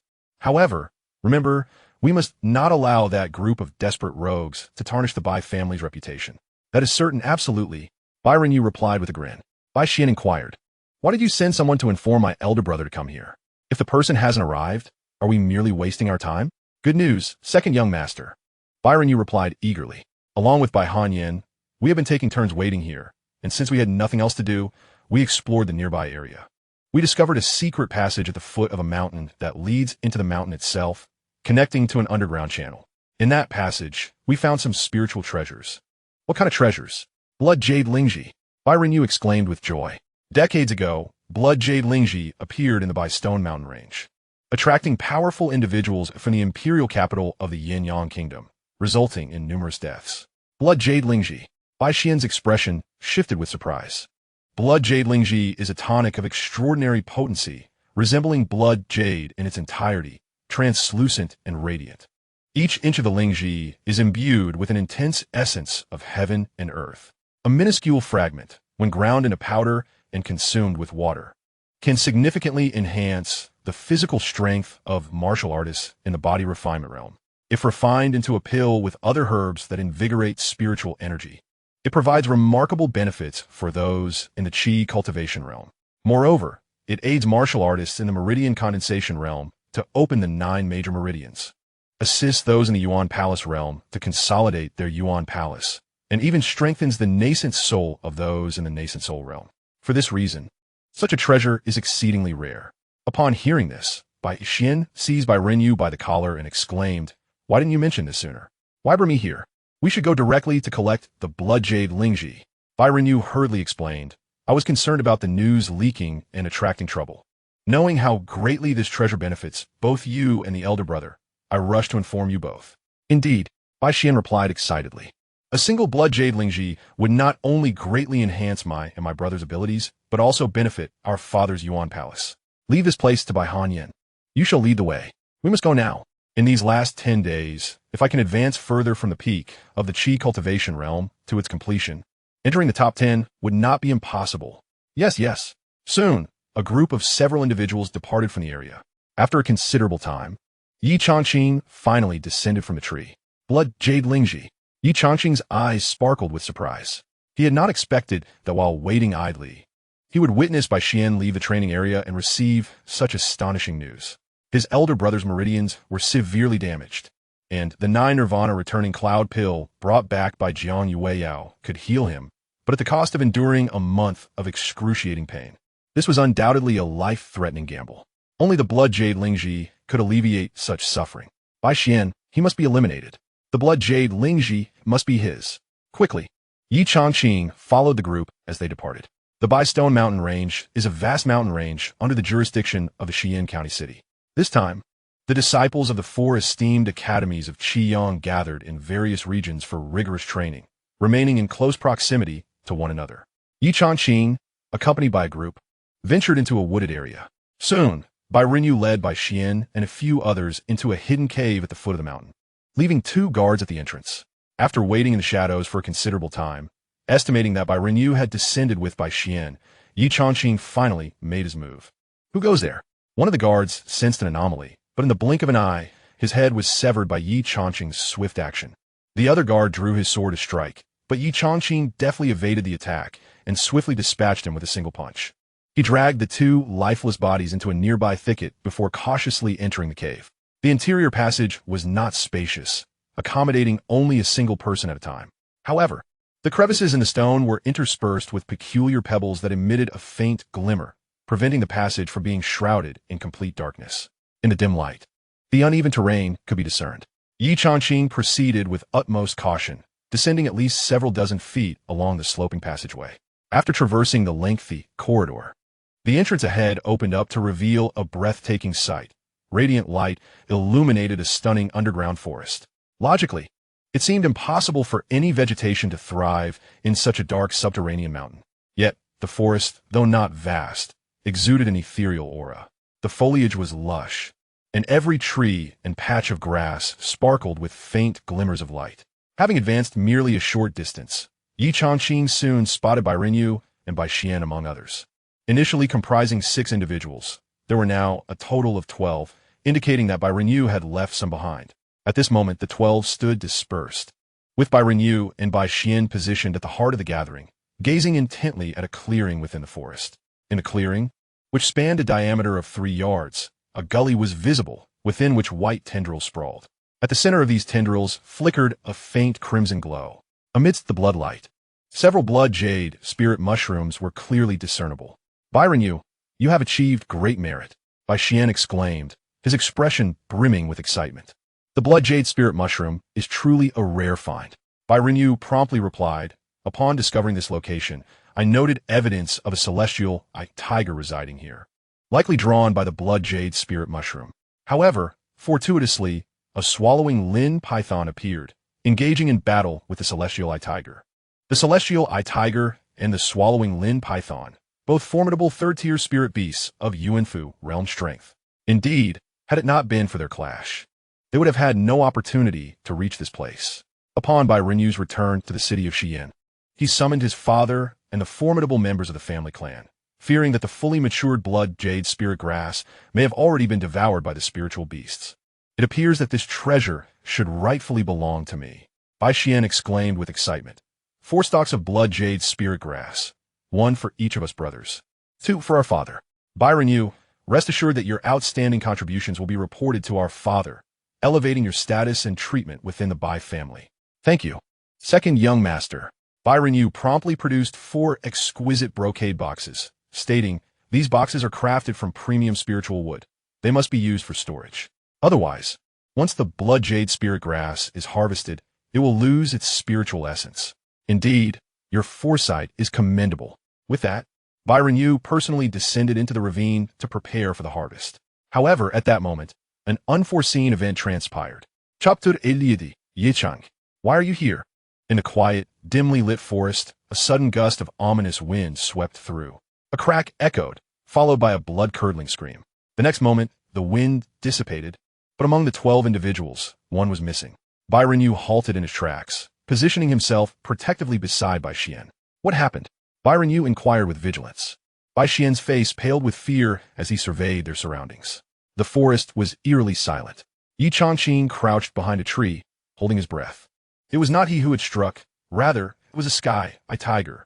The sky-eye tiger is a third-tier spiritual beast. With mature specimens measuring 3 zhang in length and nearly 1 zhang in height, their bodies adorned with stripes resembling tree bark, and their eyes gleaming with a unique spiritual light. The creature that had just appeared was not an adult. Ye Changqing observed closely. This juvenile sky-eye tiger was merely about 1 zhang long and a person's height, with its fur still somewhat downy. It seems Byron Yu was correct. The true guardian of this area, an adult sky-eye tiger, had been lured away by the emergence of a swallowing lin python, leaving behind this young cub. Although the sky-eye tiger is classified as a third-tier spiritual beast, the strength of a juvenile is uncertain. It could be at the qi nurturing stage or the meridian condensation stage. However, Ye Changqing had noted that the cub was likely situated between these two realms.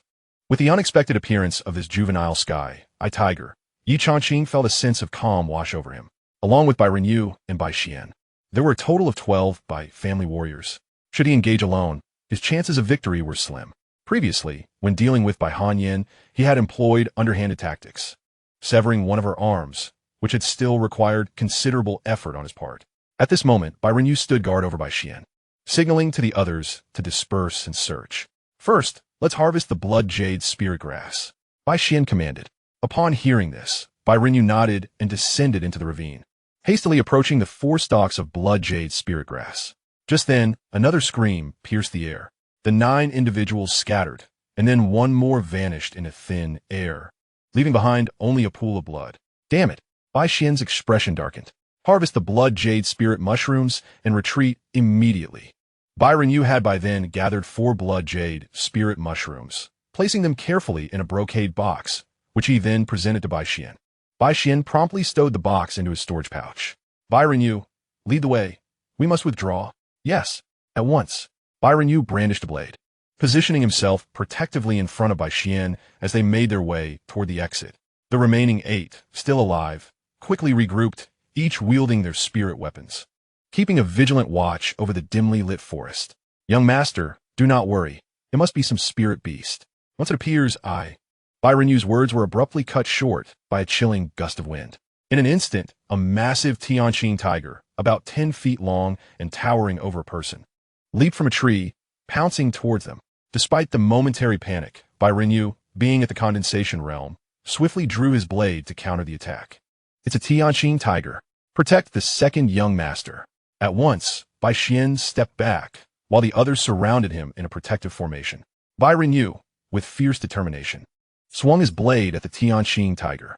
The cub's claws came crashing down with terrifying force, creating a deafening sound as they clashed against the blade. Stumbling back, Byron Yu, with a look of surprise, declared, "Young master, do not be concerned. This Xianxia tiger is merely at the first level of the condensation realm. I can handle it." Upon hearing this, Bai Xian's excitement surged. Excellent. Kill it. The tiger's skin and bones can be fashioned into spirit artifacts. Yes. Byron Yu struck again with his knife. However, at that moment, the group's attention was diverted. Among those guarding Bai Xian, one figure lingered behind, anxiously watching the front. Suddenly, a sharp pain surged through him. He felt a chill at his neck, and then he saw his own corpse standing dumbly in place. Had his head just flown off? A thud echoed, startling Bai Xian and his companions. Buying. One of the guards, witnessing his comrade's head vanish in an instant, turned pale with terror. Bai Xian turned to look, his expression darkening further. Are there other Xianxia tigers? The remaining 7 guards, filled with apprehension, trembled uncontrollably. Even if it were just a cub, it was still at the condensation realm. While they were merely at the pinnacle of the qi nurturing realm, they were no match for the condensation realm beasts. Damn it! Bai Xian commanded, "You 7, scatter immediately and locate that Xianxia tiger." The 7, gripped by fear, dared not disobey. As guards of the Bai family, their duty was to protect the young master. Otherwise, Even if they survived, they would not be spared if the young master perished. To flee would mean death for their entire families. Kill. In an instant, chaos ensued. 7 individuals wielding spiritual weapons dispersed, determined to prevent another celestial eye tiger from unexpectedly appearing and harming Bai Xian. Bai Xian stood at the center, his countenance dark and foreboding. He had initially believed that the 4 blood jade spirit herbs he had casually acquired were harmless, yet he found himself entwined in such peril. At that moment, Bai Renyu was engaged in combat with the celestial eye tiger ahead, while the remaining 7 guards remained vigilant and wary of another potential tiger. Suddenly, a blood-curdling scream echoed through the dimly lit forest. One guard collapsed, his body convulsing briefly before succumbing to death, an innocent victim of fate. This shocking scene startled everyone. Damn it! Bai Xian was compelled to draw his sword, gripping it tightly. He had no desire to perish here. Another anguished scream pierced the air. One more of the remaining 6 guards fell lifelessly. At that moment, another guard shouted, "I see it. It's not the celestial eye tiger. It's a person." A person? Bai Xian's expression darkened at this revelation. How could someone infiltrate when 2 Bai family guards were stationed at the entrance? Who could it be? Bai Xian bellowed. "I am Bai Xian, the 2nd young master of the Bai family. Who dares to play tricks and sneak around here?" Yet, in response to his call, silence ensued, only to be broken by yet another scream as another guard fell dead. With only 5 guards remaining, Bai Xian decisively commanded, "Do not scatter. Gather around me." Instantly, the 5 converged, encircling Bai Xian, their gazes fixed outward, remaining on high alert. If this intruder possessed formidable strength, he would not resort to stealthy attacks. So he was likely no more than a fully realized qi, nourishing realm practitioner, posing no significant threat. Bai Xian spoke with a cold resolve. "Once Bai Renyu slays that celestial eye tiger, we shall unearth this intruder."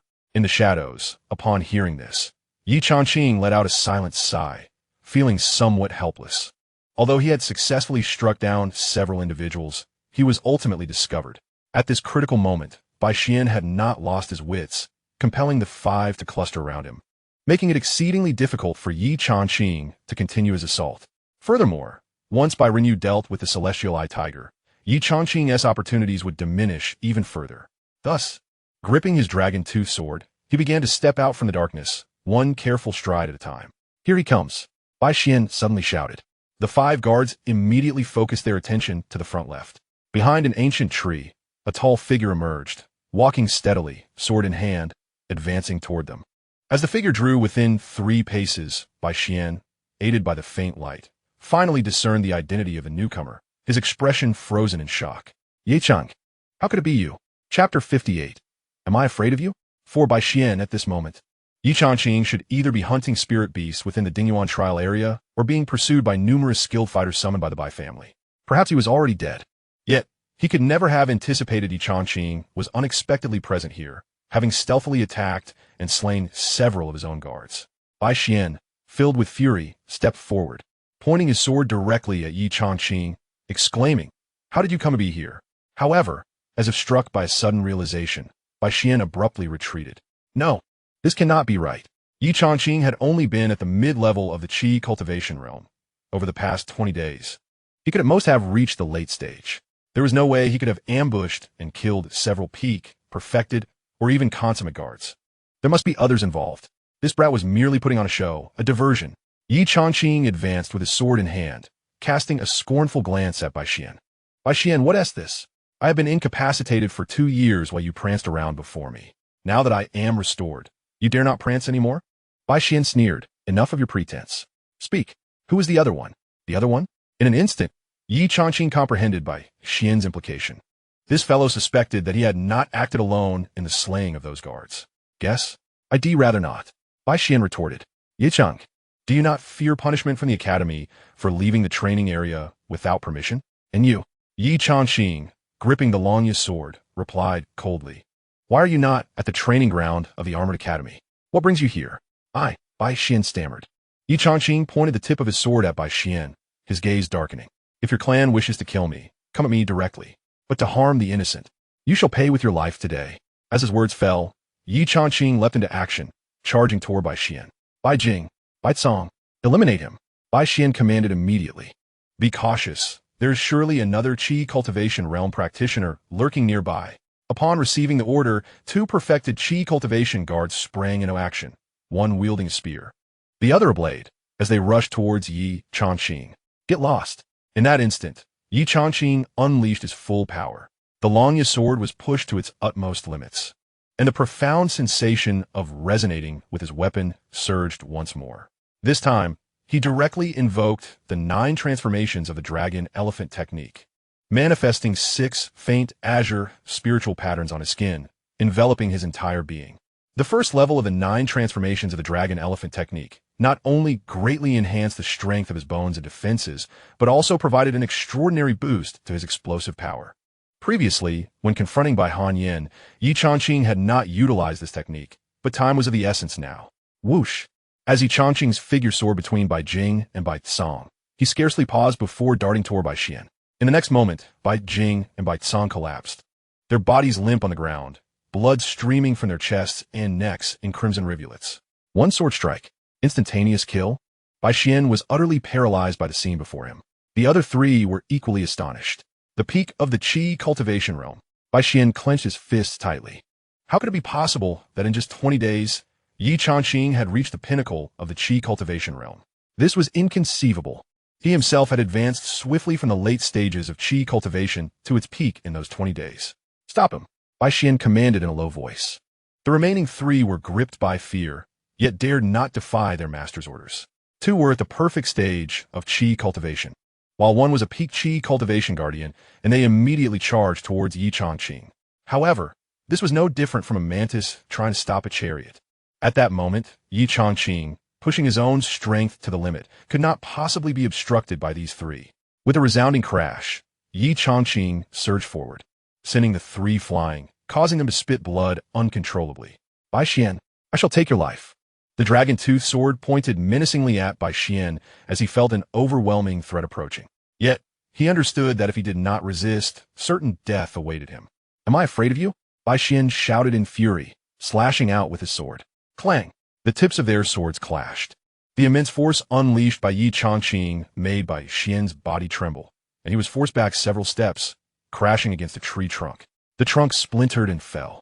Bai Xian coughed up blood, his face as pale as death. How could this be happening? The disparity was colossal. Just over a month ago, Ye Changqing had been nothing but a waste, someone who could never hope to reach the Qi cultivation realm. Yet now, Ye Changqing stood at the same pinnacle, his strength far surpassing Bai Xian's. In that moment, despair engulfed Bai Xian, recalling the countless memories shared with his elder brother. He felt like the true jester in this tale. Ye Changqing, having displayed extraordinary talent and strength at the tender age of 12, had remained dormant for 2 years until now. At 16, he re-entered the martial world, even stronger than the 17-year-old he was now. What was this even worth? Bai Xian gripped his hands tightly, glaring at Ye Changqing. In my prime, I never looked down on you. In my lowest moments, you mocked, ridiculed, and humiliated me time and again. Now, you have even caused the death of Bao Yunyu.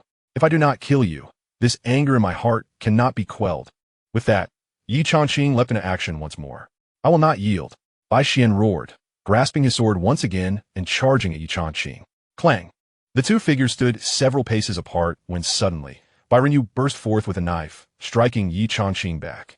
Covered in blood, which included that of the heavenly eye tiger as well as his own, Bai Renyu bore a deep claw mark on his abdomen, revealing bone. Second young master, flee. Bai Renyu had slain the heavenly eye tiger, but realized that nearly all those who had been protecting Bai Xian were dead. At a crucial moment, he intercepted Ye Changqing. Although he was unaware of the transformations that had rendered this once ineffectual member of the Yi family so formidable, the imperative remained. Protecting the second young master was of utmost importance. Should Bai Xian perish while he survived, his family would undoubtedly face annihilation at the hands of the Bai clan. Conversely, if he were to perish and Bai Xian lived on, his family would be safeguarded by the Bai household. This was a truth well known among all the guards of the Bai family. Confronted by Bai Renyu, Ye Changqing's expression grew even more frigid. Second young master, we must go. At that moment, Bai Xian regained his composure. Turning to Ye Changqing with a cold declaration, Ye Changqing, you will surely die.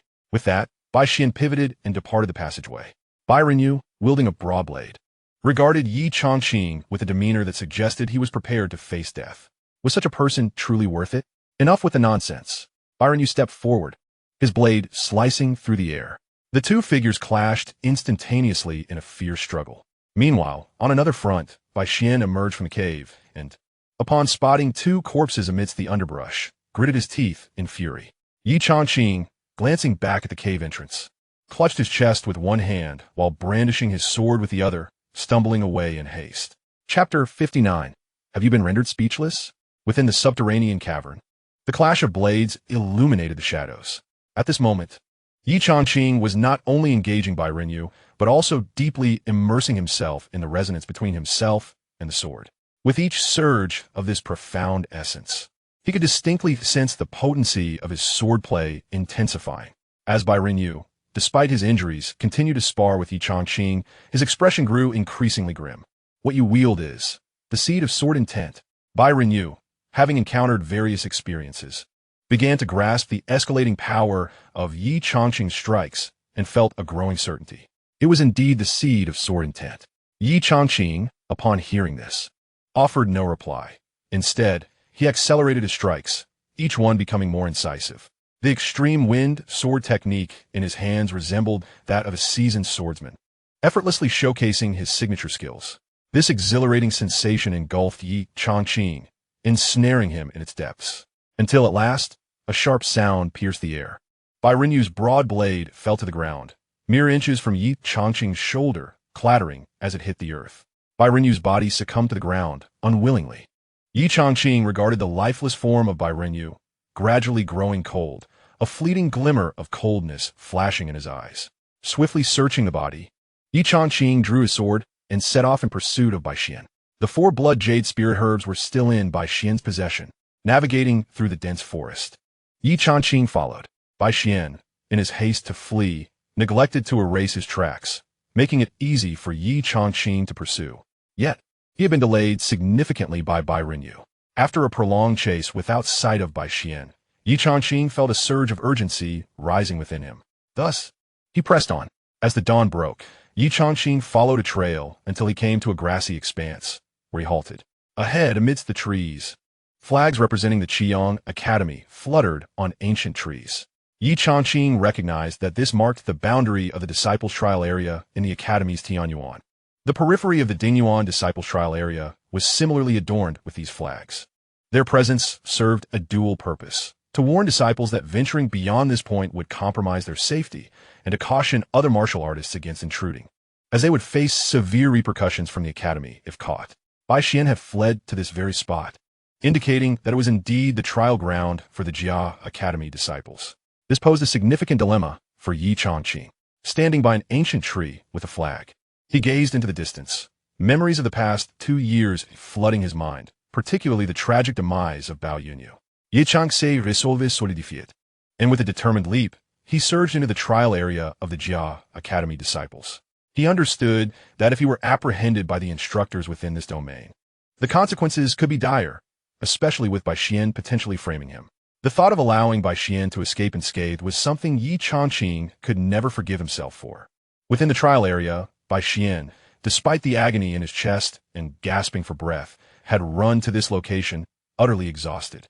Unfortunately, luck was not on his side. He had not encountered any instructors at the boundary. Thus, he dared not pause, making his way toward the place where his companions typically congregated. If only he could find his elder brother, he would be safe. Suddenly, a shadow darted past ahead. Bai Xian halted abruptly, exclaiming, "Who goes there?" From the tall grass, a rustling sound emerged, followed by the appearance of a blood-red wolf, towering and ferocious, with a lustrous coat of crimson fur. Damn it, damn it! Bai Xian fumed with frustration. In the trial area, numerous first-tier spirit beasts roamed. Under normal circumstances, he would not fear a blood-red wolf, even one at the pinnacle of the Qi cultivation realm. However, in his current state, with his chest aching painfully, facing this beast meant certain doom. The blood-red wolf elegantly emerged from the underbrush, its eyes gleaming with avarice as it regarded the human before it. Bai Xian couldn't fathom how his luck had turned so dire. The wolf bared its teeth, radiating a murderous intent, and leapt toward Bai Xian. In the next instant, a flash of sword light sliced through the air, severing the wolf's neck. The massive creature collapsed lifelessly, crashing onto Bai Xian. A cry of pain escaped his lips as he let out a frantic wail, completely disregarding his stature as the second young master of the Bai family. Bai Xian? A voice suddenly broke through the chaos. Upon hearing it, Bai Xian looked up to see two figures standing before him, Gan Yinhua and Ye Changqing. Gan Yinhua had previously suffered injuries to both arms at the hands of Ye Changqing, but he had long since recovered. After passing the 3 assessments, he met the criteria set by the academy, allowing him to participate in this trial. Moreover, through adversity came fortune. Originally at the late stage of the Qi cultivation realm, he had reached the pinnacle of that realm within these 20 days and had made a further breakthrough into the realm of perfection. What was once merely a proximity to the heavenly ranking was now assuredly within the top 30 upon his return.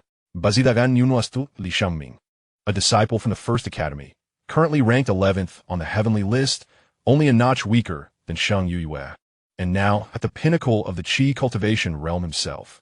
Ye Changqing hailed from a relatively modest family, and had often found himself trailing behind the signs of the Bai and Gan families.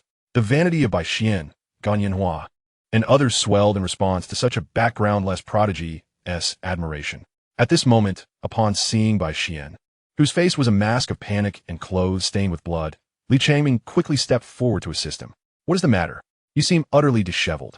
Have you encountered some spirit beast? Upon seeing Gan Yinhua and Ye Changqing, Bai Xian finally breathed a sigh of relief. It was not a spirit beast. It was Ye Changqing. At this revelation, Ye Changqing and Gan Yinhua exchanged bewildered glances. Ye Changqing, was Bai Xian truly in a state of shock? Bai Xian hurriedly explained. I went outside the examination area and ran into Ye Changqing.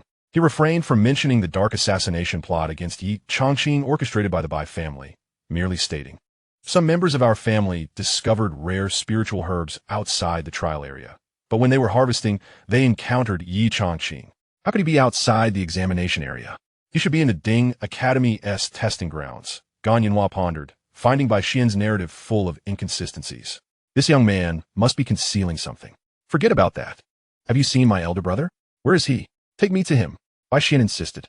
All right, Gan Yinhua replied, it's just Ye Changqing. Look at how frightened you are. No matter how audacious he is, would he dare to disrupt our first academy's testing grounds? Moreover, if that brat were to appear before me now, I would surely dispose of him. Bai Xian was hardly inclined to engage in further banter with Gan Yinhua. The current Ye Changqing, at the pinnacle of the Qi cultivation realm, could slay those at the great perfection stage. 10 Gan Yinhuas would be insignificant in his presence. Ye Changqing interjected, Bai Xian, do not rush. Everyone is currently hunting spirit beasts within the trial area. Let's first take you to find the instructor. Yes. Of course, Bai Xian responded, his hair disheveled, covered in blood, and his clothes in tatters, presenting a stark contrast to his former noble demeanor. Gan Yinhua regarded this scene with disdain. Although Ye Changqing appeared genuinely concerned for Bai Xian, he felt a sense of satisfaction within. These young masters from prominent families, who had often flaunted their power before him, now appeared diminished in light of Bai Xian's current plight, and he relished this unexpected turn of events. As Ye Changqing supported Bai Xian, leading the way, suddenly, Gan Yinhua, walking behind, felt a chilling breeze sweep across his back. Gan Yinhua gripped his long sword tightly, suddenly turning around and thrusting the blade forward. Chapter 60. Do you still wish to kill me? Just as Gan Yinhua's sword pierced through the air, a hand seized his wrist with an iron grip. A formidable force restrained his arm, leaving Gan Yinhua feeling utterly powerless, as if all his strength had been sapped away. Damn it! His countenance darkened as he raised his gaze to the figure before him, stunned. Ye Changqing, to think you still qualify for the academy's training. With a vice-like grip on Gan Yinhua's wrist, Ye Changqing applied pressure, producing a sickening crack as Gan Yinhua's wrist was twisted, bones fracturing, blood gushing forth. A chilling scream echoed through the silent woods. Ye Changqing and Bai Xian turned around only to witness Gan Yinhua clutching his mangled wrist, the flesh nearly stripped away, blood dripping incessantly. Ye Changqing, it is Ye Changqing. Bai Xian, upon seeing Ye Changqing, nearly leapt into action, grabbing Ye Changqing and urging, kill him. Quickly kill him. I will give you 10,000 spirit stones. Ye Changqing was taken aback at the sight of the blood-soaked and disheveled Ye Changqing. He thought Bai Xian had lost his wits, spouting nonsense. Yet, to his astonishment, Ye Changqing was indeed present. Moreover, witnessing Gan Yinhua's severed wrist only solidified his belief that this was no mere jest. Ye Changqing, what do you intend to do? Departing from the Dingyuan trial area and entering the Jiyuan trial area, gravely injuring a fellow disciple. This is a serious offense. Do you comprehend? This cannot simply be atoned for by punishment in the 100 Refinements Tower. Ye Changqing, seizing Gan Yinhua by the collar, dragged him step by step toward Ye Changqing and Bai Xian. Ye Changqing, do not act recklessly. Ye Changqing, sword in hand, shielded by Xian behind him. His expression fierce as he commanded, the academy will impose severe punishment upon you. Before Ye Changqing could finish his warning, Ye Changqing grasped Gan Yinhua's head, twisting it with a casual motion. Gan Yinhua's neck rotated a full 180 degrees, his lifeless body crumpling to the ground, devoid of breath. Dead. He is dead. Ye Changqing stared in shock. Has this man gone mad? Consider yourself unfortunate. Ye Changqing turned his gaze to Ye Changqing, stating, if word spreads that I am here, it will create significant trouble. Thus, you must die. You still wish to kill me? Ye Changqing scoffed coldly, swinging his sword. He could not believe that in just over 20 days, Ye Changqing could elevate himself to a level surpassing his own. As Ye Changqing's sword slashed toward him, Ye Changqing did not dodge or retreat, instead unleashing the skyward fist, striking with tremendous force. The air was rent with the sound of thunder. Bang! The terrifying force of the punch instantly shattered Ye Changqing's sword aura, and the ensuing shockwave struck his chest, sending him crashing against the trunk of an ancient tree. He coughed up a mouthful of blood and fell to the ground. How could this happen? Ye Changqing's sword clattered to the ground, his expression darkening. At this moment, he finally comprehended why Bai Xian had appeared so utterly terrified. Bai Xian was not exaggerating. Ye Changqing was indeed coming for him, and with lethal intent. At that instant, Bai Xian was already fleeing deeper into the forest. Gan Yinhua could not stop Ye Changqing, nor could Ye Changqing. The very presence of Ye Changqing here indicated that Bai Renyu had perished. If even the condensed veins realm could not impede Ye Changqing, how could these two self-important fools hope to do so? Watching Bai Xian flee ahead, Ye Changqing stepped forward, approaching Ye Changqing. To serve such a person is a fate you deserve, he declared. Ye Changqing's expression changed drastically, and he hastily responded, Young Master Yi, please listen to me. It isn't what you think. I can follow you. Trust me. I will never. Before he could finish, Ye Changqing swiftly drew his sword, slashing it across Ye Changqing's throat. Then, with a leap, he pursued Bai Xian. Help! Someone save me! Bai Xian, feeling a stabbing pain in his chest and continually spitting blood as he ran, cried out desperately, Help! Someone please save me! As he sensed Ye Changqing closing in, his face went pale, and he shouted, Stay back. Don't come any closer. Ye Changqing, if you kill me, don't expect to survive either. In a flash, Ye Changqing lunged forward, kicking Bai Xian squarely in the chest. The impact sent Bai Xian sprawling to the ground, rolling over and coughing up another mouthful of blood. Ye Changqing then placed his foot on Bai Xian's chest. Looking down from his elevated position, we are both at the pinnacle of the Qi nourishing realm. Do you now perceive the disparity between us? Was it not your brothers who were tasked with killing me at the behest of the 9th prince of the Yin-Yang kingdom, Yanfengxing? Upon hearing this, Bai Xian stared blankly. How do you know? There are no secrets that remain hidden forever. Ye Changqing replied coldly. Bai Xian, I do not seek vengeance for any reason other than to avenge Bao Yunyu. As he spoke, Ye Changqing raised his sword. Stop. Just then, a furious shout resonated through the air. Figures emerged from the tree ahead. Ye Changqing looked up, but they were too far away for him to discern their identities. Hearing the voice, Bai Xian exclaimed in delight, Brother, it's me. I'm here. Hurry, save me. But before Bai Xian could finish his plea, Ye Changqing's sword had already descended. The blade pierced through Bai Xian's neck, blood gushing forth from his mouth and throat. Ye Changqing lifted Bai Xian's lifeless body and tossed it toward the forest, then swiftly vanished into the dense foliage. Bai Yi was originally engaged in trials nearby when he heard the desperate cries for help and rushed over. However, what he encountered was a shadow poised to take a life. The moment he heard his brother's call, a deep sense of dread engulfed him. As a body was hurled high into the air, Bai Yi instinctively leapt to catch it, but the distance was too great to bridge. By the time he and his companions arrived at the site where the corpse had fallen, all that remained was the lifeless body of his brother, Bai Xian. Bai Xian lay in tatters, his chest exposed, the bones collapsed, and the fatal wound, a sword thrust piercing his neck, was the most grievous of all. Xiao Xian. Bai Yi knelt on the ground, gently cradling his brother's body, still warm but drenched in an inexorable flow of blood. Ye. At that moment, Bai Xian's body trembled faintly, grasping a withered leaf nearby, his eyes wide with terror as he murmured, "Leaf, leaf. Ye family? Ye Changqing." Upon witnessing this scene, Bai Ye's gaze sharpened with cold resolve. Yet the only response he received was the rigid form of Bai Xian, devoid of life. "Xiao. Bai Yi clutched his brother's body tightly, his eyes ablaze with fury. "Ye Changqing." Bai Yi rose in a rage, staring into the distance where a figure had vanished. Though he could not discern the details, the leaf clutched in his brother's dying moments confirmed everything. Chapter 61, impossible. At that moment, several individuals arrived from behind. "Brother Yi, Yige." Upon seeing Bai Xian's lifeless body on the ground, their expressions morphed into one of horror. "Who did this?" One disciple from the Heavenly Academy exclaimed. "Who killed Brother Xian?" "Ye Changqing." Bai Yi seethed with wrath. It was Ye Changqing. As the words left his mouth, the disciples present exchanged bewildered glances, their expressions frozen in disbelief. "Ye Changqing? How is that possible? Wasn't he in the Ding Academy's trial area? How could he be here in our Jia Academy's trial area?" "Ye Ge." One disciple, mustering his courage, ventured. Ye Changqing was merely at the mid-stage of the Qi-nurturing realm over 20 days ago. Now, he might have reached the late stage at most. And even if he attained the peak of the Qi-nurturing realm, how could he possibly be a match for Brother Xian? Could it be that? Slap! Before he could finish, Bai Yi struck him with a resounding blow, growling, "Impossible." Witnessing this scene, the others fell silent, too fearful to utter another word. The bond between the Bai brothers was well known throughout the entire Xian county. Bai Xian's death ignited a fury within Bai Yi that threatened to erupt like a volcano.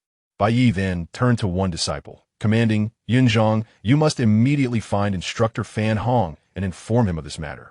The rest of you come with me. We must pursue Ye Changqing and ensure he does not escape." In an instant, several disciples hastened to follow Bai Yi, while Yunzhong took Bai Xian's body in another direction. Meanwhile, Ye Changqing made his way back through the dense forest, retracing his steps. Upon spotting an approaching figure in the distance, he surmised it to be Bai Yi. He had contemplated the possibility of eliminating Bai Yi as well. However, he recognized that any delay could invite danger, especially if the instructors from the First Academy arrived. Given Fan Hong's temperament, he might resort to killing him without hesitation. Having slain Bai Xian served as vengeance for Bao Yunyu, and it was imperative to withdraw. Furthermore, Uncle Xiang had stipulated a mere 3 days for him. Failure to comply would result in Uncle Xiang coming directly to eliminate Bai Yi. Such a scenario would spiral completely out of control, potentially igniting a conflict between the Bai and Yi families. As he made his way towards the fringes, Ye Changqing retrieved some cloth to cover his face. Upon reaching the border area, he noticed instructors passing by, prompting him to conceal himself and wait. Fortunately, Bai Yi had not yet pursued him, and after a prolonged wait, Ye Changqing finally slipped out of the border region, heading towards the trial area of the Ding Academy. Meanwhile, on the other side, Fan Hong's countenance turned ashen upon discovering Bai Xian's lifeless body and hearing the news brought back by Yunchong. How audacious of Xianxia Bai to permit his disciples to commit murder within the territory of the First Academy. Fan Hong barked an order. "Let us go. I intend to confront him about where he places the rules of the Academy." Shadows of figures immediately followed Fan Hong as he departed. Bai Yi, leading his group, pursued relentlessly. Upon reaching the border area without spotting Ye Changqing, he commanded, "Continue the chase." A disciple expressed concern, "Brother Yi, if we pursue to the trial area of the Ding Academy, Xianxia Bai might." Bai Yi interjected firmly, "What is there to fear? I shall bear all responsibility. My brother cannot be allowed to fall victim to Ye Changqing." No one dared to argue further, and they continued to follow Bai Yi, tracing the remnants of their path. In the trial area of the Ding Academy, Ye Changqing had changed into a fresh set of garments. After hunting down 2 spirit beasts, he dragged their carcasses towards the gathering valley. After traveling several miles, a thunderous sound erupted ahead. Ye Changqing looked on to see Zhuolin engaged in a fierce battle with a spirit beast resembling a yak. Zhuolin, now at the peak of the Qi-nurturing realm, was formidable, and the spirit beast was likely of a similar caliber. After several rounds of combat, Zhuolin ultimately vanquished the beast. At that moment, Ye Changqing stepped forth. Zhuolin, hearing the familiar call, Zhuolin turned to see Changqing approaching with the beast's carcass and rushed towards him with excitement. "You rascal, where have you been?" Zhuolin exclaimed. "Instructor Xiang said you had gone missing and has been searching for you. Everyone is in the valley. We haven't ventured outside from yesterday to today." "Then how did you get out?" "Ye Changqing waited. This area is now secure. I came to hunt spirit beasts and gather some meat. Everyone needs to eat." Zhuolin pressed. Where exactly did you go? I didn't go anywhere. I was with you all along. Upon hearing this, Zhuolin immediately understood. Surveying his surroundings, Zhuolin declared, let us return. Everyone is quite concerned for your well-being. With a nod, the two made their way back to the encampment nestled within the valley. The sudden emergence of the spiritual beast, Tide, the previous day, was a deliberate act by someone. Consequently, Ye Changqing recounted the events of his past 24 hours. Thus, Bao Yunyu was slain by the assassins hired by the Bai family, and in turn, Yu eliminated them. By coincidence, Yu encountered Bai Xian and pursued him, ultimately tracking him to the trial area of Jia Academy, where Yu ended his life. Zhuolin, absorbing this revelation, appeared momentarily stunned. Indeed, Ye Changqing continued, this matter bears significant weight, so it must remain confidential. I'm not foolish, Zhuolin replied promptly. If anyone inquires, we shall claim that you concealed yourself last night and encountered me this morning. Hence we were together. Agreed. Zhuolin then inquired, did Bai Yi see you? From a distance, he likely could not discern my identity. Ye Changqing responded. Then all is well, Zhuolin exclaimed indignantly. If he dares to cause trouble, lacking evidence will render his efforts futile. We shall counter him with a defamation charge. Ye Changqing nodded in agreement. Meanwhile, at the encampment of the Ding Academy disciples, due to the threat posed by the beast Tide, Xianxia Bai expressed concern over any lingering second-tier spiritual beasts, leading the other disciples to remain within the valley and forego their trials that day, having been absent for a day and night. Ye Changqing's absence weighed heavily on Xianxia Bai's mind. Understanding Ye Changqing's deep sense of loyalty, he surmised that the death of Bao Yunyu would burden him with guilt. Therefore, it was certain that Ye Changqing would not return without exacting vengeance on those responsible. Xianxia Bai feared that in a fit of impulsivity, Ye Changqing might even venture to the trial area of Jia Academy to confront Bai Xian and Bai Yi. Within the valley, Sheng Yuiwei and Yu Qianhuan practiced together, their spirits dampened by the recent events. With Bao Yunyu deceased and Ye Changqing missing, their concerns grew. Though their time together had been brief, spanning merely 20 days, Ye Changqing's willingness to assist others endeared him to them, initially perceiving him solely as an aloof prodigy. They now realized their misjudgment in equating genius with coldness. Just then, outside the valley, instructors Lu Chongshan and Shuai were on return, having presumably cleared the second-tier spiritual beast from the trial area. Lu Chongshan remarked, that rascal Zhuolin must be returning soon to prepare lunch after hunting the beasts. He should be safe. Shuai Zhuoran added, we searched the trial area and did not find Ye Changqing. We even dissected several slain second-tier spiritual beasts but found no human remains. That boy, as the two conversed, a furious shout erupted from outside the valley.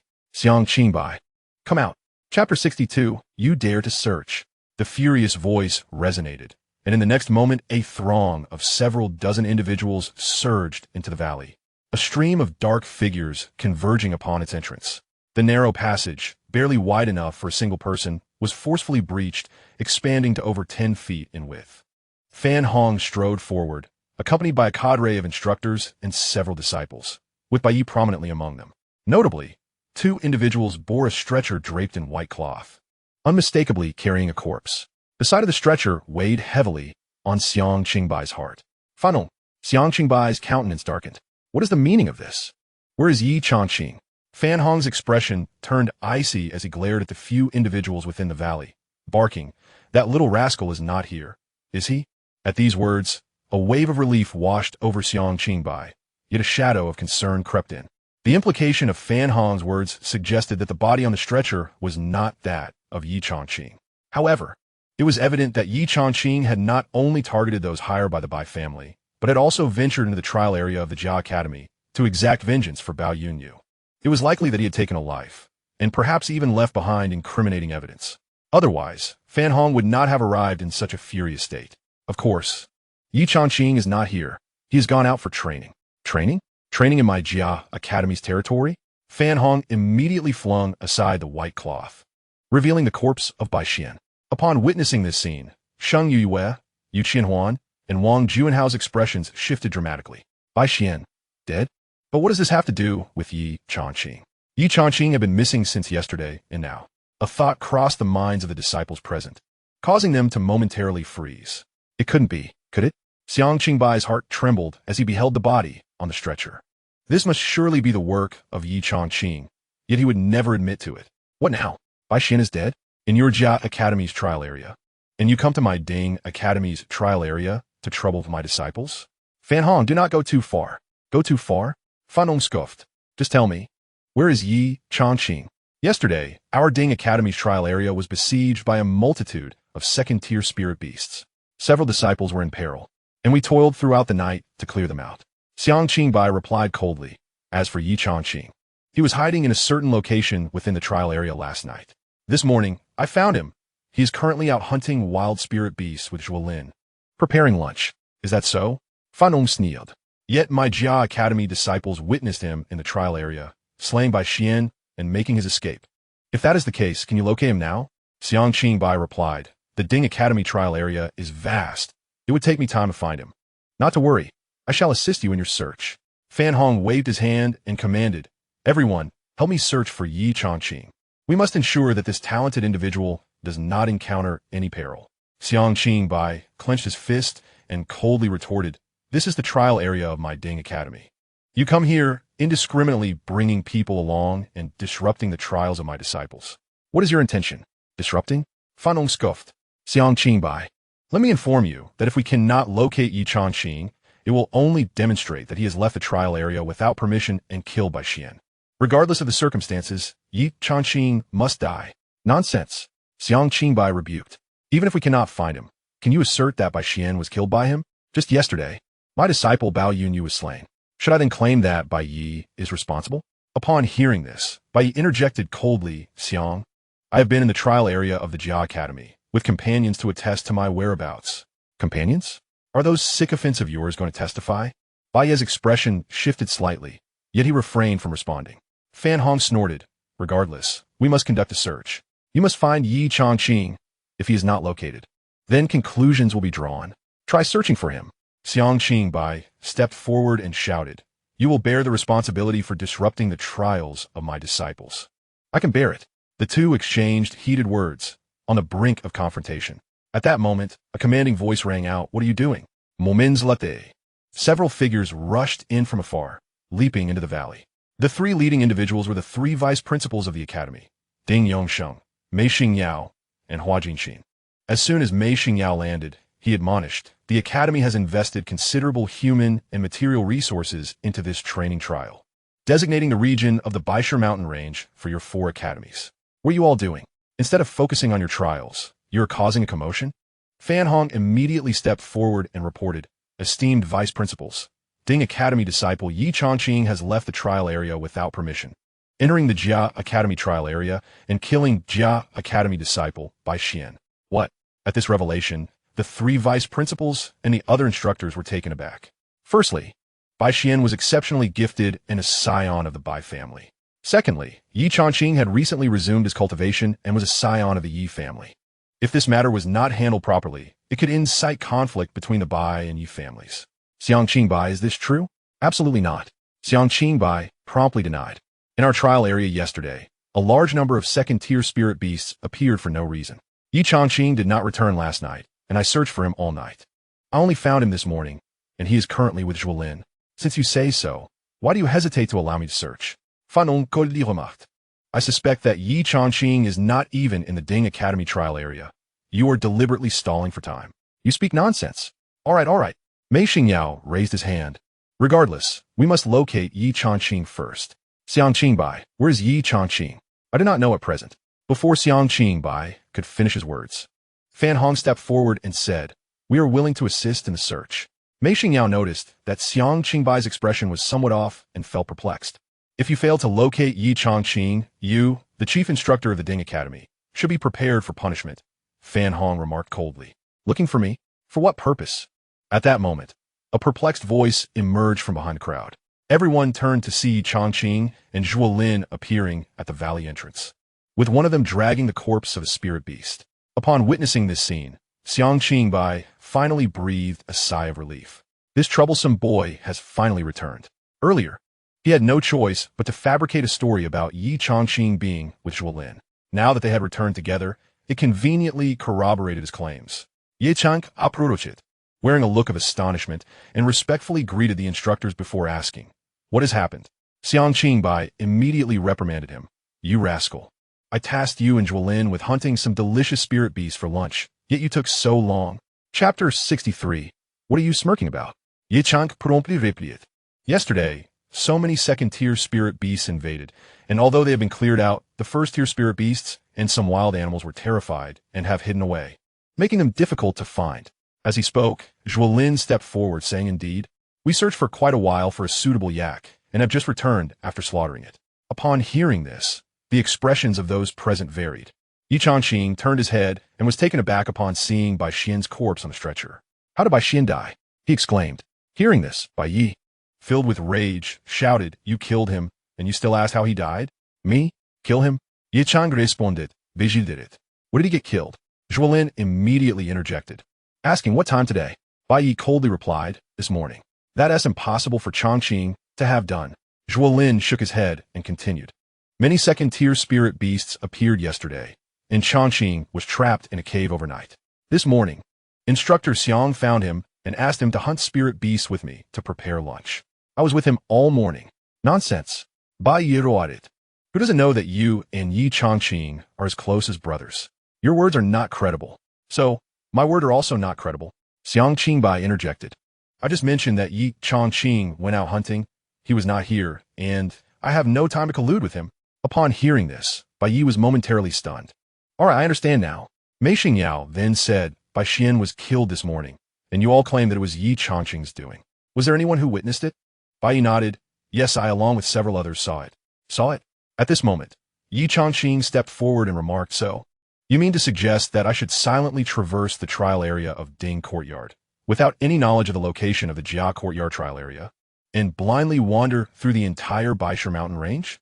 Then, by sheer happenstance, I would stumble upon your Jia Courtyard trial area, fortuitously encounter Bai Xian, eliminate him, and then, by another stroke of luck, be seen by you, after which I would silently escape from the Jia Courtyard trial area without being detected by the supervising instructors, and conveniently return just as you arrive here. Upon uttering these words, Ye Changqing coldly inquired, Do you truly believe in such a multitude of coincidences? At this, Zhuolin immediately interjected precisely. Just a moment ago, you claimed that my words lacked evidentiary value. So now, what about these individuals accompanying you? Are they not your people? Their statements are suddenly considered credible? With this assertion, Bai Yi found himself at a loss for words, while Fan Hong furrowed his brow.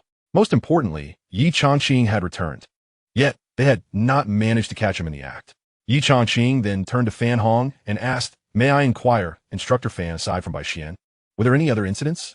Yes. Fan Hong replied coldly. Gan Yinhua and Ye Changqing have also been killed. Huh. Ye Changqing let out a derisive laugh. What are you laughing at? Fan Hong scoffed. Ye Changqing chose not to respond, and instead approached the three vice principals, cupping his hands in a gesture of respect. I have only just recently broken through to the peak of the Qi nourishing realm. All of you instructors and fellow disciples can attest to my progress. The peak of the Qi nourishing realm.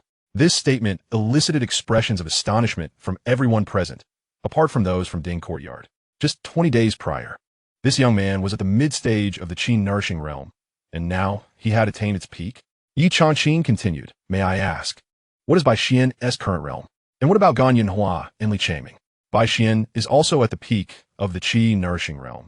Gan Yinhua has reached the completion of the Qi nourishing realm, and Ye Changqing has attained the great completion of the Qi nourishing realm. At this juncture, Fan Hong suddenly paused. Ye Changqing then scoffed disdainfully. So, your implication is that not only did I navigate all these coincidences to arrive at the Jia Courtyard trial area and slay Bai Xian, but I also vanquished both Gan Yinhua, who is at the completion of the Qi nourishing realm, and Ye Changqing, who has achieved the great completion of the Qi nourishing realm. I must be exceptionally formidable, having just reached the peak of the Qi nourishing realm, yet capable of defeating two prodigies at the completion and great completion stages. It seems that this autumn competition will undoubtedly crown me, Ye Changqing, as the victor. Upon hearing this, the expressions of the three vice principals shifted subtly. This was indeed implausible. If it were an ordinary individual, it might be acceptable. But both Gan Yinhua and Ye Changqing are renowned talents of the academy, particularly Ye Changqing, who had already reached the completion stage and now attained the great completion stage. Ye Changqing could not possibly stand a chance against him.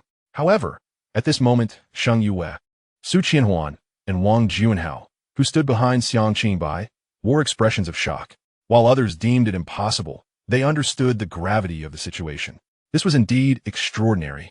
Ye Changqing has now proven himself capable of defeating the formidable Sheng Yue, who has reached the pinnacle of the nurturing Qi realm. The demise of Ye Changqing is not beyond the realm of possibility. After all, previously, Ye Changqing was ranked 11th, while Sheng Yue held the 10th position. Yet, at this moment, none dare to voice this observation. Bai Xian has perished, and his end was well-deserved. Ye Changqing and Gan Yunhua met even more fitting fates. For years, the Jia Institute has subjected the Ding Institute to humiliation, as if they were merely riding upon them in mockery. Some among them even contemplated that if Ye Changqing were indeed responsible, then perhaps a few more should be eliminated. Ye Changqing clasped his hands and stated, "Therefore, I implore the 3 deputy heads to discern clearly. Should I have navigated through so many coincidences to eliminate Bai Xian and the others and return to the trial grounds? Then feel free to punish me. Such a scenario is implausible." Mei Xingyao interjected immediately. "Fan Hong, Bai Yi, do you possess any other evidence? For instance, if it truly were Ye Changqing's doing, surely there would be traces left by the battle, signs of the spirit techniques employed that might reveal something." Upon hearing this, Fan Hong's expression turned awkward. Gan Yunhua was swiftly eliminated, and Ye Changqing offered no resistance before his demise, thus leaving no discernible method. "Huh!" Ye Changqing let out a cold laugh. Swiftly eliminated, does Fan Hong truly believe that I, Ye Changqing, possess such strength? Xianxia Bai, Sheng Yue, and the others silently echoed a single word in their minds. Yes. Yet, confronted with Ye Changqing's inquiry, Fan Hong found himself at a loss for words. Absurd. At that moment, Deputy Head Ding Yongsheng admonished. "Your own disciple has been slain, yet you fail to report immediately to ascertain the facts, and instead come to the Ding Institute to create chaos. Fan Hong, you have gone too far." Upon hearing this, Fan Hong's countenance darkened. "Additional, Bai Yi," Ding Yongsheng continued. "You repeatedly assert that you witnessed Ye Changqing. How did you see him? Huh? If you indeed saw him, Bai Yi, with your prowess, could he have escaped your sight?" Bai Yi promptly replied, "I was still some distance away at the time." "Some distance away?" Hua Jinxin retorted coldly.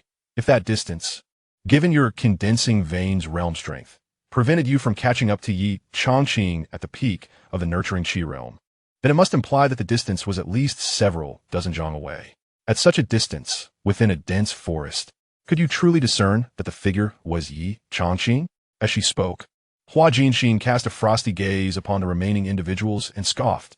"To slander and accuse a fellow disciple is also a grave crime. I could even revoke your qualifications to participate in the Academy's autumn competition."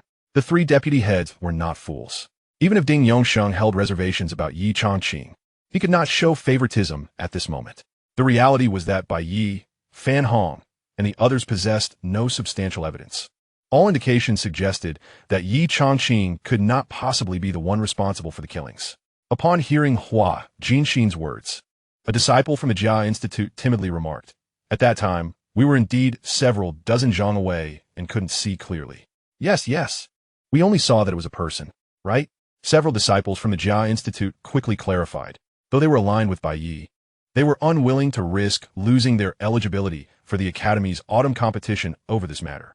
Upon the utterance of those words, Bai Yi's countenance darkened.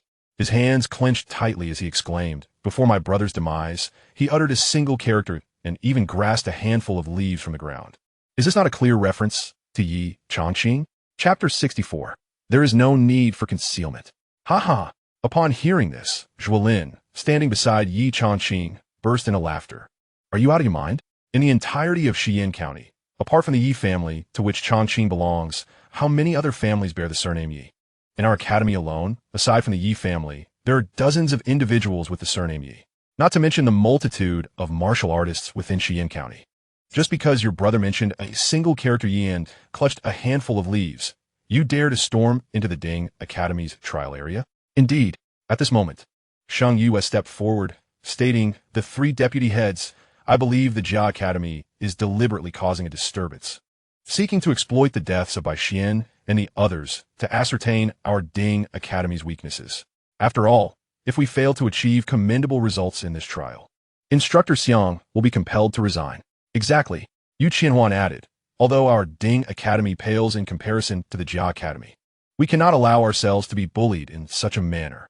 The several disciples exchanged words, and the three deputy heads began to wear grim expressions. At that moment, Ye Changqing took a step forward, directing his gaze towards Xianxia, saying, "Instructor Xiang, since the Jia Academy is being so aggressive, I believe there is no longer a need for us to conceal the information we possess." Xianxia observed Ye Changqing's serious demeanor, feeling utterly perplexed. What information? Nevertheless, he had once personally mentored Ye Changqing, who was not only his proud disciple on the surface, but also regarded as a close junior in private. Xianxia promptly adjusted his demeanor, sighed, and replied, "In that case, Changqing, please speak freely." "Yes." As those words left his lips, the onlookers were left in utter bewilderment. What were these two discussing? Ye Changqing stepped forward once more, exhaling deeply. "Yesterday, within our Ding Academy's trial area, a plethora of second-tier spirit beasts emerged, presenting a grave threat, resulting in the death of Bao Yunyu during the trial." As he spoke, Ye Changqing's expression turned somber, for this was not mere pretense. The thought of Bao Yunyu's demise weighed heavily on his heart. "Last night, I concealed myself within a cave to evade the pursuit of the spirit beasts, only to unexpectedly encounter three individuals. Their names were Lin Tianyi, Zhang Liang, and Chu He. They are hired martial artists. The three conversed for a while near the cave where I was hiding. I did not catch everything, but I overheard them mention that one of the instructors responsible for the security surrounding the Ding Academy trial area had been bribed, intentionally allowing second-tier spirit beasts to infiltrate, thereby overwhelming Instructor Xiang and his companions. Subsequently, that instructor permitted the three of them to enter as well, seemingly with the intent to assassinate someone. I did not clearly hear whom they intended to kill. After some time, they were ultimately slain by an emerging second-tier spirit beast, their bodies consumed." As he concluded, Ye Changqing's expression was one of deep regret. Xianxia's demeanor shifted subtly, clearly indicating that Ye Changqing had uncovered significant information after leaving. Ye Changqing continued, "Thus, I concealed myself for an entire night, daring not to emerge until this morning, when I encountered Instructor Xiang. I reported this matter to him. Regrettably, the three individuals have already perished. Moreover, Instructor Xiang stated that Bao Yunyu did not fall victim to a spirit beast attack, but was rather murdered." Upon hearing this, the three vice principals' expressions changed dramatically as they turned to Xianxia. Xianxia nodded affirmatively. "Indeed, the corpses remain. The three vice principals may verify this." Ding Yongsheng immediately glanced at an instructor behind him, who nodded and departed. "We too received word last night that the trial area of the Ding Institute had been breached by a multitude of second-tier spirit beasts, prompting our hastened arrival, only to find you embroiled in conflict." Mei Xingyao continued, "Ye Changqing, are you insinuating that someone deliberately drove in a number of second-tier spirit beasts, then bribed an instructor responsible for boundary security, muddying the waters, and allowing a group of hired warriors to infiltrate, intending to assassinate someone from your Ding Institute?" "Indeed." Ye Changqing nodded. The trio, Lin Tianyi among them, mentioned the name of that instructor. Hua Jinxin's voice was cold. "This matter transcends the conflict between the Jia and Ding Institutes. It is a provocation against the authority of the Qiyang Academy. The Academy's training trials are conducted to bolster the disciple strength, selecting the top 36 for the autumn tournament, who will represent Qiyang Academy in the Tianyang Academy assessment. The number of disciples who qualify for the Tianyang Academy directly impacts the resources Qiyang Academy can secure for the following year, as well as the distribution of resources necessary for each vice, principal, and instructor's cultivation." Ye Changqing immediately clasped his hands. The three individuals were unaware of the instructor's name. They only described him as having a full beard, appearing to be in his 30s, with a distinctive scar at the corner of one eye, giving him an unpleasant demeanor. As these words escaped his lips, Xianxia's expression darkened. "It must be Senior Instructor Gu Tianyu." The three vice principals recognized the identity immediately upon hearing Ye Changqing's description. Ding Yongsheng swiftly turned to several instructors behind him. "Go fetch Gu Tianyu. Do not speak of anything or ask questions." "Understood." Meanwhile, the gathered individuals harbored various thoughts. Fan Hong gazed at his favored disciple Bai Yi, a hint of reproach glimmering in his eyes. Bai Yi was intelligent, yet when it came to his brother Bai Xian, he lost all reason. "You rushed in without even discerning the situation. Is that not foolish? And now, it seems the effort to steal a chicken has resulted in the loss of the rice." At that moment, the instructor assigned to examine Bao Yunyu's corpse approached, stating, Bao Yunyu was indeed not killed by spirit beast, but by human hands. Such audacity. Ding Yongsheng remarked coldly. An assault upon the Qiyang Academy shall not go unpunished until the perpetrator is unveiled. The instructor dispatched to apprehend Gu Tianyu would require some time to return. Within the valley, the crowd dispersed one by one, awaiting news. Fan Hong pulled Bai Yi aside and whispered, You did not clearly see who it was, did you? Bai Yi, with a troubled expression, replied, But my brother did utter the word Yi before he died, and even grasped a handful of leaves. Who else, if not Ye Changqing, would go to such lengths to harm him? It could also be someone else from the Yi family, Fan Hong countered. You are being too impulsive. You should have discussed this with me first before taking action. Fan Hong felt helpless. By the time he received the news, Bai Yi had already left with his entourage, forcing him to pursue them. He had assumed Bai Yi possessed evidence, only to discover it was merely ambiguous statements. Bai Yi, lowering his head, said, I acted rashly, and I apologize, teacher Fan. It is of little consequence, Fan Hong replied. It is merely a misjudgment. We have not harmed Ye Changqing in any way. Tell me, in the trial area of the Ding Academy, when a second-tier spirit beast intruded and hired martial artists appeared, was it not your Bai family who engaged them to kill Ye Changqing? Upon hearing this, Bai Yi was momentarily taken aback. Although we are teacher and student, have I ever acted with selfish intent during these years of your training? Fan Hong question. Chapter 65. It must be Ye Changqing's doing. Bai Yi clenched his hands and nodded. Initially, connecting to the ninth prince within the imperial capital was highly advantageous. Bai Yi believed that whether it was himself or his brother Bai Xian, they would surely be able to eliminate Ye Changqing during the autumn comparison. However, their father was not at ease, which was why he arranged for hired assassins to eliminate Ye Changqing. Now, they had failed to grasp any leverage against the Yi family and instead found themselves ensnared by Ye Changqing. Fan Hong sighed and said, Remember, deny everything and claim ignorance. Understood. Meanwhile, Xianxia Bai also pulled Ye Changqing aside. You rascal, what have you accomplished in just one night? He chided.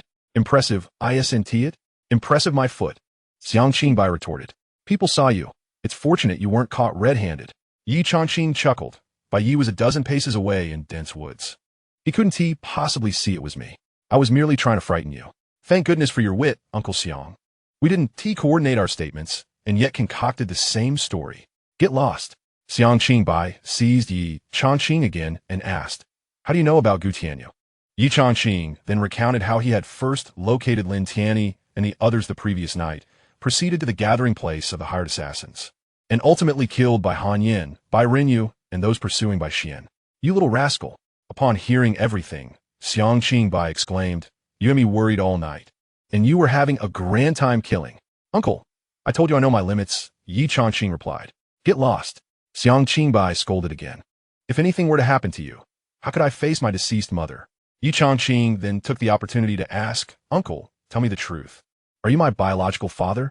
Xianxia Bai, caught off guard, paused and laughed, saying, Would you dare say that in front of your father? Certainly, I dare not. Xianxia Bai immediately responded, Let us discuss serious matters. Even if we capture Gu Tianyu, as long as we intimidate him, he would have no choice but to confess, especially since Lin Tianyi and the others are still alive. This fellow has been bribed by the Bai family, and surely there are traces to follow. It can be uncovered. The crux of the issue lies in the fact that even if we find the evidence, the Bai family will deny it, leaving the academy powerless. After all, the Bai family would not have their direct descendants execute such deeds personally. They might have employed intermediaries.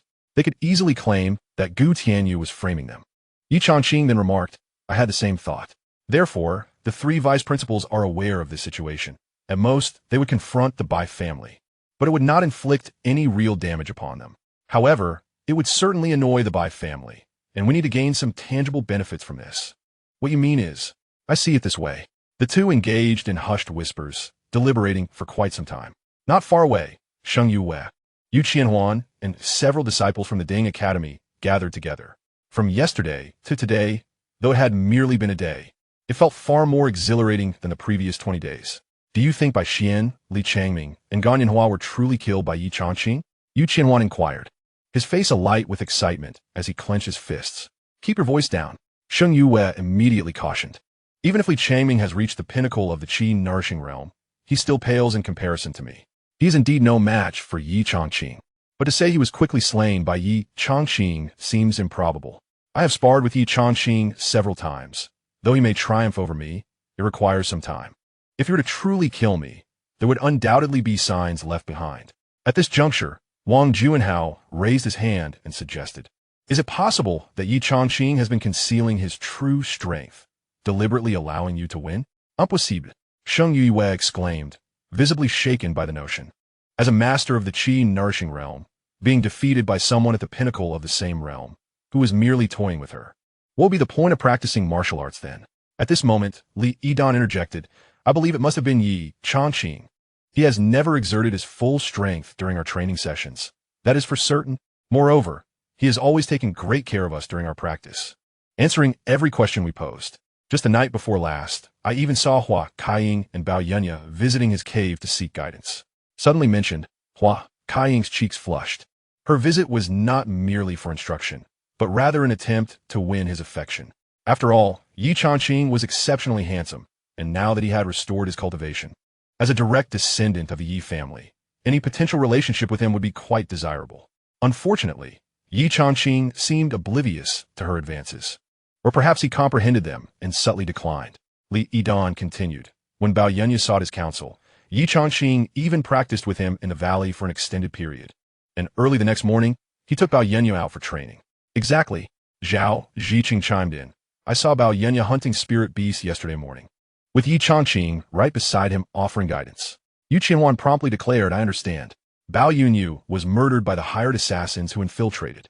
Ye Changqing avenged Bao Yunyu by slaying those assassins, discovering they were contracted by the Bai family to eliminate him, which ultimately led to Bao Yunyu's demise. Consequently, Ye Changqing stormed into the trial area of the Jia Institute and killed Bai Xian to exact his revenge.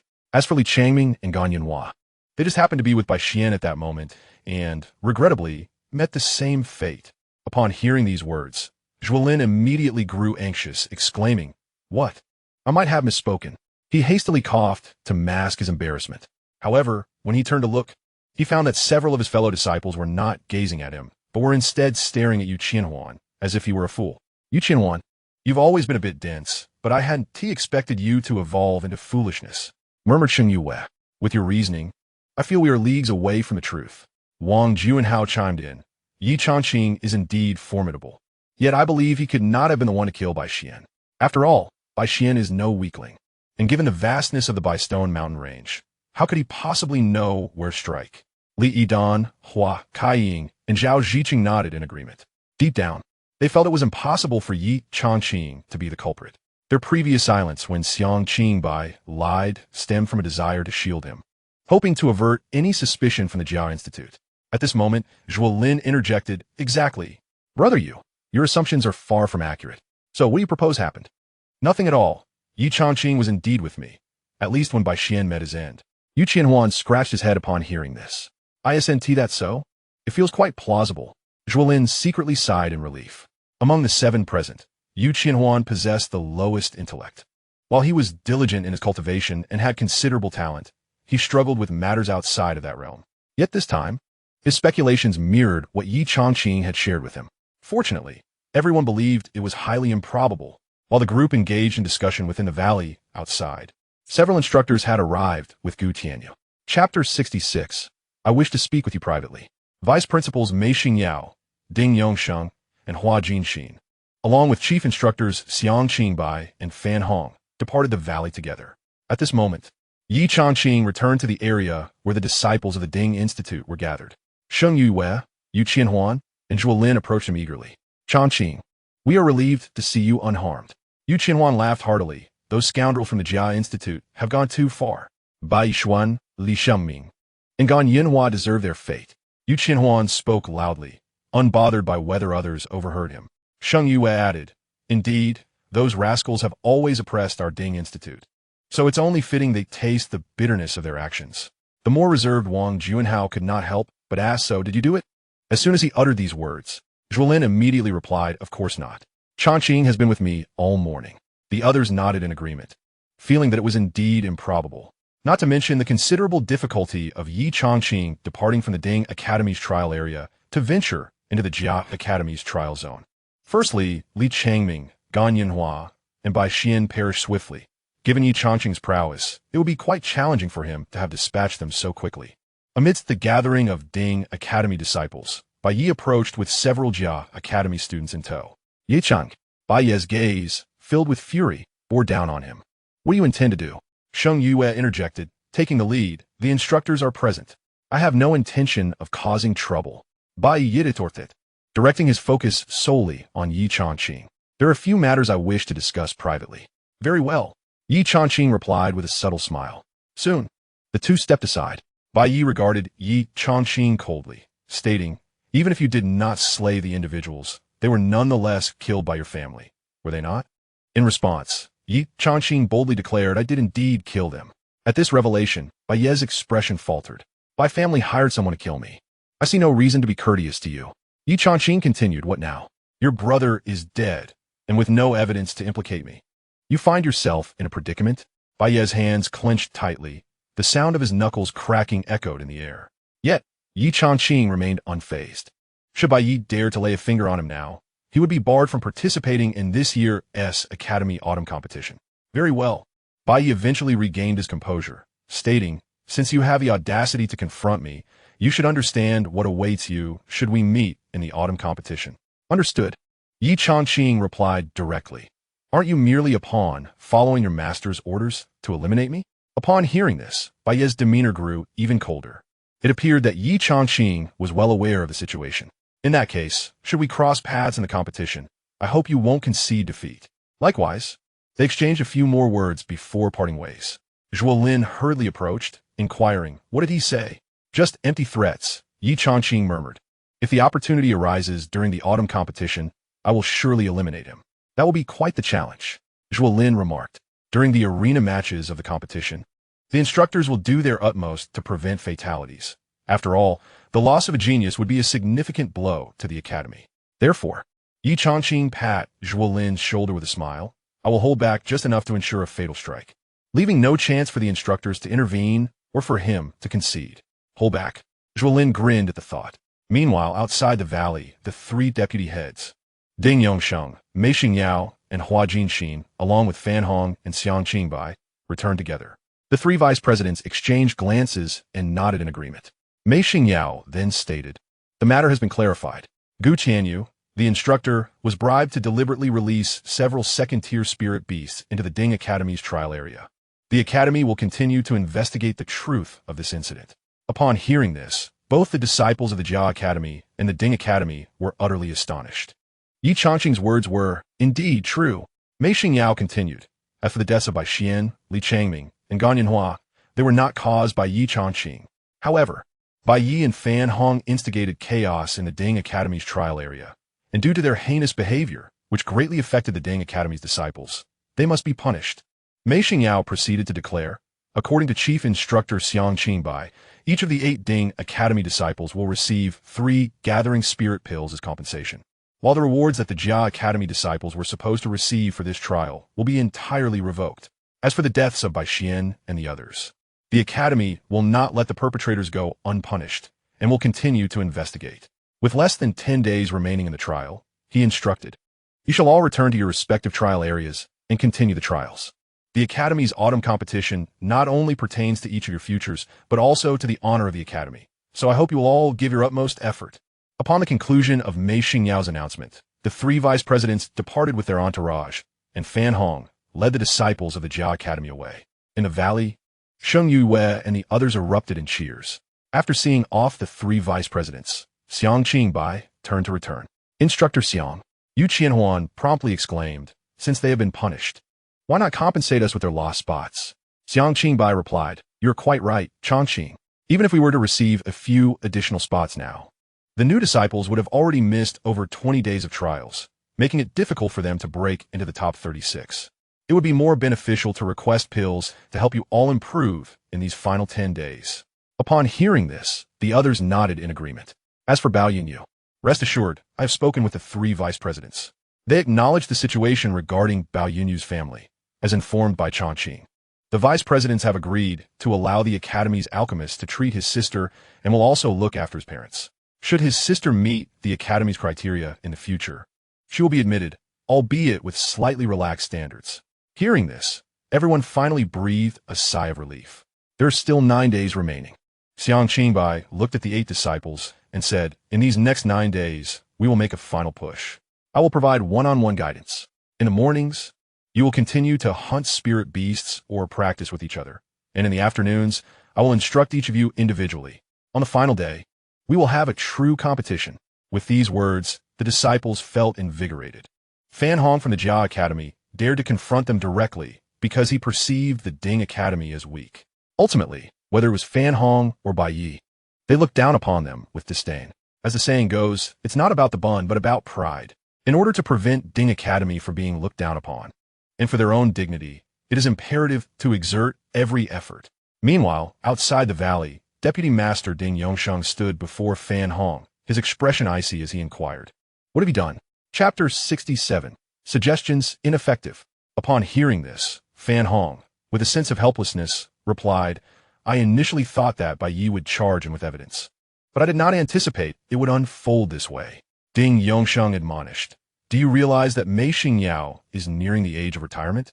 If, in this autumn competition, your academy secures the most disciples on the heavenly rankings, and Bai Yi claims the first position, you are destined to become the deputy master, or even the master. How could you make such a blunder at this juncture?" With his head bowed, Fan Hong found himself at a loss for words. Furthermore, Gu Tianyu claimed that it was the Bai family who instigated him. "Are you aware of this?" "How could I possibly know?" Fan Hong responded instantly. "Although I have a fondness for Bai Yi and Bai Xian, I'm still a teacher at the academy. It is best that I remain unaware." Ding Yongsheng continued, "This matter will undoubtedly be investigated by the master. Should evidence be uncovered, the Bai family will face repercussions. We, who are wary of the Bai family's status as one of the 6 great clans of Xian County, must understand that the master is indifferent to such concerns." "I understand." Fan Hong replied earnestly. "You better comprehend the gravity of this situation," Ding Yongsheng asserted. "In this instance, you possess no evidence, while Ye Changqing has irrefutable proof. Even if I wished to show favoritism, I would be unable to do so. However, that little rascal Ye Changqing has regained his cultivation. In this autumn competition, does Bai Yi stand a chance?" "Absolutely," Fan Hong declared promptly. "Bai Yi is now at the 2nd level of the condensation realm. Although I was taken aback by Ye Changqing reaching the peak of the nurturing Qi realm, even so, he cannot possibly match Bai Yi, who is at the 2nd level of the condensation realm." "Indeed, that is true," Ding Yongsheng conceded. "The 2nd level of the condensation realm firmly secures the top position at our Qiyang Academy. Yet after the autumn competition, the assessments at Tianyang Academy will involve the 16 county cities and the capital's talents. Being at the 2nd level of the condensation realm may not be as formidable as one might think. If Bai Yi gains admission to Tianyang Academy, your future position as deputy master will be assured. Was it not the extraordinary performance of Jiang Yueyao that enabled that old fool, Mei Xingyao, to ascend to the role of deputy master? Had it not been for the unexpected arrival of Yuan Muxue, the position of master would have been his." Fan Hong nodded in agreement. "Enough. This matter ends here. From now on, focus on diligently mentoring your disciples," Ding Yongsheng instructed. With that, he leaped into the air and swiftly vanished from sight. Fan Hong, too, led the disciples of the Jia Academy back to the training area. "Bai Yi," Fan Hong reassured, "do not overthink it. There are still 9 days left to enhance your abilities to the utmost. If you wish to defeat Ye Changqing, you must strike with a thunderous blow. Otherwise, if you provide him an opportunity to concede or allow Xianxia a chance to intervene, you will never be able to eliminate him." Upon hearing this, Bai Yi nodded in understanding. "Do not underestimate him," Fan Hong solemnly remarked. "He has advanced from an initial stage of Qi cultivation to the pinnacle of the same realm in just about a month. Reflect on this for a moment, and you shall grasp the sheer terror of it." Bai Yi's expression faltered, his fists clenched tightly as he declared, "I will spare no effort to eliminate him." Fan Hong understood that during the autumn assessment, Ye Changqing could not possibly triumph over Bai Yi. However, he felt compelled to instill a sense of pressure in his proud disciple. Only with greater pressure could there be a stronger impetus for growth. One tempest had reached its conclusion, yet the repercussions of this turmoil continued to resonate. The academy was infuriated by the betrayal of the esteemed instructor Gu Tianyu, who had been corrupted and had harmed his own students. This matter led to an ongoing confrontation between the academy and the Bai family. Simultaneously, the academy was investigating the murders of Bai Xian, Li Changming, and gone Yanhua, seeking the perpetrators. Within the city of Xi'an, a considerable uproar ensued. Nevertheless, the disciples from the 4 academies undergoing trials in the Baisha mountain range paid little heed to these events. Whether Bai Xian had perished or Baoyan you had met a similar fate mattered little to them. Their primary focus lay on the enhancement of their own abilities. Only through a transformative evolution in this month could they aspire to become one of the 36 most exceptional individuals on the Tianbang of Qiyang Academy, thereby establishing themselves among the finest of their generation in the entire Xi'an region. In time, this would grant them the opportunity to enter the prestigious Tianyang Academy of the Yin-Yang Kingdom, empowering themselves to explore broader horizons. As 9 days swiftly passed, on this particular day, within the valley, the disciples stood in a row. Xianxia and 2 other instructors stood before the 8 students. A month has elapsed, he began, and each of you has made progress, which brings me great joy. Today marks the final day, the last assessment to evaluate your prowess. Upon hearing this, the participants exchanged knowing smiles. However, soon after, Yu Qianwan stepped forward, raising his hand. Instructor Xiang, I have a suggestion. Go on, Xianxia encouraged. Perhaps we should refrain from having Changqing compete. If he continues, our confidence will surely wane. Upon Yu Qianwan's pronouncement, the others present nodded in agreement. Throughout these 9 days, they had engaged in mutual sparring. Ye Changqing was approachable and amiable, making everyone eager to practice with him. Since their second competition, where they had all faced defeat at his hands, the 7 had suffered grievously in their subsequent sparring sessions. We cannot land a hit. Not at all. Upon hearing this, Xianxia promptly interjected, your suggestion is futile. Looking at the disciples, he continued earnestly, though Changqing remains at the pinnacle of qi cultivation. His actual combat ability rivals that of the condensation realm, perhaps even surpassing it. Do you believe he has exerted his full strength in your matches? The disciples shook their heads in unison, certain that he had not. Even when not exerting his full strength, this fellow managed to dominate them effortlessly. Moreover, both Sheng Yue and Yu Qianhuan have reached the pinnacle of the qi nurturing realm, yet when they faced Ye Changqing, he merely employed the same academic techniques as theirs, defeating them within 10 exchanges without resorting to his formidable fist techniques. As for Zhuolin, having attained the completion of the qi nurturing realm, and Wang Juanhao and Li Yidan, who have reached the peak of the same realm, they were defeated almost instantaneously. Regarding Hua, Kaiying, and Zhao Ziqing, both at the later stages of the qi nurturing realm, Ye Changqing did not show any mercy, making it impossible for them to contend. Xianxia glanced at the group and said, this time, I hope you can put forth your utmost effort during the sparring session. Few are willing to lower their own strength to engage in such practice with you, and the benefits you will gain from this experience are immeasurable. The disciples nodded in agreement. After a month of interaction, Ye Changqing's character was beyond reproach. Xianxia continued earnestly, to be frank. Ye Changqing currently possesses strength at least within the top 5 of the academy, so do not be disheartened by a loss against him. Remember, realm does not equate to strength. A lower realm individual, if they master their own abilities, can indeed challenge those of a higher level. Upon hearing these words, everyone nodded in understanding. The sparring commenced. As Xianxia voice fell, the disciples eagerly entered the fray. One contest after another unfolded, with each participant giving their all. By noon, the sparring concluded. Unsurprisingly, all 7 were defeated by Ye Changqing. Let us take a moment to rest. We shall prepare to return to Xi'an County City. Xianxia announced. Rest well today, for tomorrow marks the official commencement of the Academy's autumn competition. Regardless of whether you secure first place or how many of you make it onto the heavenly rankings, I only hope you strive to do your utmost. Yes, yes. After everything was packed, the group mounted their steeds and galloped through the forest toward Xi'an County City. As the sun set behind the mountains, they arrived, dispersing into the city. Tomorrow would be a significant day for the autumn competition, attracting prominent figures from all corners of Xi'an County City.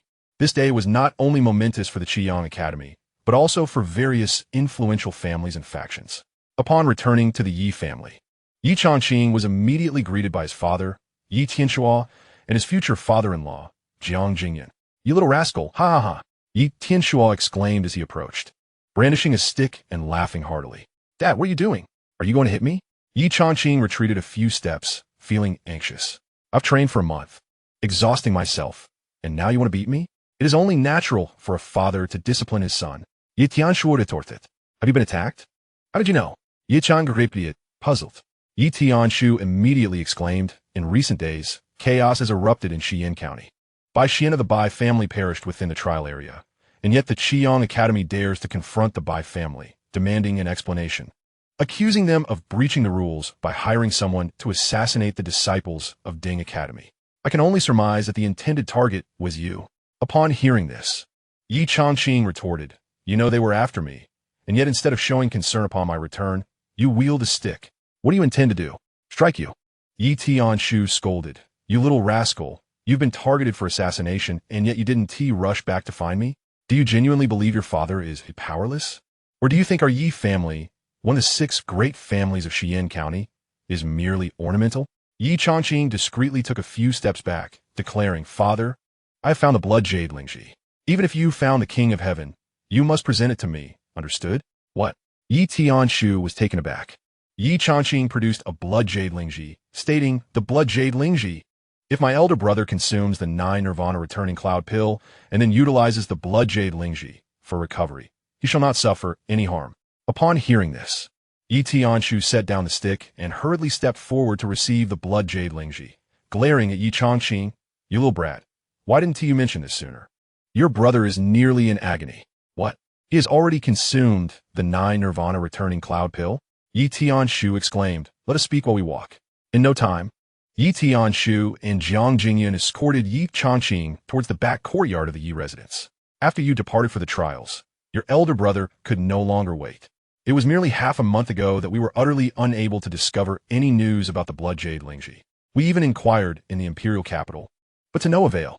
Your brother insisted on swallowing the 9 Nirvana returning cloud pill. For the past half month, he has been in excruciating pain, crying out day and night. Your father and I have been keeping vigil for him." Jiang Jingyun patiently explained. "You little rascal, it's truly infuriating," Jiang Jingyun chastised. "The Bai family has sent someone to assassinate you, and yet you didn't inform us? Do you truly think we fear the Bai family?" At this, Ye Changqing offered a sheepish smile. Compared to that, he was far more concerned about his elder brother's current state. Soon, the trio arrived at the room where Yi Nanfeng resided. As they approached the courtyard, they were met with heart-wrenching cries of anguish. Ye Changqing took a decisive step forward and opened the door, revealing Yi Nanfeng curled on the ground, the floor marred with scratch marks from his grasp. "Brother!" Ye Changqing rushed forward. He noticed Yi Nanfeng's eyes were bloodshot, his body trembling uncontrollably. "Changqing!" Yi Tianshu strode forward, directly handing over the blood jade Lingji. "Consume it quickly. Is it to be eaten directly?" Jiang Jingyan inquired. "Or should it be refined into a pill? Perhaps we should try a small amount first?" Yi Tianshu suggested. Before they could finish their exchange, Yi Nanfeng had already seized the blood jade Lingji, eagerly biting into it. Witnessing this scene, the 2 men exchanged wide-eyed glances, opting to remain silent. Ye Changqing attentively observed his brother's transformation. Moments passed swiftly. The trembling of Yi Nanfeng gradually diminished. "How are you?" "Nanfeng? I am fine." Yi Nanfeng struggled to reply. "I will first adjust myself." "All right." The 3 of them then stepped out of the room. Outside, Yi Tianshu looked at Ye Changqing and said, "You little rascal, what exactly happened? Speak clearly." Immediately, Ye Changqing recounted the events in detail. Upon hearing this, Ye Tianshu exclaimed angrily, "That scoundrel Bai Leiling, I will make him pay dearly." "Father, haven't I already made him suffer?" Ye Changqing blinked and replied, "Bai Xian is dead.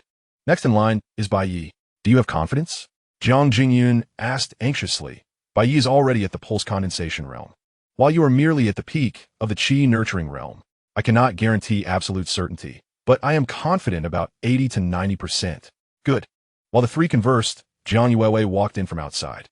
"Father, did you forget that you have a daughter?" Jiang Yuewei entered the courtyard, displeased. "I just arrived home and heard you were at the Yi family, so I rushed over." "Oh, Jiang Jingyun Shukulata Ukuarli. It's just that something happened to your brother Nanfeng, and I came to check." "What happened?" Jiang Yuewei's expression changed. After Jiang Jingyan explained, she turned to Ye Changqing in astonishment. "Brother-in-law, you were attacked?" "It's all fine now." Only then did Ye Tianshu ask, "Yuewei, how have you been this past month?" Upon hearing this, Jiang Yuewei replied, "A few days ago, I just broke through to the 2nd level of the pulse condensation realm." The 2nd level of the pulse condensation realm. Ye Tianshu, Jiang Jingyun, and Ye Changqing were all taken aback. Originally, Jiang Yuewei ranked 4th in the heavenly rankings and had already reached the great perfection of the qi nurturing realm. In just a month, not only had she reached the pulse condensation realm, but she had also attained the 2nd level, which was indeed unexpected. Just as Baiqiu had evaluated, Jiang Yuewei seemed to possess talent that was extraordinary, yet not exceptional. However, her abilities have been consistently improving over the past 2 years. Yuewei, if you win first place in the Academy's autumn competition, it won't be because of you, will it? Ye Tianshu immediately said, if you encounter Changqing, you must yield to him. Hey, Ye Tianshu, what do you mean by that? My daughter will definitely secure first place. Exactly. Ye Changqing added, Yuewei, keep it up. I have faith in you. While the 4 were conversing, a voice emerged from the room. Father. Hearing the call, the 4 hurried inside. Yi Nanfeng was sitting on the bed, drenched in sweat, with a pale complexion. Nanfeng, how are you? Much better. Yi Nanfeng exhaled, saying, with this blood jade spirit herb, I shall not need a month's time. I can feel the 9 nirvana, returning cloud, pill, mending my meridians and bones. While the power of the blood jade spirit mushroom flows within me, continually alleviating my suffering and accelerating the effects of the 9 nirvana, returning cloud pill. Rest well. Do not dwell on other matters. Soon, the 4 departed from the room, and Ye Tianshu's spirit soared. His younger son, once incapacitated for 2 years, had recovered. His elder son, previously rendered useless, now had a glimmer of hope. Old Jiang, shall we indulge a bit? Indeed, let us. Upon hearing this, Jiang Yuewei hastily interjected. Do not drink too much. Tomorrow is the autumn competition at the Academy, and you must attend. Rest assured, we certainly will, they replied as they left the premises. Ye Changqing accompanied Jiang Yuewei back to his own courtyard. In the training ground behind the courtyard, upon seeing Ye Changqing return, Little Black immediately leaped onto his head.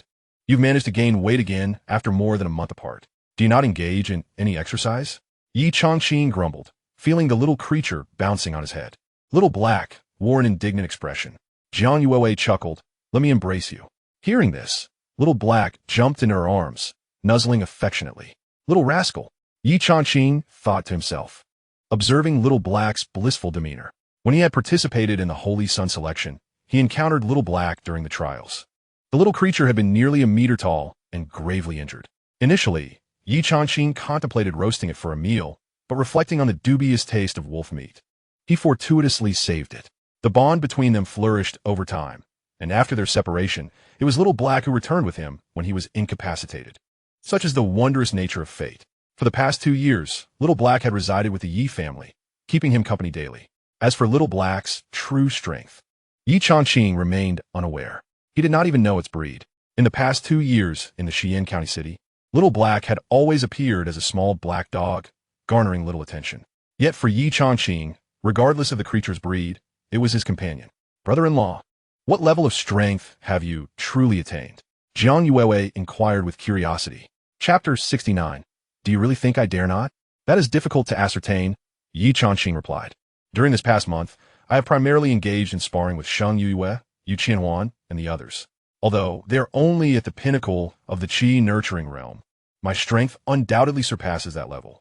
As for how I fare against the various stages of the meridian condensing realm, I will only know through combat. Upon hearing this, Jiang Yuewei responded, Then shall I test my skills against you? Certainly, Ye Changqing replied with a smile. However, you must go easy on me, as you are at the 2nd stage of the meridian condensing realm. Who knows who will be lenient? They retorted. In the training ground, they took their positions, their energies surging forth. Little Black lay on a stone pedestal at the edge of the training ground, watching the 2 spar with an air of ennui. As the sun descended in the west, its rays illuminated the figure of Little Black, resembling a dark orb. The shadows of Ye Changqing and Jiang Yuewei elongated dramatically. A night passed in silence. The following day, early in the morning, Ye Changqing and Jiang Yuewei roused the slumbering Ye Tianxua and Jiang Jingyan. The 2 had agreed the previous evening to indulge in a few drinks, but it ended up in a state of inebriation. After much effort, they were finally coaxed awake, their eyes still heavy with sleep. Once preparations were complete, numerous members from the Yi and Jiang families set forth towards the Qiang Academy. Wait for me. A voice called from behind as they exited the estate. Brother, Nanfeng.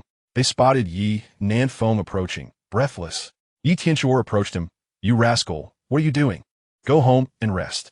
Father, I'm fine. Yi Nanfeng replied with a smile, Given the significance of today's events, it would be inappropriate for me, as the elder brother, not to witness it. Very well. Ye Changqing responded, let us make a grand appearance today, the three of us. Jiang Jingyan chuckled. Old Yi, don't say I didn't warn you.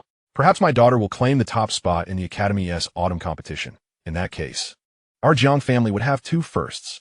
2 years prior, Jiang Yueyao had also entered Xiang Academy as the top scorer of the autumn competition. Who can predict such things? They laughed heartily as their group made their way towards the academy. Upon arriving at the grand entrance, they beheld the once desolate square, now teeming with carriages and throngs of people. The Xiang Academy, representing the exceptional talents from the Xian County City and its surrounding towns, was home to the most gifted disciples of the Tianyuan division. The annual autumn competition was an event of great significance, drawing not only the relatives of the Tianyuan disciples, but entire families from the Xian County and its myriad towns. It is well known that the 36 top talents emerging from the autumn competition would subsequently participate in the Tianyuan Academy's assessments, eventually becoming renowned figures in Xian County. Some might even transcend the borders of the Yin-Yang kingdom, becoming legendary figures across the Qingxian continent. Such a grand event is one that no one would wish to miss.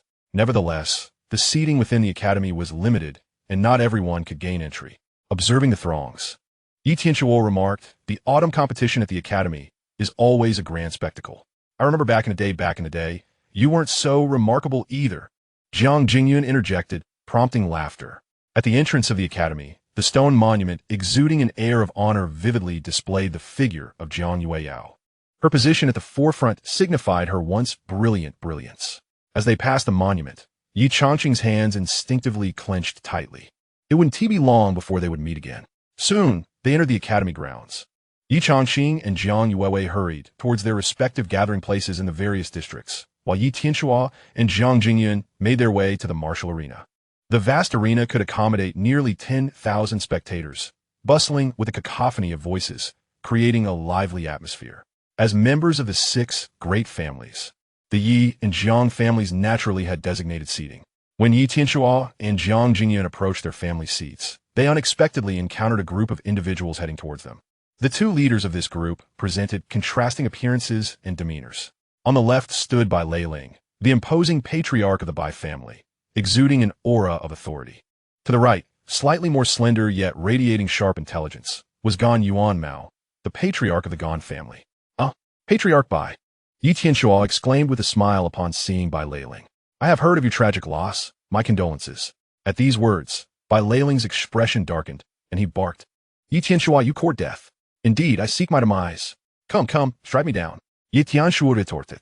The saying goes, a thief who fails incurs a loss. And that describes you perfectly. You wish for my son's demise, yet he lives while yours has perished. Such is the law of karma. Do you truly believe I am afraid? Bai Leiling stepped forward, his aura surging forth. Ye Changqing matched him, unleashing his own formidable energy. Both were formidable figures in the Yuanfu realm, neither willing to back down. Gentlemen, a voice interjected from a distance. It was Mei Xingyao, the vice master of the academy, approaching rapidly. Today marks the grand occasion of the autumn contest at our Xiang Academy. I implore you both to exercise restraint. Bai Leiling immediately retorted, I had no intention of engaging with him. He is the one making a scene. And who exactly is making a scene? Ye Changqing scoffed. As the saying goes, the barking dog seldom bites, and you are clearly not one to bark. Enough. Mei Xingyao urged once more. The matter of the training trials has been addressed. Let not this discord fester between you. The autumn contest is of great significance, and neither of you wishes to be expelled, I presume? The Bai family vehemently denied their involvement in hiring warriors to assassinate the disciples of the Ding Academy. As for the murder of Bai Xian, Xiang Academy had ceased any investigation. If you refuse to acknowledge the violation of our academy's rules and the provocation of our dignity, then I too cannot pursue the matter of your son's death. Thus, this issue will remain in a state of cold resolution. Bai Leiling was seething with rage. As Mei Xingyao concluded his remarks, the 2 men glared at each other before moving apart. Mei Xingyao turned to the nearby instructors, his expression cold. Who arranged this seating? Are you unaware of the animosity between the Bai and Yi families, yet you place them so close together? Perhaps the disciples acted thoughtlessly. I shall rectify this immediately. What is there to change now? Mei Xingyao waved his hand dismissively. Let be. Just keep an eye on them to prevent any altercations. Meanwhile, within the Tianyuan district, in the grand arena of the Qiyang Academy, disciples from the four main halls, Hall A, Hall B, Hall C, and Hall D, were predominantly stationed at the martial grounds, diligently maintaining order and guiding the multitude of spectators to their seats. The 120 disciples set to partake in the assessment were fully prepared. Previously, 4 had perished during the trials, but 4 more had been added in accordance with the rankings from that assessment. Today, this cohort of 120 truly represented the finest talents within the Qiyang Academy. In the area of Hall A, as he surveyed the dozens of disciples before him, Fan Hong spoke with a grave tone. I need not elaborate on the significance of this autumn competition. I will only state that our hall currently occupies 16 positions on the celestial rankings, and I hope this time we shall gain more rather than less. Stepping forward, Bai Yi clasped his hands and vowed, Rest assured, instructor, I shall secure the first position on the celestial rankings. Beside him, Gan Ziming echoed, Our hall, A will always be number 1. Yuan Qianhui and Gu Xingwen also chimed in agreement. Fan Hong nodded, gesturing with a grand sweep of his arm. Let us proceed. The group of disciples followed Fan Hong as they exited the celestial hall, heading towards the martial grounds. In the area of Hall B, Shi Baiqiu regarded the 30 or so disciples before him with a calm demeanor and remarked, After a month of intensive training, each of you has shown growth. I do not wish to burden you with additional pressure at this moment. Just remember, only those who stand at great heights can earn the cheers and admiration of the crowd. Your efforts deserve the glory. One by one, the disciples nodded in understanding. Shi Baiqiu then turned to Jiang Yuewei and said, Yuewei, you are qualified to contend for the top position on the celestial rankings. I hope you do not encounter certain individuals who might cause you to deliberately lose the match. Jiang Yuewei, upon hearing this, blushed slightly and nodded earnestly. In Hall C, Hu Shuiying addressed the 20 or so disciples before her, stating, Let us dispense with unnecessary words. Your sole task is to eliminate every opponent. She then directed her gaze at Lan Chenfei and Song Siyue, adding, If you fail to secure a place in the top 10, I shall hold you accountable. Lan Chenfei and Song Siyue nodded in agreement. In Hall D, Xianxia Bai observed the 8 disciples in front of him. Do not feel compelled to win for my sake. Whether 6 of you can enter the celestial rankings or secure the first position is not something you should worry about. Fight for yourselves and leave no regrets. Xianxia Bai spoke softly. You are all still young. The road ahead is long. With that, he stepped forward. At this moment, within the vast martial arena of the Qiyang Academy, a multitude of distinguished individuals from various towns and cities across the entire Xian County gathered, creating a sea of humanity. Disciples from the 4 halls emerged one by one, and in an instant, a thunderous roar erupted from the crowd. Zhuolin said, tugging at Ye Changqing's sleeve, I must admit, I'm feeling somewhat nervous. This atmosphere is quite intimidating. Ye Changqing gazed at the layered seating of the martial arena, spreading endlessly, and with a slight smile replied, Just treat them as air. Easier said than done. Zhuolin flashed a smile and remarked, However, on a different note, this sensation is quite exhilarating. Within the ranks of the Second Academy, Lu Yi tugged at Jiang Yuewei's arm, giggling, Xie Jiaoxi has taken notice of you. Now that you are at the second level of the condensed vein realm, you might just triumph over Bai Yi. But be wary of encountering Ye Changqing. Do not underestimate him. Not at all. Jiang Yuewei retorted, You all underestimate my brother-in-law. Indeed, we all underestimate your brother-in-law. Only you hold him in high regard. As the 120 disciples from the 4th Academy made their grand entrance, the expansive martial arena was adorned with 12 platforms, each measuring over 10 zhang in length and width. At that moment, on the northern side of the arena, a lofty viewing platform hosted Yuan Mushu, the esteemed principal of the Qiyang Academy, who donned a resplendent red phoenix gown, split at the sides to reveal her long, elegant legs. Yuan Mushu never hesitated to showcase her allure. In terms of age, she was slightly younger than the 3 vice principals, barely in her 40s. As for her prowess, she was the unparalleled cultivator at the nascent soul stage within the entire Xian County, unmatched by any other. Ding Yongsheng, Mei Xingyao, and Hua Jinxin, the 3 vice principals, along with several senior instructors, stood upon the platform. Silence. Yuan Mushue's voice was cool, yet resonated clearly throughout every corner of the bustling martial arena. Instantly, the previously clamorous surroundings fell into a complete hush. Observing this scene, Yuan Mushu felt a sense of satisfaction. First and foremost, on behalf of the Qiyang Academy, I extend a warm welcome to all of you. Yuan Muxue stated with a calm demeanor. Next, I would like to introduce a mentor from the Tianyang Academy. With that, she stepped aside, allowing a figure to stride forth. The newcomer appeared to be in his 30s, clad in a light blue martial attire, tall and with a genial countenance. He smiled gently, exuding the charm of a mature man. This is Mentor Ye Changqing from the Tianyang Academy. The announcement elicited astonishment among many attendees. In previous years, no mentor from the Tianyang Academy had ever graced the academy to observe competitions. It is noteworthy that Tianyang Academy stands as the sole prestigious institution in the entire Yinyang Kingdom. Furthermore, Yinyang Kingdom is situated on the Qingshan continent, and those with exceptional talent may enter the Tianyang Academy, eventually gaining access to sects on the Qingshan continent for further cultivation. In contrast, the Qiang Academy is merely a medium-tier institution within Xian County, which boasts 16 major county cities and over 20 medium-tier academies. The fact that a mentor from Tianyang Academy was personally attending to witness the competition undoubtedly heightened everyone's desire to showcase their abilities. Ye Changqing turned to the crowd with a smile and said, "There is no need for concern. I am merely here to enjoy the spectacle. I hope that today, the disciples of Qiang Academy will perform admirably." After his brief remarks, he stepped back. Yuan Muxue then announced, "Very well, next. Vice Principal Mei Xingyao will explain the participating disciples and the rules for this autumn competition." Yuan Muxue and Ye Changqing walked back together, taking their seats one by one. Yuan Muxue could not help but ask, "What brings you here? Are you here to see Ye Changqing?" "Not exactly.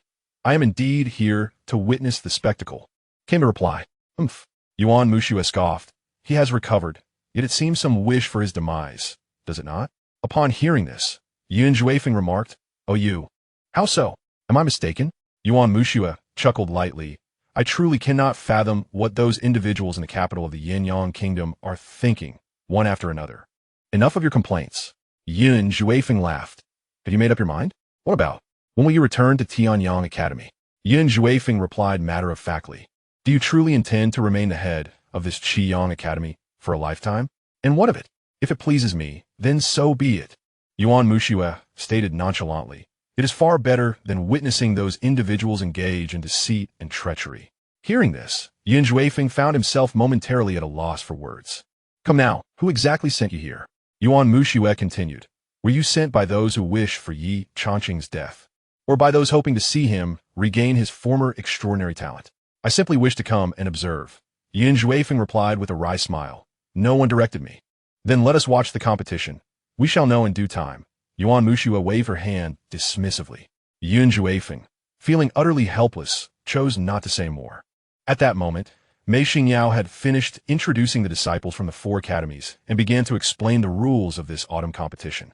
A month prior, the academy had conducted internal assessments, and 120 disciples who met the criteria had undergone a month of intensive training, each making progress. Mei Xingyao continued, "This autumn competition will be divided into 2 phases. In the first phase, the 120 disciples will be ranked according to their previous test results and divided into 12 groups, each consisting of 10 individuals. Each member within a group will compete in 9 matches, and the 3 with the most victories will advance. Thus, from 12 groups, a total of 36 individuals will emerge as the disciples of the Tianbang." Everyone in the arena listened attentively. Mei Xingyao proceeded, "The second phase involves these 36 Tianbang disciples, for whom we will establish a preliminary ranking based on their performance in the first phase. Subsequently, these 36 disciples will participate in a challenge match. Each individual will have 3 opportunities to challenge a disciple ranked higher than themselves. Should they win, they will usurp that ranking, but should they lose, they will retain their own. Likewise, each disciple may not be challenged more than 3 times. After the conclusion of the challenge matches, the rankings of the 36 Tianbang disciples will be finalized, and these 36 will represent our Qiang Academy in the Tianyang Academy assessment 2 months hence." As Mei Xingyao concluded this segment, he surveyed the surroundings and stated, "In this autumn competition, if one party concedes, the other must cease all attacks. Should the attacks prove unrelenting, the instructor stationed at the edge of the arena shall intervene to halt the confrontation, signifying the conclusion of the contest." The rules are straightforward and unequivocal. As Mei Xingyao's words resonated, the 4 chief instructors, accompanied by their respective disciples, advanced forth. At this moment, Mei Xingyao commenced the announcement of each disciple's designated arena position. Ye Changqing, Arena 1. By Yi, Arena 2. Jiang Yuewei, Arena 3. It is nearly improbable for the top 12 to compete on the same stage, a precaution against the strongest disciples clashing too early and facing elimination. The purpose of the autumn contest at the Academy is to select the 36 most formidable individuals, and every detail has been meticulously considered. Before long, the 120 disciples had taken their places at the 12 arenas, each accompanied by 4 instructors tasked with providing immediate assistance if necessary. I hereby declare the autumn contest of the Academy officially commenced. With Mei Xingyao's proclamation, the instructors responsible for record-keeping, safety, and the participating disciples sprang into action. In Arena 1, Ye Changqing was the first to engage. His opponent was a disciple from the First Academy, named Chu Jun, ranked 33rd on the heavenly list. Had progressed from the late stage of Qi cultivation to the pinnacle of Qi cultivation after a month of intensive training. Tu Yun, Ye Changqing. The two stood 3 paces apart and exchanged names, locking eyes. I have heard that you have reached the pinnacle of Qi cultivation, Chu Jun remarked, probing. Do you believe you can defeat me? Only through combat shall we discover the truth, replied Ye Changqing with calm assurance. Upon hearing this, Chu Jun gathered his internal energy, taking a step forward to unleash a punch towards Ye Changqing. Wind-soaring fist, he shouted. In an instant, Chu Jun's speed surged as he lunged at Ye Changqing, delivering a powerful strike. A resounding thud echoed as their fists collided. In the next moment, before Chu Jun could even register Ye Changqing's response, he felt as though his fist had struck an immovable boulder. An immense recoil surged through him, causing a piercing pain to course through his arm as he tumbled off the arena. Oh dear, defeated by a single punch? Is this really Ye Changqing? Murmured the onlookers in astonishment. Didn't this lad just recover a month or 2 ago? And now he has reached the pinnacle of Qi cultivation? Ye Changqing poisit, withdrawing his fist. In the first match, Ye Changqing triumphs over Chu Jun, announced the recording instructor, his voice resounding clearly. The arena contest is structured in groups of 10, with only 3 emerging victorious. Moreover, each of the 9 battles contributes to the overall assessment by the instructors, which will influence the rankings among the 36 elected. Ye Changqing was acutely aware of his ultimate goal and had no intention of holding back. Next, in the second match, Li Xiu faced off against Zhao Tianxiu. Meanwhile, the contests on the other platforms are also underway. On the second arena, Bai Yi stands with his hands clasped behind his back, his expression serene. The disciple from the Bi Institute, Zhu Guangqi. Bai Yi glances at Zhu Guangqi and calmly states, "You should concede." Upon hearing this, Zhu Guangqi's face flushes red as he, cupping his hands in respect, replies, "Brother Bai has already reached the meridian realm, as everyone knows. However, I wish to experience what it feels like to duel with someone at that level." Bai Yi immediately responds, "If you wish to engage with me, I shall not hold back. If you're injured or worse, it will be on you." At these words, Zhu Guangqi grits his teeth and draws a long sword. Directing his gaze at Bai Yi, with a leap, he charges forward, the gleam of his sword flashing, evidently at the pinnacle of the Qi cultivation realm. However, before Zhu Guangqi can reach Bai Yi forms a fist with one hand and strikes out with a punch from a distance. The fist shadow detaches, instantly hurtling towards Zhu Guangqi.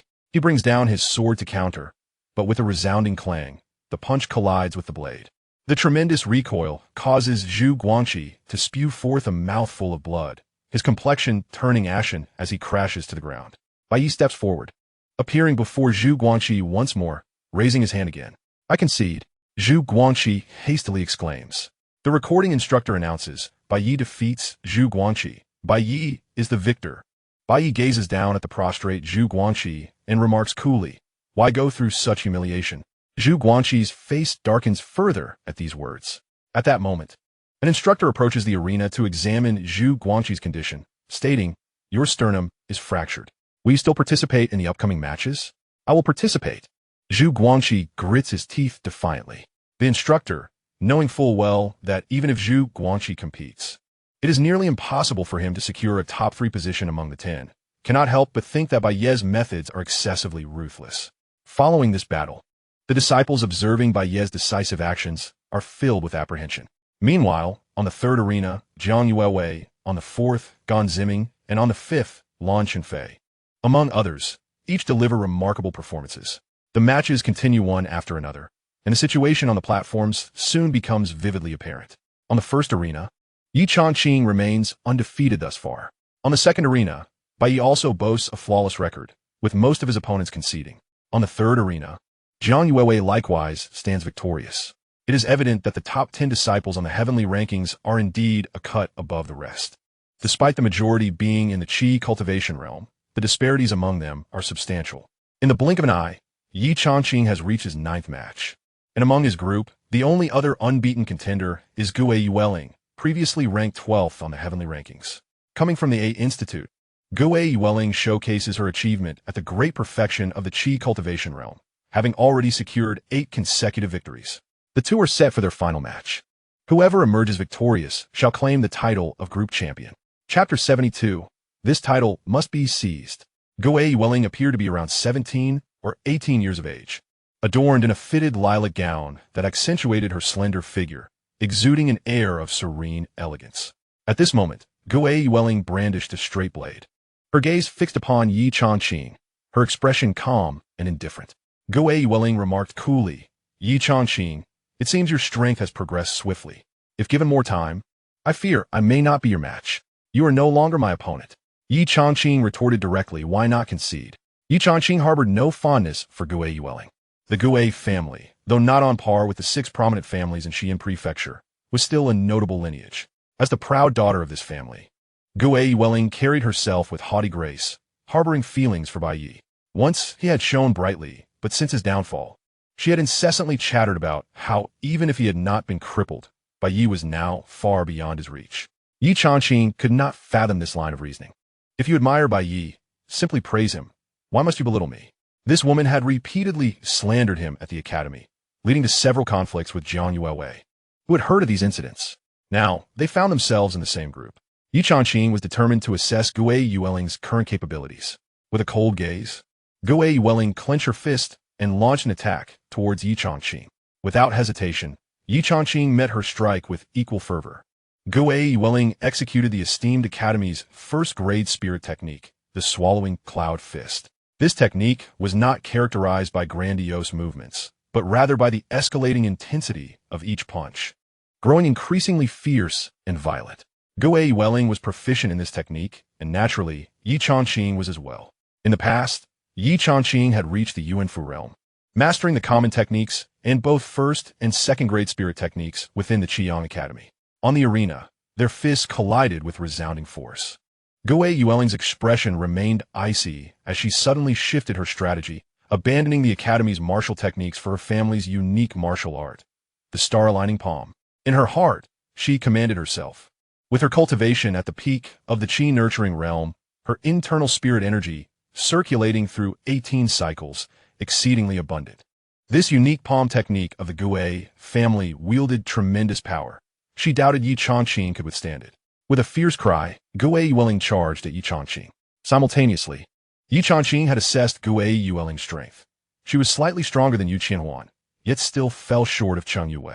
With this understanding, Ye Changqing resolved firmly. He unleashed the sky-soaring fist with triple force. In his heart, he called out fiercely as Ye Changqing launched a powerful punch straight ahead. Boom! Their fists collided, producing a deep, resounding explosion. Immediately, Guixu's complexion changed, and, as she spat a mouthful of blood, her figure staggered backward. At this moment, Ye Changqing continued relentlessly, stepping forward once more to launch an attack on Guixu. "I concede," Guixu shouted urgently. Just then, the 4 instructors stationed at the corners of the arena appeared almost simultaneously beside Ye Changqing, preventing him from proceeding with his assault. Ye Changqing halted, turning to Guixu in the distance, calmly remarking, "Achieving the pinnacle of the Qi nourishing realm? Quite formidable." Guixu clutched her chest with one hand, hastily swallowing a spiritual pill to restore her energy, glaring at Ye Changqing with resentment. "Do not be so arrogant. Senior brother Bai Yi will surely bring you to your knees, leaving you in a state worse than death. Your hopes may indeed be dashed." The competition on Arena 1 concluded, with Ye Changqing emerging victorious with an impeccable record, undoubtedly securing first place in his group. Soon, he descended from the platform. Xianxia Bai regarded Ye Changqing with a nod. Over the past month, Xianxia Bai had repeatedly lowered his own realm to spar with Ye Changqing, fully aware of his current combat prowess. Securing first place in his group was not a challenge for him. Standing beside Xianxia, Ye Changqing observed the other arenas. On Arena 2, Ye had already concluded his matches, boasting a flawless 9 victories. Moreover, following the initial defeat of Zhu Guanxi, none dared to challenge Ye. On Arena 3, Jiang Yuewei showcased her formidable strength at the second level of the Meridian condensation realm, defeating opponent after opponent. On Arena 4, Gan Ziming, and on Arena 5, Lan Xinfei also displayed their prowess in the Meridian condensation realm. It must be said that this cohort of students from the Heavenly Academy is indeed considerably strong, with the likes of Yi, Jiang Yuewei, Gan Yanhua, and Lan Xinfei demonstrating their capabilities at the Meridian condensation level. One could only conclude that the month-long training camp provided a greater enhancement than 3 months of study within the academy. The threats posed by others are negligible, with only Lan Xinfei, Gan Ziming, and Yi being noteworthy adversaries. Xianxia spoke earnestly, remember, in the upcoming challenge. It will not only be a test of your strength, but also your endurance. Indeed, I know you are determined to secure first place to solidify my position as chief instructor, so I shall refrain from further admonitions. Xianxia continued earnestly. Rather than striving for first for my sake, I wish for you to achieve it in order to vindicate yourself. Absolutely. Ye Changqing replied with a carefree smile. Thus, this first place is indispensable. As the two conversed, the competitions on the platforms concluded one after another, from Arena 1 to Arena 10. The likes of Yi, Jiang Yuewei, Gan Ziming, Lan Xinfei, Yuan Qianhui, Gu Xingwen, Zhang Shunan, Su Zizong, and Song Siyue, all of whom were originally among the top 10 disciples, performed commendably on their respective arenas. The sun climbed higher in the sky, and the 36 spots for disciples had been filled. Mei Xingyao promptly declared that among the 120 disciples, the top 3 from each small group would emerge victorious. He suggested a brief respite while the instructors responsible for recording the performances of the 36 disciples ranked them, after which the genuine ranking challenge would commence. Following his words, the chief instructors led their respective disciples away to prepare. Sheng Yue, Yu Qianhuan, Zhuolin, and Wang Juanhao also followed Xianxing's lead, making their way to the resting area outside the martial arena. Hua Kaiying, Zhao Zhicheng, and Li Yidan cast glances at Xianxia and the other fellow disciples, their expressions tinged with shame. Li Yidan spoke up. I apologize, Instructor Xiang. We were unable to enter the heavenly ranking. Originally, there were 9 disciples from the Ding courtyard participating, but with the death of Bao Yuni, only 8 remain. Li Yidan, Hua Kaiying, and Zhao Zhicheng have all failed, leaving only Ye Changqing, Sheng Yue, Yu Qianhuan, Zhuolin, and Wang Juanhao to secure a place in the heavenly ranking. This does not meet the requirement of 6 disciples qualifying. Consequently, Xianxing's position as chief instructor may be jeopardized. How infuriating! Yu Qianhuan exclaimed in anger. If it weren't for the Bai family's hired assassins who killed Bao Yuni, with his talent and strength, we would have certainly qualified with 6 members. Bao Yuni's progress was evident to all. Now, with only 5 entering the heavenly ranking, we truly fall short by just 1. Do not be disheartened. At that moment, Zhuolin interjected. We still have Changqing. He immediately added, you all know Changqing's prowess. He dominated us effortlessly, and there is a significant chance he will secure first place. Upon hearing this, the others lowered their heads. Before the competition, they indeed believed that with Ye Changqing's strength, he had a great chance of winning first place. However, upon witnessing the abilities of the other disciples, they felt a sense of trepidation. Not to mention Jiang Yuewei, who was at the second level of the condensation realm. There were also Gan Ziming and Lan Xinfei, both having reached the condensation realm. Moreover, Ye's strength was inscrutable. That individual had only fought once, leaving them uncertain of his true capabilities. Ye Changqing's combat prowess was indeed remarkable, but he was still merely at the peak of the nourishing Qi realm, and the disparity in realms was significant. Hey, what is wrong with you all? Cheer up, Zhuolin encouraged. I firmly believe that Changqing has a great chance of taking first place.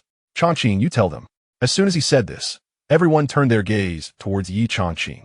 Meeting their eyes, Ye Changqing smiled gently and spoke in a soothing tone. First place is undoubtedly mine. Rest assured. I shall not allow Instructor Xiang to lose his position as chief instructor.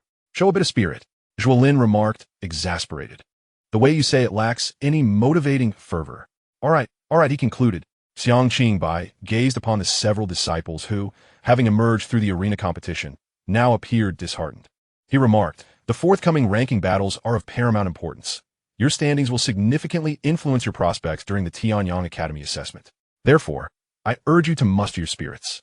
I have repeatedly stated that whether or not one attains the position of chief instructor is inconsequential, yet each of you seems to dwell on it, allowing it to become a source of inner turmoil. He continued, once the rankings are announced, each individual will have 3 opportunities to challenge others and 3 opportunities to be challenged. Furthermore, the vice principal has informed me that the top 10 among the previously eliminated disciples, who performed commendably, will also have the chance to challenge those ranked from 30 to 36. Thus, you are not yet assured of your positions on the Tianbang. Do you comprehend? Upon hearing this, Wang Juanhao appeared dazed and queried, so if my ranking falls between 30 and 36, I will still have to contend with the top 10 among the 84 who were just eliminated? Indeed, Xianxia affirmed. The purpose of the Academy's autumn competition is to discern the 36 most formidable talents. Even though the first round of the arena competition was sufficiently equitable, the Academy seeks to ensure that no deserving disciple is unjustly deprived of their rightful qualification. In that case, Li Yidan, having won 6 matches previously, performed admirably. If you rank among the top 10 of the 84, you still have a chance. Sheng Yue's hope was rekindled as she encouraged, Li Yidan, you can do it. Li Yidan nodded in response, yet deep within, he harbored little confidence. During the month of intensive training, he had reached the pinnacle of the Qi-nourishing realm. Yet many disciples from the A, B, and C academies had also attained the same peak. Li Yidan truly doubted his ability to succeed in the challenges ahead, and whether he would even qualify for them remained uncertain. Xianxia then proceeded to elaborate on the finer details that the participants should heed in the upcoming ranking battles. As noon approached, the onlookers gradually returned to their viewing seats. Soon, the disciples from the 4 academies, under the guidance of their respective chief instructors, assembled in the martial arena. At that moment, the numerous platforms had merged into one grand arena, measuring 100 feet in both length and width. Surrounding the arena, 6 instructors stood at each side, ensuring everything remained orderly. Vice Principal Ding Yongsheng stepped forward and declared, "Everyone, please be quiet." The once boisterous martial arena fell into a profound silence. After clearing his throat, Ding Yongsheng announced, "I shall now reveal the ranking sequence of the disciples who have temporarily secured positions within the top 36 of the Tianbang." As he spoke, a stone tablet, over 3 feet wide, slowly rose from the northern end of the arena. The tablet ascended gradually until it reached a height of 9 feet, coming to a halt. The black stone tablet, under the sunlight, appeared both cold and solemn. "Behold," Ding Yongsheng proclaimed. As his words concluded, gilded characters began to materialize at the apex of the tablet. Tianbang first, by Ye. As this line of gilded text emerged, the atmosphere shifted dramatically. The arena erupted in a cacophony of voices. Indeed, the champion was none other than Bai Yi. This was to be expected, was it not? Bai Yi was the first disciple of the Heavenly Academy to enter the pulse condensation realm. Moreover, he had only fought 1 match, with all his other opponents conceding defeat. The pressure he exuded was unmistakable. No one questioned Bai Ye's rightful claim to the top position. Next, on the second row of the stone tablet, a line of gilded characters materialized once more. Heavenly ranking second, Jiang Yuewei. Having reached the 2nd level of the pulse condensation realm, Jiang Yuewei displayed formidable combat prowess, achieving a perfect record of 9 victories.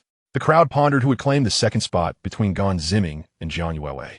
It seemed that Jiang Yuewei's reputation had surpassed that of her rival. Heavenly ranking 3rd, Gan Ziming. Heavenly ranking 4th, Lan Qinfei. As the lines of text unfolded, the spectators buzzed with excitement, their discussions fervent. Bai Yi, Gan Ziming, Lan Qinfei, and Jiang Yuewei. These were once the top contenders. Though the rankings had shifted, their identities remained unchanged. Heavenly ranking 5th, Ye Changqing. When the name of the 5th contender was revealed, an uproar ensued both inside and outside the arena. Ye Changqing in 5th place? Surely there was a mistake. He was merely at the pinnacle of the Qi-nourishing realm. The previous 5th, Yuan Qianwei, 6th, Guixu 7th, Zhang Shunin, 8th, Su Zizong, and 9th, Song Siyue. All were undoubtedly stronger than him. With Ye Changqing's name announced, the surrounding conversations erupted in disbelief. No one had anticipated that Ye Changqing would rank 5th. After all, regardless of perspective, he had secured 9 victories, just as Yuan Qianwei, Gu Xingwen, Zhang Shunin, Su Zizong. and Xianxia had. How could Ye Changqing possibly surpass them? As laughter rang out, Ye Tianshu, upon seeing Ye Changqing's name, erupted in joyous laughter. My son, 5th place. Splendid. Ye Nanfeng, witnessing his father's delight, whispered, Father, it's merely 5th place. Do temper your enthusiasm. What a 5th place. At least my son has achieved that. You, young man, weren't even in the running. Ye Tianshu retorted merrily. Your 3rd brother's recovery is already a source of great satisfaction for me. In just a month or two, he has ascended to 5th in the Heavenly Academy. How remarkable. Jiang Jingyun added, Indeed, 5th place secures a solid position in Tianyang Academy. Nearby by Leiling scoffed. It's just 5th place. One might think it was 1st. Why should I care? Yi Tianshu shot back. At least my son has secured 5th, unlike yours, who lacks even the qualification to appear on the board. Chapter 74. He calls you a dog. Yi Tianshu. Bai Leiling sprang to his feet, accompanied by several formidable members of the Bai family, their expressions stern. What? Looking for a fight? Ye Tianshu who fit. Am I wrong in what I say? With great audacity, you dare to summon Bai Xian's ashes and have the headmaster of Qiyang Academy bestow upon him the title. As the two engaged in a verbal skirmish, the instructors standing between the two factions instantly rose, their expressions tinged with anxiety. Should these two formidable figures of the Yuanfu realm engage in conflict here, it would indeed be a most embarrassing spectacle. Throughout the audience seating of the martial arena, instructors and disciples of Qiyang Academy were present to maintain order. However, the disciples stationed closest to the clan leaders, Yi Tianxuo and Bai Leiling, were the most numerous. Observing the instructors rise, Yi Tianxuo promptly declared, Rest assured, I shall not stoop to his level, thinking himself something of significance. Bai Leiling retorted coldly, I can hardly be bothered to engage with you. My son Bai Yi ranks 1st on the Tianbang. What can you do about it? It's merely temporary. Do you comprehend? Yi Tianxuo scoffed. When the challenge commences, watch as my son unseats yours. Just wait and see. Such delusions.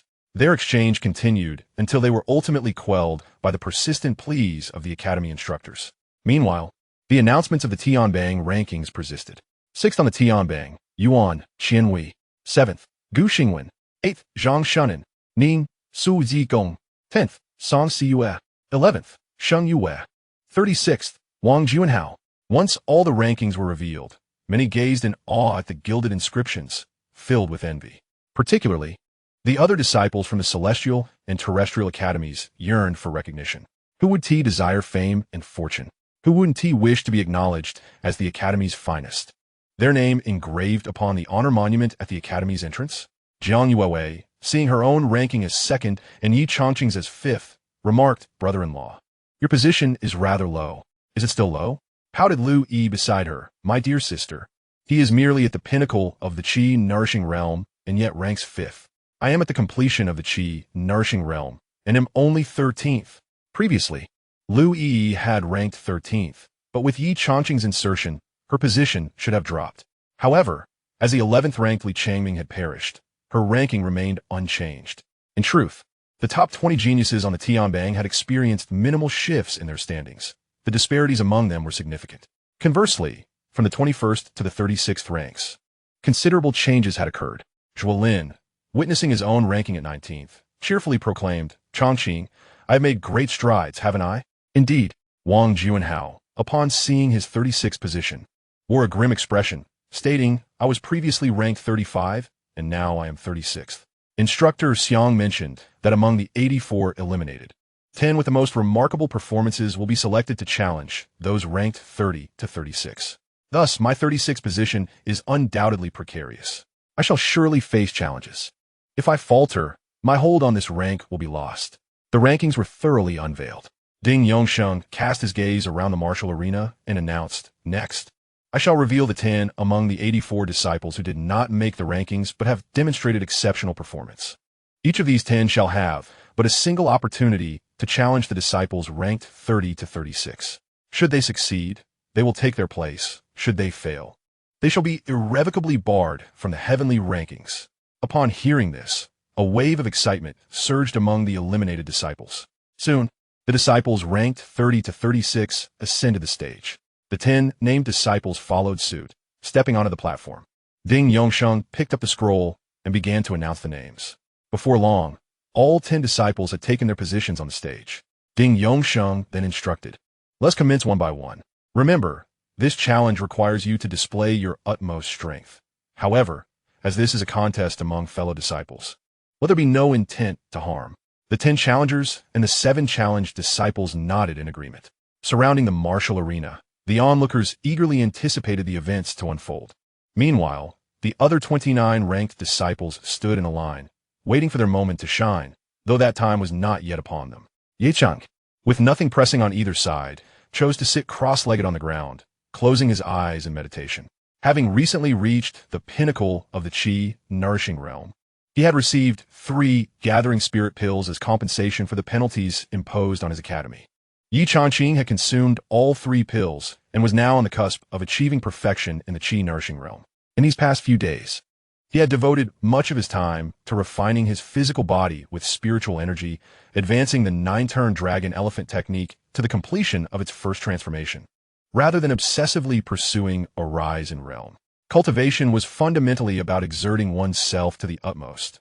Thus, with time to spare and nothing else to occupy him, Ye Changqing immersed himself in his practice. Who would he be pretending for, cramming at the last moment? Not far away, Zhang Shunan observed this scene with a disdainful snort. Beside him, Su Zizong remarked with a smirk, "Perhaps the various vice deans and instructors see his diligence and have placed him in 5th position." To which Zhang Shunan replied, "That is indeed quite likely." Their voices were far from hushed, displaying no intent to conceal their thoughts. Ye Changqing paid them no heed. Rather than engage in verbal sparring with his rivals, he believed the most effective approach was to let his strength speak for itself and silence them. Moreover, after enduring over 2 years of mockery, his ears had grown callous to their taunts. Yet, Ye Changqing remained unfazed. On the other hand, Jiang Yuewei could hardly tolerate it.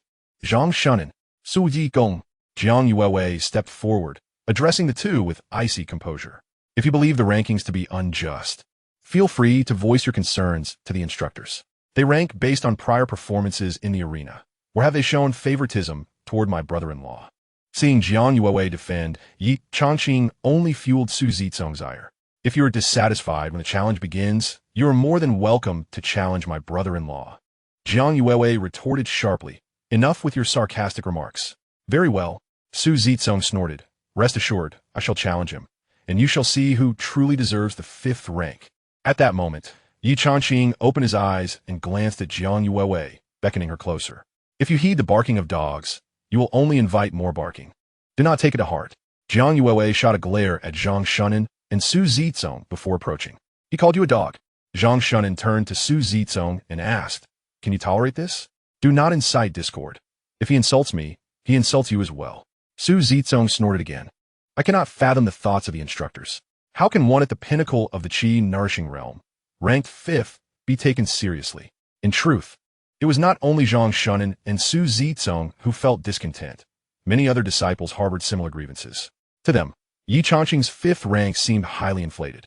Meanwhile, the matches between the 10 challengers and the 7 challengers were gradually coming to a close. Among the 7 ranked from 30th to 36th, 2 were defeated by their challengers, thereby losing their positions on the heavenly rankings. One of them was Wang Juanhao, who held the 36th rank. Among the 10 challengers, Li Yidan from Ding Academy faced failure and did not secure ranking. As a result, Ding Academy's originally 5 ranked disciples were now reduced to only Ye Changqing, Sheng Yue, Yu Qianhuan, and Zhuolin. Upon seeing the results, Sheng Yue and Yu Qianhuan's expressions darkened further. They had initially hoped for one more person to secure a ranking, relying on Li Yidan's success, only to find that not only did Li Yidan fail to make the list, but Wang Juanhao had also been ousted from it. Now, it seemed that the only path left was for Ye Changqing to claim the 1st position on the heavenly rankings. But was that truly possible? Chapter 75, a spectacle way. With the conclusion of the matches between the 7 challengers and 10 challengers, the final 36 on the heavenly rankings were firmly established. Hua Jinxin, one of the vice lords, stepped forward. The names of the 36 on the grand stone tablet had undergone numerous changes, ultimately settling without further alteration. Hua Jinxin spoke calmly next. "We shall commence the ranking battles among these 36 disciples. As per the rules, each disciple may challenge those ranked above them, with 3 opportunities to do so. Conversely, each disciple may not be challenged more than 3 times. Her gentle voice resonated throughout the martial arena. Remember, the autumn competition of the Academy is to select the most outstanding 36 disciples. The ranking battles serve to distinguish strength, approached with a mindset akin to life and death. However, do not harbor any intent to kill. Should one party concede, the other must cease their assault. If an attack is unleashed and cannot be halted, the Academy instructors will intervene to enforce compliance. As the rules were reiterated, the 36 disciples of the heavenly rankings stepped forward to the edge of the arena. The challenge for ranking was officially underway. As Hua Jinxin's words echoed, excitement surged among the crowd, both inside and outside the martial arena. This is indeed the main event of today's autumn competition at the Academy. The earlier arena matches, which selected the 10 challengers, pale in comparison to the current ranking battle. It is well known that each year, the Heavenly Rankings contest at Xianxia Academy epitomizes the clash among the most exceptional disciples of the younger generation in the entire Xian County. The 29th of the Heavenly Rankings, Xianxia, challenges the 25th, Yang. At this moment, a figure leaps onto the stage, proclaiming with a resonant voice good. Instantly, another disciple responds to the challenge. In the blink of an eye, the two have engaged in combat. The arena resonates with the sounds of wind and fierce energy, as both Xianxia and Yang exert their utmost efforts. Although each participant has 3 opportunities to challenge, demonstrating formidable prowess in the initial bout is enough to instill fear in others, deterring them from further challenges.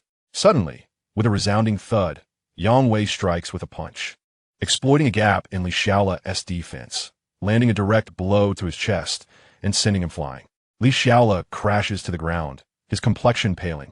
As he sees Yang preparing for another strike, he reluctantly shouts, "I concede. You win." Yang bows in acknowledgement and departs, preserving his 25th position for the time being. The challenges continue unabated, predominantly among those ranked between 21 and 36. Many disciples from the Academy understand that those within the top 20 are at least at the peak of the Qi nourishing realm, with many attaining the complete or perfected stage. It is evident that disciples within the top 20 are not to be trifled with by those outside this echelon. Yet, there are exceptions. For instance, Ye Changqing, who is merely at the peak of the Qi nourishing realm, previously overcame Guixu from the same group, thus making a significant impression. Consequently, some disciples outside the top 20, despite believing that Ye Changqing should not be ranked 5th, hesitate to challenge this once celebrated talent. As time progresses, the rankings from 21 to 36 fluctuate continuously, while the top 20 disciples remain patient and unhurried. However, as the challenge matches persist, some within the top 20 also find themselves being challenged, while others pursue matches against higher-ranked opponents. Overall, each challenge in the arena showcases extraordinarily captivating battles.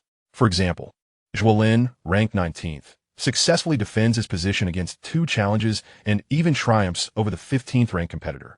As a disciple at the perfected Qi nourishing stage, Zhuolin feels quite content with his 15th rank on the heavenly rankings. The challenges unfold one after another, gradually leading to attempts against the top 10 disciples. However, despite these efforts, the rankings of the top 10 remain unchanged. Bai stands at the edge of the arena, observing the clashes taking place, deep in thought. Currently holding the first rank, he finds that no one dares to challenge him. If Ye Changqing does not challenge himself, how can he be defeated? However, among the disciples of the Jia Institute, Guixu, ranked 12th, has already been bested by Ye Changqing once. Therefore, to triumph over Ye Changqing, one must be among the top 10 disciples within the Jia Institute for have reached the top 10. Besides himself, who holds the first position, there is Gan Ziming in 3rd place, as well as Yuan Qianhui in 6th and Guixu in 7th. Yuan Qianhui, being a member of one of the 6 prominent families, is unlikely to heed his call. Only Guixu remains. Bai Yi gazed at Guixu and said, "You shall challenge Ye Changqing." Upon hearing this, Guixu nodded and replied, "No problem. I am very close to reaching the condensation pulse realm. Defeating him will not be difficult. Do not be complacent," Bai Yi cautioned. "This fellow has undergone a month of intensive training and has changed considerably, even if he is merely at the pinnacle of the Qi nourishing realm." "Understood, Brother Bai, you can rest assured," Guixu responded with confidence. At this moment, on the arena, a battle had just concluded. As Guixu was about to step onto the stage, a sudden voice rang out. Tianbang's 10th, Song Siyue, challenges Tianbang's 5th, Ye Changqing. Upon hearing this, Guixu was taken aback. He did not expect Xianxia from the Bing Institute to leap forward first. This will be an interesting spectacle. Bai Yi chuckled. It seems we're not the only ones displeased with this fellow's fifth position. Ye Changqing turned his gaze towards Xianxia upon hearing the announcement. The relationship between the Yi family and the Song family cannot be described as particularly good or bad. In fact, among the 6 prominent families in Xian County, the Yi and Bai families are the strongest overall, followed by the Jiang and Gan families. The Yi family maintains a close relationship with the Jiang family, while the Bai family is allied with the Gan family. These 4 families have been subtly competing for many years. As for the Song and Yuan families, they are comparatively weaker and have positioned themselves outside the 2 camps of the 4 dominant families, making no deliberate efforts to favor either side. Moreover, the Song and Yuan families have also sought to band together to prevent the Yi, Jiang, Bai, and Gan families from annihilating them first. The dynamics among the 6 families in Xian County have always been complex, a narrative that cannot be easily summarized in a few words. Xianxia's challenge to Ye Changqing was entirely unexpected. Ye Changqing stepped onto the arena, observing Xianxia.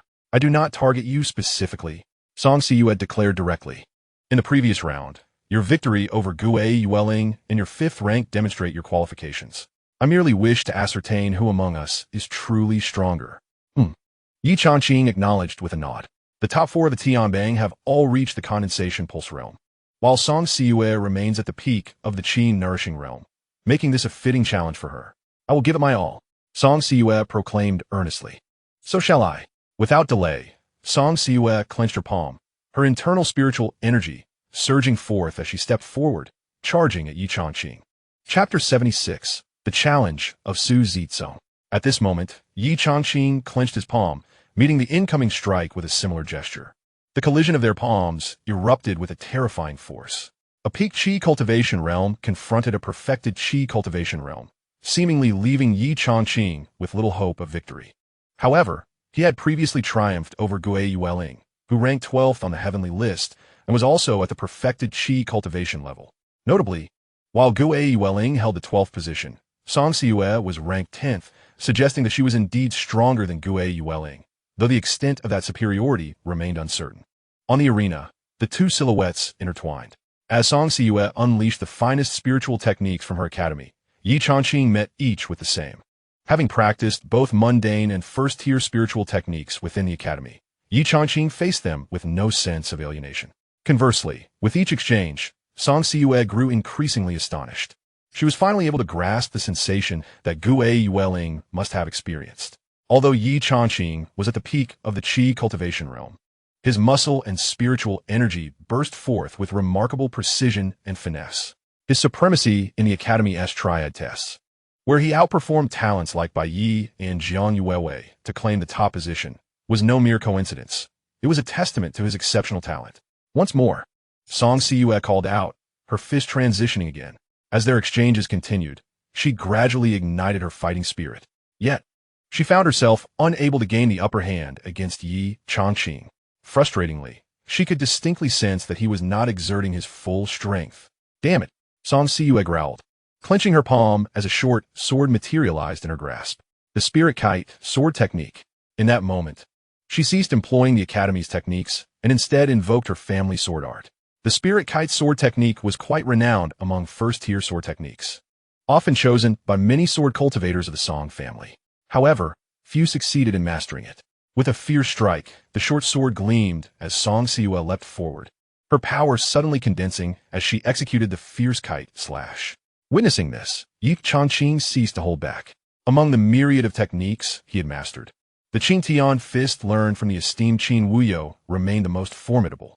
Clenching his hands tightly, he gathered his spiritual energy, unveiling an immense force in an instant. Qingtian fist, triple strike. In a heartbeat, his fists surged forth to meet the short sword in a thunderous clash. Observing the spectacle were Sheng Yue, Yu Qianhuan, and Zhuolin, their eyes brightening with anticipation. They were all too familiar with the might of Ye Changqing's fist technique. During a month of intensive training, they had sparred with him, and he had hardly needed to utilize this technique to prevail over them. The only occasion that warranted Ye Changqing to unleash this powerful fist was against Sheng Yue. Typically, when he employed this technique, she would be defeated almost instantaneously. As the martial arts tournament commenced, Guixu stood at the edge of the arena, her delicate visage marred by concern. This particular martial technique was undeniably formidable. When facing Ye Changqing wielding this art, she could only perceive that he unleashed a power beyond measure, manifesting his strength to an extraordinary degree. It was utterly unreasonable. With a resounding crash, Ye Changqing's fist collided with the sword energy conjured by Xianxia, producing a sharp clang that echoed through the air. Xianxia's expression shifted dramatically as she felt her sword energy shatter, a surge of overwhelming force coursing through her body via her short sword. In a moment of clarity, she relinquished her weapon, yet despite her efforts, several waves of overwhelming power surged within her, leaving her pale and a trickle of blood escaping the corner of her mouth. As she staggered back, her short sword clattered to the ground, creating a crisp sound. "I concede," she uttered, a hint of despondency creeping into her voice. Though reluctant, she acknowledged that Ye Changqing had not fought with his full might. Standing with his fists withdrawn, Ye Changqing regarded Xianxia with a respectful gesture, saying, "Thank you for the match. Your prowess indeed surpasses mine, perhaps even that of several others." Xianxia immediately replied, "However, defeating someone at the condensation realm seems implausible. How can one know without attempting?" Ye Changqing responded with a faint smile. Hearing this, Xianxia could not help but chuckle. "Ye Changqing, do your best." With that, she turned and departed. Despite her defeat, her ranking remained unchanged. As the instructor's voice echoed across the martial arena, a murmur of astonishment spread among the onlookers. Compared to Ye Changqing's earlier victory over Guixu, his triumph over Xianxia truly solidified the belief that he possessed strength worthy of the top 10. At the edge of the arena, Chief Instructor Guixu turned to Xianqing, inquiring, "What kind of miraculous elixir have you given him?" "Me?" he replied, slightly taken aback. "Indeed," Guixu insisted. "This young man has undergone a remarkable transformation in just a month. It must be his own persistence that has led to this metamorphosis." Xianqing remarked with a smile. For 2 years, having his divine bones seized and his divine meridians rendered useless, he was unable to enter the nourishing Qi realm. Such torment would be overwhelming for anyone, yet he persevered. Indeed, Guixu concurred. Most would not withstand such trials. Moreover, he was merely 14 at the time. A mere boy of 14, once an unparalleled prodigy admired by thousands, reduced to a complete failure. Who could truly bear such a monumental shift? In this moment of reflection, Xianqing and Guixu exchanged glances, contemplating whether they themselves could endure such adversity. On the arena, just as Ye Changqing prepared to descend, a figure abruptly leaped onto the stage. Su Zizong, ranked 9th on the heavenly rankings, had come to challenge Ye Changqing, who held the 5th position. The disciple Su Zizong from the 2nd Academy pointed directly at Ye Changqing and scoffed, "Ye Changqing, I challenge you not for any other reason than to prove to Jiang Yuewei that I am superior to you." Below the arena, upon witnessing Su Zizong leap into action, Jiang Yuewei's delicate features turned cold. Were it not for the restrictions on challenging those with lower rankings, she would have eagerly stepped forward to teach Su Zizong a lesson. "I remember you," Ye Changqing remarked, fixing his gaze on Su Zizong. "Yuewei has no interest in you, so there is no need for your futile efforts." "Then she must favor you," Su Zizong retorted, his voice dripping with disdain. "I am to make it known to everyone that Jiang Yuewei belongs to me." Hearing this, Ye Changqing bro furovit. The persistence of such a nuisance, who constantly harassed Jiang Yuewei, was indeed infuriating. "Since you are so oblivious to your own limitations, I shall not hesitate to teach you a lesson." Ye Changqing turned back to Su Zizong, his tone icy. "If you lose to me, you must keep your distance from Yuewei henceforth." "Fine." Su Zizong ziplit defianti. "If you lose, you too must stay away from Yuewei." Zhang Shunan watched his friend's reckless bravado with a sigh. Given Ye Changqing's demonstrated prowess, it was clear that Xianxia would not be a match for him, and Su Zizong stood little chance of victory as well. Chapter 77. Ye Changqing, do you dare accept the challenge? Ye Chang, you may take a brief respite of 15 minutes before commencing the duel, announced the referee. Need not bother with that. Ye Changqing stood firm on the arena, gazing at Su Zizong with indifference. "Make your move." Seeing Ye Changqing's nonchalant demeanor ignited a blaze of fury within Su Zizong. He was determined to ensure that everyone recognized him as the only one deserving of Jiang Yuewei as affection. With a swift motion, Su Zizong clenched his fists, his figure flickering as he unleashed the full power of his perfected vitality realm. an overwhelming aura coalescing around his hands as he charged toward Ye Changqing. Without hesitation, Ye Changqing met Shu Shikong Esh Onslaught. This time, he was resolved to hold nothing back. Sky-supporting fist, 4th level strength, he silently commanded, unleashing his own fists in retaliation. The two combatants engaged without any false pretense or hesitation, each employing their most formidable techniques in a display of raw power. Boom! Boom! The sound of their fists colliding resonated deeply, followed by a grim crack of bone. Su Zitsong's expression shifted dramatically as he felt the subtle fractures begin to form in his arms. The severity of the injuries intensified with the encroaching force of Ye Changqing's might. How can this be? Su Zitsong's heart raced with dread. Just moments ago, Ye Changqing had been evenly matched with Xianxia. How could he now face such a swift and dire defeat? In the next instant, Ye Changqing's fist surged with even greater ferocity, and he lifted his leg, delivering a powerful kick directly to Su Zitsong's chest. Boom! Su Zitsong staggered backward several paces, tumbling to the ground as a mouthful of fresh blood spewed forth. Ye Changqing stepped forward, each stride bringing him closer. As he approached, Su's countenance darkened further. You have lost. I have not lost. Su Zitsong bellowed defiantly, forcing himself to rise despite the pain, and charged at Ye Changqing. He furrowed his brow. If he wished to instill complete despondency in someone as reckless as Su, he needed to thoroughly shatter his spirit. Clenching his fist, Ye concentrated his strength once more. If you do not concede, I fear you may meet your demise. As he spoke, a wave of murderous intent erupted from Ye's being. In that fleeting moment, Su's face turned ashen. Ever since Ye Changqing rose to prominence, participated in the selection of the continent saints, and subsequently returned in disgrace, he had always exuded a gentle demeanor, even appearing somewhat indifferent to competition. Yet, in that instant, the malevolence emanating from Ye sent a chilling wave through Su. How could this be? This man must have taken lives, and not just a few. How many had he slain? And how many battles had he endured to evoke such a terrifying aura? I concede, seeing Ye's fist hurtling toward him, Su was utterly terrified. Yet, Ye's punch could not be halted. Boom! A low, resounding impact erupted as Ye's fist was suddenly grasped by a delicate hand. Guixu, the chief instructor of the secondary academy, had intervened between the two to halt Ye's strike. He has conceded. Guixu turned to Ye Changqing, his tone calm. He retracted his fist, exhaling deeply, and looked at Guixu, cupping his hands in respect. I could not stop in time. It was unintentional. Indeed. He then glanced at Su Zitsong, who sat on the ground, his face pale. Remember, keep your distance from Yue in the future. Su's pallor deepened as he lowered his head.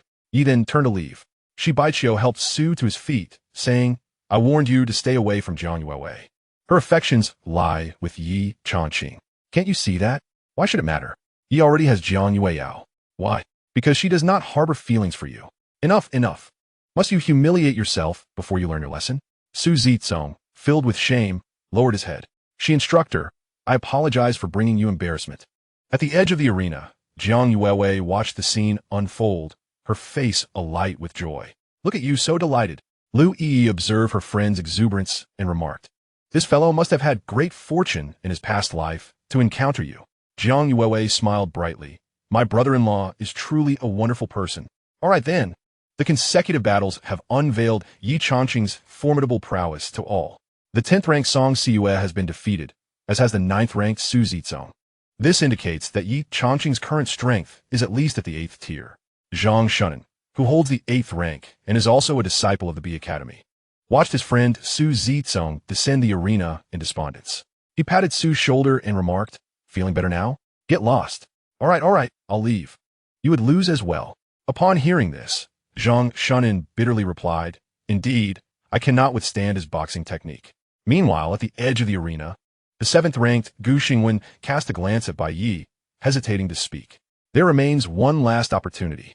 Guixu refrained from voicing his thoughts, but Bai Yi directly stated, You should challenge Ye Changqing. Brother Bai, Guixu's countenance darkened. I fear I may not be his match. Bai Yi turned to Guixu, his tone icy.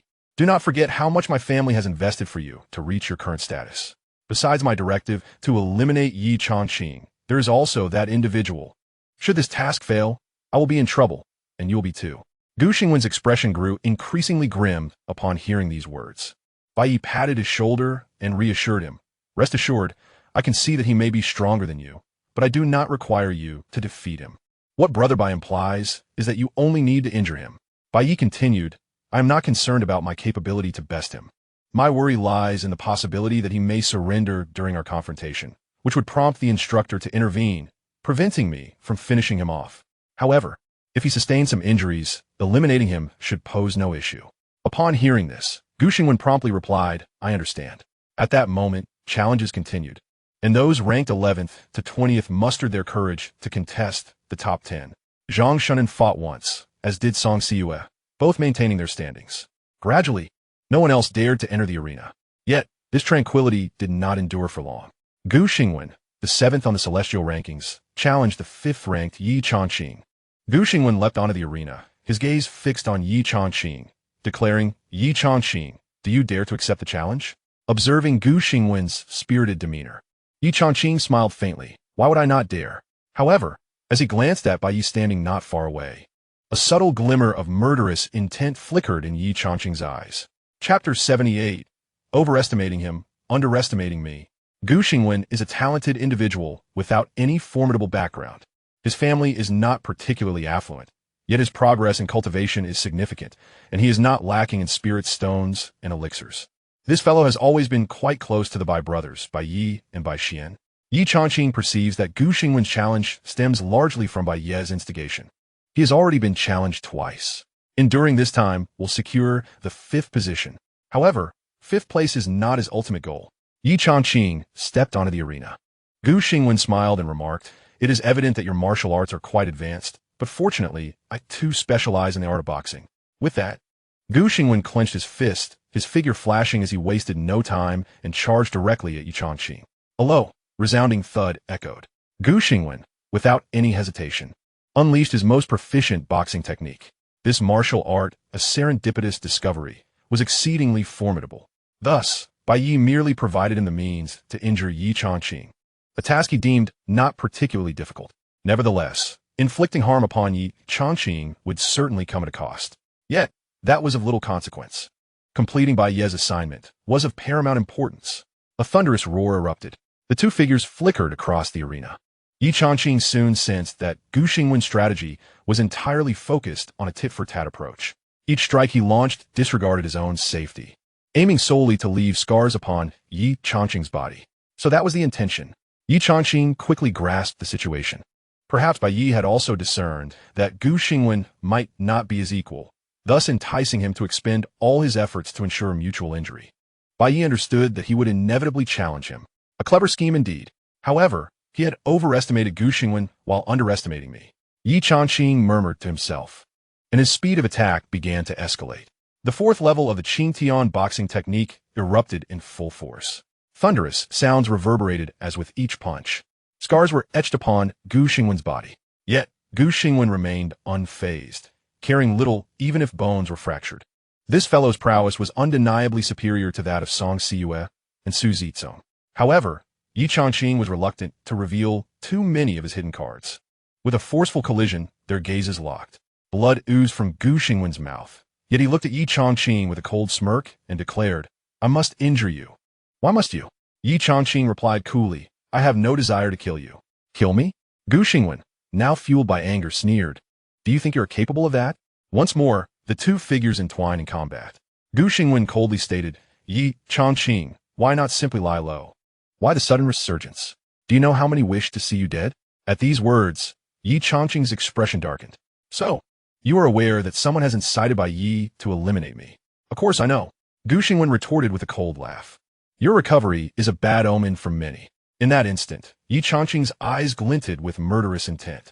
As he struck once more, the 9 transformations dragon elephant technique activated, and a faint azure imprint flickered, barely perceptible beneath his skin. In the next moment, the two fists collided. Guixu felt a sharp pain surge through him. Yet he gritted his teeth and persevered. However, he soon realized that this particular pain was entirely different. Suddenly, his complexion changed drastically, and he spat out a mouthful of blood. He sensed that Ye Changqing's martial technique this time was at least 20% more formidable than before. It was precisely this increment of power that he could no longer withstand. Stop. At that moment, Fan Hong and Xianxia Bai simultaneously ascended the arena.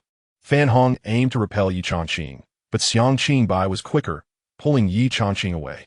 Fan Hong could only glare at them fiercely before immediately inspecting Guixu's injuries. Upon closer examination, his expression shifted dramatically. "Quick, summon the alchemists."